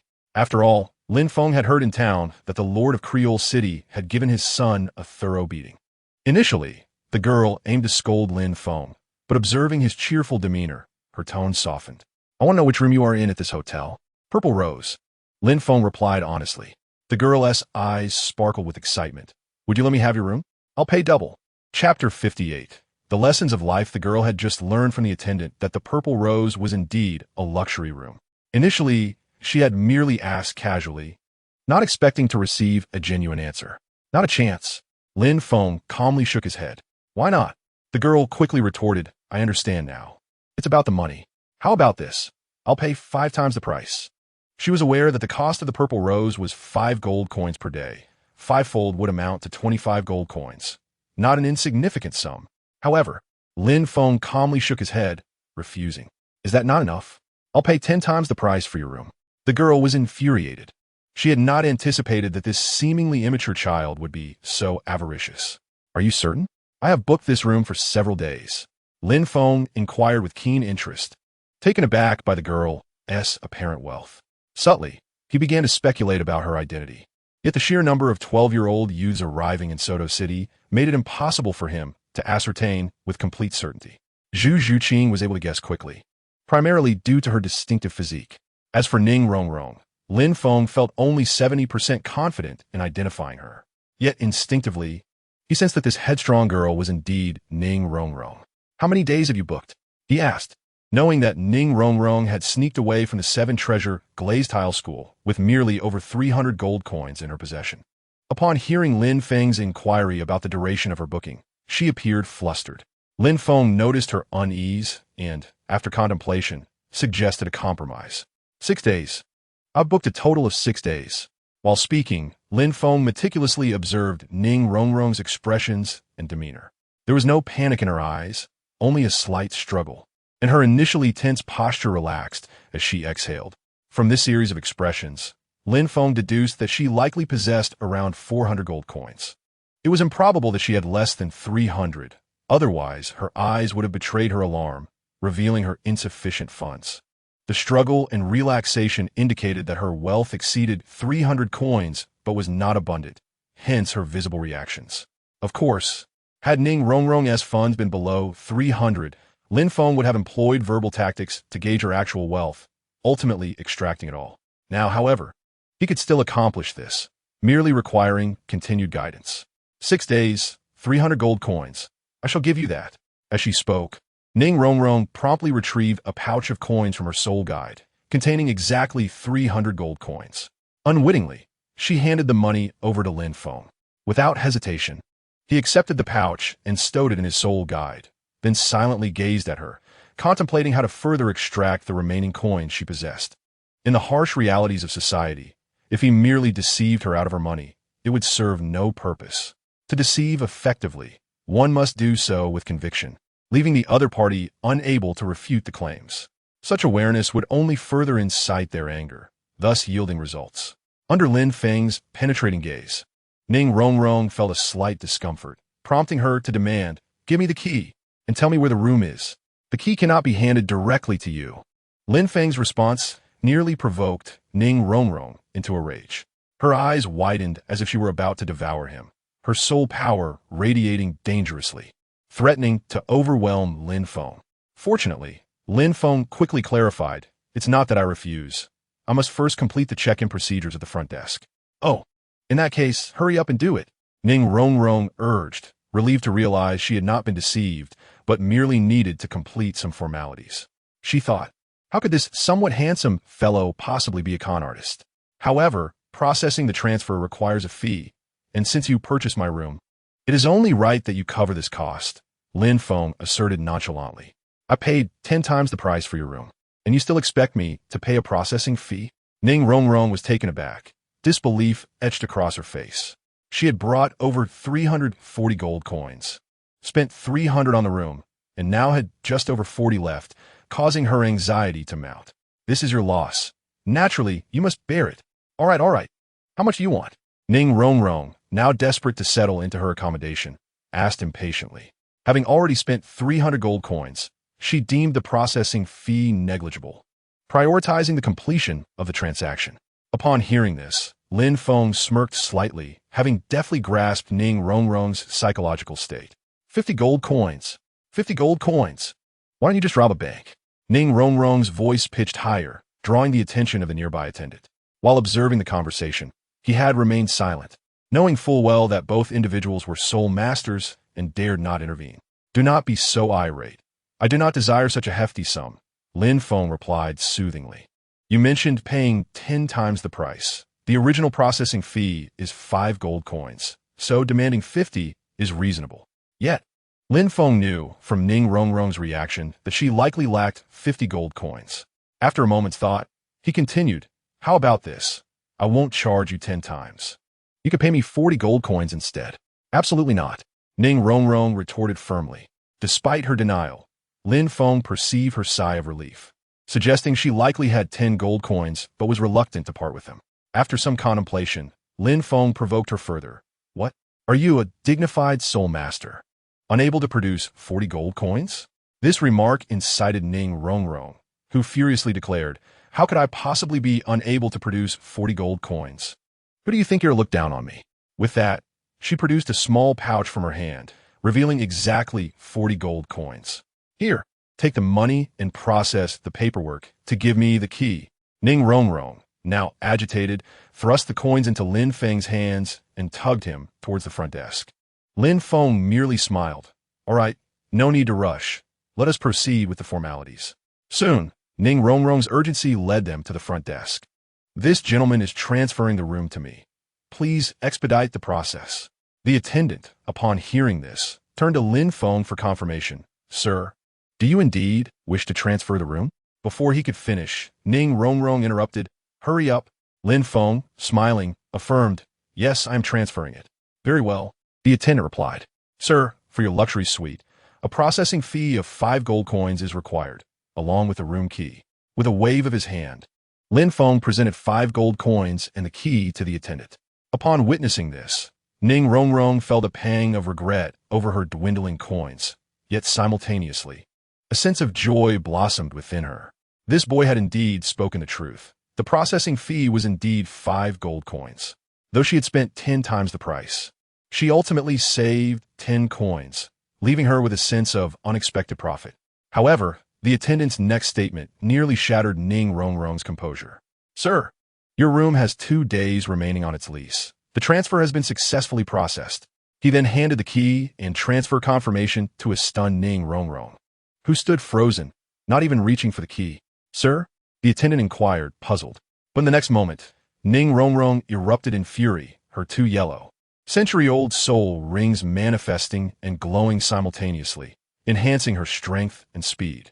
She lunged forward, reaching for Lin Feng's sleeve with one hand while the other formed a fist aimed at his face. As she attacked, she shouted, "You scoundrel! How dare you deceive me out of my gold coins?" With a deft movement, Lin Feng effortlessly dodged the strike and calmly remarked, "Why the haste? Cool me. Extend the stay for this room for 6 days." As he spoke, he tossed 20 gold coins to the attendant. The attendant, clutching the coins, stood in a daze, unsure whether to move or remain still, clearly distressed. Observing this, Lin Feng was about to utter something when he suddenly furrowed his brow and exclaimed, "Wait." At this call, Ning Rongrong indeed ceased her assault. She was utterly clueless in matters of social conduct and practical experience, possessing little more than beauty and a touch of arrogance. "What are you waiting for? If you don't return my money today, I will smash your head," Ning Rongrong declared vehemently. "Why be angry? I was merely jesting. I will return your money, and the room shall be yours." Lin Feng, unexpectedly composed, swiftly retrieved 320 gold coins from his pocket, placing them along with the attendant's 20 coins and the key into Ning Rongrong's hands. This unexpected gesture left Ning Rongrong momentarily stunned. She had never witnessed such a scenario within her sect, rendering her momentarily at a loss, even retracting her soul ring. "You are a soul master. How could I possibly deceive you? It was just a jest." Lin Feng offered a flimsy excuse, his expression still taut. Earlier, as Ning Rongrong had erupted in anger, Lin Feng sensed 2 powerful waves of soul power locking onto him, indicative of formidable strength. Most likely, 2 soul emperors. Given this context, it became evident that the young lady before him was indeed Ning Rongrong. While Lin Feng was not particularly intimidated by the 2 soul emperors, the implications of their affiliation with the 7 Treasures Glazed Tile School posed a significant threat. If they set their sights on him, he would have no choice but to abandon Shrek Academy. Hence, Lin Feng quickly abandoned his notion of teaching Ning Rongrong a lesson, returning her money instead. Was it merely a jest? As the coins changed hands, Ning Rongrong's anger subsided considerably, yet this did not imply she would let Lin Feng off easily. The audacity with which he toyed with her demanded retribution. "You dare to toy with me. You must face the consequences." "What consequences? I have given you my room. What more do you desire?" At this moment, although the 2 soul emperors were still observing Lin Feng, their hostility had diminished significantly. Meanwhile, Ning Rongrong, initially intent on demanding compensation from Lin Feng, found herself reflecting on his plight. Having no place to stay for the night, coupled with her unexpected acquisition of his room, evoked a sense of sympathy for him. After a moment's contemplation, Ning Rongrong decided not to press further. "Where's the room?" "Let me there. It is just upstairs," Lin Feng replied, his demeanor shifting back to its previous warmth and elegance as he smiled and led the way, as though the earlier conflict had never transpired. Internally, however, he couldn't help but scoff at Ning Rongrong's naivety. It was astounding how easily she believed everything. Were it not for the two Soul Emperors watching from outside, Lin Feng would have simply pocketed the coins without a second thought, leaving her to lament. As Lin Feng escorted Ning Rongrong to her room, the two Soul Emperor bodyguards exchanged glances. Did that kid notice us? One queried, "Are you joking? That fellow can't be more than 15. How could he possibly detect our presence?" The other replied, he likely intended nothing more than to amuse the young lady. Their mission, as instructed by the sect leader, was to protect Ning Rongrong, but this did not entail constant surveillance. They merely needed to ensure that no soul masters posed a threat to her. Having assessed the hotel, they concluded that the strongest individual present was merely a soul respect, posing minimal danger. Thus, they only needed to monitor Ning Rongrong when she exhibited signs of distress. Earlier, when she unleashed her soul power, they quickly observed the unfolding situation. Ironically, while Ning Rongrong was a notorious figure within the sect, she seemed to have calmed down remarkably upon encountering Lin Feng, who had a way with words. After escorting Ning Rongrong to her room, Lin Feng swiftly made his way to Tang San's quarters. "Little San, you should sleep with Xiao Wu. I've taken this room." "What?" Tang San exclaimed, bewildered, before realizing, "Isn't that inappropriate? We could share." "Not a chance. Go sleep with Xiao Wu. You've been together for 6 years. What's there to be shy about?" Lin Feng retorted, disregarding Tang San's protests and promptly kicking him out of the room. Just as he shut the door, it seemed he recalled something. He reopened the door and tossed out a bag. "This is for you and Xiao Wu. Delicious snacks for your midnight feast." With that, he closed and locked the door firmly. Outside, Tang San was left in a state of confusion. He could not fathom why Lin Feng, possessing his own room, would usurp his space and insist on sleeping with Xiao Wu. However, upon reflection, the prospect of sleeping with Xiao Wu did ignite a flicker of excitement within him. That night, Lin Feng anticipated the two Soul Emperors might seek retribution, preparing himself to unleash his might upon them. To his surprise, however, they made no move. The following day, Lin Feng had no intention of provoking Ning Rongrong. Her foolishness and single-mindedness were quite exasperating. Taking advantage of the early hour, he first checked on Tang San and Xiao Wu. After a day of training, they were in excellent spirits. Encouraged by Lin Feng, they decided against idling and ventured out to explore. Of course, Lin Feng did not accompany them. He still had not fully explored the culinary delights of the city center and saw today as the perfect opportunity to continue his gastronomic journey. As time passed, the moment for enrollment at Shrek Academy finally arrived. On this particular morning, Lin Feng had anticipated that Ning Rongrong would rise late, as she had the previous day. To his astonishment, she awoke nearly simultaneously with him. Was this truly the spoiled young lady he remembered? Where had her haughty demeanor vanished to? Wasn't she supposed to be rather willful? Interestingly, in the original tale, Ning Rongrong had feigned gentleness upon her arrival at Shrek Academy, only to gradually reveal her more capricious side. It must be said, this beautiful woman possessed quite the cunning. However, to evade this troublesome presence, Lin Feng deliberately prolonged breakfast with Tang San and Xiao Wu for nearly an hour before they finally departed the hotel for the South Gate. This peculiar behavior left Tang San perplexed, yet he refrained from questioning Lin Feng, yielding to his authority. The master had instructed that upon exiting the South Gate of Sodto City, they should follow the official road straight to arrive at Shrek Academy. After breakfast, the trio promptly exited through the southern city gate. The city was bustling with life, and upon stepping outside, they were greeted by an endless expanse of grassland, a stark contrast to the city's vibrancy. A gentle breeze swept through, bringing a sense of tranquility. Not long after heading south, they encountered fields of golden rice, nearly ripe for harvest. Some farmers were already at work, gathering crops. This scene evoked nostalgic memories for Lin Feng, reminiscent of his childhood days spent frolicking in rice paddies beside his grandfather. Reflecting on it now, he felt a pang of longing. As for Shrek Academy, the trio knew little beyond its name and its southern location relative to Sodto City. The rest remained a mystery to them. The absence of any iconic architecture made the search quite arduous for the trio. Not long into their quest, Xiao Wu complained of fatigue, playfully requesting Tang San to carry her. Thus, It took them nearly an hour to finally locate the Shrek Academy. It appeared as a modest village, home to around 100 households. From a distance, it seemed like an ordinary settlement, but as they approached, they noticed the dilapidated sign of Shrek Academy at the entrance. Had it not been for a line of individuals queuing to enroll, Tang San and Xiao Wu might have doubted the school's authenticity. How could it be so shabby? Xiao Wu jumped down from Tang San's back, her expression one of disbelief. Typically, in any city, a Soul Master Academy should be among the finest structures, yet this institution starkly contradicted that expectation. The academy recommended by the master seemed incredibly impoverished. Although Lin Feng had mentally prepared himself, he was still taken aback by the extent of the decay. The descriptions in books about Shrek Academy's poverty were merely abstract concepts, lacking the palpable impact of the actual scene before them. The houses in the village exuded an air of a remote, rural area, and the villagers' attire was exceedingly plain.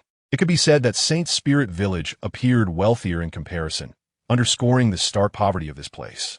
I also did not expect such a sight, but the teacher mentioned that although Shrek Academy is merely a mid-level institution, the knowledge imparted here surpasses that of even advanced Soul Master Academies.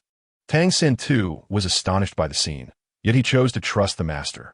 Let us first observe what lies ahead. The enrollment area is just ahead, and that fellow named Dai Mubai seems to be there as well. As they conversed, Lin Feng led the pair to the registration desk, which consisted of a simple table positioned at the village entrance. Behind the table sat a man in his 60s, while Dai Mubai stood beside him. Upon their approach, Dai Mubai nodded in acknowledgement from a distance. As they drew closer, Lin Feng could overhear various discussions among those in line. Some expressed skepticism regarding Shrek Academy. Others viewed it as a mere test, and among them were those exuding confidence, reflecting a diverse array of individuals.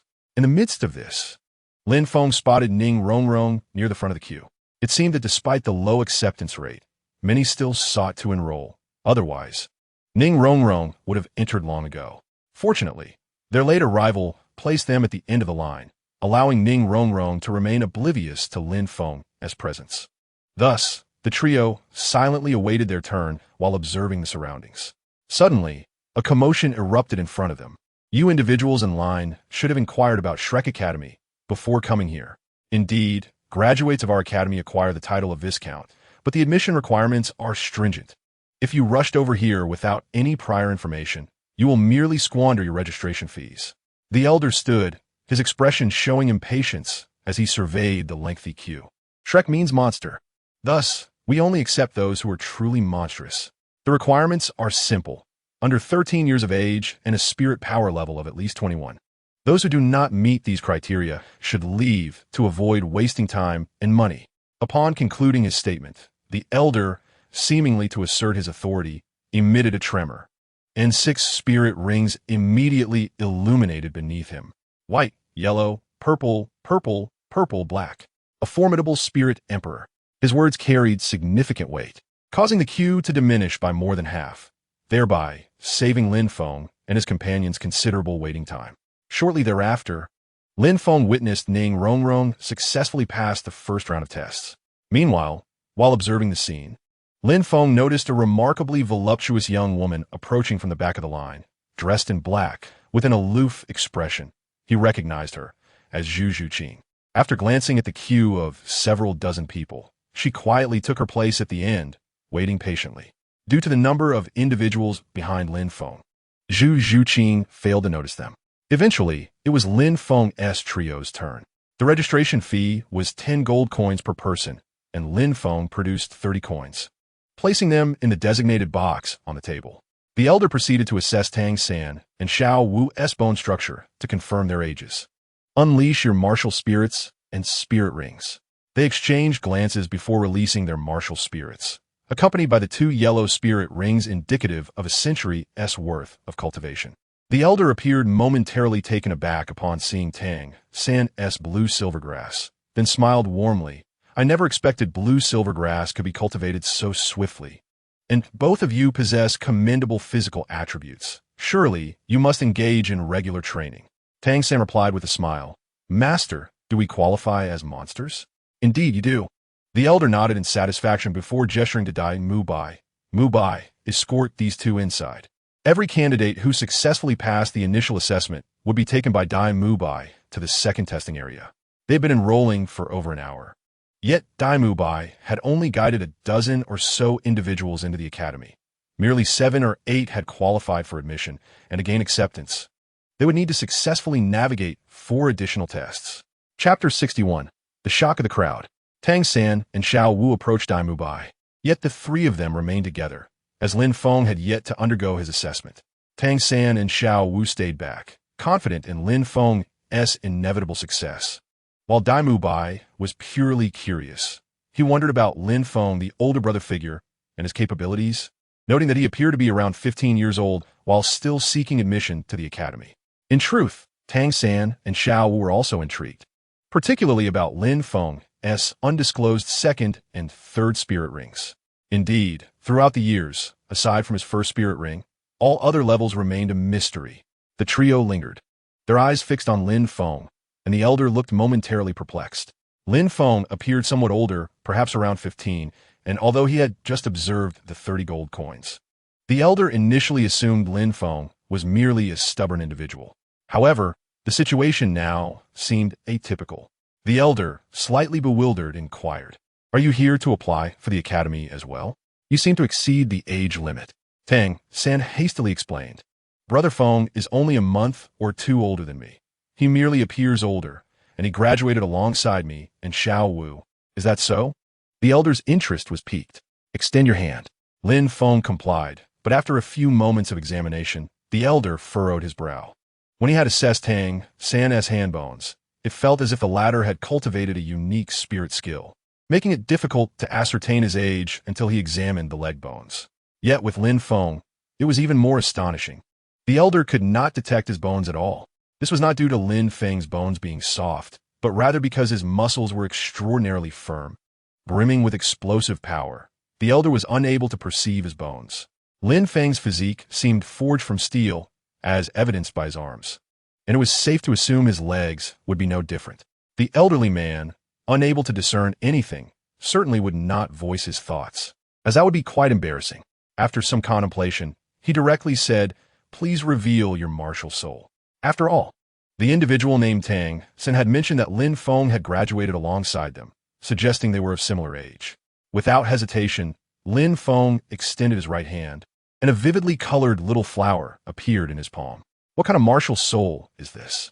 I seem to have never encountered it before," the elder remarked, mildly astonished.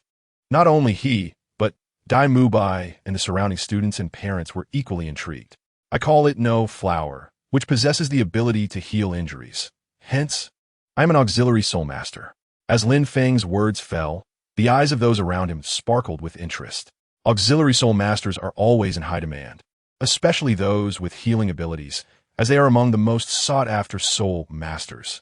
A healing soul master is the dream companion of countless soul masters, akin to granting one an extra life. Who wouldn't appreciate that? However, Dai Mubai's expression shifted subtly.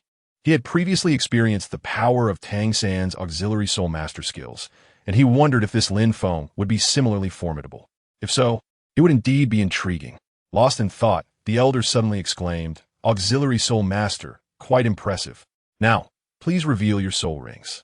As long as you can display 2 soul rings, regardless of their level, you will pass the first round." "2, is it? Very well." Lin Feng nodded. The reason Lin Feng had refrained from revealing his soul rings in the past few years stemmed from 2 primary concerns.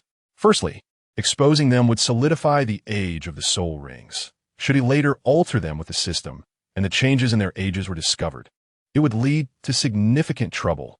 Such feats are only achievable by deities, and if word got out, it would likely prompt Bibi Dong to personally invite Lin Feng to the Hall of Spirits for a chat. The second reason was rather straightforward. Lin Feng's strength at the time was still relatively weak. If his soul rings were of excessively high age, it might draw the attention of those with ulterior motives. Although the likelihood was low, Lin Feng remained cautious and thus kept his cards close to his chest. However, at present, he had acquired sufficient strength to protect himself, so revealing a few soul rings was no longer an issue.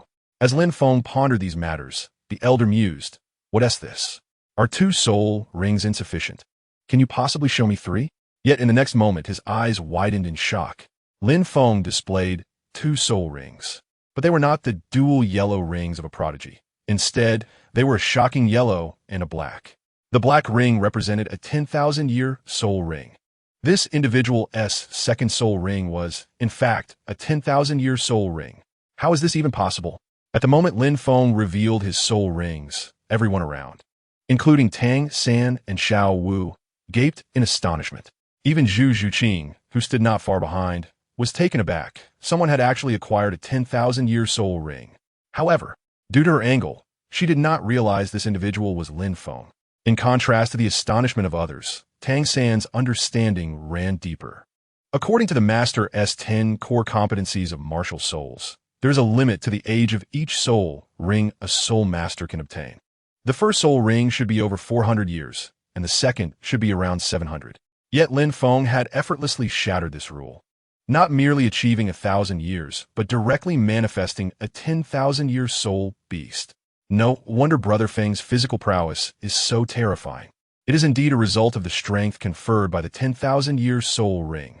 In this moment, most of Tang San's lingering doubts were clarified. Have I passed? Lin Feng asked, smiling, as the elder was momentarily stunned. You have indeed passed. Your case can no longer be deemed merely monstrous. You must be referred to as a monster among monsters. I have never encountered a soul master like you. A second soul ring of the 10,000-year caliber, unprecedented. Dai Mubai, take them to the next round. It seems this year, Shrek Academy may recruit some exceptional talents. Lin Feng smiled slightly and joined Tang San and the others. At that moment, Dai Mubai gulped, exclaiming, incredible. A 10,000-year soul ring. I have never seen one before. Not just you, none of us have seen it.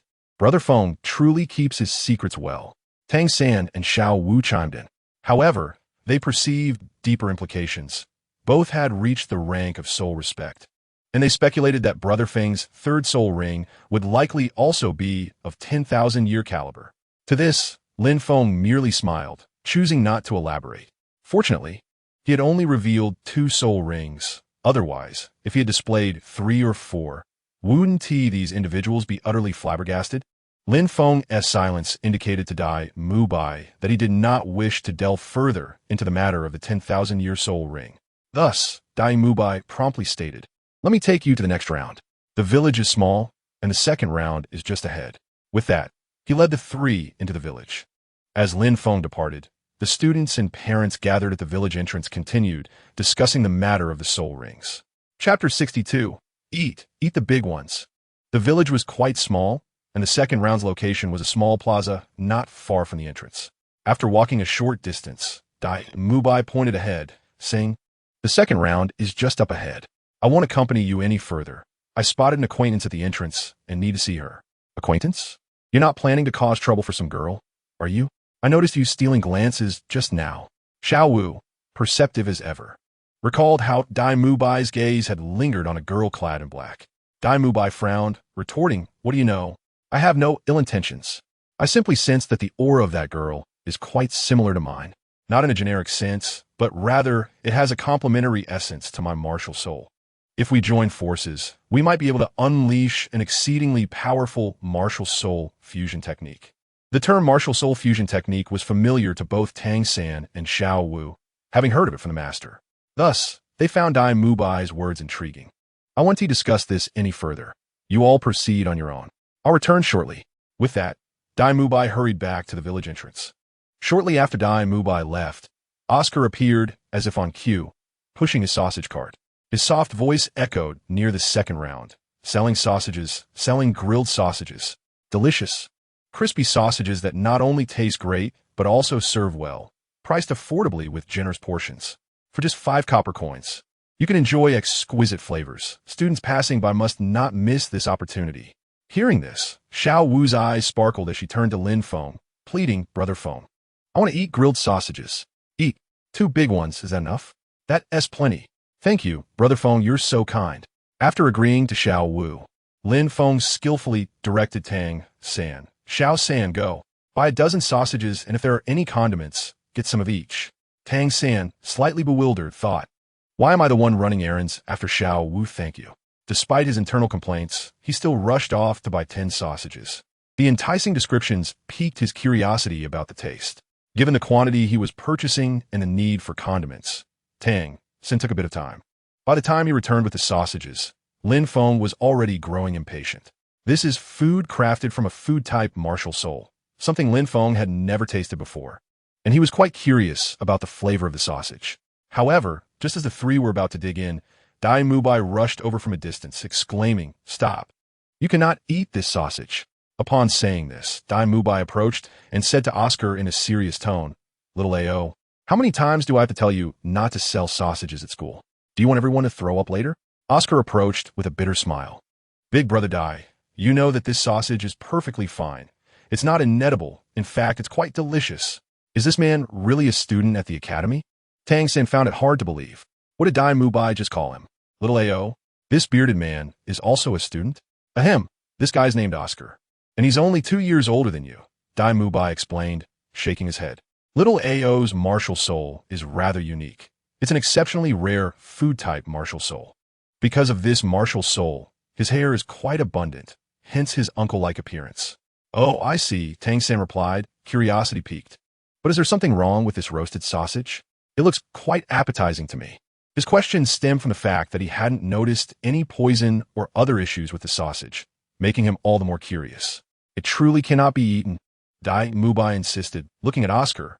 Little AO, why don't you produce a new roasted sausage for them to see? Big brother Dai, isn't that inappropriate? It could have a negative impact, Oscar said, looking quite embarrassed. This was primarily because of the presence of Xiao Wu, the adorable girl, and a pretty girl in black who was approaching from the direction of the village entrance, likely someone who had just passed the first round. In this situation, if Oscar uttered that soul incantation, it would be difficult for him to strike up a conversation with either of these two girls later. Stop with the nonsense. They are all exceptional talents, and they will undoubtedly become students in our academy. You can't hide that. Dai Mubai clenched his fist, warning. Don't make me take action myself. Forced by Dai Mubai's imposing demeanor, Oscar reluctantly extended his right hand and, with a slightly lewd tone, uttered, I have a big sausage. In the next moment, with a flash of Oscar's soul ring, a sausage appeared in his hand. The onlookers, except for Lin Feng, froze. Setting aside whether the sausage was edible, that statement was incredibly ambiguous and could lead to misunderstandings. Xiao Wu's face immediately turned red as she instinctively tossed the sausage to the ground. Even Zhu Zhuqing, who had just approached, paused, a hint of disgust crossing her face. Sensing the disdainful gazes from the crowd, Oscar hurriedly explained, That's not what I meant. The soul skill works like this. My current spirit power level is low, and I must use that incantation to produce this sausage, or I wouldn't be able to create it at all. This sausage is indeed edible.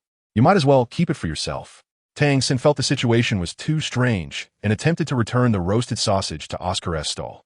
However, just as he reached out, Lin Feng snatched the sausage away. Why waste it? This sausage looks quite delicious, and I've never had food made from a food-type martial soul before. As he spoke, Lin Feng took a bite of the sausage, savoring various flavors such as spicy, sweet, and cumin. The taste was delightful. Is it really that good? Oscar asked, feeling both touched and hopeful.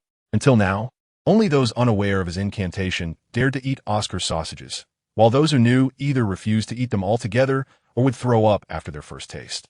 Lin Feng was the first to willingly eat after knowing the incantation. It tastes great, truly delicious. Noticing the astonished gazes around him, Lin Feng casually remarked, What is there to fear? It's just an incantation. Remember, food is innocent. Moreover, the essence of martial souls is energy. Have you all forgotten? One must admit that food made from martial souls is indeed quite delectable, far surpassing the hot dogs and such he had tasted in his past life. Impressive, Dai Mubai exclaimed. Lin Feng was the first person he had seen who could eat Oscar's sausages with such composure, consuming nearly 10 of them in one go, looking as though he could eat more. Chapter 63. Discovered by Ning Rongrong, is it really that delicious? Tang San suddenly felt uncertain. He knew that Lin Feng was quite picky about food. He himself was a chef, and even the finest dishes from the best restaurant in Notting City could not compare to those made by Lin Feng. If Lin Feng praised it as delicious, it must indeed be truly good. Xiao Wu had similar thoughts, but resolutely told herself that no matter how good it was, she would never eat that sausage. At this moment, Zhu Zhuqing also noticed Lin Feng's face. Her first reaction was surprise. How could it be him? Then, Her gaze flickered as her thoughts became complex. On one hand, she recognized Lin Feng as the student with the 10,000-year soul ring. On the other hand, she recalled the events from the noodle shop 2 days ago and now saw him eating the sausage without a care. The combination of these three factors made Lin Feng appear quite enigmatic to Zhu Zhuqing, leaving her unable to decipher him. Meanwhile, Oscar was overwhelmed with emotion, exclaiming, "What a great saying! Food is innocent. Junior, from now on, come buy my sausages, and I'll give you a 50% discount." "Ahem, let us skip that," Lin Feng replied, shaking his head. "Eating something once or twice is enough. No matter how delicious it is, too much will spoil it." After saying this, Lin Feng glanced at Zhu Zhuqing but said nothing more, merely smiling as if they were meeting for the first time. Hearing Lin Feng's words, Oscar felt a bit disheartened and wanted to say something. However, at that moment, Dai Mubai spoke up. "All right, let's not dwell on this. I will take you directly to the final test. Once you pass, you can enter our academy." "Directly to the final test? We don't need to worry about the previous ones?" Tang San pointed ahead, where several candidates were still in line. "Rest assured, I haven't given you any unfair advantage. This is what you deserve." With that, Dai Mubai led the group towards the teacher responsible for the second test. Dai Mubai whispered a few words to the teacher and pointed at Lin Feng and the others. Soon, the teacher smiled and said, "No problem, Mubai. You can take them directly to the fourth test. As long as they pass, they will be admitted." Upon hearing this, everyone except Lin Feng was baffled, especially the boy who was still in line, who looked dissatisfied and exclaimed, "Teacher, why can they go straight to the fourth test while we have to go through each round one by one? That's unfair." "Unfair?" The teacher replied coolly. "In fact, it's quite fair. If your soul power also reaches level 25 or higher, you could join them for the fourth round as well. If not, then you might as well continue waiting in line. If you perform well in the earlier rounds, there is still a chance for admission. Typically, students graduate from the Junior Soul Master Academy at around 12 years of age, and those who reach level 21 in spirit power at that age are true geniuses. They would have a genuine chance of becoming soul saints in the future. As for level 25, generally, one would only achieve that by graduation from a Senior Soul Master Academy." The boy was taken aback by this condition, but still cast a doubtful glance at Lin Feng and the others, insisting, "I don't believe it. I have never heard of anyone achieving a soul power level of 25 at the age of 12. The performance of this boy is both commonplace and irrational. Such a phenomenon is entirely beyond comprehension, leading to outright denial. It is akin to the experience of education in a past life. After 6 years of elementary school and 3 years of middle school, one possesses a clear understanding of the process. Yet, some prodigies complete their studies in a single year, advancing several levels, while you, having just graduated from middle school, find others already holding doctoral degrees. Were it not for the news reports, one might never realize such occurrences exist. As the saying goes, in the same 9 years, how can you be so exceptional? Dai Mubai, undeterred, seized the crystal ball originally intended for testing soul power levels, declaring, "Your limitations do not define those of others. Tang San, step forward and channel your soul power into this crystal ball." He refrained from calling upon Xiao Wu and Lin Feng, as one had a sharp tongue and the other appeared strong, yet unfamiliar. Thus, he only beckoned to Tang San. The soul power testing crystal was familiar to Lin Feng and his companions, having encountered it during their martial soul awakening at the martial soul hall. The crystal ball in Dai Mubai's hands was of the 3rd grade, capable of measuring soul power below level 30. Exceeding that threshold would result in an explosion. With that in mind, both Tang San and Xiao Wu turned to Lin Feng, their expressions filled with concern. The magnitude and potency of one's soul power can indeed be controlled, but it requires extensive practice or an inherent strength to master it directly. Lin Feng could accomplish this, but for Tang San and Xiao Wu, most of their training had consumed their energy, leaving little room for the intricacies of soul power control. Thus, they found themselves in a dilemma. Touching the crystal ball might inadvertently shatter it, exposing their soul master rankings. At that moment, from the line of awaiting individuals, a short-haired girl in a white dress emerged, her exquisite appearance captivating everyone's attention.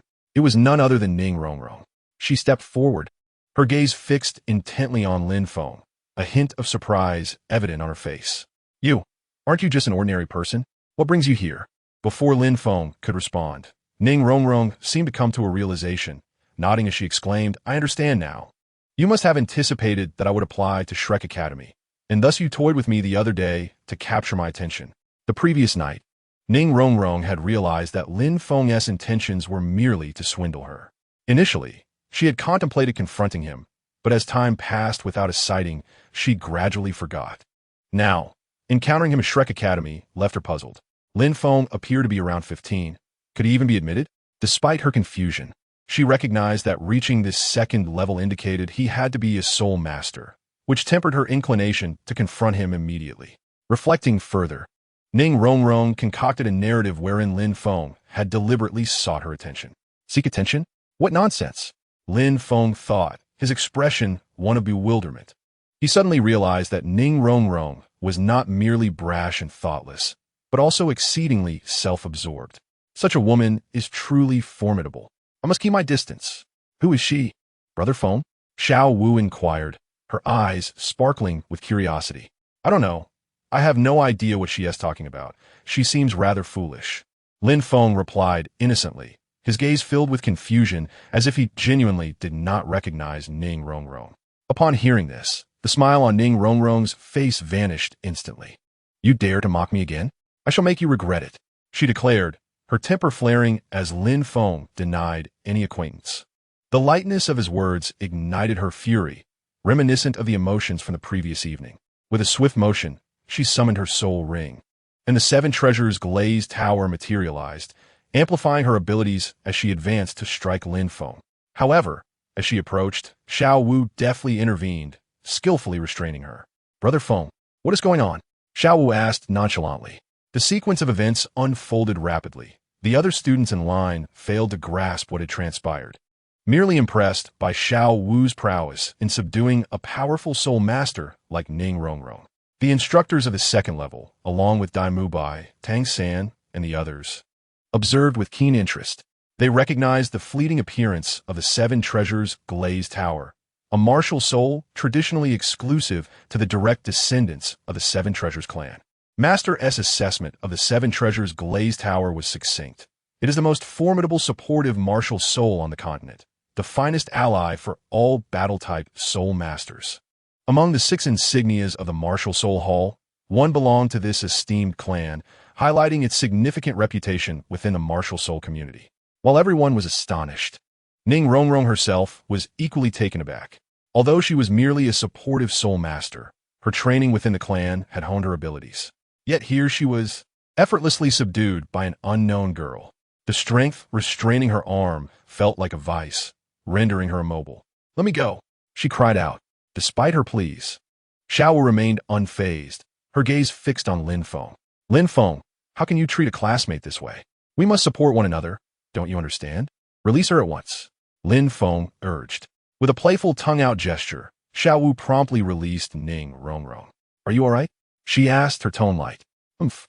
Ning Rongrong huffed, rubbing her arm, no longer demanding to confront Lin Feng. She realized Xiao Wu's strength was formidable, having subdued her without even releasing her martial soul.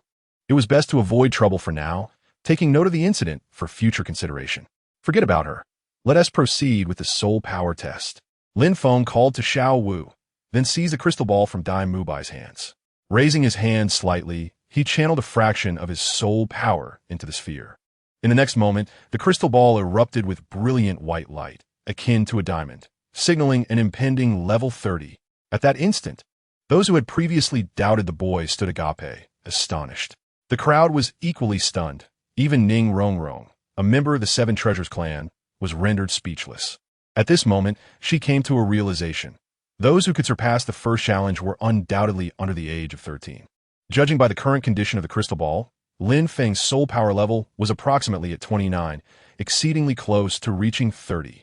Such talent had already eclipsed her own, leaving her in a state of disbelief.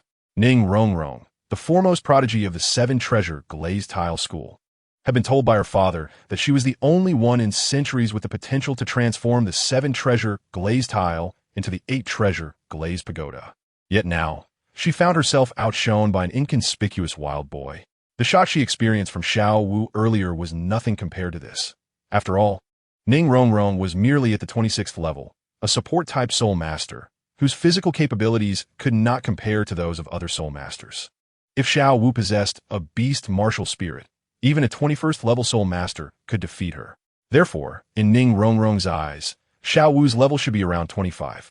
However, in the next moment, she was struck with disbelief as, at Lin Feng's behest, Xiao Wu and Tang San successively channeled their soul power into the crystal ball. To her astonishment, their soul power levels were also at 29. How could this be possible? How could three seemingly random individuals all be formidable soul masters at the 29th level? Ning Rongrong felt her worldview collapsing. Dai Mubai was equally astonished.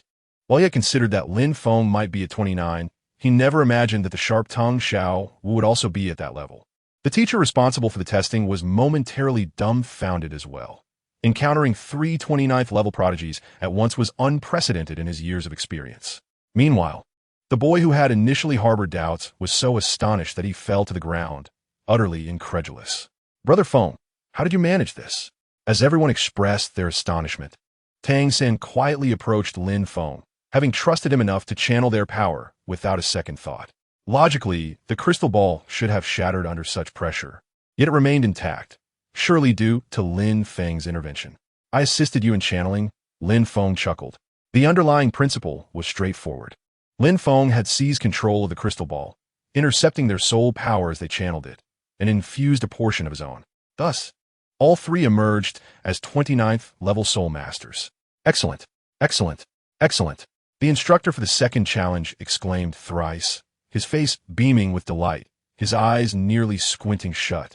Yet before he could utter more words of encouragement, another small hand pressed against the crystal ball before Lin Feng. In the next moment, the crystal ball erupted with dazzling light. Though it did not fill the entire sphere as Lin Feng's had, it occupied nearly 9/10 of it.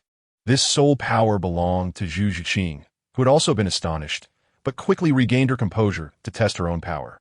With a soul power level of 27, she deemed herself capable of directly entering the fourth challenge. Her cool voice resonated, seemingly imbued with an enchanting quality that calmed the crowd's excitement.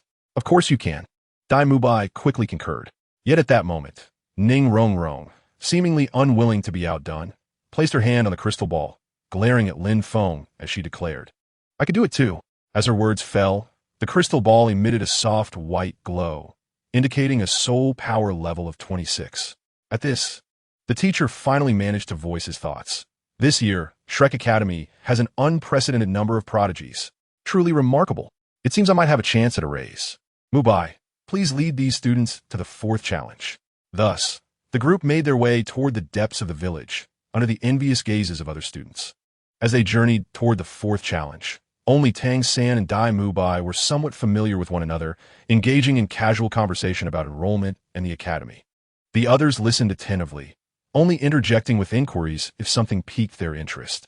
Soon, they gained a clearer understanding of the academy's situation.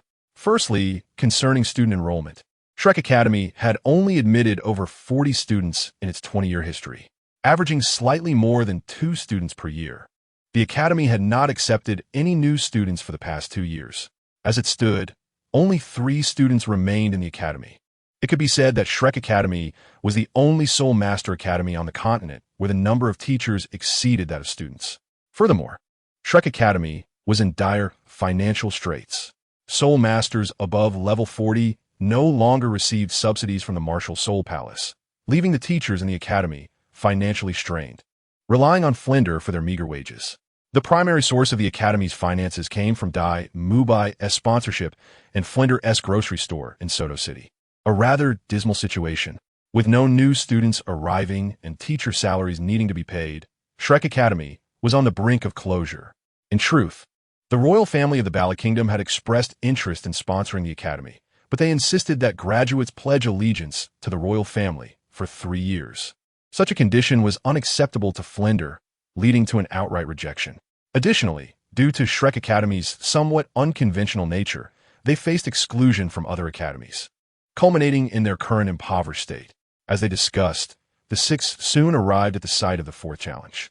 It was a small clearing, approximately 200 square meters, where a middle-aged man in his 50s sat on a chair, fast asleep and snoring audibly. This was Zhao Wujin, known as the Unmoving King. Ahem, Dai Mubai coughed awkwardly. Teacher Zhao, I brought students for the fourth challenge. Huh? Zhao Wujin opened his eyes, glancing at Lin Feng and the others, mildly surprised. So many have come for the fourth challenge this year? As he spoke, Zhao Wujin stood up, though not particularly tall or handsome. His robust frame exuded a palpable sense of pressure, reminiscent of a bear from a distance. Teacher Zhao, these students have all just passed the first challenge. Each at level 25 or higher, Dai Mubai added. Upon hearing this, Zhao Wujin's eyes lit up, his previously lax demeanor tightening slightly. Then, he erupted into a hearty laugh. 5 of you are above level 25? Impressive, impressive. I am Zhao Wujin, the examiner for this fourth challenge. The focus of this challenge is the practical combat ability of the Soul Masters.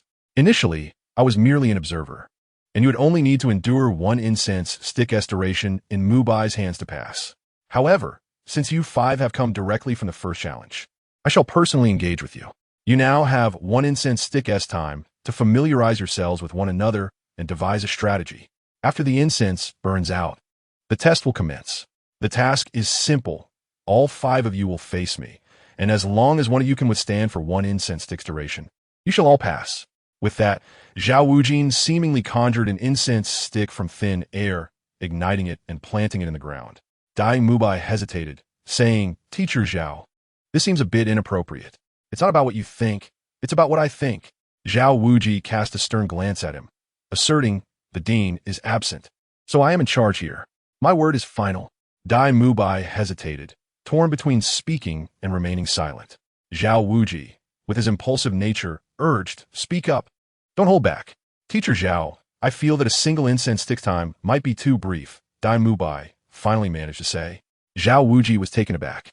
Is 1 incense stick's duration too short? Do you underestimate me? I am a level 16 soul saint.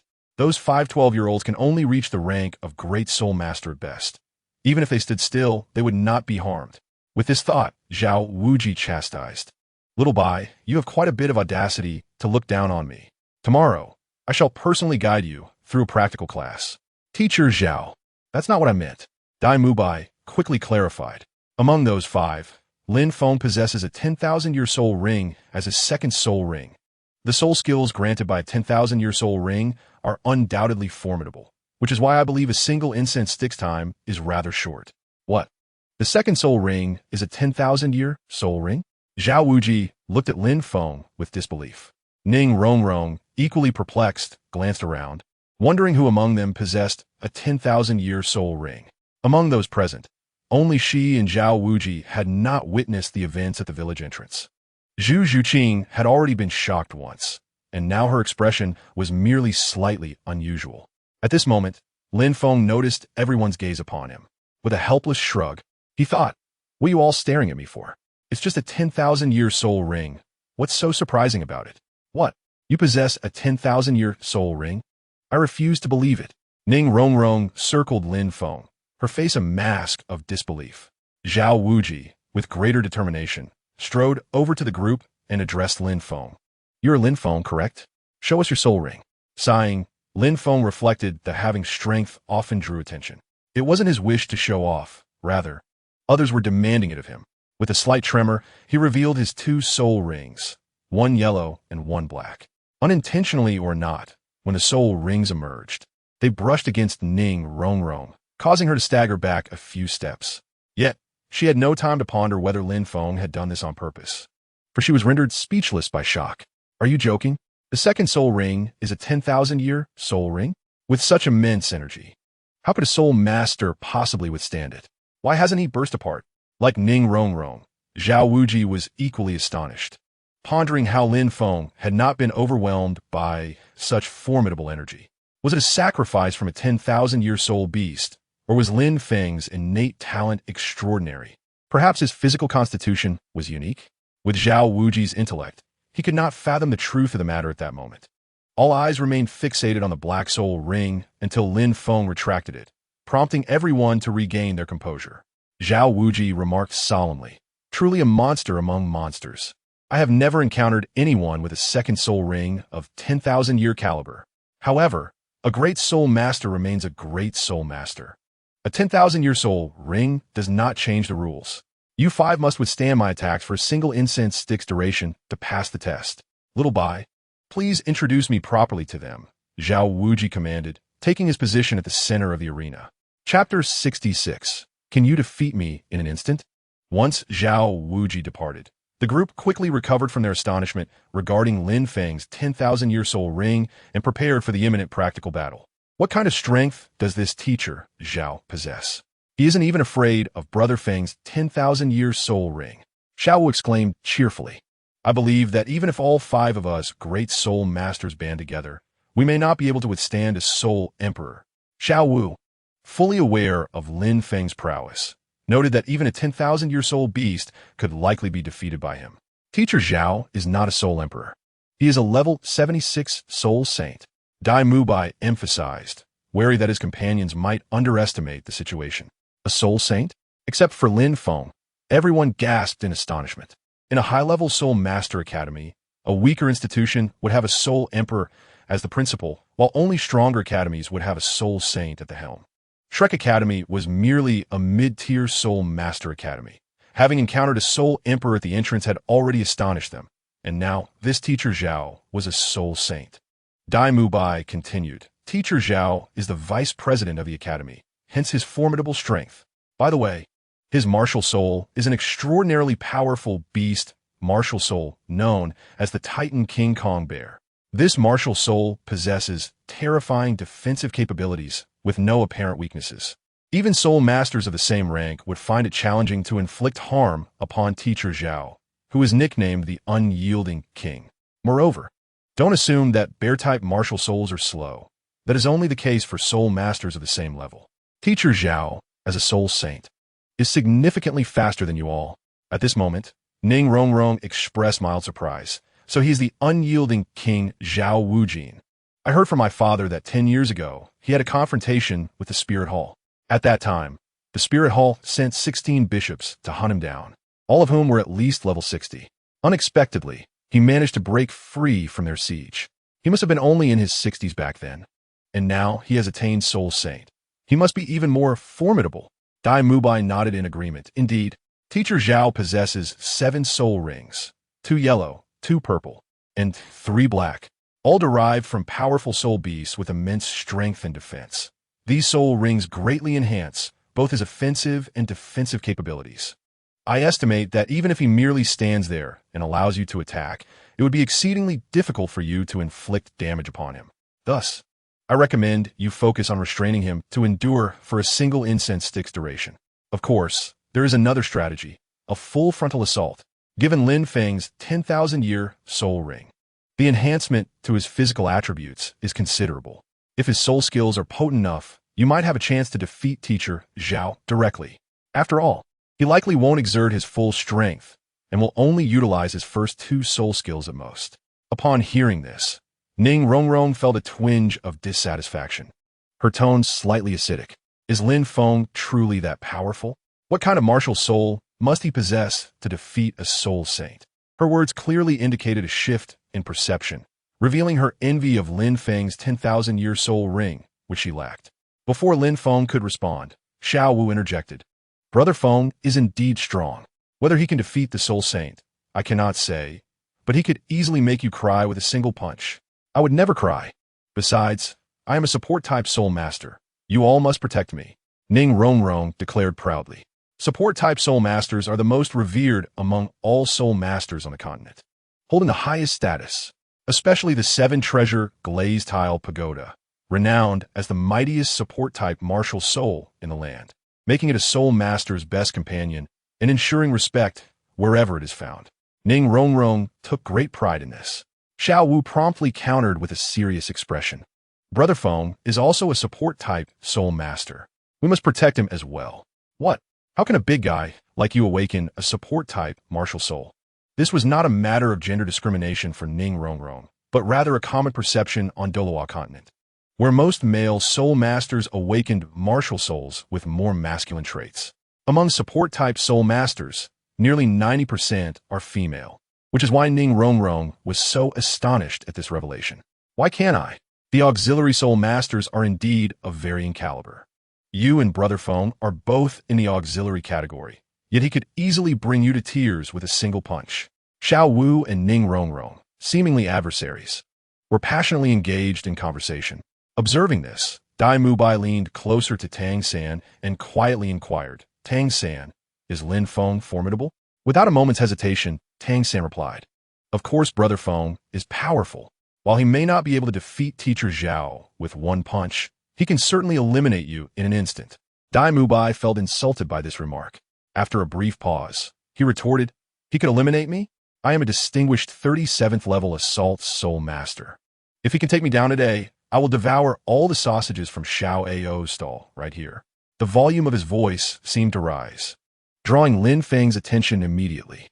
Huh, why does that statement sound oddly familiar? Dai Mubai quickly realized he had let slip something inappropriate and cleared his throat, saying, "There's not much time left, so let us introduce ourselves, stating our names and abilities, to see how we can coordinate to pass Teacher Zhao's test." With that, to alleviate the awkwardness, Dai Mubai swiftly distanced himself. The remaining individuals exchanged glances, falling into silence for a few seconds before Lin Feng spoke first. "I am Lin Feng. My martial spirit is the Infinite Flower, and I am a 29th level Auxiliary Soul Master." Next, Tang San introduced himself. "I am Tang San. My martial spirit is Blue Silver Grass, and I am also a 29th level Control Soul Master." Ning Rongrong tried to speak, but was preempted by Xiao Wu, who declared, "I am Xiao Wu. My martial spirit is a rabbit, and I am a 29th level Assault Soul Master." At this point, Ning Rongrong finally huffed, "I am Ning Rongrong. My martial spirit is the 7 Treasure Glazed Tile, and I am a 26th level Auxiliary Soul Master." Zhu Zhuqing, unbothered by the competition, calmly stated, "I am Zhu Zhuqing. My martial spirit is the Nether Cat, and I am a 27th level Agility Soul Master." Upon hearing that the others possessed higher soul power, Ning Rongrong felt a mix of defiance and acceptance. As an Auxiliary Soul Master, her cultivation naturally progressed more slowly than others, and achieving level 26 was quite commendable. Regarding Lin Feng, to be frank, Ning Rongrong found it hard to believe that he was indeed an Auxiliary Soul Master. After everyone had introduced themselves, Ning Rongrong's 7 Treasure Glazed Tile martial spirit became the focal point of attention. The others had been eager to ask about it, but had not found the right moment until now. As she was bombarded with inquiries, Ning Rongrong relished the feeling of being the center of attention, even casting a provocative glance at Lin Feng before calmly saying, "I hail from a 7 Treasure Glazed Tile sect, but I sneaked out from home. You may regard me as an ordinary Auxiliary Soul Master. Let us first pass this test. My martial spirit is the 7 Treasure Glazed Tile, and with 200-year soul rings, I can enhance speed and strength by approximately 30% for the duration of a stick of incense." After speaking, Ning Rongrong turned her gaze directly to Lin Feng. "My auxiliary effects are rather average. I presume this esteemed 29th level Auxiliary Soul Master with a 10,000-year soul ring must be even stronger, right?" Though her words implied a concession, it was evident to astute listeners that she was being sarcastic. Lin Feng frowned at Ning Rongrong's veiled remarks, finding them overly contrived. If one were to rate her sarcasm, it barely achieved a level 1. Moreover, it was Xiao Wu who had been bantering with her. So why direct that look at him? Did she have sand in her eyes? "Here, let me blow it out for you." However, Lin Feng merely mused to himself and chose to ignore Ning Rongrong's words, instead addressing Tang San. "Tang San, devise a battle strategy for them. You know my martial spirit specializes in healing. Just charge ahead and come to me when you're injured." Tang San recognized that Lin Feng was providing him with valuable experience, just as he had done in the soul-hunting forest, where Lin Feng always encouraged him to take charge. Nodding eagerly, he began to organize the group. Although Ning Rongrong felt somewhat disgruntled, she held her tongue under Xiao Wu's watchful gaze. Zhu Zhuqing was even more unassuming, quietly listening and nodding as the strategy unfolded. Under Tang San's leadership, they quickly established their tactics. Meanwhile, Lin Feng observed them quietly, reclining slightly, exuding an aura of authority. "Brother Feng, is my arrangement acceptable?" After finalizing the strategy, Tang San sought Lin Feng's approval. Lin Feng smiled faintly. "It's quite good. You may proceed with confidence. Just remember, as long as you're not critically injured, I assure you that you will bounce back to life instantly." At this moment, Lin Feng was being rather conservative with his words. If he activated his first soul skill, his presence would ensure that any injury sustained by Tang San and the others would heal instantaneously, leaving no chance for serious harm. However, to maintain a FAAD, Lin Feng had not revealed that his first soul skill had a group healing effect, always presenting it as a single target healing ability. As Lin Feng completed his statement, neither Tang San nor Xiao Wu found it surprising, having witnessed the strength of Lin Feng's martial spirit before. However, the others were skeptical. Ningrongrong Tsalinget. You think you can bring everyone back to life instantly? Do you believe your martial spirit is a miracle elixir? I don't buy it. Zhu Zhuqing raised an eyebrow, feeling that Lin Feng was boasting.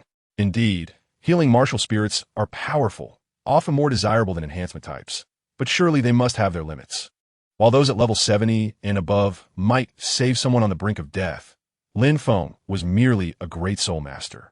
The idea that he could achieve effects comparable to those of a soul sage was implausible to Ning Rongrong. Doubt it all you want when Teacher Zhao targets you. I want to come to your rescue. Lin Feng threatened Ning Rongrong. Her voice immediately dropped as she stubbornly retorted, your healing martial spirit poses a greater threat than my enhancement spirit. Teacher Zhao will definitely target you first. Lin Feng chuckled softly. I am exceedingly swift. He won't be able to touch me, but he can certainly strike you. Ning Rongrong fell silent, recalling a recent incident at the hotel where, despite her own significant speed enhancements, she had been easily evaded by Lin Feng. On the matter of speed, Ning Rongrong found herself unable to counter Lin Feng's assertion. Meanwhile, Zhu Zhuqing shook her head gently, thinking to herself that he was merely an auxiliary soul master. Even with a 10,000-year soul ring, how fast could he truly be? Could he outpace her, an agility-type soul master? Just as she contemplated further, Zhao Wujing stood up and announced, all right, children, the time has come. Are you prepared? Upon hearing this, the group ceased their discussions. Tang San stepped forward, declaring, Teacher Zhao, we are ready. Excellent. Let's begin. As he spoke, Zhao Wujing conjured a stick of incense from thin air, igniting it and placing it firmly in the ground. This incense acted as a signal, prompting Tang San and the others to immediately enter their battle stances.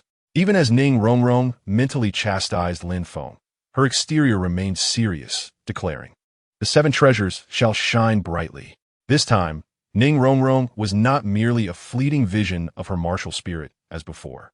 As her voice echoed, a resplendent array of colors emanated from her being. Clad in a flowing white dress, she appeared ethereal beneath the brilliant hues, and at the center of her right palm, a tower of vibrant colors emerged, standing over a foot high. 2 yellow soul rings, each a century old, silently materialized beneath her, swirling around her like a protective aura. The 7 treasures were renowned, and the first principle was strength. As Ning Rongrong chanted her incantation, the first soul ring flashed 4 times in rapid succession. She delicately tapped the tower with her fingertip, and 4 beams of light subsequently burst forth, cascading upon the others. It seemed that the continuous release of 4 soul skills took a toll on her, as she paused for a moment before continuing. The second principle of the 7 treasures was speed. The second soul ring behind her flickered again, and 4 more beams of light streamed from the tower, enveloping her companions. In an instant, everyone, save for Lin Feng, felt an invigorating surge of power. Their bodies lightened, and a sensation of buoyancy enveloped them. Lin Feng, possessing a physique of extraordinary caliber, felt the effects of Ning Rongrong's enhancements diminished to nearly nothing due to their significant difference in levels. Thus he remained unaffected. Nevertheless, Ning Rongrong, though a bit headstrong, demonstrated commendable perseverance, repeatedly unleashing 8 soul skills in quick succession while maintaining their enhancements was no small feat. Indeed, Ning Rongrong displayed genuine prowess. Meanwhile, Zhao Wujin noticed the 7 treasures glazed tower in Ning Rongrong's grasp.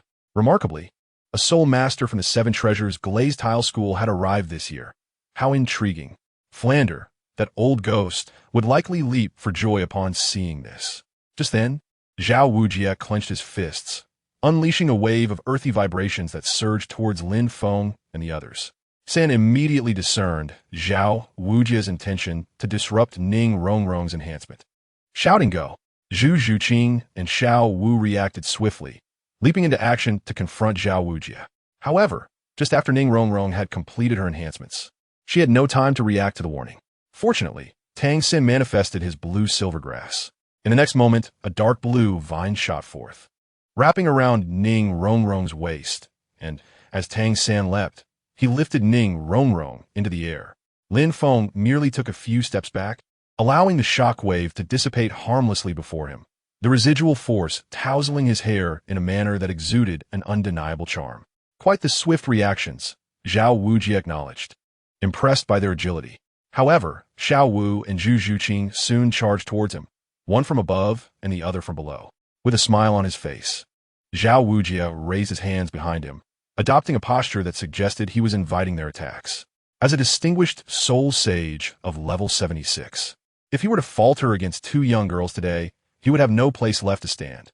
Xiao Wu, the primary attacker, and Zhu Zhuqing, who feigned an attack from the side, awaited their moment to strike, for agile attackers excel in stealthy maneuvers.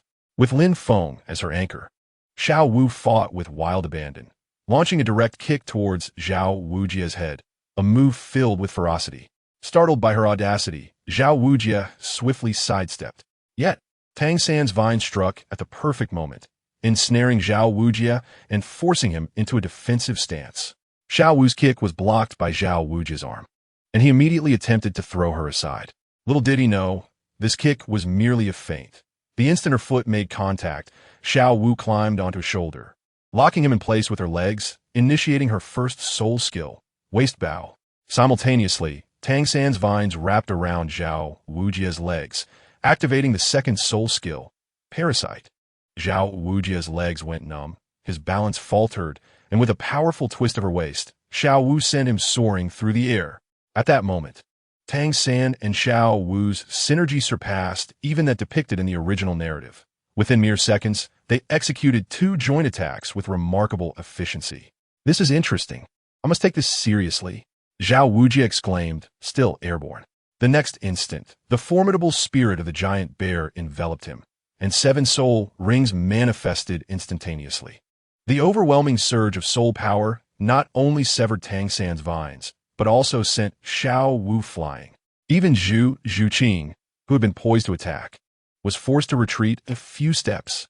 As Xiao Wu soared through the air, Tang San's vine coiled around her, pulling her back to safety. With Zhao Wujie's soul power fully unleashed, they found no immediate opportunity to counterattack, prompting them to regroup in a defensive posture. Children, your teamwork is commendable. But it was futile. You won't have another chance. With that, Zhao Wujie charged towards Ning Rongrong. In his mind, these youngsters had already proven themselves capable by reaching level 25 at the age of 12 and demonstrating such harmonious cooperation. Regardless of the outcome of this battle, the Academy would undoubtedly accept them. Yet before that, Zhao Wujie felt it necessary to exert some of his strength to temper their pride. Xiao Wu, you and I will hold him off. Ning Rongrong, stay behind Lin Feng, and Zhu Zhuqing, look for an opening. In the face of Zhao Wujie's imposing figure, Tang San calmly strategized. Upon hearing this, the others sprang into action, while Lin Feng merely sighed and rubbed his nose, feeling somewhat disregarded. Amid the fervor of battle, Ning Rongrong approached Lin Feng directly, exclaiming, "Hey, did that Tang San mean for me to hide behind you? Are you supposed to protect me?" Lin Feng, unfazed, continued to gaze ahead, awaiting any injured comrades to approach him. "Hey, I'm talking to you." Ning Rongrong attempted to nudge Lin Feng, only for him to deftly evade, leaving her feeling somewhat foolish. Realizing Lin Feng was uninterested in her, she muttered to herself, "I knew you were a fake support-type soul master. You must be strong. Why don't you go confront Teacher Zhao?" "I truly am a support-type soul master," Lin Feng replied, bewildered. He had hardly engaged in battle, having only briefly showcased his soul ring at the village entrance. Why did everyone doubt his true abilities? Ning Rongrong was not the only one. Dai Mubai's skeptical gaze mirrored her disbelief, leaving Lin Feng feeling quite exasperated. I don't believe you," Ning Rongrong insisted. Just then, Xiao was sent flying by Zhao Wujie. Although Tang San quickly caught her, she was still significantly injured. However, Xiao Wu was unconcerned. She dashed over to Lin Feng, dramatically exclaiming, "Lin Feng, help! I'm gonna die." "Die, you silly girl." Lin Feng gently tapped her on the head before waving his hand. In a flash, his martial spirit shimmered, and a soft green glow enveloped Xiao Wu, visibly healing her injuries at an astonishing rate.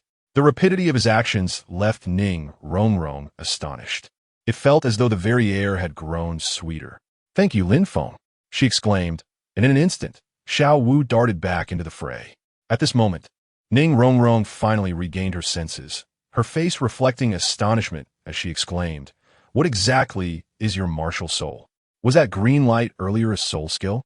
Although Xiao Wu only sustained minor injuries, she was completely healed within seconds under the influence of your green light. It's truly astonishing. Haven't I mentioned it before? It's the infinite flower. My martial soul possesses the ability to heal others. Lin Feng regarded Ning Rongrong with an expression akin to that of a fool, then shook his head, pondering whether she might have a memory issue, considering he had only said this not long ago. As they conversed, a situation arose on the battlefield. Perhaps feeling exasperated, the first soul ring behind Zhao Wujia suddenly illuminated, invoking the immovable king body. Once activated, Zhao Wujia's defensive power surged exponentially, allowing him to withstand the combined attacks of the three as he charged toward Lin Feng. Indeed, Lin Feng had become his target. Previously, Lin Feng had refrained from engaging or providing assistance, leading Zhao Wujia to regard him as merely a decorative presence. However, with Xiao Wu's swift actions, he now recognized the terrifying capabilities of Lin Feng. Such formidable recovery abilities meant that as long as Lin Feng remained, the so-called duration of a stick of incense was but a joke. Thus, he resolved to incapacitate Lin Feng to eliminate his support. "He is coming. Lin Feng, protect me." Ning Rongrong, believing Zhao Wujia had set his sights on her, hastily concealed herself behind Lin Feng, her face filled with fear. "Fear not. He is not after you. It's me." Lin Feng reassured her as he darted to the side, disregarding Ning Rongrong entirely. Initially skeptical, she thought Lin Feng was afraid. But upon seeing Zhao Wujia indeed pursuing him, she finally exhaled in relief. "Excellent. Your vigilance is commendable." Zhao Wujia praised Lin Feng as he closed in, now within a mere 10 meters of him, moving at such speed that it seemed he would seize Lin Feng in the next heartbeat. Suddenly, the second soul ring, signifying a millennium-level capability, behind Lin Feng burst forth with brilliance. A mass of dark purple energy surged from his hand, colliding with Zhao Wujia and morphing into a colossal net that ensnared him. Feeling the paralyzing toxin emanating from the net, Zhao Wujia furrowed his brow and immediately activated his second soul skill, the powerful Diamond Palm.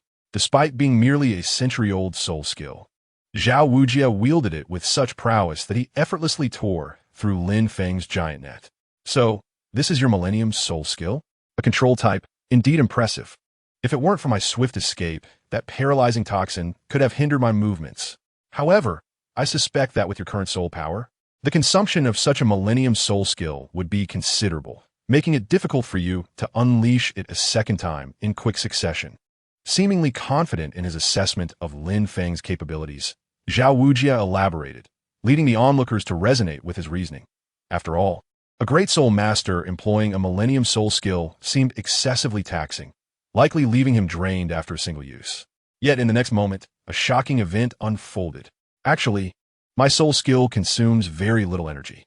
As these words fell from Lin Feng's lips, the black soul rings behind him began to flicker incessantly. In the span of a second, 5 or 6 dark purple energy masses surged toward Zhao Wujia. The crowd gasped in disbelief. At that moment, Lin Feng's shadow binding was deliberately restrained. Otherwise, if unleashed to its full potential, Zhao Wujia would likely struggle to escape without employing his martial soul. Now caught within 3 giant nets, Tang San could no longer suppress his astonishment, immediately calling upon Xiao Wu and Zhu Zhuqing to attack the ensnared bear. However, their response was a fraction too late, as Zhao Wujia, perhaps driven by anger or another sentiment, unleashed his 6th soul skill, the powerful Diamond Roar. This area of effect damaging soul skill posed little threat to Lin Feng, but for Tang San and his companions nearby, they risked serious injury. Fortunately, Zhao Wujia did not descend into madness. His roar primarily aimed to shatter Lin Feng's control. Once the giant net was dissolved, he ceased his bellowing. Nevertheless, the 3 who had been close were affected, with Zhu Zhuqing collapsing into unconsciousness, while Tang San and Xiao Wu found themselves disoriented and unsteady. Even Ning Rongrong, positioned further away, covered her ears. Meanwhile, Dai Mubai's expression shifted dramatically as he observed the unfolding chaos. He had not anticipated Zhao Wujie would resort to his sixth soul skill, incapacitating Zhu Zhuqing in the process. He instinctively prepared to rescue her, only for Zhao Wujie to shout, "Lin Feng, right? You've done well to force my sixth soul skill. In that respect, you've passed the test. However, you've pushed me into such a predicament. I shall now impart a proper lesson in practical combat." With that declaration, Zhao Wujie launched himself forward, propelling himself like a cannonball toward Lin Feng. Witnessing this scene, Dai Mubai smacked his forehead in realization. Teacher Zhao was genuinely enraged, and it appeared Lin Feng was about to receive a thorough reprimand. It was not that he lacked faith in Lin Feng. The disparity between them was simply too vast. Fast, impossible to catch? Nonsense. A soul sage against a mere great soul master. Regardless of how swift Lin Feng might be, evasion was implausible. Furthermore, having unleashed 4 consecutive Millennium soul skills, Lin Feng appeared fatigued, his soul power likely diminished. It wouldn't be long before he faced a thorough beating from Teacher Zhao. Yet in the next instant, Dai Mubai found himself proven wrong. To his and Ning Rongrong's astonishment, every one of Zhao Wujie's attacks was evaded by Lin Feng, albeit with some effort. He consistently managed to be just a fraction quicker than Zhao Wujie. Is this fellow truly an auxiliary-type soul master? Even a speed-type soul master wouldn't possess such velocity. Dai Mubai muttered, bewildered. Unlike the spectators around him, Zhao Wujie, as the principal participant, felt profoundly unsettled. He intended to reprimand Lin Feng, yet that required Lin Feng to be thoroughly compliant. Currently, Lin Feng was not in optimal condition. While he might have a chance of overpowering his opponent using sheer physical prowess, employing soul skills would complicate matters significantly. Thus, Zhao Wujie refrained from using any soul skills, relying solely on his physical attributes to attempt capturing Lin Feng. However, Lin Feng evaded his assaults with the agility of an eel, much to Zhao Wujie's frustration. Moments later, Zhao Wujie roared in exasperation. "Is dodging your only tactic?" Lin Feng, creating distance, replied with evident strain, "Teacher Zhao, I am indeed an auxiliary-type soul master. Speed is my lifeline. Should I not evade and confront you head-on? If I refrain from using my martial soul, then you too shall abstain from dodging, and I will demonstrate practical techniques." Given that he had previously sought an excuse for practical lessons, Zhao Wujie's assertion now held legitimacy. While speaking, he actually retracted his martial soul, which immediately slowed his pace. "Are you certain?" Lin Feng feigned trepidation. "Quit with the nonsense. Come, let me teach you about real combat." Zhao Wujie advanced, delivering a punch aimed squarely at Lin Feng. Simultaneously, a subtle smirk graced Lin Feng's lips as he thought, "Then I shall make my move." The moment the latter syllable escaped his lips, Lin Feng darted like a specter, appearing beside Zhao Wujie in an instant, and struck toward his chest with a punch. With a resounding thud, Zhao Wujie's expression transformed in rapid succession. First disdain, as Lin Feng's fist had yet to reach him, then astonishment, as Lin Feng's fist connected. At last, as he was sent flying, his face was marked with astonishment. "Who am I?" "Zhao Wujie, level 76, Soul Sage." "Where am I?" "In the sky. What has happened?" "I was struck down by a mere level 29 auxiliary soul master." As Zhao Wujie fell to the ground, he was utterly dazed, feeling as though his entire worldview had been shaken. A formidable soul sage, he had been knocked away by a 12-year-old child. While he had not utilized any soul power, this still should not have occurred. Even in a fully unleashed state, Dai Mubai could not have achieved such a feat. This boy, Lin Feng, is he a monster? As Zhao Wujie thought of Dai Mubai, the latter's complexion had already turned pale.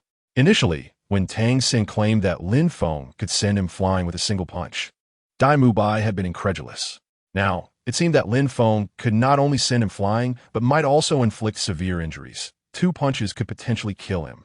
As for Xiao Ao sausage, it would be best to find an opportunity to consume it. Regarding Lin Feng's self-proclaimed identity as an auxiliary soul master, nonsense. Lin Feng is undoubtedly Tang San's elder brother. The trick of falsely claiming to be an auxiliary soul master must have been learned from him. And that sharp-tongued Xiao Wu, these 3 are truly devious.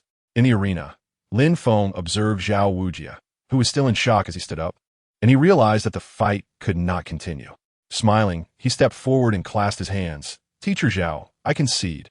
The latter was taken aback, quickly waving his hand. "You all are impressive. You have passed the fourth test and officially become members of Shrek Academy." Turning to Dai Mubai, he added, "I have some matters to attend to and will take my leave.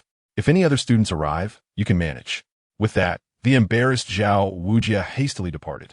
After all, being unable to handle a 12-year-old child would surely cast a shadow over him whenever he encountered Lin Feng again. Watching the forlorn figure of Zhao Wujia leave, Tang San couldn't help but feel a tinge of emotion. Brother Feng is truly powerful. Even Teacher Zhao was sent flying with a single punch. It seems Teacher Zhao has been severely impacted by Brother Feng. I hope he is all right. After Zhao Wujia's departure, Dai Mubai rushed over, while Ning Rongrong continued to gaze at Lin Feng in astonishment, wanted to say something but unsure how to begin. Tang San and Xiao Wu still felt a bit dazed but were otherwise unharmed. Meanwhile, Lin Feng himself was slightly lost in thought. Just after the battle concluded, he discovered that the system had bestowed upon him an enormous amount of experience points, an overwhelming quantity. Ding! After an intense battle, the host has repelled level 76 Soul Sage Zhao Wujia, gaining substantial combat experience. 542, 420 experience points. Over 500,000 experience points. Was that not excessively generous? It left Lin Feng somewhat bewildered. A Soul Sage is roughly equivalent to a Soul Beast aged between 30,000 to 50,000 years, and Lin Feng frequently battled such Soul Beasts. However, due to the frequency of encounters, defeating one now only granted a few thousand experience points, and even earlier, it was merely around 100,000 for a single victory. Yet now, after a brief tussle with Zhao Wujia, he received over 500,000 experience points. Could it be due to the fact that he was a Soul Master? Lin Feng speculated that this was likely the case, as it was his first time engaging with a high-level master. Previously, the highest-ranking Soul Master he had faced was merely a Soul Zone, and during his encounter with Qian Rinxue in the Sunset Forest, they had not fought, so he had not garnered significant experience. The experience from the Soul Zone had only been a little over 10,000, nothing particularly noteworthy. Yet now he had received a staggering 50,000 at once. Lin Feng's eyes sparkled. It felt as if he had discovered a new world. If defeating a Soul Sage granted over 500,000, then what about a Soul Douluo? A title Douluo? Surely that would yield over 1 million or even 10 million. Just the thought sent Lin Feng's excitement soaring. It was decided. From now on, Zhao Wujia would be Lin Feng's experience reservoir at Shrek Academy. He would seize every opportunity to spar with him. As for the Soul Douluo and title Douluo, there was no need to rush. Those matters could wait for another time. These two tiers of Soul Masters were rare across the continent, particularly the solitary ones, who usually belonged to significant factions. Finding them to spar with would be quite challenging. Take the Martial Soul Hall in Sodto City, for instance. The Hall Master was a level 14 Soul Douluo, and the 3 Vice Hall Masters were all at the Soul Sage level, not to mention the many Soul Emperors lurking within. Should Lin Feng unleash his full power, he might manage to escape their encirclement, but such a display would surely attract attention. Most other experts were similarly situated. Sects and families were gathering places for Soul Masters. It would be difficult for Lin Feng to create a secluded environment for private sparring. Unlike Soul Beasts, which could be summoned for aid within a certain range, Lin Feng had no fear of the strongest Soul Beasts in that area, as they typically would not exceed 10,000 years in age. However, Soul Masters were different. If word spread and attracted the attention of top factions, Lin Feng's actions would undoubtedly draw the investigation of a title Douluo. In truth, this was not particularly concerning. He could engage in such activities once or twice, quickly change locations, and conceal his identity. A title Douluo would struggle to apprehend him. If matters escalated and became too significant, he could simply refrain from action. At first glance, this seemed a sound idea, gaining substantial experience while remaining inconspicuous. Yet upon closer reflection, Lin Feng recognized the potential repercussions. His actions would undoubtedly impact various factions across the continent. After all, a completely unknown title Douluo roaming about seeking fights would be a thorn in the side of many. Even without any fatalities, such a shadow could greatly accelerate the world's progress. Should the likes of Bibi Dong gain the divine position ahead of time and set out to conquer the continent, Lin Feng would find himself in dire straits. As for rapidly causing trouble to amass experience points and ascend to the rank of title Douluo, this notion was undeniably tempting. If he could earn experience points quickly enough, no foe would be able to hinder him. However, the uncertainties were far too numerous. What if the experience points from sparring with the Sodto also amounted to several 100,000? What if the experience required for his future upgrades became so exorbitant that he could not afford it in a short time? Nonetheless, these concerns were merely personal factors. Externally, was everyone in the Douluo world a fool? Not necessarily. With repeated occurrences, what if a fishing enforcement were to arise? If Lin Feng encountered a multitude of titled Douluos before he had fully matured, he would likely find it impossible to escape. Thus, after careful consideration, Lin Feng concluded that rather than risking his life for a swift boost in power, it would be wiser to proceed steadily and cultivate in secrecy. After all, Lin Feng had ample time. He was in no rush. Slowly ascending to divinity was far more appealing. Brother Feng? Teacher, Zhao did not harm you, did he? Noticing Lin Feng lost in thought, Tang San approached with concern, believing Lin Feng had been injured by Zhao Wujia. Not at all. Who do you think I am? How can anything happen to me? Lin Feng responded with a faint smile, exuding an air of nonchalance. Xiao Wu also approached, supporting the unconscious Zhu Zhuqing. Brother Feng, that shout from teacher Zhao was far too powerful. Zhu Zhuqing fainted from the shock. Please save her. At this moment, Dai Mubai elucidated. That roar just now was teacher Zhao's sixth soul skill, a highly destructive ability. I've heard that last year. Teacher Zhao even managed to kill a 10,000-year-old beast with a single roar. Fortunately, he used it merely to break the control and ceased after that, allowing Tang San and Xiao Wu a chance to withstand it. However, the less powerful Zhu Zhuqing fainted and will likely take some time to regain consciousness. Dai Mubai held genuine admiration for Lin Feng, but found the prospect of waking Zhu Zhuqing from her stupor quite challenging. After all, Lin Feng's martial soul was adept at rapidly healing injuries and possessed formidable control skills, making it exceptionally powerful. If he could also dispel negative states like unconsciousness, it would evoke nothing but envy from him. No need to wait. She will awaken shortly. Lin Feng remarked with a slight smile as he placed his hand above Zhu Zhuqing's forehead, a gentle green light shimmering softly. Soon, Zhu Zhuqing felt a warm sensation enveloping her, akin to having enjoyed a restful slumber, and gradually awakened. Witnessing this, Ning Rongrong instinctively gasped, "Impossible! This is utterly astonishing. I have never encountered such a martial soul. So versatile and yet so potent." The scene of Lin Feng battling Zhao Wujin had left her profoundly impacted.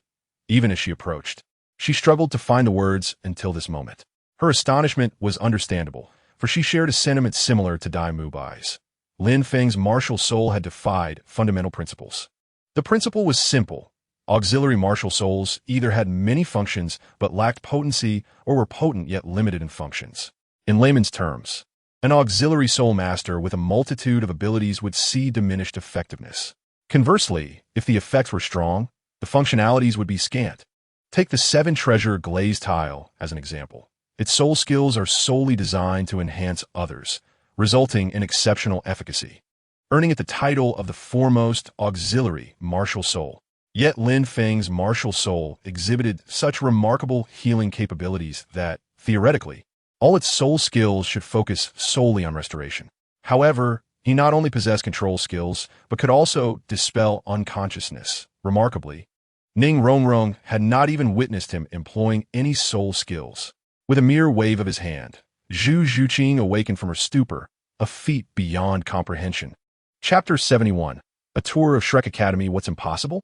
Brother Feng possesses innate, full soul power and a mutated martial soul. It's only natural you haven't heard of it, Xiao Wu declared proudly, as if she were referring to herself. Everyone felt a surge of astonishment. Mutated martial souls? No wonder he was so formidable. Mutated martial souls inherently contravene martial soul principles. Some are weak while others are extraordinarily powerful. Clearly, Lin Feng belonged to the latter category. At this juncture, Zhu Zhuqing fully regained her consciousness and turned to Lin Feng, asking, "Did you save me? And did we pass the 4th trial?" Lin Feng nodded slightly, affirming their success. Dai Mubai interjected, "The dean has yet to return. You will officially enroll tomorrow. For now, Allow me to show you around the academy and then escort you to your dormitories. Lin Feng had astounded everyone greatly, but they would soon become classmates. And there would be ample time for astonishment in the future. They could hardly remain in a perpetual state of shock on the first day. Consequently, they quickly subdued their emotions and followed Dai Mubai towards the dormitory. Before they departed, however, Dai Mubai called out to Oscar from a distance, asking him to check on the fourth trial. As for the earlier incident involving the sausages, Lin Feng chose not to mention it, allowing Dai Mubai to evade further scrutiny. Though Shrek Academy was relatively small, it still boasted standard academic architecture. Situated in the northwestern corner of the village, the basic buildings were present, albeit somewhat modest. Under Dai Mubai's guidance, the group engaged in lively conversation while exploring, creating a pleasant atmosphere devoid of awkwardness. Their interest peaked when Dai Mubai recounted the events from the hotel 2 days prior. Tang San, why did you claim to be an auxiliary soul master during your spar with Dai Mubai? You are clearly a control type. Ning Rongrong inquired curiously. Tang San scratched the back of his head, feeling bashful. When traveling among strangers, one must not divulge their true identity. This was a method of self-protection. Now I understand. Everyone nodded in agreement, having learned something new. Ning Rongrong exclaimed in fascination, your teacher must have a wealth of experience. Otherwise, he wouldn't impart such survival skills to you. Xiao Wu chuckled. This isn't something the teacher taught. It's Brother Feng who taught us.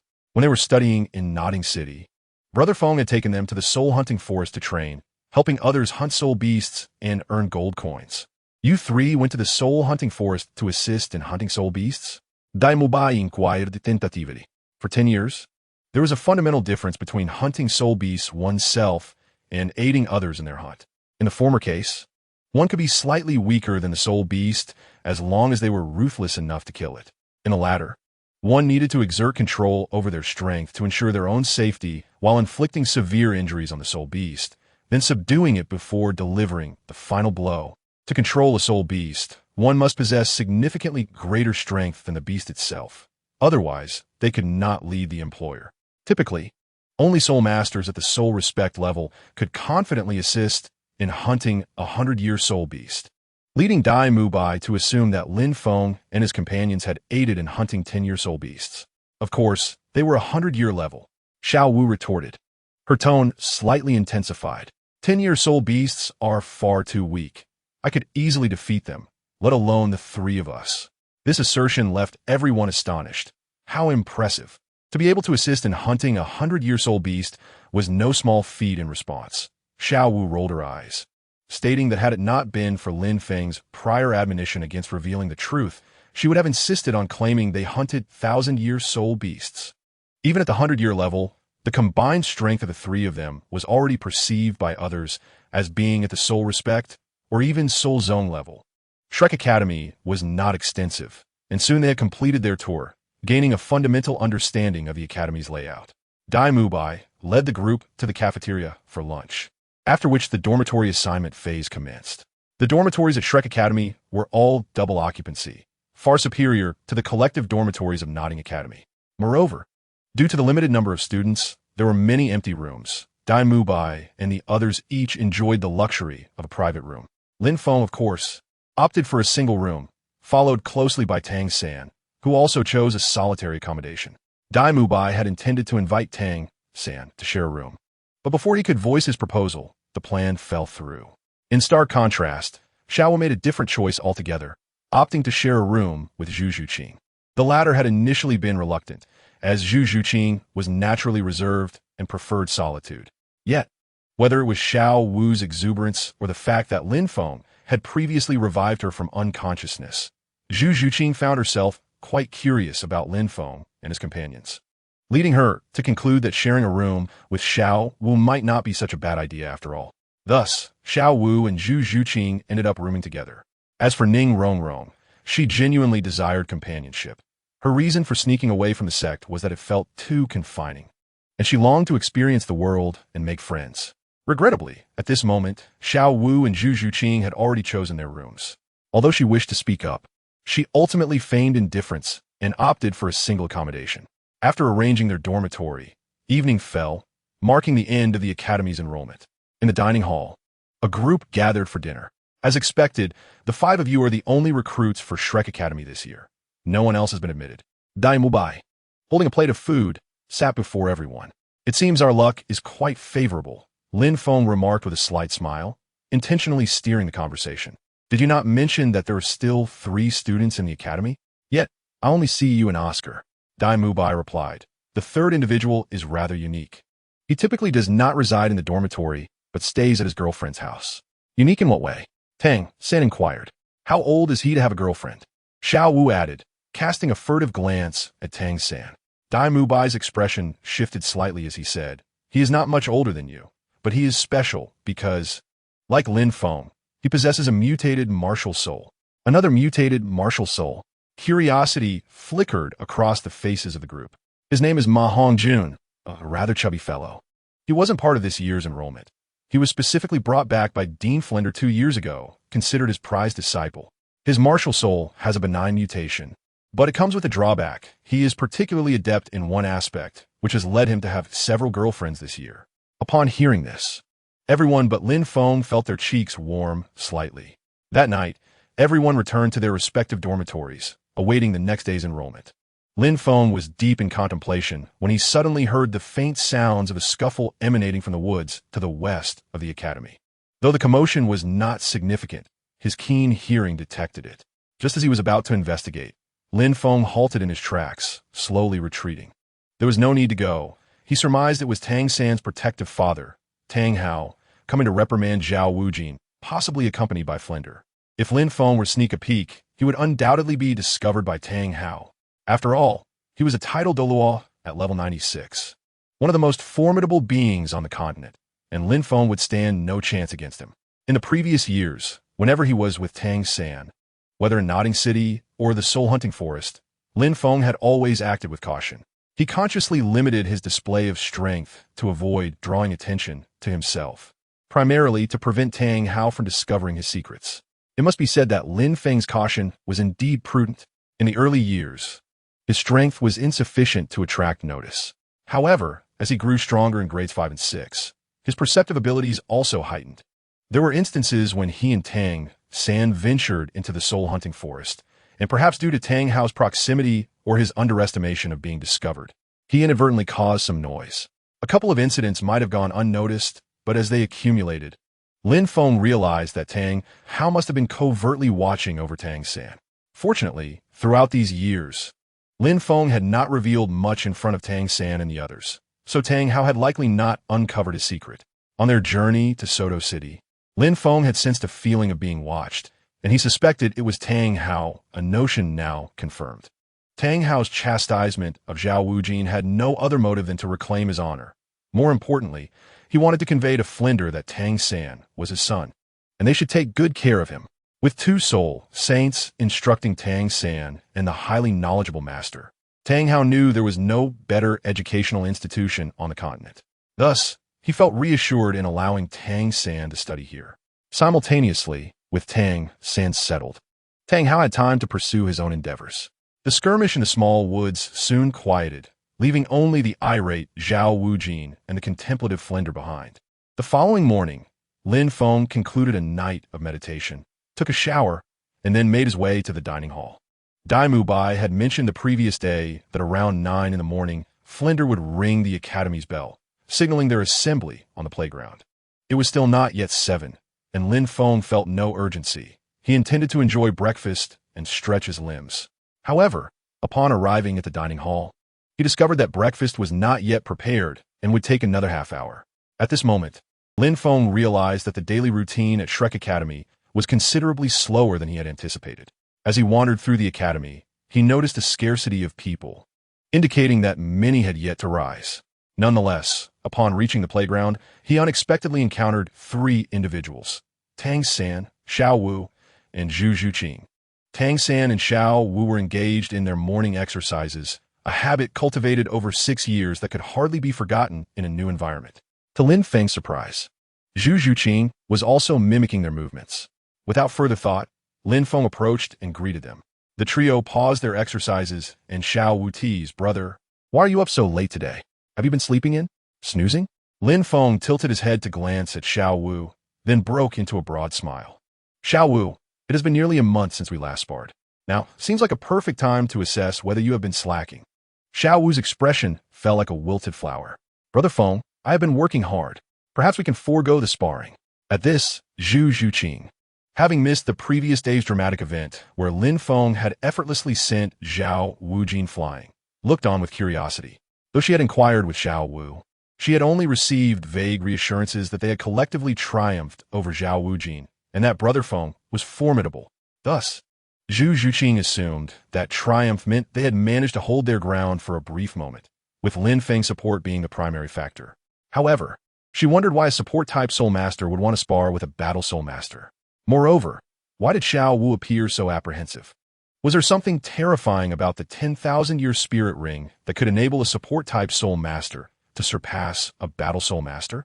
As she pondered, Lin Feng continued, "Whether you have truly been diligent will only be revealed through our sparring. You cannot evade it." Realizing there was no escaping this challenge, Xiao Wu devised a plan. She turned her gaze to Tang San, who appeared somewhat dazed, and said, "Brother Feng, Sango has also not sparred in over a month. Let's both take him on." Tang San wore an expression of knowing acceptance. Zhu Zhuqing, even more intrigued, noted that while Xiao Wu was a Battle Soul Master, they were now adding a Control-type Soul Master into the mix. Just as she was about to inquire, Xiao Wu interjected, "Zhuqing, would you like to join us? If the three of us team up, we might just manage to take down Brother Feng. Isn't he merely a support-type Soul Master?" Zhu Zhuqing questioned, her face a mix of surprise and skepticism. At this moment, she was certain that something truly shocking had occurred during her fainting spell yesterday. Indeed, Xiao Wu asked with a look of innocent curiosity, "Is there a problem?" Zhu Zhuqing suddenly felt as though the world had transformed into a stranger-s realm overnight. When did auxiliary soul masters become capable of sparring with three battle soul masters of the same rank? Observing Zhu Zhuqing's bewildered expression, Lin Feng waved his hand and declared, "Xiao Wu, Zhu Zhuqing, I shall grant you half a minute to recover. After that, I will commence my assault." Oh! Upon hearing this, Xiao Wu ceased her attempts to invite Zhu Zhuqing and immediately began to meditate for recovery. Tang San also settled into a meditative stance. After practicing for over half an hour that morning, he needed to recuperate to regain his strength. Meanwhile, Zhu Zhuqing was momentarily taken aback, but given her nature, she did not inquire further. Instead, she took a few steps back and quietly awaited the impending clash. Regardless of the questions swirling in her mind, the truth would soon reveal itself through their battle. Chapter 73. Indeed, half a minute swiftly passed, and Lin Feng clenched his fists, signaling the beginning of their duel. As his words fell, Xiao Wu instantly manifested her martial spirit and charged toward Lin Feng, while Tang San activated his first soul ring, transforming his blue-silver grass into a multitude of ferocious grass snakes, coiling toward Lin Feng. The two attacked simultaneously from opposite sides, overwhelming him with their coordinated assault. Though Zhu Zhuqing had witnessed this remarkable synergy just yesterday, she was still astonished to see it again today. These two were truly formidable. Her curiosity about Lin Feng deepened. What level of strength could he possess to compel Xiao Wu and Tang San to prepare so earnestly? The moment this thought took root, Lin Feng sprang into action. Faced with Tang San's grass snakes, Lin Feng did not retreat but advanced, transforming his hands into grinding wheels, seizing the massive vines with surprising ease. Simultaneously, he sidestepped Xiao Wu's pounce, shaking the vines in his grasp to form a ring of grass that ensnared her instantly. At this sight, Tang San intended to unleash his second soul skill, Parasite, but seeing Xiao Wu entangled in the vines, he hastened to rescue her. "Brother Feng," Xiao Wu suddenly cried out. Second soul skill, Charm. Seizing the moment when Lin Feng turned his head, Xiao Wu's eyes shimmered with a peach blossom hue, locking onto him with an intense gaze. This was a form of mental assault, and Lin Feng had no specialized defenses against it, enduring it instead. Fortunately, his resolve was unwavering, and the vast difference in their strengths allowed him to quickly regain his composure. In truth, Lin Feng could have unleashed a surge of soul power to counterattack and harm Xiao Wu, but he refrained, opting to withstand the attack directly. In the brief moment of distraction, Xiao Wu was rescued by Tang San, who had his vines ensnaring Lin Feng entirely, activating the parasite skill. Simultaneously, Xiao Wu leapt toward Lin Feng with renewed ferocity. One must commend their quick reflexes. Within a mere second, they launched another fierce assault. This rapid response left even Zhu Zhuqing, a sensitive attack-type soul master, feeling somewhat embarrassed. However, the next moment, a shocking scene unfolded before her eyes. Bang! Lin Feng's soul power surged, and with a powerful shake of his hands, Tang San's vines snapped apart entirely. But that was not all. As Xiao Wu hovered in midair, Lin Feng reached out with one hand, precisely grasping her ankle. She attempted to change her tactics while airborne, but Lin Feng swiftly grabbed some of the severed vines and bound her leg securely. "All right, you have been captured," Lin Feng declared to Xiao Wu.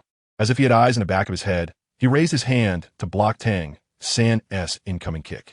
Tang San's expression shifted.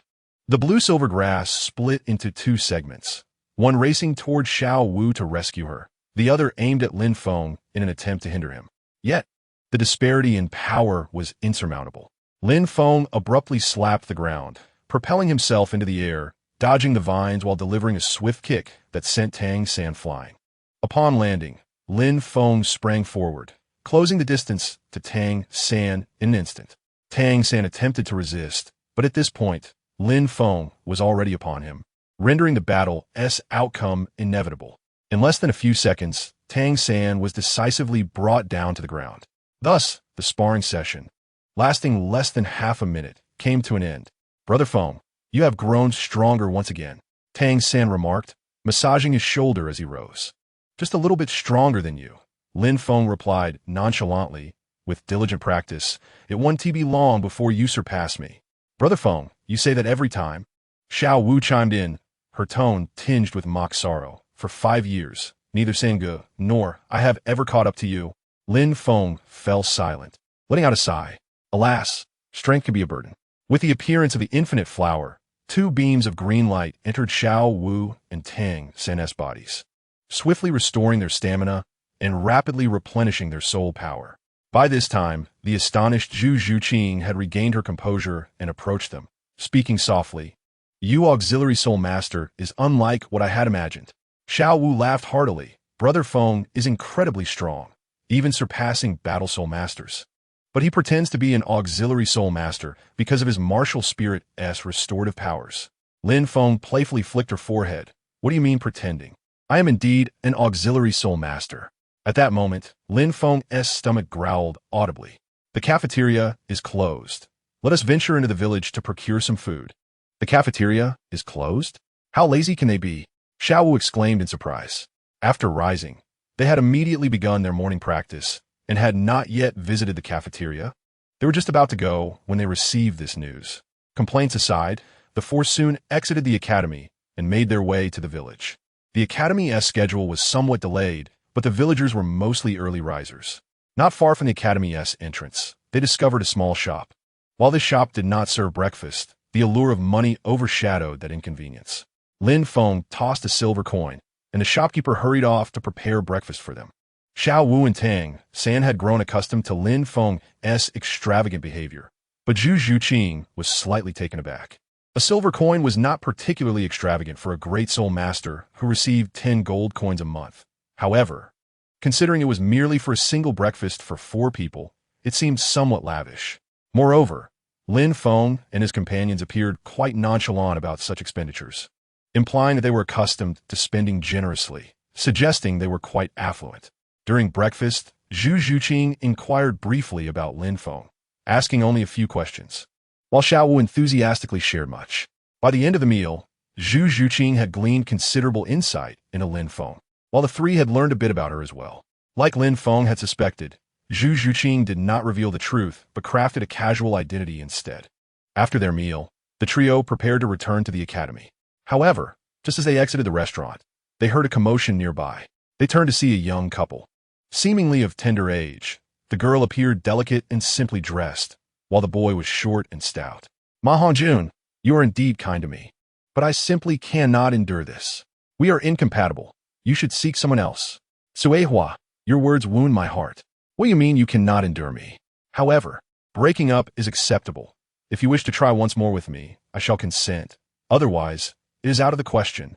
After Ma Hongjun finished speaking, he reached out and directly lunged for Tsuehua. No, please let her go. Are you even human? Tsuehua resembled a frightened little rabbit, hastily retreating, but Ma Hongjun was swifter, seizing her hand in a firm grip. Meanwhile, Tang San was taken aback. Ma Hongjun? Wasn't he the third student mentioned by Dai Bai? He was also the principal's disciple. This fellow is truly wicked, daring to abduct a maiden in broad daylight. With that, Xiao Wu immediately rushed over, shouting, "Stop! Release that girl." Chapter 74. A good beating will suffice. Oh, what a beautiful girl. Do you want to be my girlfriend? Upon noticing Xiao Wu, Ma Hongjun's eyes sparkled with interest. Shut your mouth. Xiao Wu forcefully pulled Tsuehua away, casting a look of disgust at Ma Hongjun. How could someone like you exist in our academy? She never expected that the principal's disciple would be such a debauched rogue. What? Are you all new students this year? Ma Hongjun's expression darkened. How dare these freshmen be so arrogant and meddle in his affairs? Lin Feng and his companions were all unfamiliar faces, and since they appeared to be around 12 years old, coupled with Xiao Wu's remarks, Ma Hongjun quickly discerned their identities. What? You think you can justify abducting a girl in broad daylight? Xiao Wu was already preparing to strike. This is our business, you little girl. Stay out of it. You're simply a meddlesome nuisance. Ma Hongjun retorted, clearly irritated. Due to his mutated martial spirit, Ma Hongjun had a rather foul temper. While he could restrain himself around acquaintances, he unleashed his true nature upon strangers. Clear as throat according to Lin Feng. A child's poor temperament is often a result of indulgence. A good beating will suffice. You are quite something. Today, I shall teach you a proper lesson. Furious, Xiao Wu sprang into action. Tang San was also inclined to intervene. But since Xiao Wu had already taken the lead, he decided to let her handle it, confident that Feng Ge would ensure her safety. How dare a newcomer be so arrogant? Feel the might of my evil fire phoenix. Knowing that Xiao Wu was also a soul master, Ma Hongjun did not hold back. He summoned his martial spirit and unleashed a blast of fire. This time, Ma Hongjun merely tested his strength, holding back considerably to avoid harming his junior. However, when Xiao Wu adeptly dodged the flames and summoned her martial spirit, he ceased to hesitate and unleashed his full power. Feng Ge, who do you think will win? Tang San, aware of the potency of mutated martial spirits, felt a wave of concern for Xiao Wu. After all, Ma Hongjun had been in school for a year or two and might already be at the soul master level, and Tang San feared that Xiao Wu, a great soul master, could be at a disadvantage. Just a great soul master. Are you really worried that Xiao Wu will lose? Tang San's worries were unfounded. The disparity between them was too great. As long as Xiao Wu exerted just a fraction of her true strength, victory was assured. Oh, I was overthinking it. Tang San realized. Beside them, Zhu Zhuqing was utterly speechless. Just a great soul master? Do you look down on great soul masters or something? Aren't you all great soul masters? However, recalling the recent battle on the playground, Zhu Zhuqing fell silent. All three of them were indeed stronger than her, especially Lin Feng, who was able to assist two battle soul masters, which was quite absurd. Boom, boom, thud. While Zhu Zhuqing was lost in thought, Xiao Wu had already closed the distance to Ma Hongjun, seizing the opportune moment to unleash her charm technique, and with a well-timed throw, she sent him crashing to the ground in a classic dog-eat-shit pose. And you call yourself a phoenix? You're just a clumsy chicken. Xiao Wu stood triumphantly on Ma Hongjun's back, her expression one of disdain. How is this possible? Ma Hongjun lay on the ground, incredulous. As a fellow great soul master, how could a newcomer be so formidable? In mere seconds, he had been defeated without even a chance to retaliate. How can you, a newcomer, be this strong? I've been surviving in the soul-hunting forest while you were still playing in the mud. Over the years, Xiao Wu and Tang San had gained substantial battlefield experience, not only against soul beasts, but also in dealing with unreasonable soul masters. Lin Feng had taught them an important lesson. When facing even a rabbit, one must use full force. Unaware of Ma Hongjun's true strength, Xiao Wu commenced the battle with her strongest techniques. Meanwhile, Ma Hongjun had begun with a probing approach, causing him to react a beat too slowly. Furthermore, in terms of soul power, even if Xiao Wu concealed her abilities, she could still exert about 30% of her strength. While Ma Hongjun was only at level 28, there was a vast difference. Thus, it was entirely normal for the victor to emerge within mere seconds. Second soul skill, Blazing Fire Phoenix. Having been swiftly defeated, Ma Hongjuan's mind was a blur. In that moment, he was unable to resist. With a furious roar, flames erupted around him. However, Xiao Wu frowned and swiftly struck the back of Ma Hongjuan's neck with her hand, causing him to groan and fall unconscious. Zhu Zhuqing, Suwa. Just as Dai Mubai arrived from a distance, he was momentarily stunned. What happened? Why are they fighting? Tang San quickly explained, while Lin Feng gave Xiao Wu a thumbs up, commending her decisiveness. In that situation, had Ma Hongjun regained consciousness, it could have escalated into a troublesome brawl. Xiao Wu's quick action in knocking him out was certainly the most prudent choice. After hearing Tang San's explanation, Dai Mubai felt slightly embarrassed. Fatty is just like that. I mentioned before that his martial spirit is rather peculiar. A beating is usually all it takes. After exchanging a few words with Suihua, Dai Mubai seized Ma Hongjun and returned to the school with the group. On the way back, they discussed the cafeteria's meal arrangements. Dai Mubai explained that their academy's cafeteria collaborated with several local antes. Since the faculty and students typically rose around 8 o'clock, the antes had developed a habit of finishing breakfast by that time. However, since Lin Feng and the others had woken up so early, breakfast was not yet ready. As they approached the playground, the group split. Dai Mubai took the still groggy Ma Hongjun to the cafeteria, while the rest waited near the playground. As they left, Ma Hongjun was still grumbling, but after receiving a slap from Dai Mubai, he promptly quieted down. Will the opening ceremony of the academy be right here? Xiao Wu asked, glancing at the empty playground with uncertainty. After all, it was the first day of school. Even if the academy had few students, there should at least be some semblance of ceremony.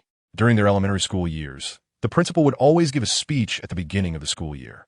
Although Lin Feng and the others had barely listened, the atmosphere was still present.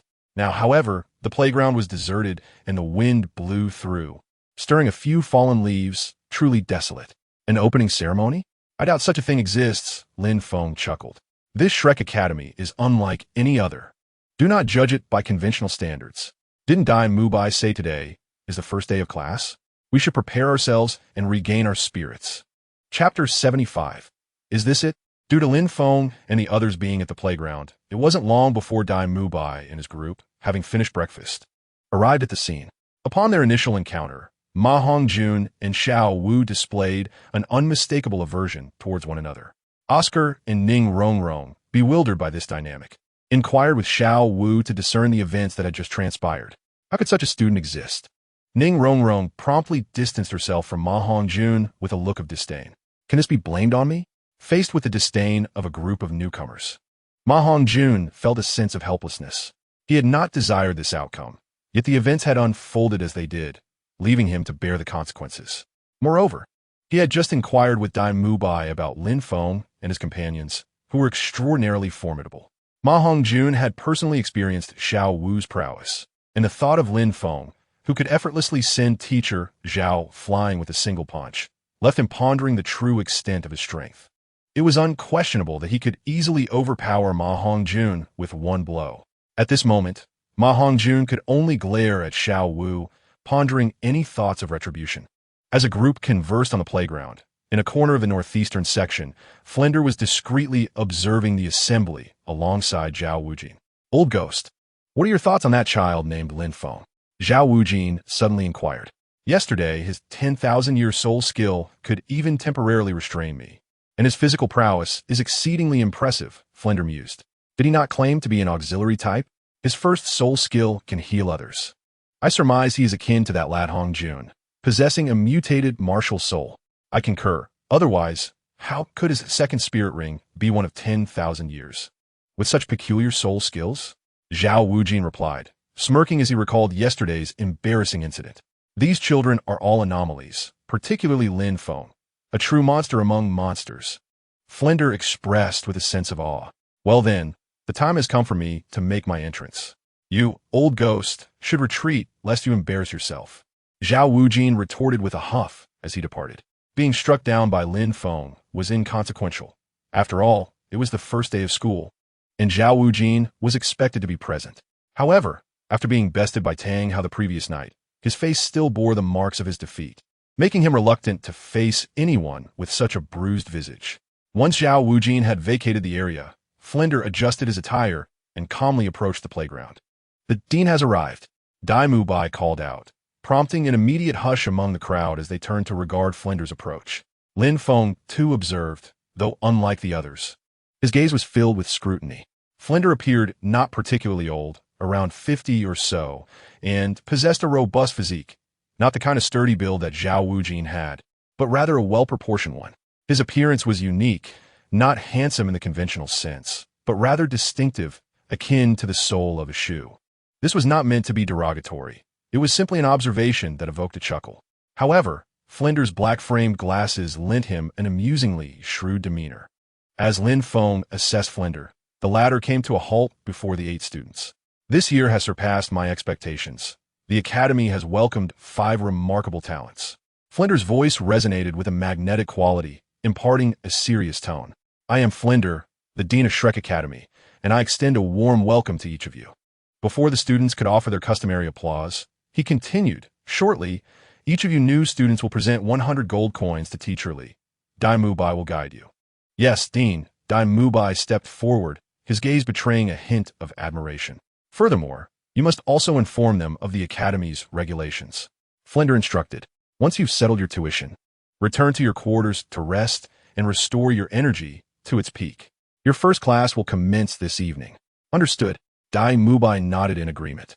As Flinder fell silent, Xiao Wu murmured, is this it? Class starts tonight, and we can rest now?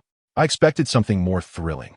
Flinder shot her a sidelong glance before stating, Lin Feng, Ning Rongrong, and Oscar remain behind. The rest may leave. He added, do not blame me for not warning you.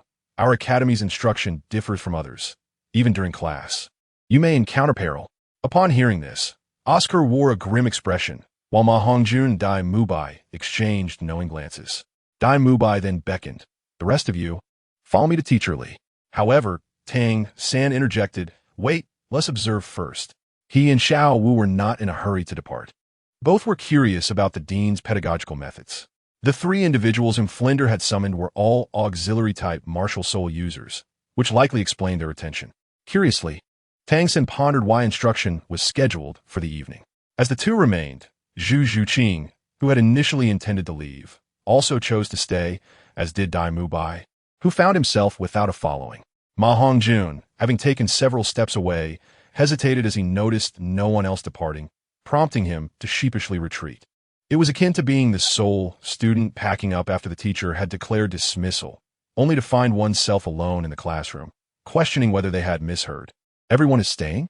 Flinder observed the scene with a bemused expression before quickly regaining his composure.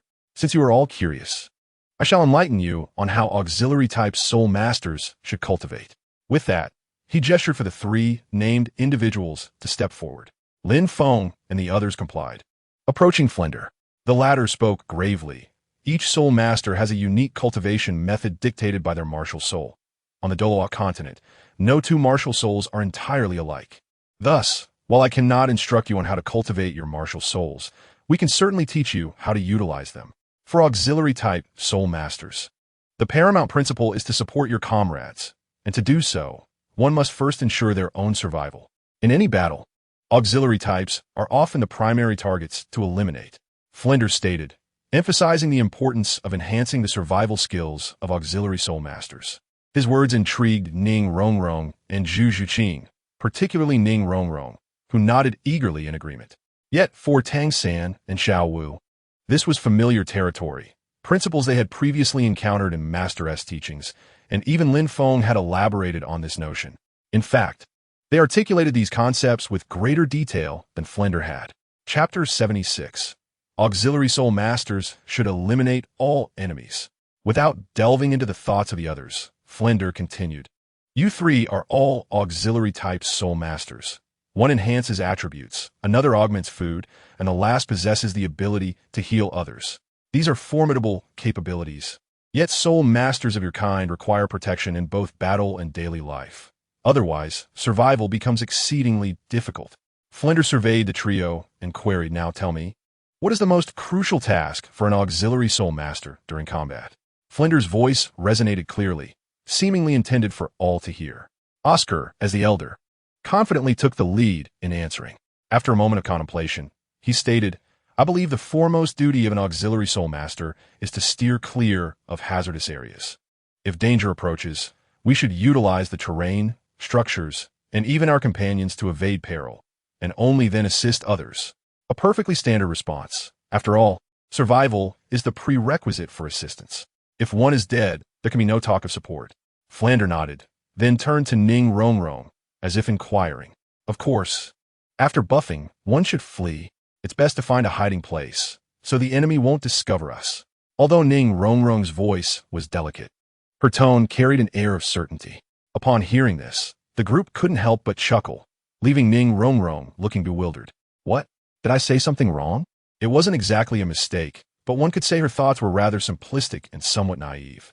To run off after buffing, without even considering the safety of teammates? Was that not amusing? How far can a support-type soul master run? In hiding? Did they assume the enemies were fools, playing hide and seek? In an actual battlefield, a support-type soul master, separated from their teammates, would immediately find themselves in a perilous situation. Let us hear what Lin Feng has to say, Flander chuckled, not bothering to explain Ning Rongrong's remarks. Following his words, everyone turned their attention to Lin Feng. They were curious about the thoughts of this support-type soul master, who could send teacher Zhao flying with a single punch. It's quite simple, Lin Feng smiled and said. I believe the best definition of support is to eliminate all of the teammates' enemies, thus leaving them with no threats. Everyone thrives in such a scenario. The crowd looked at him in bewilderment. Lin Feng, scratching the back of his head, remarked, what's the issue? Support can be powerful. Those who think support is weak will understand pain when they face a few hundred layers of passives from a small mage skill set. Impressive. Scar's eyes glimmered with enthusiasm. Although Lin Feng's words seemed a bit unrealistic, one could argue that this was indeed the ultimate dream of every support. Ning Rongrong was momentarily taken aback. She and T expected such words from Lin Feng. While others found it odd, it also felt rather normal, given Lin Feng's immense strength. Flander coughed twice to alleviate the awkwardness and commented, an innovative understanding. Your assertion isn't entirely incorrect, but very few support-type soul masters can achieve that. Perhaps due to your mutated martial spirit, you possess extraordinary offensive abilities. Yet for most support-type soul masters, merely surviving is already quite commendable. Speaking of survival, the ability to escape swiftly is a crucial skill that every support-type soul master must master. A support-type soul master who cannot flee is not a good soul master. Thus, today Oscar and Ning Rongrong, you two will run 20 laps around the entire village. If you do not finish by noon, you shall forego lunch. As soon as he finished speaking, Ning Rongrong chimed in, what about Lin Feng? Why isn't he running? His physical prowess is already formidable.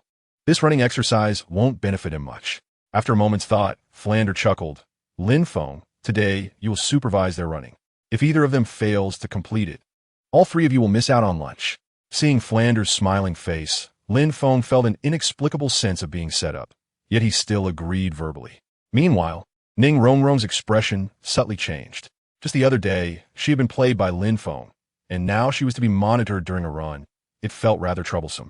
Without needing to be prompted, Oscar took off running, and Ning Rongrong immediately followed suit, thinking it futile to dwell on it. She would first see how far she could run. By the way, it's the first day. You both can use your soul power and skills. Flander called out to the two. After that, he beckoned Tang San to follow him, instructing the others to disperse. The director called Tang San aside. While the others were curious, they did not linger and quickly departed.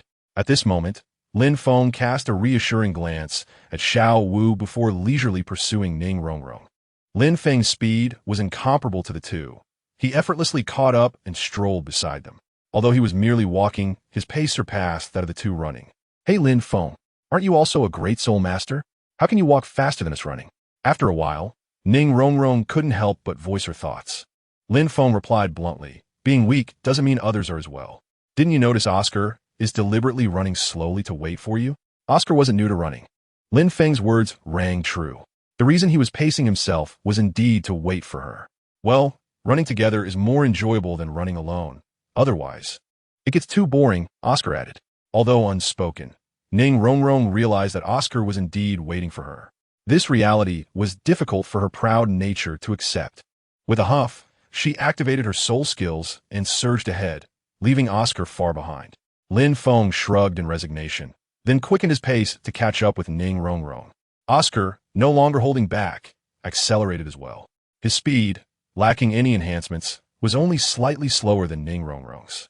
This sight ignited a competitive fire within Ning Rongrong. Powered by her skills, kept running. In the meantime, Lin Feng was not inclined to watch them run indefinitely. He made his way to a nearby hill. The view was excellent, allowing him to meditate while observing the two, which was quite convenient.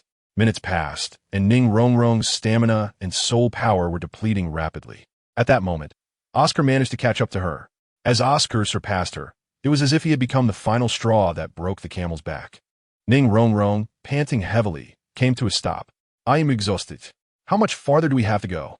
Upon hearing her question, Oscar halted as well, replying, We've completed more than half of this lap.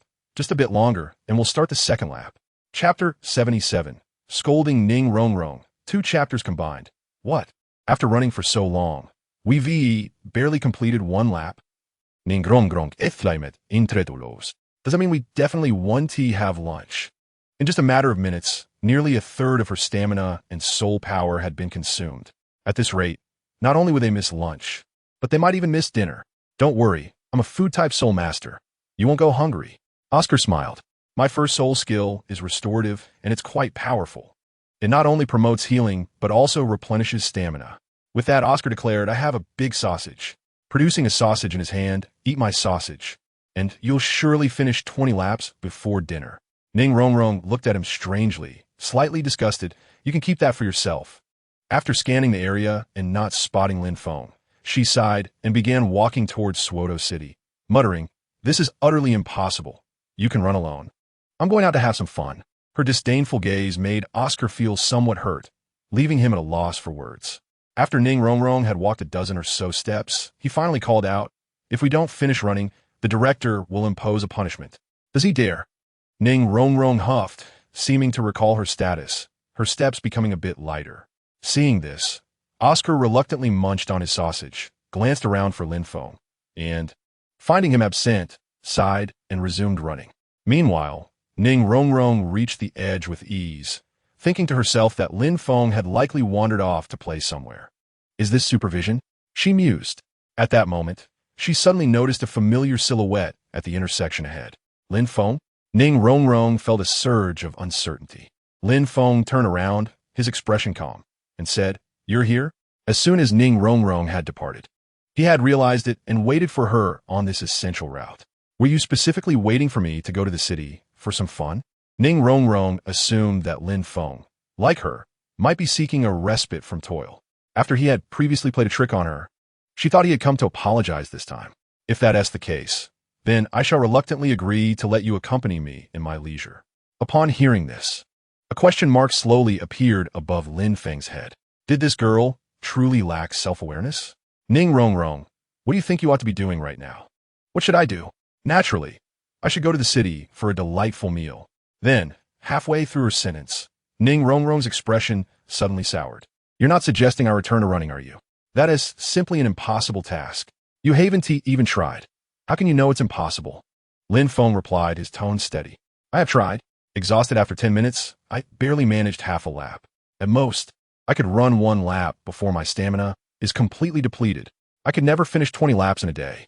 Ning Rongrong, being astute, recognized Lin Feng's formidable strength and intelligence. Faced with such a person, she knew she had to adopt a softer approach, as being confrontational would only lead to her defeat. So this is your excuse for going out to play? Do you believe that it's justified? What is unjustified about it? The task assigned by the dean is merely a prank. I have no intention of being toyed with by him. Isn't it better to enjoy a day? As long as you don't disclose it, he will remain oblivious. Saying this, Ning Rongrong pulled out 10 gold coins from her pocket. How about this? In the future, when you supervise me, if you let me off the hook, these 10 gold coins will belong to you. Upon hearing this, Lin Feng suddenly laughed, initially softly, but gradually louder.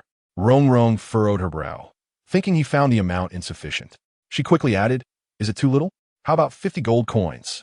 That is merely a trivial matter for you to utter a few words. If you get greedy, I want to give you anything more. You think my laughter is about this? Lin Feng suddenly adopted a serious tone. I'm laughing at your ignorance. laughing at your naivety. Ignorance? Ning Rongrong, incensed, momentarily disregarded her status and exclaimed, I am the foremost genius of the Seven Treasures Glazed Tile School, having encountered more in my life than you've had meals. How dare you call me ignorant? Ning Rongrong carried not just the arrogance of a spoiled child from the Seven Treasures Glazed Tile School, one of the top 3 sects, boasting dual title Douluo within its ranks, and under the patronage of the sect leader, Ning Feng, it could even claim 4 title Douluo. Such a substantial influence was among the most formidable on the continent. It was utterly unacceptable to her that Lin Feng would dare label her sect as ignorant. In the face of Ning Rongrong's imposing presence, Lin Feng remained unflustered, calmly uttering, Where lies your genius? At that moment, Ning Rongrong was nearly infuriated, retorting, I possess innate level 9 soul power. I am the only soul master in the sect's history to achieve over level 20 by the age of 12. My father has stated that my martial spirit could become the first to ascend to the 8 treasures glazed pagoda. So this is your pride? Lin Feng replied with disdain. Ning Rongrong held her head high, glaring at Lin Feng. Isn't that enough? So the so-called first genius of the Seven Treasures Glazed Tile School is merely this? Only daring to compare within your sect, too timid to measure against outsiders. Frankly, I find your sect to be rather unremarkable. Ning Rongrong, gritting her teeth, retorted, How dare you belittle my Seven Treasures Glazed Tile School? We have 2 title Douluo, a leading force across the continent. And so what? What does the greatness of the Seven Treasures Glazed Tile School have to do with you? Can you represent the entire sect? Without a moment's thought, Ning Rongrong declared, Of course I can. And so what? You are still a waste. Lin Feng pointed at Ning Rongrong. Innate level 9 soul power is impressive. Let me tell you, Tang San, Xiao Wu, and even Oscar all possess innate full soul power. Initially, Ning Rongrong intended to rebut that she was not a waste. But when she heard that Lin Feng and Oscar also had innate full soul power, disbelief washed over her. Your mutated martial spirit may be one thing, but Oscar, with his food-type martial spirit, cannot possibly have innate full soul power. Ignorance, Lin Feng rebuked mercilessly, setting innate soul power aside. Do you truly believe you? The first genius emerging from the Seven Treasures Glazed Tile School, with only level 26 soul power, is impressive? Tang San, Xiao Wu, myself, and Zhu Zhuqing. We are all of the same age. Who among us isn't superior to you? Under Lin Feng's scolding, Ning Rongrong's face flushed crimson. I'm merely a support-type soul master. Isn't it normal for my cultivation to be slower? Just a support-type soul master? You dare say that? As if I'm not a support-type soul master? Lin Feng's voice grew increasingly louder. And why should support types cultivate slower? At the end of the day, it's merely laziness. You, within your sect, have access to the best resources, with guidance from high-ranking soul masters. Yet, in your eyes, merely engaging in a little exercise counts as effort? Is that what you call diligence? Do you know how Tang San and I endured our studies in Notting City? Lin Feng smiled slightly, as if reminiscing. It wasn't anything extraordinary. We merely ventured into the soul-hunting forest every weekend, battling fierce soul beasts. Sometimes, during holidays, we preferred to remain deep within the soul-hunting forest, frolicking with soul beasts over 500 years old. We even encountered 1,000-year soul beasts, placing us in life-threatening situations. Had it not been for our good fortune, we wouldn't have needed to attend Shrek Academy. While at school, aside from attending classes during the day, we engaged in rigorous physical training every afternoon and evening. Do you think running 20 laps around the village is difficult? That's merely a minor aspect of our training regimen. Not to mention Xiao Wu, who without expending any soul power, could complete it in half a day without even breaking a sweat. Do you think we lived that life for just a few days? No, we endured it week after week, month after month, year after year. At this, Lin Feng paused deliberately, allowing Ning Rongrong a moment to absorb his words. Then he continued, Ning Rongrong, do you still consider yourself a genius?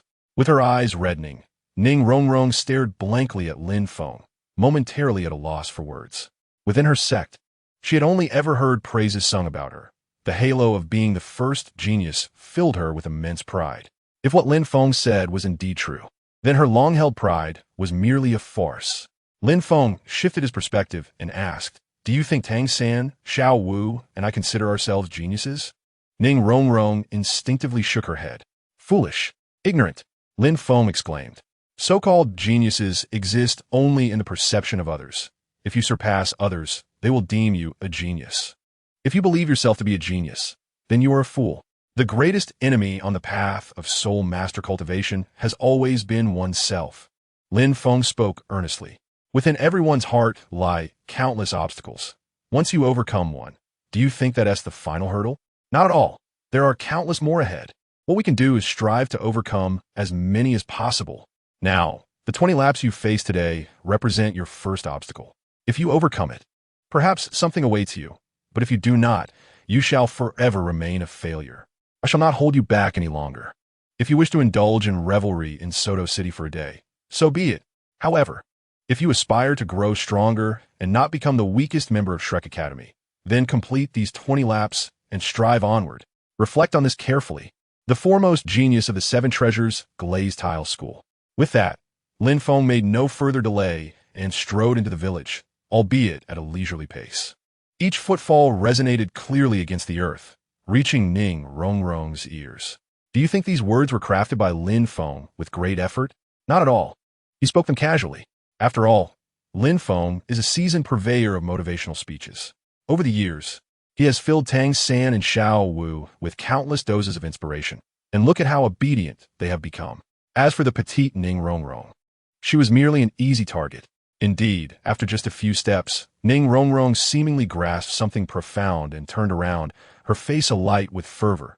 Lin Feng, we are both support-type soul masters. I will certainly surpass you. I will be stronger than you, without a doubt. 20 laps. Lin Feng smirked slightly, quickening his pace. On this first day, I will accompany you, but thereafter you must run on your own. Accompanying this declaration was a faint green light that swiftly entered Ning Rongrong's body, rapidly replenishing her previously expended soul power and stamina. Let us see who prevails. Ning Rongrong clenched her fists and hurried to catch up. In her heart, she resolved that Lin Feng's mockery would only fuel her ambition to surpass him in soul power levels and vindicate herself. With this determination, she felt invigorated as she ran, scarcely noticing her fatigue. In truth, this was merely an illusion, were it not for Lin Feng's discreet assistance in restoring her energy. Her physical condition would have faltered after just 2 laps. During their run, Xiao Wu and Tang San unexpectedly joined in, which further motivated Ning Rongrong. This confirmed to her that Lin Feng's words held truth, not mere bluster. Brother Feng, why are you running so slowly? Xiao Wu could not help but tease as she noticed Lin Feng consistently in front of Ning Rongrong. Slow? Lin Feng retorted Xiao Wu. You are to run 30 laps today. No dinner until you finish. What? Brother Feng, please don't. Xiao Wu was undeniably cheeky, having just been reprimanded earlier that morning, yet her mischievous spirit was already stirring again. At that moment, Lin Feng shot a glare at Tang San. What are you laughing at? You too, Xiao San. You'll run 30 laps alongside Xiao Wu. Seeing Tang San's expression transform, Xiao Wu burst into laughter. All right, Brother Feng. I promise to complete the task. This slow pace will not do. Let's accelerate. With that, Xiao Wu and Tang San nearly doubled their speed, racing ahead. Witnessing this, Ning Rongrong felt a mix of admiration and envy. The days swiftly passed, and, as night fell, the 8 spirited individuals stood on the training ground. Flender turned to Lin Feng. Have Ning Rongrong and Oscar completed their 20 laps? Indeed, Lin Feng replied calmly, adding, Ning Rongrong declared she wants to attend tonight's class. Ning Rongrong appeared bewildered, for she had never uttered such a statement. However, knowing Lin Feng had his reasons, she refrained from opposing him. Flender, taken aback, smiled and said, Excellent. Such ambition is commendable. Therefore, for the first lesson, all 8 of you will attend together. Flender had no doubt regarding Lin Feng's assertion that the 2 had completed their laps, for he had witnessed it firsthand. He even saw Lin Feng urging Ning Rongrong on, though the specifics of their exchange eluded him. Frankly, Flender was quite astonished that Lin Feng managed to instill such discipline in Ning Rongrong, particularly now that she expressed a desire to participate in the first class. Chapter 78. The trio of dances there s an old saying. Bullying the weak brings forth the strong. Just as Zhao Wuji had swiftly dealt with Tang San, Tang Hao immediately retaliated. Ning Rongrong faced similar scrutiny. Although Flinder had received a letter from Ning Feng granting him authority over Ning Rongrong, he was still wary. The Sodto Chun Xin held a fondness for her, and being overly stern could lead to repercussions. Thus, Flinder had previously entrusted the task of managing her to Lin Feng, knowing that his fellow students, even if he inadvertently displeased Chun Xin, he would not be overly harsh on Lin Feng. To his surprise, Lin Feng had executed the task with remarkable success. After all, she was the willful young lady of the Seven Treasures Glazed Tile School. How did Lin Feng manage to motivate her to willingly complete 20 laps? Quite impressive indeed. Moreover, his mutated martial soul's recovery ability was astonishing. After completing the laps, the group appeared revitalized, showing no signs of fatigue. After casting a deep glance at Lin Feng, Flinder waved his hand. "Let us proceed. Everyone follow me." With that, he sprang into action, moving with the swiftness of a cheetah towards the academy's exit. The others hurried to keep pace, well aware that their first lesson had already commenced. Flinder's pace was not particularly fast, yet he consistently maintained a slight edge over the rest, compelling them to exert themselves in pursuit. In this manner, the group soon arrived at their destination, Sodto City. The night in Sodto City was bustling, even more lively than during the day, creating a dizzying spectacle for those walking through its streets. "Follow me." Flinder led the way with purpose toward the heart of the city. Before long, Dai Mubai's expression shifted. Could it be that the dean intended for them to attend class here on the very first day? Following Dai Mubai's gaze, they beheld a grand structure nearly 100 meters high, its dazzling lights twinkling in the night, exuding an imposing aura. "What's happening on the first day?" Flinder responded matter-of-factly. "At Shrek Academy, we have no ordinary soul masters, only exceptional talents. And exceptional talents require extraordinary training methods." Observing the puzzled expressions of his companions, Flinder elaborated, "That building is called the Grand Soul Arena, a hallmark of major cities. This one is specifically known as Sodto Grand Arena. Inside, you will encounter a myriad of soul masters and engage in battles to enhance your practical experience. It is the ideal venue for assessing a soul master's strength and will also serve as the location for your practical classes in the future. Mubai, please enlighten them about the Grand Soul Arena." "Certainly," Dai Mubai nodded, taking over. "The Grand Soul Arena is a battleground for soul masters, divided into 3 categories: solo combat, duo combat, and team battles. In the Grand Soul Arena, any soul master wishing to elevate their battle spirit level must do so through combat. The battle spirit levels are ranked as follows: iron, copper, silver, gold, purple gold, sapphire, gem, and diamond, totaling 8 tiers. Upon hearing this, Lin Feng inwardly nodded. This was a classic ranking system. How simple. In his earlier days, Lin Feng had swiftly climbed ranks in a game, moving from Platinum 3 to Silver I in just a week with his adept playstyle. After learning about the situation, the friend greeted Lin Feng throughout the day. At that moment, Flinder chuckled and said, "Your task is to secure at least 1 silver soul badge before graduation. Understood?" Xiao Wu, unfazed, replied, "It's only the 3rd level. That should be easy." Flinder smiled without responding, while Dai Mubai sighed. "It's not as simple as you think. I currently possess a soul power level of 37 and have fought 56 battles with a record of 29 wins and 27 losses, resulting in a mere 2 points. Which is just an Iron Soul badge. Only 2 points? I thought you could defeat Tang San. You seem quite strong. How could you be so weak?" Xiao Wu expressed her disbelief. "What do you mean by being strong if I can defeat Tang San? I'm a soul sovereign while he is merely a great soul master." After a moment of sarcasm, Dai Mubai explained, "The matchmaking rules in the soul arena are based on the number of soul rings, not soul power levels. If you have 2 soul rings, you'll be matched against another soul master with 2 soul rings, regardless of their soul power level. This means a level 21 great soul master can face a level 31. When I was at level 29, I won several matches. But after obtaining my 3rd soul ring, I was matched against powerful soul sovereigns, making it exceedingly difficult to win. It was a series of defeats that led to this unfortunate situation. Moreover, advancing in the soul arena isn't easy. Winning a match awards very few points, and you must achieve consecutive victories to progress swiftly. Otherwise, it will consume a significant amount of time." Afterward, Dai Mubai continued to vent his frustrations. "This matchmaking system is terrible. Even the fat guy is stronger than me. He has fought 33 matches and won 21, earning 9 points. Upon hearing this, the others had varied expressions. Flander remarked, "All right, everyone seems to understand. Let's have a match." With that, he led the group toward the Seoul Arena. As they approached, Lin Feng observed that the Grand Seoul Arena was an oval-shaped structure, reminiscent of an arena for gladiatorial contests, filled with flashing lights and the clamoring of voices, creating a lively atmosphere. Through Dai Mubai's introduction, they learned that the arena comprised a main arena and 24 sub-arena spaces, with the capacity to accommodate tens of thousands of spectators, including VIP boxes. Before the entrance, a stone tablet inscribed with countless names stood as a grim reminder.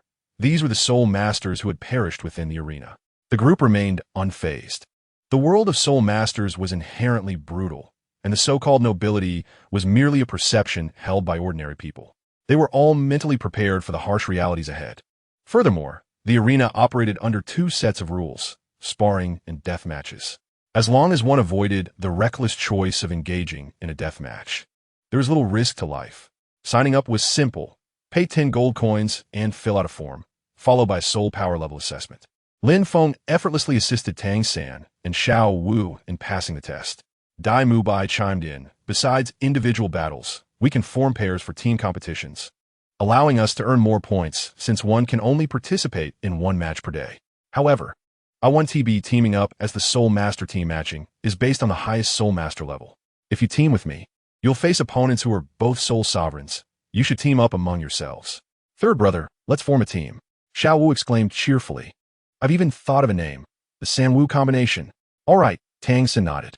Neither Tang San nor Xiao Wu considered teaming with Lin Feng, as that would not enhance their combat experience, but rather result in an easy victory. Chapter 79. Let us call it One Punch Man. After forming their duo, the others were eager to participate, especially Ma Hongjun and Oscar, whose gazes toward Ning Rongrong and Zhu Zhuqing grew fervent. At that moment, Dai Mubai interjected, "For lower-ranked support-type Soul Masters, there's really no advantage in competing. It's better to observe and learn." Therefore, Ning Rongrong and Oscar were advised not to participate in the matches, but rather to watch. As for Lin Feng, he could decide for himself. Due to Lin Feng's uniqueness, even though he had registered as a support-type Soul Master, he could not be regarded as one in the conventional sense. Thus, Zhu Zhuqing, Lin Feng, and Ma Hongjun remained without a team. Lin Feng intended to team up with Ma Hongjun, but was met with Zhu Zhuqing as calm response. "I'll pair with Lin Feng." Her words caused Dai Mubai's expression to shift slightly, and Ning Rongrong's eyes sparkled with an inexplicable desire to battle. Lin Feng remained composed, but inwardly felt a flicker of happiness. He was indeed handsome, and this girl had good taste. If she thought he was attractive, he would graciously assist her in earning points. Seemingly aware of Dai Mubai's gaze, Zhu Zhuqing added, "I could team with Ma Hongjun as well." "Good." Ma Hongjun beamed. "Absolutely not." Dai Mubai forcefully interrupted. "The fat guy is only at level 28. That's too weak. You should stick with Lin Feng. Given Ma Hongjun's flirtatious nature, Dai Mubai would never allow him to get close to Zhu Zhuqing." Upon hearing this, Ma Hongjun smirked, realizing that this good fortune would not be his. He dared not oppose Dai Mubai, but muttered under his breath, "What do you mean I'm too weak? Isn't Lin Feng a support-type Soul Master? How could he possibly be stronger than me?" Although he had heard whispers of Lin Feng's prowess, he had yet to witness it firsthand, leaving him uncertain of Lin Feng's true strength. Everyone regarded him with peculiar expressions. "What's wrong? Did I say something incorrect?" Ma Hongjun was oblivious to the implications of his words.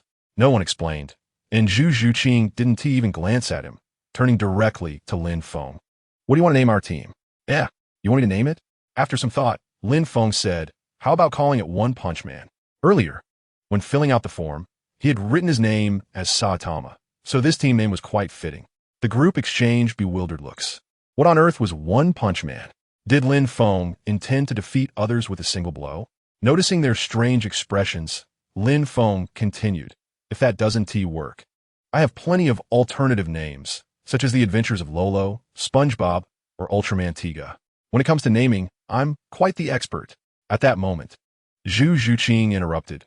"Let us just go with One Punch Man afterward." She snatched the badge from Lin Feng's hand and headed toward the counter. Lin Feng was taken aback. and then called out after her like a salesperson.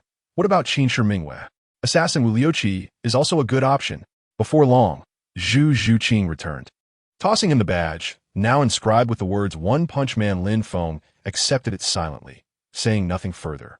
In the Grand Soul arena, only those who had achieved numerous consecutive victories or held high-level badges were qualified to compete, as they were all at the Black Iron level. Lin Feng and his companions were assigned to the 14th sub-arena. While waiting indoors, they soon heard the staff call for Xiao Wu to participate in an individual match. The 14th sub-arena was sparsely populated, but the appearance of such a young Great Soul Master like Xiao Wu still caused quite a stir, especially given that her opponent was a power-type Battle Soul Master, whose massive physique starkly contrasted with Xiao Wu's petite form. No one held high hopes for Xiao Wu. Her opponent's supporters urged her to concede and exit the arena. However, when the referee announced the start of the match, an astonishing scene unfolded that left everyone agape. It was an utter domination, a blatant display of superiority. The entire battle lasted less than half a minute, during which Xiao Wu dominated the large opponent and ultimately knocked him unconscious.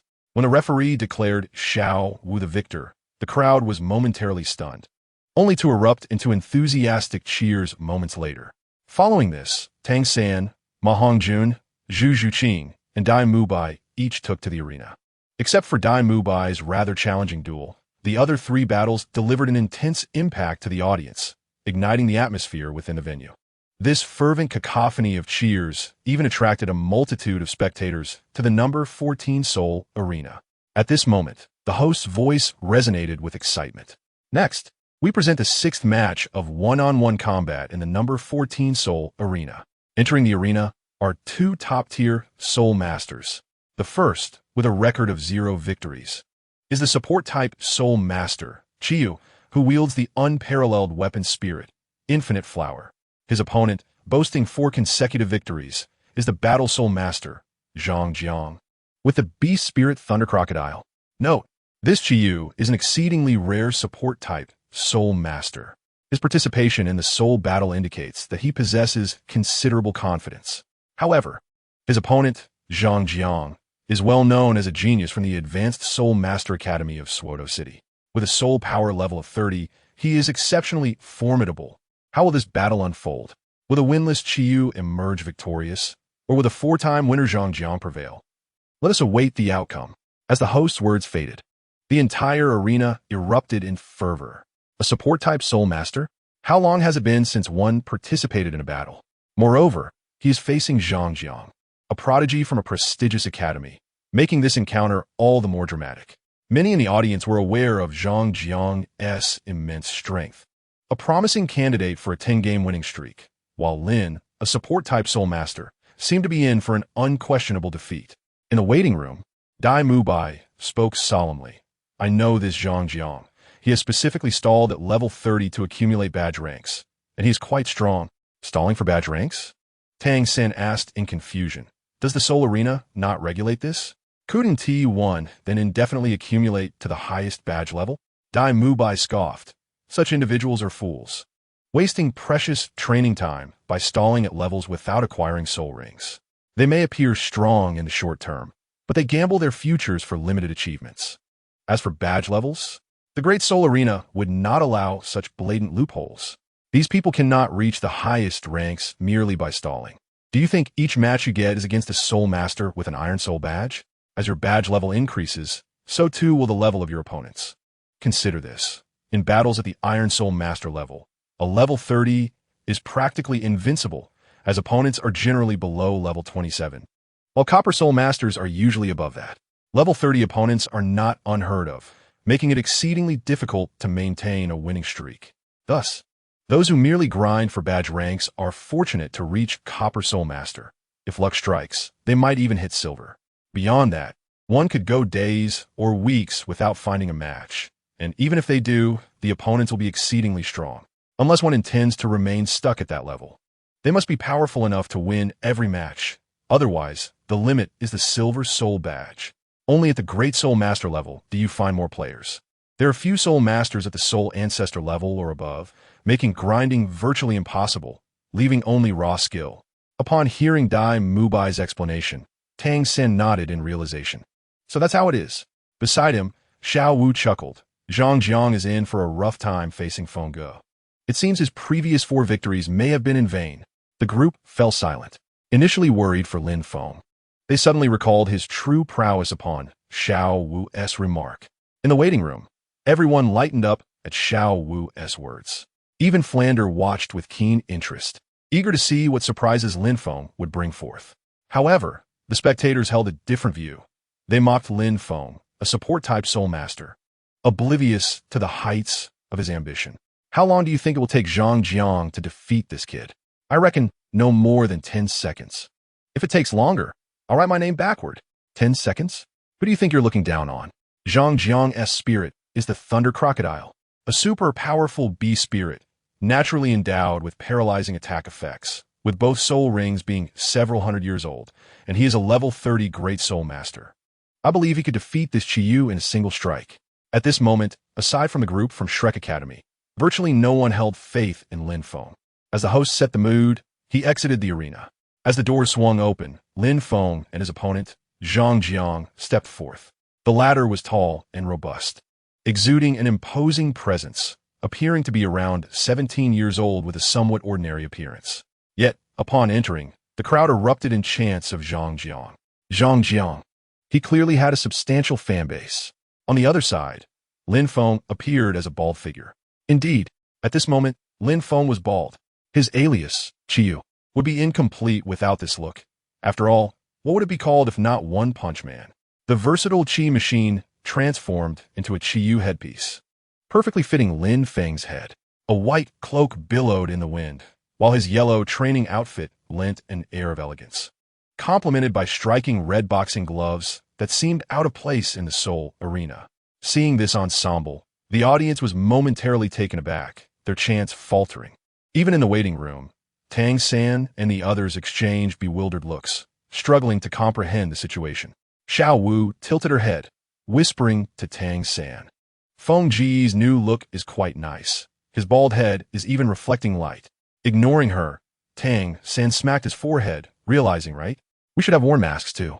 Feng Ge didn't remind me. Others fell silent, previously puzzled by Lin Feng's appearance, only to realize that Tang San shared their sentiments. Ahem.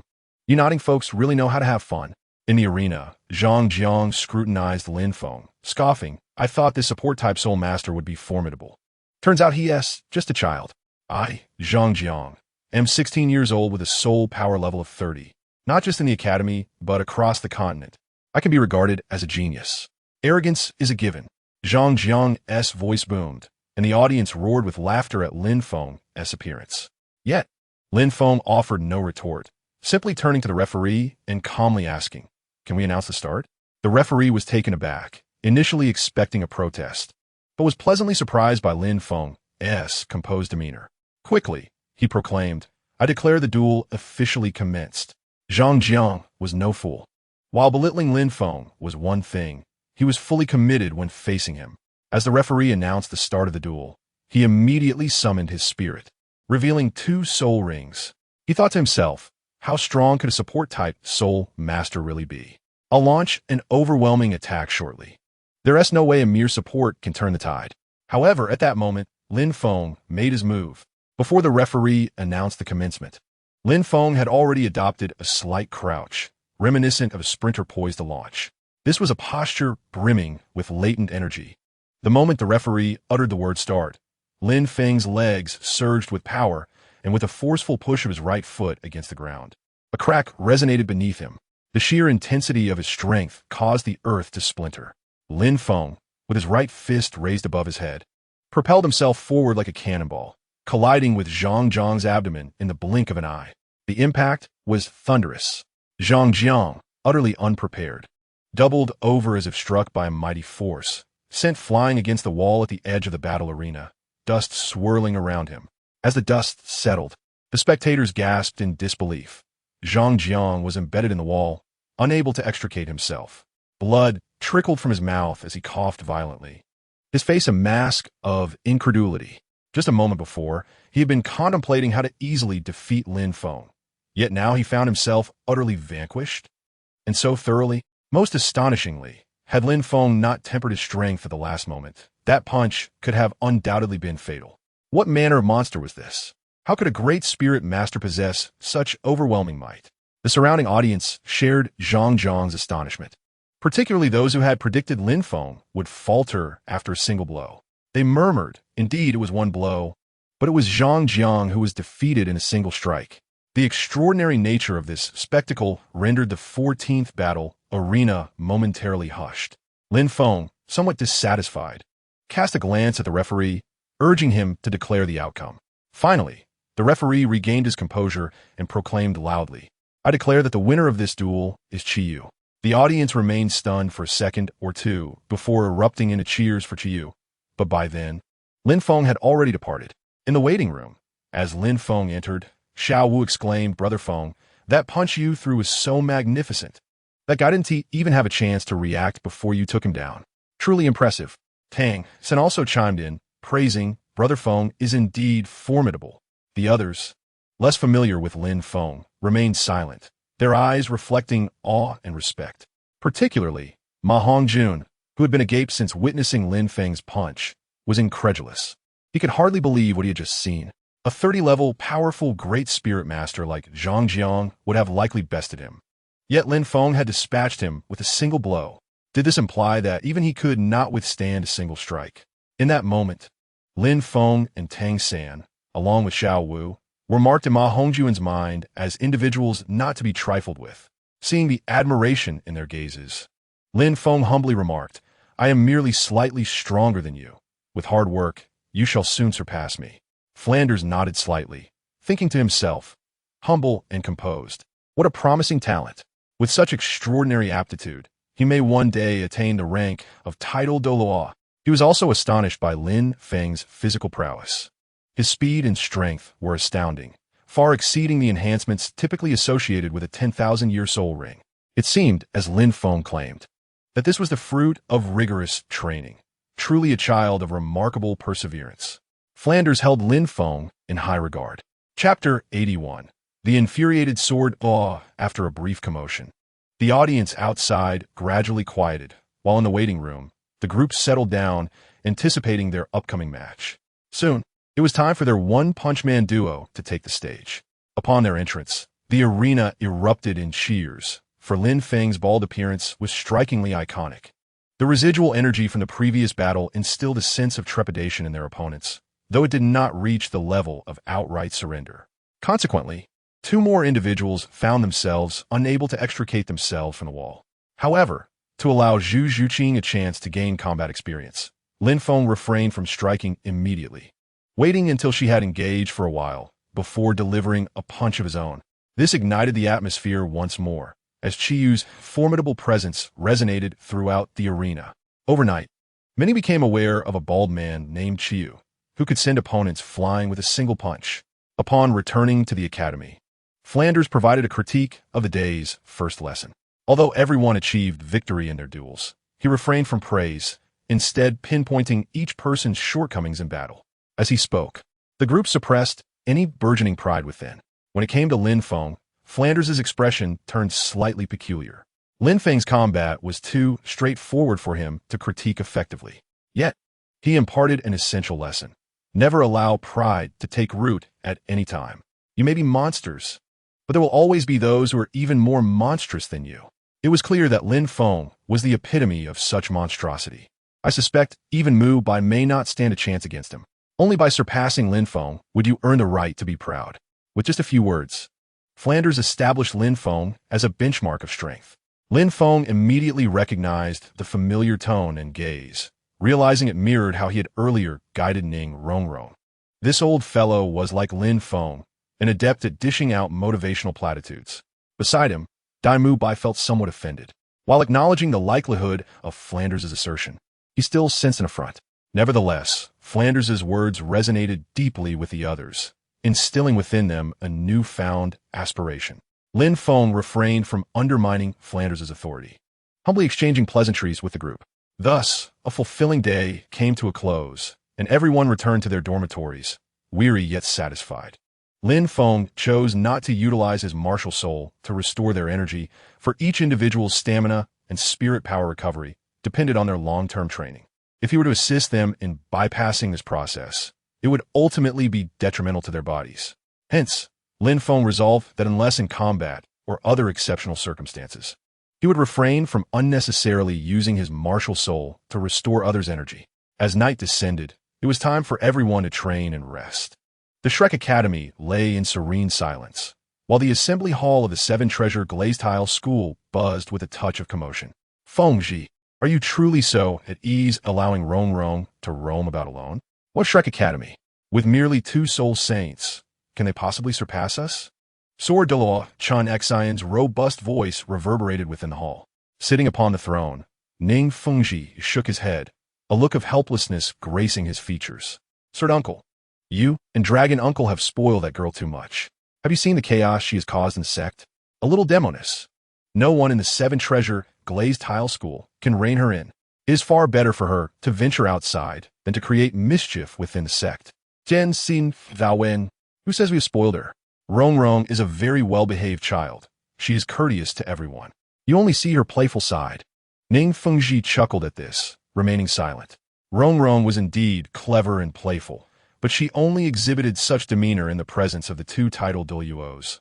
Otherwise, she was notoriously mischievous and unruly.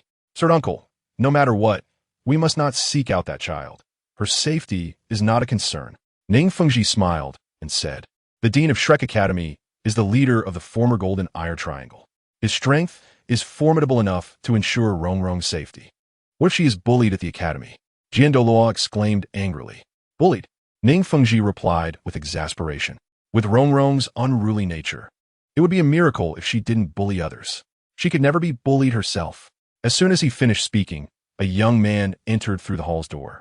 Reporting to the sect master, he hesitated, seemingly reluctant to speak. What is it? Speak up. Ning Fengji frowned. Has Ning Rong Rong caused trouble again? Ning Fengji recognized the young man as the one who always brought news about Ning Rong Rong from those secretly protecting her. No, it's not that. The young man glanced at Douluo, his words stumbling over themselves. Everyone in the sect knows that the one who dotes on Ning Rong Rong the most is not the sect master, Ning Fengji, but Douluo Qinshin. The young man feared that revealing the truth might provoke Qinshin's wrath. What is it? Ning Fengji grew impatient. Seeing this, the young man decided to speak up. We just received news that the young lady was scolded to tears by a student named Lin Feng. Before the young man could finish, Qinshin roared, what? Rong Rong was scolded to tears and humiliated. No one can stop me. Where's this Lin Feng? I will personally deal with him. Qinshin's fury radiated an icy aura. Rong Rong, the cherished jewel of the Seven Treasure Glazed Tile School, needed to be pampered when she was upset. And now someone had dared to scold her to tears and toy with her. That was tantamount to courting death. Calm down, Jian Shu. Rong Rong is used to being headstrong. Experiencing some setbacks might be beneficial for her character. Ning Fengji quickly restrained Qinshin. He thought to himself that at the academy, Flinder would never allow Rong Rong to be bullied without cause. Thus, the situation must have arisen from some underlying reason. Furthermore, he was well aware of Rong Rong's capricious nature. It was astonishing that someone could make her cry. The person who spoke must possess extraordinary eloquence to have made her suffer. As for the humiliation, as long as she wasn't truly harmed, it could serve as a lesson for her. Suddenly, Ning Fengji grew intrigued by Lin Feng's identity. What did it mean to experience a setback for the sake of character development? Rong Rong, so well-behaved, was actually scolded to tears. Noticing that Qinshin was still holding him back, Qinshin coldly stated, rest assured I know my limits. After all, we're classmates. I won't truly harm him. I will just give him a little lesson. Upon hearing this, Ning Fengji finally relaxed his grip. Oomph. With a cold snort, a long sword appeared beneath Qinshin's feet, and in an instant, he transformed into a streak of light and swiftly flew away. As Qinshin erupted in fury, the young man who had delivered the report discreetly exited, leaving Ning Fengji alone in the hall. After gazing at the door for a while, he suddenly chuckled. The fact that Rong Rong had been scolded to tears was indeed amusing. Chapter 82. The Bet.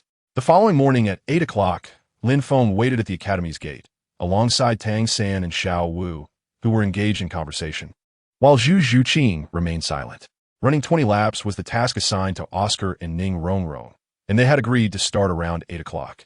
As for Tang San and Xiao Wu, they were simply undergoing their regular training.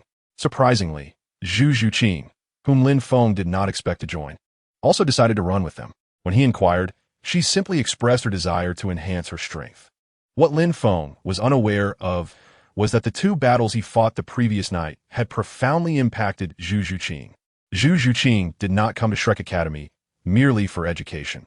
She came to gain strength to survive. In a few years, if she could not grow stronger, her fate would be death. The immense pressure of life and death left her with only one goal: to become stronger. Lin Feng's prowess offered her hope, and thus, her thoughts were simple. Whatever Lin Feng did, she would do as well. After all, at the age of 12, it was a solid fact that she could potentially dominate Soul Kings. No matter how bizarre Lin Feng's training methods might seem, she would regard them as a means to enhance her strength. Therefore, she was determined to follow Lin Feng's lead. After waiting for a while, Oscar did not show up, but Ning Rongrong jogged over.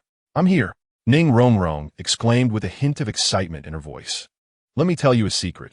I broke through this morning and have reached the 27th level of soul power." Her sparkling eyes seemed to convey, "Look, I made it here on the second day and even improved my soul power level. You all should praise me." However, no one grasped the deeper meaning behind her words, particularly Lin Feng, who, after greeting her, simply waved his hand and said, "No waiting. You all run first. 20 laps. Try to finish before lunch. Oscar will catch up later." "Humph." Ning Rongrong huffed, visibly displeased, and began to run, followed closely by the others. Today, the 20 laps did not take an entire day. They completed them in just 4.5 hours. Even the slowest, Ning Rongrong finished. In the center of the training ground, nearly exhausted, Ning Rongrong collapsed to the ground upon seeing the gathered group. "Lin Feng, hurry. Use your martial soul to restore my energy. I'm completely worn out." Ning Rongrong waved her hand at Lin Feng, her face filled with urgency. "Not a chance. You need to recover on your own." Lin Feng shook his head. Relying on others was not a good habit. It needed to be addressed from the root. Ning Rongrong frowned. "Didn't he restore my energy yesterday?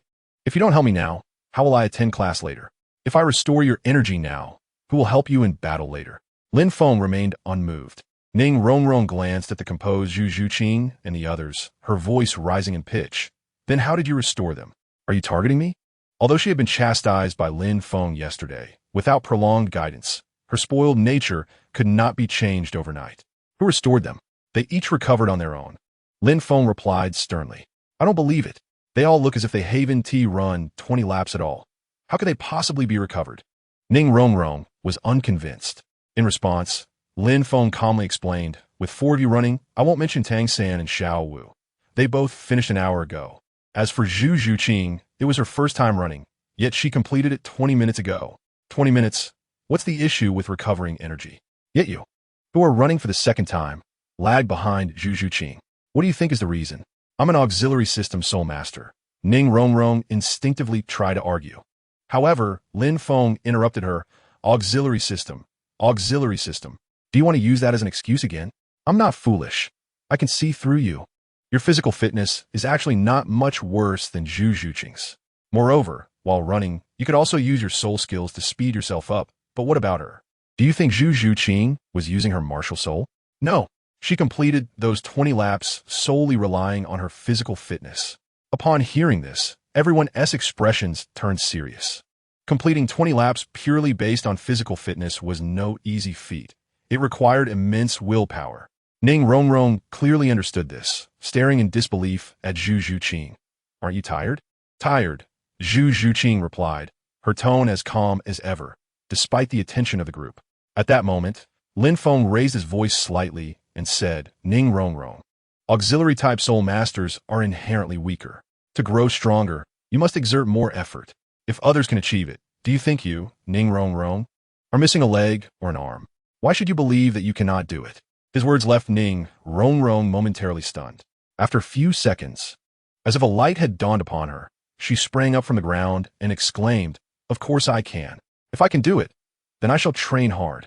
Lin Feng pointed at Zhu Zhuqing. Zhu Zhuqing ran 20 laps without a single complaint. "Can you match her?" "Yes." Ning Rongrong's eyes fixed intently on Lin Feng, her small face brimming with determination. Her personality was rather straightforward. She was a headstrong young lady who could not tolerate provocation, devoid of any scheming. Guiding someone like her was exceedingly simple. However, verbal stimulation was effective only in the short term, to cultivate Ning Rongrong's fighting spirit for the long haul. A different approach was necessary. Thinking this, Lin Feng smiled slightly. I don't believe it. Unless we make a bet. A bet? I'm not afraid of you. What are the terms? Ning Rongrong replied without hesitation. Lin Feng turned to Zhu Zhuqing and asked, when did you break through to level 27? Half a month ago. Good. Ning Rongrong, didn't you just break through to level 27 today?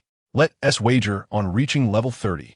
If Zhu Zhuqing reaches level 30 within half a month, and you do not, then you lose. Conversely, if you reach level 30 before Zhu Zhuqing, you win. Lin Feng continued. The stakes are simple. We both promise each other to do something that does not go against our hearts.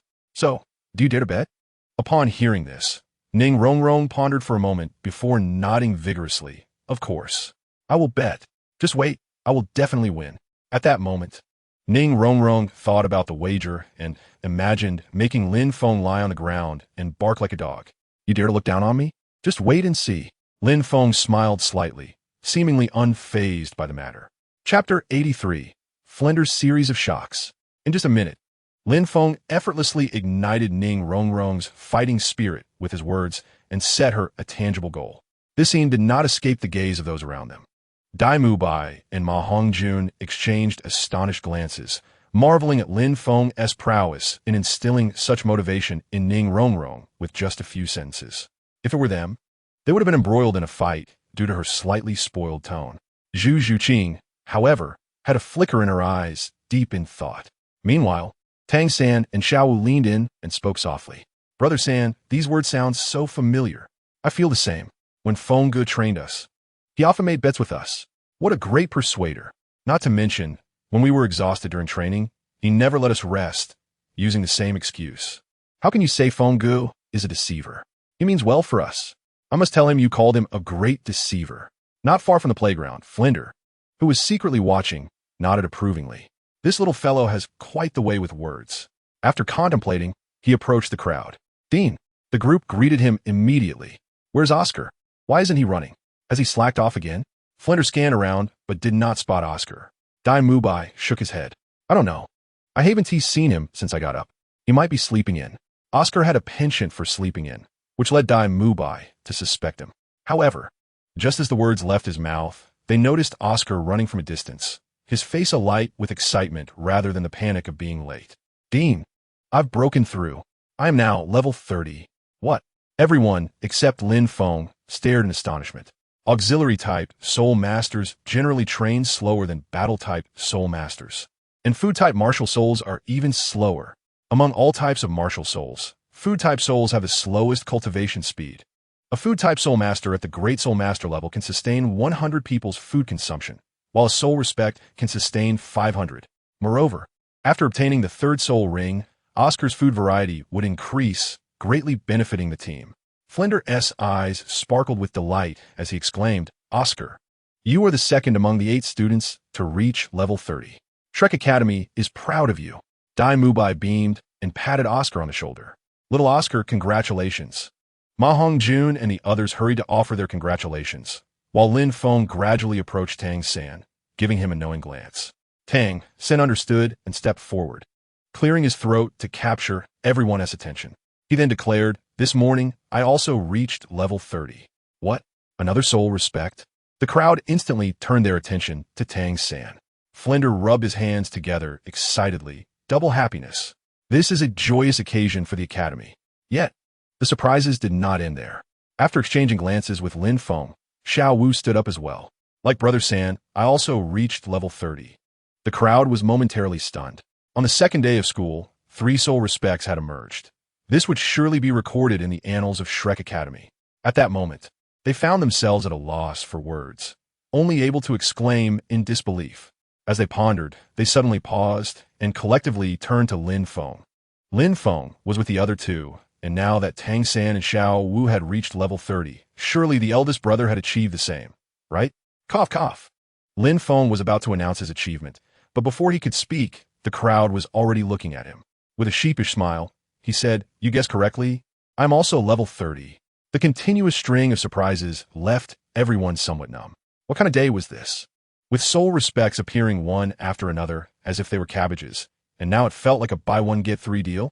After recovering from their stupor, Flinder's joy was palpable, his smile broad and impossible to hide.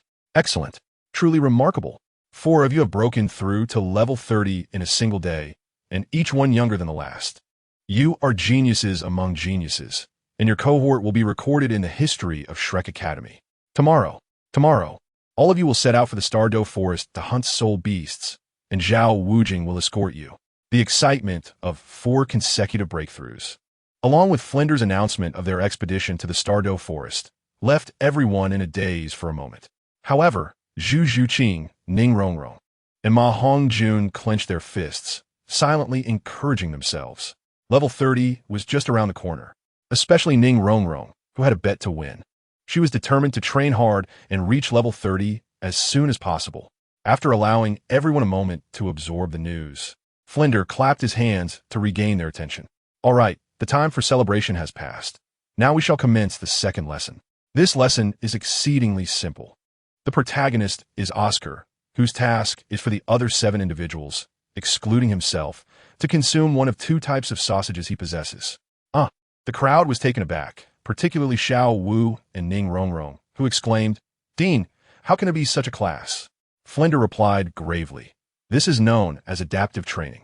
As soul masters, you will encounter a myriad of situations. Sometimes, it won't just be about eating sausages. Facing a survival crisis, you may have to consume mice or cockroaches. If you don't eat, you will starve." He posed a question: what is more important, life or so-called face? Flinder's words held significant weight. Everyone agreed. Yet the 3 girls were not in agreement from a rational standpoint, but rather felt a wave of nausea. The ambiguous soul spell and the sausages were difficult to ignore.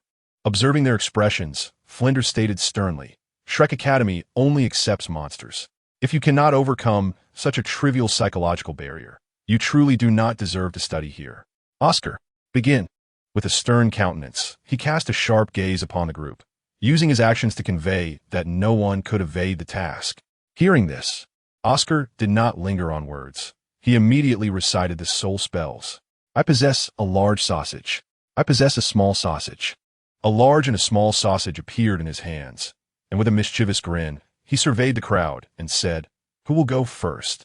They are quite delectable." Unexpectedly, the first to grasp a sausage was Ning Rongrong. She picked it up, glanced at it, then closed her eyes and devoured it in a few bites. Had she overcome her psychological barrier? Not quite. It was more accurate to say she suppressed it. Reaching level 30 consecutively had given Ning Rongrong a tremendous psychological boost. Coupled with the stakes of the wager, she felt a surge of determination. This very vigor instilled her with the courage to consume the sausage. Witnessing this scene, Xiao Wu gave Ning Rongrong a thumbs up, exclaiming, "Impressive." This acknowledgement fed Ning Rongrong's vanity. To be praised by Xiao Wu meant she had indeed achieved something remarkable. With Ning Rongrong's brave initiation, the subsequent events unfolded smoothly, as the others took turns consuming the sausages, leaving only Lin Feng and Zhu Zhuqing without. Lin Feng intended to be the last, hoping Oscar would produce a few more sausages so he could indulge. As for Zhu Zhuqing, why was she not eating? Lin Feng cast her a sidelong glance, questioning her reluctance. She remained silent, merely observing him, feeling slightly unnerved by her gaze. Lin Feng pondered if she still held a grudge over the incident at the wide noodle shop, thinking she must have a small heart. Feeling a bit guilty, Lin Feng approached Oscar, stating, "2 sausages are insufficient. Please create a few more." Although exasperated, Oscar obliged and conjured additional sausages. Seizing the sausage, Lin Feng pulled out some chili sauce from his bracelet, smeared it evenly, and savored each bite with great delight, causing Xiao San next to him to drool with envy. At this moment, Zhu Zhuqing, who had been standing still, swiftly approached Oscar and began eating a sausage. This action elicited a peculiar expression from Dai Mubai. However, Zhu Zhuqing paid him no mind and quickly finished, standing quietly to the side. Consuming the sausage was not something Zhu Zhuqing was particularly eager about. But seeing Lin Feng partake, she believed that following his example would lead to strength, so she hesitated no longer. Observing everyone having eaten, Flinder nodded in satisfaction, proclaiming, "Excellent. Today, all 8 of you have passed this course. Now, prepare yourselves well, Tomorrow morning, we will gather here again, and Teacher Zhao will lead you all to the Sodto forest. After providing these instructions, Flinder departed, his spirits high. As he walked away, he even began to hum a little tune. The others on the playground began to converse. Ma Hongjun chuckled. Today, the academy has birthed 4 soul masters. We must celebrate. Lin Feng raised an eyebrow, teasingly asking, "Are you going to treat us to a meal?" Cough, cough. Ma Hongjun nearly choked at this comment, quickly clarifying, "What meal?" Of course, it's a celebratory feast. Although not explicitly stated, everyone understood his implication. Xiao Wu disdainfully remarked, "You, fatty, are truly lewd, always thinking about those things. No wonder Suehua broke up with you." Ma Hongjun felt slightly embarrassed by the directness of her words, shaking his head. "It's not what you think. I mainly want to listen to some tunes." The colors of Sodto City were relatively vibrant, being a large city with shops and clubs aplenty. Right, Dai Mubai? Ma Hongjun, being clever, quickly dragged Dai Mubai into the conversation. Xiao Wu huffed, recalling how, in the hotel during the day, Dai Mubai had been cuddling a pair of twins. Try and snatch a room from them. Both of them were the same. Dai Mubai was at a loss for words, feeling unjustly implicated. If it were in the past, his temper would have flared at Xiao Wu's unfiltered remarks. But having witnessed Lin Feng and his companion's prowess recently, especially Lin Feng's overwhelming strength, he dared not retaliate. Though he could still engage in light banter. With a smile, he said, "Men are like that. Tang San and Lin Feng are still young. When they grow a year or 2 older, they'll be just like us." At this, everyone turned their attention to Lin Feng and Tang San, particularly Xiao Wu, who directly asked, "Third brother, will you be like that?" "Of course not," Tang San quickly asserted. Lin Feng added, "You too should be mindful. While it's fine to indulge in sausages, do refrain from speaking carelessly. Both Tang San and I are pure-hearted." Although they did not comprehend the meaning of Ali Ji, they sensed it was not a compliment. "Stop pretending." Dai Mubai, relishing the chaos, declared, "Tonight, I will treat you. I'll ensure you encounter twins like last time." Xiao Wu, with her mouth as sweet as honey, retorted, "You two perverts, hurry up and leave. Don't lead us astray. If you keep talking like that, Brother Feng will turn you into pig heads." Lin Feng, eager to maintain face, stepped forward, cracking his knuckles ominously. At this moment, Ma Hongjun, still trying to gauge Lin Feng's temperament, quickly asserted, "Dai Mubai, if they don't go, we will. I am very interested in those twins you mentioned."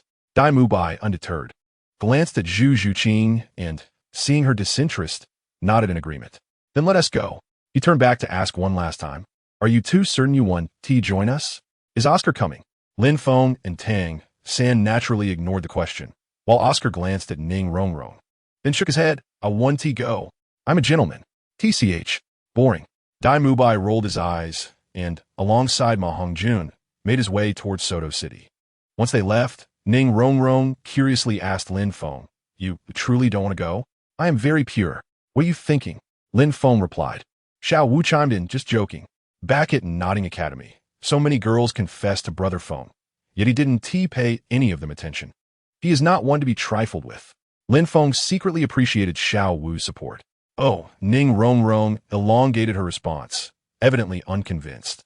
Soon after, she headed straight for the cafeteria, and the others exchanged glances before following suit. After lunch, everyone went off to cultivate. Those who could enter Shrek Academy were all prodigies. They might occasionally slack off, but each understood the significance of training. Lin Feng was no exception. At that moment, his soul power had reached level 69, just one short of the coveted 70th level. This achievement was solely the result of Lin Feng's own efforts, and he was well aware that this personal breakthrough was beneficial for his mental fortitude. With each level gained, the system generously rewarded him with ample experience points. Level 70 was a significant milestone, and Lin Feng anticipated that he would receive a substantial amount of experience points upon reaching it. Chapter 85. The rabbit has eaten your rice. 8 days swiftly passed, and on the following morning, the 8 of them gathered at the training ground as promised. Excitement filled the air. After all, they were heading to the Sodto Forest, one of the most renowned gathering places for soul beasts on the Douluo continent. The forest was vast, almost equal in size to the kingdom of Barak, located on the borders of 2 great empires, featuring a variety of terrains and a pristine landscape. Within it resided soul beasts of all levels. As long as one possessed sufficient strength, finding the desired soul beast was a simple task, far surpassing the soul-hunting forest in terms of opportunities.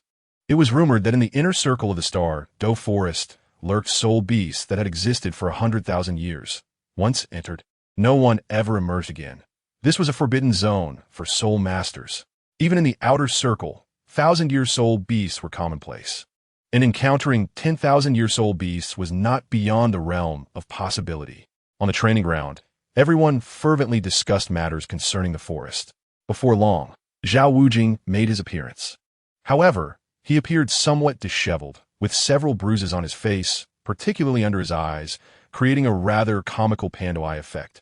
The sight elicited stifled laughter from the crowd, and they were puzzled as to what had happened to teacher Zhao. Had he been attacked? Although he had been sent flying by Lin Feng's punch the day before, such injuries seemed unwarranted. What are you looking at, you bunch of little rascals? Are you itching for a beating? Zhao Wujing shot a glare at them. Upon noticing Lin Feng also laughing, he added, "Laugh while you can. In a few days, you may not find it so amusing." From Flinder, Zhao Wujing had learned that the Douluo Chan Xan had already departed from the Seven Treasure Glazed Tile School and would likely arrive in Sodto City in a day or two. Chen Xian was undoubtedly headed straight for Lin Feng, and it was conceivable that soon in the Sodto forest, Lin Feng would find himself on the receiving end of a beating. A fleeting smile passed through Zhao Wujing's eyes as he imagined the scene of Lin Feng being thoroughly thrashed. Why not call him Little Bear instead? The rabbit has eaten your rice. Xiao Wu piped up quietly. At her words, Lin Feng couldn't help but chuckle, for he knew that Xiao Wu's true form was that of a rabbit, lending an inexplicable humor to her statement. Zhao Wujing cast a sidelong glance at Xiao Wu, but refrained from commenting, instead nodding and stating, "All right, let's set off. Lin Feng, you shall lead the team." "Me?" Lin Feng was taken aback. "Wasn't it supposed to be Dai Mubai? Is there a problem?" Zhao Wujing raised an eyebrow. His decision was not arbitrary. Lin Feng's strength was one aspect, and he had also heard that Lin Feng and his companions were quite familiar with the soul-hunting forest, making him the most suitable leader. Not at all. Lin Feng shook his head. He was merely a bit surprised. "Very well," Zhao Wujing said sternly before we begin. "I must remind you all that I am merely accompanying you into the forest, unless we encounter soul beasts of a significantly higher level than yours. I generally will not intervene." Everyone nodded in understanding, having already prepared themselves mentally for this. At that moment, Lin Feng stepped forward to organize their formation. The Sodto forest is extremely perilous. Almost all soul beasts within possess formidable aggression. We must remain vigilant and on guard against potential attacks. Allow me to arrange our formation, and we will proceed according to my directions once we enter the forest. First, Dai Mubai will lead the way, Oscar, Ning Rongrong, and Ma Hongjun. You three are relatively weaker, so stay behind Dai Mubai. Xiao San and Xiao Wu will flank the sides of the formation, while Zhu Zhuqing. You will scout the surroundings, alerting us to any signs of danger. I will take up the rear. Any objections? Having served as the captain for several years, Lin Feng efficiently assigned roles. The others shook their heads in agreement, expressing no dissent. Dai Mubai smiled and remarked, "No wonder you have experience leading teams in the soul-hunting forest. This arrangement is excellent." He quietly sighed in relief, recalling how he had sought out Zhu Zhuqing the night before, only to receive an unexpected claw swipe upon their first encounter. At that moment, he realized how much she detested him. Fortunately, his robust physique had sustained no injuries, and today he had kept his distance from her. With her now assigned to scout the perimeter, she would be the farthest from him in the forest, a fortunate arrangement, as they might have otherwise clashed. "All right, since there are no objections, let us depart." Lin Feng clapped his hands and called out. The Sodto forest was quite a distance from Shrek Academy, approximately 500 kilometers away. They would run, aiming to arrive by noon the next day. It was undeniable that the physical condition of soul masters was far superior to that of ordinary people. Even a great soul master, with Oscar's sausages to sustain them, could easily cover 400 kilometers in a day. This translated to a speed of over 40 kilometers per hour. If fleeing, they could likely move even faster. In contrast, the world record for a marathon in the previous life was only around 21 kilometers per hour, highlighting just how formidable the physical prowess of soul masters truly was. Upon hearing Lin Feng's words, the group had no objections and began to run, Ning Rongrong brimming with determination. dashed ahead as if viewing this long run as a personal challenge. They maintained a swift pace, stopping every hour to eat Oscar sausages, ensuring they kept their energy levels high as they sprinted forward. Thus, a day passed swiftly, and, as night fell, they had covered over 400 kilometers. Lin Feng chose not to continue through the night, but instead led the group to a nearby, small town. Traveling at night could be perilous and troublesome, so they decided to set off again in the morning. Upon entering the town, Lin Feng was pleasantly surprised to find it bustling with activity. The area was quite expansive. If not for the absence of walls, it could easily be mistaken for a city. The main street was lined with various shops catering to soul masters, offering equipment, potions, and materials suitable for adventures. Without lingering too long, Lin Feng led the group to a reasonably good hotel for a meal. Zhao Wujing had not accompanied them closely. Since leaving the academy, he had not reappeared, presumably observing them from a distance. The newer students did not find this unusual, but Dai Mubai and the other veterans were taken aback. In the past, while Zhao Wujing would not intervene recklessly, he would at least accompany them. It was astonishing how much trust he placed in Lin Feng this time. As Lin Feng reflected on the various commands he had issued during their journey today, he noticed a hint of admiration in the gazes of his companions. Chapter 86. The feeble Sanghui Academy. While everyone was enjoying their meal, a group of individuals clad in academy uniforms suddenly entered the hotel. Leading them was a middle-aged man in his 40s, adorned in a moonlight blue spirit master robe that exuded an air of nobility. Upon their arrival, the hotel owner, accompanied by several employees, hurriedly approached, bowing and scraping to serve them, and the group naturally reveled in this attention. This assembly quickly captured the interest of the diners, particularly Ma Hongjun, whose gaze fixated on the sole female among them, nearly drooling in fascination. Xiao Wu curiously inquired, "Are they here to hunt soul rings as well? Their uniforms bear the name Sanghui. Could they be from Sanghui Academy?" Oscar elucidated, "Typically, those who venture into the Sodto forest do so to hunt soul beasts. Academy uniforms usually bear the institution's name, confirming they are indeed from Sanghui Academy." He paused briefly before adding, "Our academy should also provide us with uniforms, but due to financial constraints, they have not." Shrek Academy was indeed impoverished, lacking any benefits. Without the support from the Spirit Hall, these students would struggle even to afford meals. At that moment, Dai Mubai scoffed, "I was wondering what formidable academy this was. It turns out to be merely a small Sanghui Academy. I fail to see what they are so proud of. One might think the Tiando Royal Academy had arrived." Lin Feng and his companions, dressed in humble attire, considered themselves ordinary and thus went unrecognized by the hotel staff as spirit masters. However, the presence of this group before them, receiving special treatment, stirred a sense of discontent. It was not merely a matter of psychological imbalance.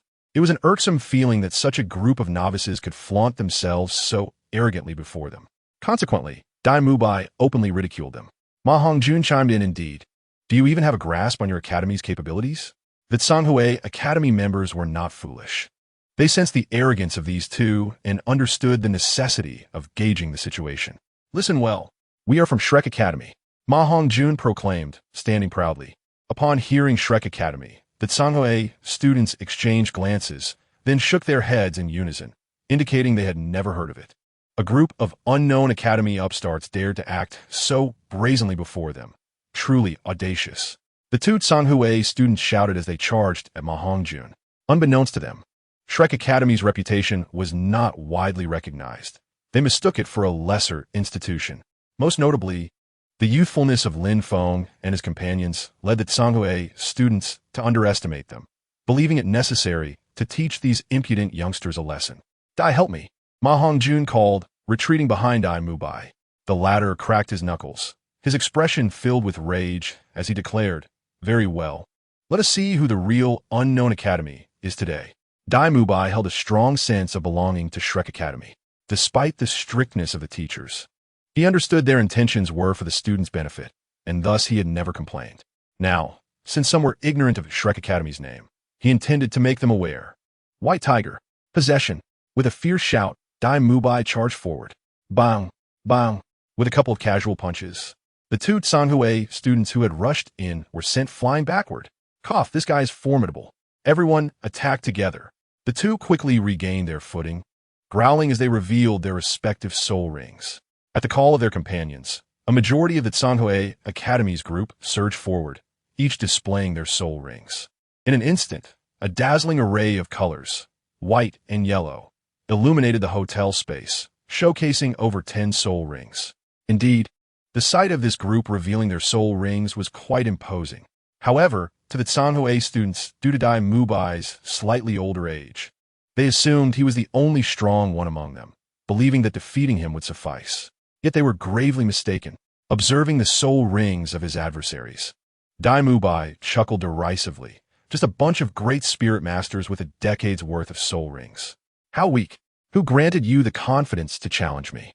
A bunch of worthless fools. Allow me to show you what a true genius is. With that, Dai Mubai displayed 3 soul rings of his own, yellow, yellow, and purple. Soul Master. The representation of a 1,000-year soul ring left the Tanghui Academy students gulping in astonishment. Dai Mubai, seemingly of similar age, had astonishingly attained the Soul Master level. And the possession of a 1,000-year soul ring was astounding. The astonishment etched on their faces brought satisfaction to Dai Mubai, but he instinctively glanced back at Lin Feng. If his mere soul ring could shock them, what would they think if they knew Lin Feng possessed a 10,000-year soul ring? Would they be reduced to mere speechlessness? What's a soul master to us? We have numbers on our side. The previously sent flying student shouted as he charged forward again. His companions followed suit, compelled to join the fray. Dai Mubai had initially gained the upper hand by striking 2 opponents first, aided by his spirit possession.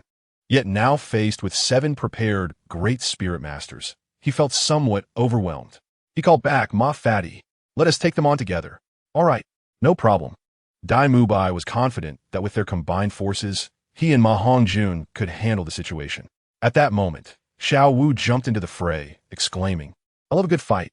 Xiao Wu had an affinity for stirring up trouble, and had it not been for Tang San's restraint earlier, she would have been the first to engage.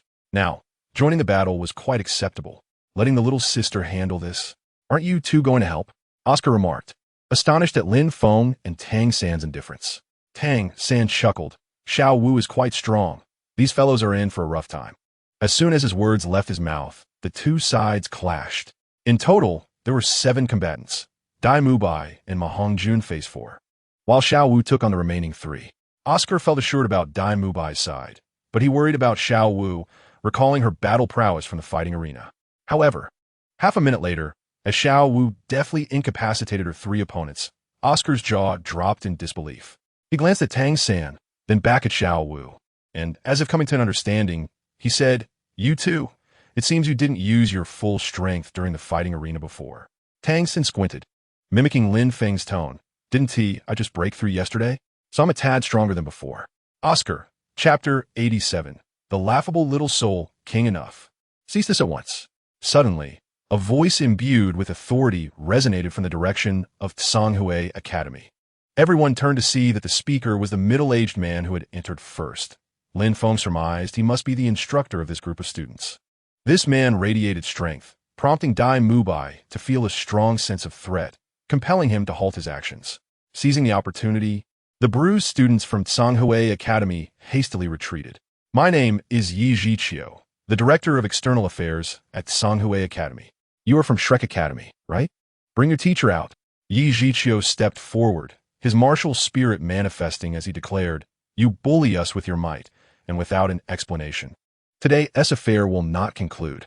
His martial spirit, the beast martial spirit of the black tortoise, caused his limbs to shorten significantly, while a large shell protruded from his back, appearing somewhat comical. Nevertheless, the 5 soul rings of white, yellow, yellow, purple, and purple adorning him rendered the onlookers unable to laugh. This was indeed a formidable soul king, above level 50. Although his soul ring configuration was poor, he was still a soul king, exuding a powerful presence. The mere aura of his soul power forced Dai Mubai to stagger back repeatedly. However, he soon regained his composure and scoffed. "An explanation? You, a mere soul king, think you can summon our teacher? You are not worthy. A few of us are more than enough to handle you." "A mere soul king?" Yi Zhiqiu was taken aback, unable to suppress a laugh. "Then I shall have the pleasure of experiencing your skills today." Let us step outside and refrain from damaging the hotel. These younglings fancied themselves formidable enough to challenge a true Soul King. Yi Zhiqiu was determined to enlighten these youngsters as to why flowers bloom so vividly. Once the group from Tsanghui Academy exited, Ma Hongjun, with a hint of uncertainty, asked, "Are we really going to fight? Should we call Teacher Zhao?" "What a coward." Xiao Wu mocked. "He,'s just a Soul King over level 50. What is there to fear? We could take him on together." She added, "And if we can't, we still have Brother Feng, right? With his strength, he could shatter that old turtle-S shell with a single punch." Despite the bravado, there was something peculiar about the way Xiao Wu spoke. However, the group instinctively turned their gazes to Lin Feng, eager to hear his thoughts.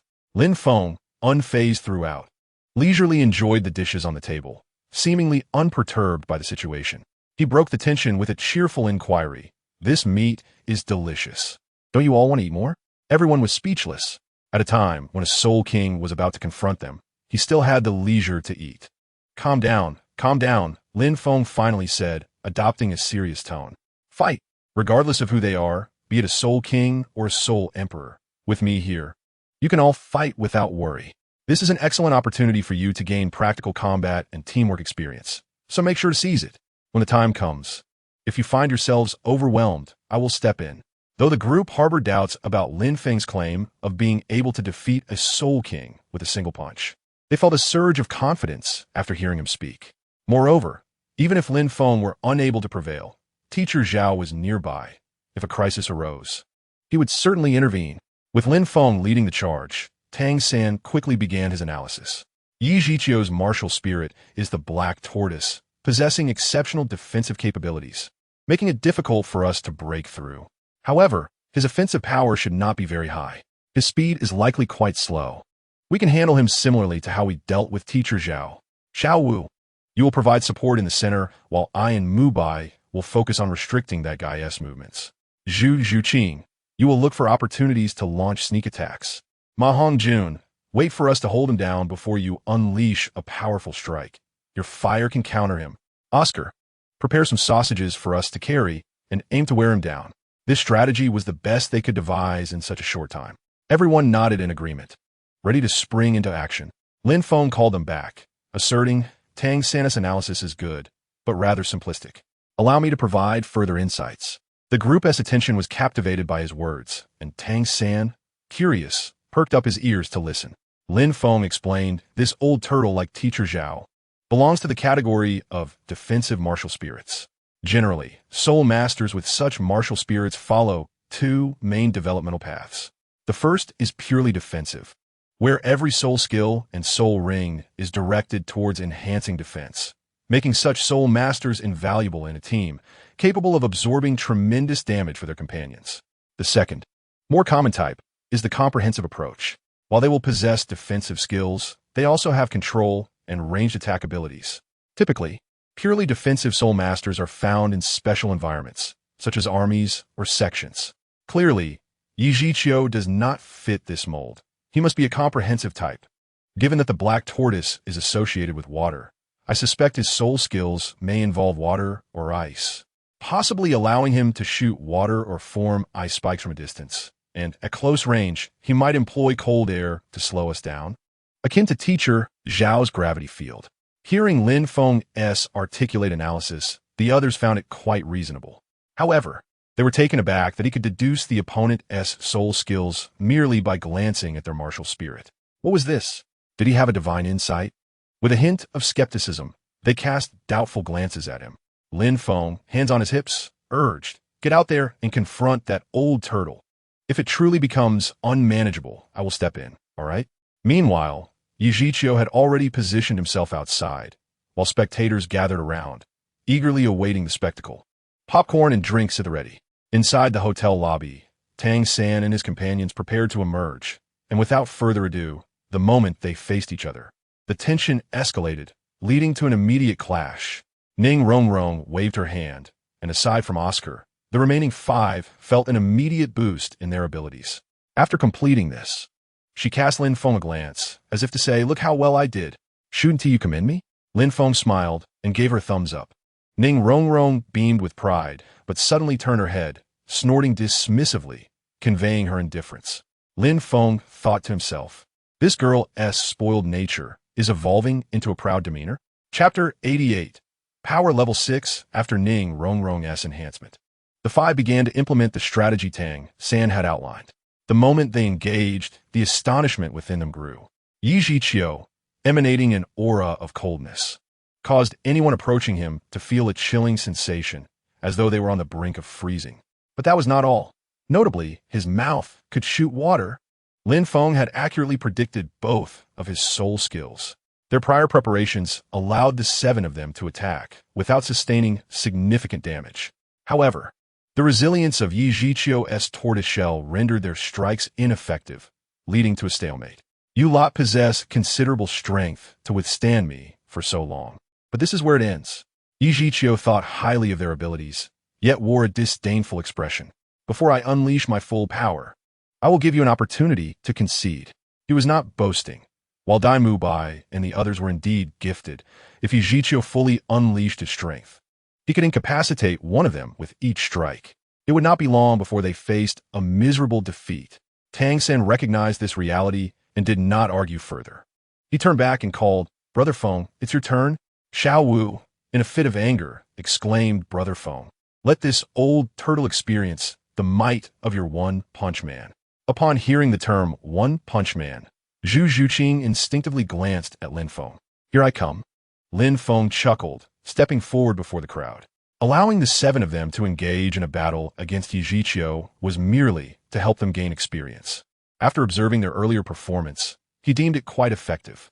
"Let me test this old turtle shell to see if it can withstand the force of my fist." With a beaming smile, Lin Feng slowly raised his right hand, revealing a peculiar little flower that spun energetically. Observing Lin Feng's youthful appearance, Yi Zhiqiu scoffed, "You little brat. Are you not afraid that the wind might trip you up? You are not worthy." Before his words could fully settle, Lin Feng suddenly trembled. Two soul rings, one yellow and one black, emerged elegantly.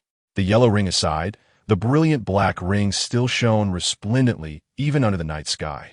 Onlookers from Tsanghui Academy and the surrounding crowd were left dumbfounded. Is it a 10,000-year soul ring? A great soul master possesses a 10,000-year ring. How is that possible? Stammered a student from Tsanghui Academy.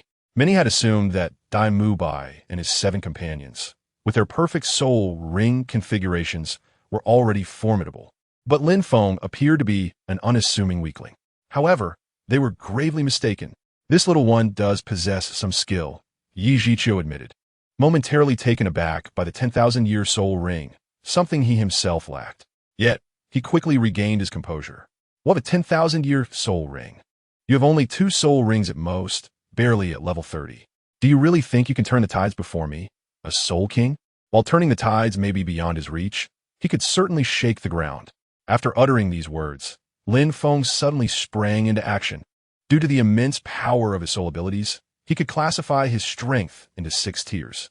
In the first tier, Lin Feng displayed a facade of power equivalent to a top-tier soul zone, yet he could elevate it at will. The second tier required no enhancements. Even without the attributes of his soul rings, his pure physical strength compared to his soul emperor. The third tier allowed him to engage other soul abilities, resulting in attacks imbued with flames and thunder, making him a match for a soul sage. In the fourth tier, he unleashed the iron-armored magic bear transformation, quadrupling all attributes, making him capable of contending with a soul Douluo. The fifth tier employed all soul abilities except for the netherworld power, enabling him to dominate anyone below the title Douluo level. The sixth tier activated all soul abilities, allowing him to firmly confront title Douluos below level 95. It was primarily the overwhelming strength of the netherworld power that bestowed upon Lin Feng the audacity to challenge a title Douluo, as it granted him a tenfold speed boost and the ability to morph into shadows. However, now he faced merely a soul king lacking even a 10,000-year soul ring, rendering him far too weak. Lin Feng believed that even his first-tier strength would suffice. Xiangui Protect. Noticing Lin Feng's approach, Yi Zhiqiu was on high alert and activated his defensive soul ability. Brother Feng, this old turtle has formidable defense. Be cautious. Tang San called from a distance. Lin Feng smiled, undeterred, his figure flickering as he delivered a punch directly at Yi Zhiqiu. Bang! A muffled sound echoed, and Yi Zhiqiu's expression changed dramatically, his pupils narrowing as he felt an irresistible force surge against his shell. To everyone's astonishment, this esteemed Soul King was actually forced to take a small step back from a seemingly ordinary punch. What immense power! Is this fellow endowed with divine strength? Yet, there was no time to ponder as Yi Zhiqiu quickly reacted. Capitalizing on Lin Feng's proximity, he shouted, "Xian Shui I seal." As a soul ring illuminated, a wave of frigid air erupted around him, swiftly surging towards Lin Feng. Seemingly unable to retreat in time, the icy aura rapidly traveled along Lin Feng's extended arm, encasing it in ice within mere seconds. "Little brat, you are still too tender. Succumbing to my cold will soon lead to your arm's decay. Will you not concede?" Yi Zhiqiu wore a calm expression, as if victory were assured. "Huh, a mere parlor trick, and you dare to show off before me." Lin Feng chuckled lightly, shaking his arm gently, causing the ice to shatter into countless shards that fell away. "Yi Zhiqiu, you old turtle, you are not yet qualified to freeze me." His nonchalant demeanor left Yi Zhiqiu pale with disbelief. Lin Feng was proving far more formidable than he had anticipated. At that moment, Lin Feng suddenly declared, "The warm-up is over. Now, allow me to show you what it means to be a one-punch man. Watch as I send you, old turtle." Tumbling with a single blow, the crowd was instantly stunned. Not only Yi Zhiqiu, but even Dai Mubai and the others behind Lin Feng regarded him with skepticism. What hubris! Ning Rongrong was the first to voice disbelief. Lin Feng could only knock Teacher Zhao back due to sheer luck. Teacher Zhao didn't even use his soul abilities. This massive turtle is employing its abilities. How can Lin Feng possibly knock it down with just one punch? Brother Feng is incredibly strong. If he says he can, then he certainly can. Xiao Wu held unwavering trust in Lin Feng. Tang San nodded in agreement. Brother Feng can do it. Throughout the years, he has never failed to accomplish what he claimed.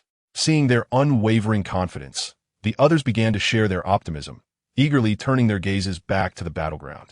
Filled with anticipation,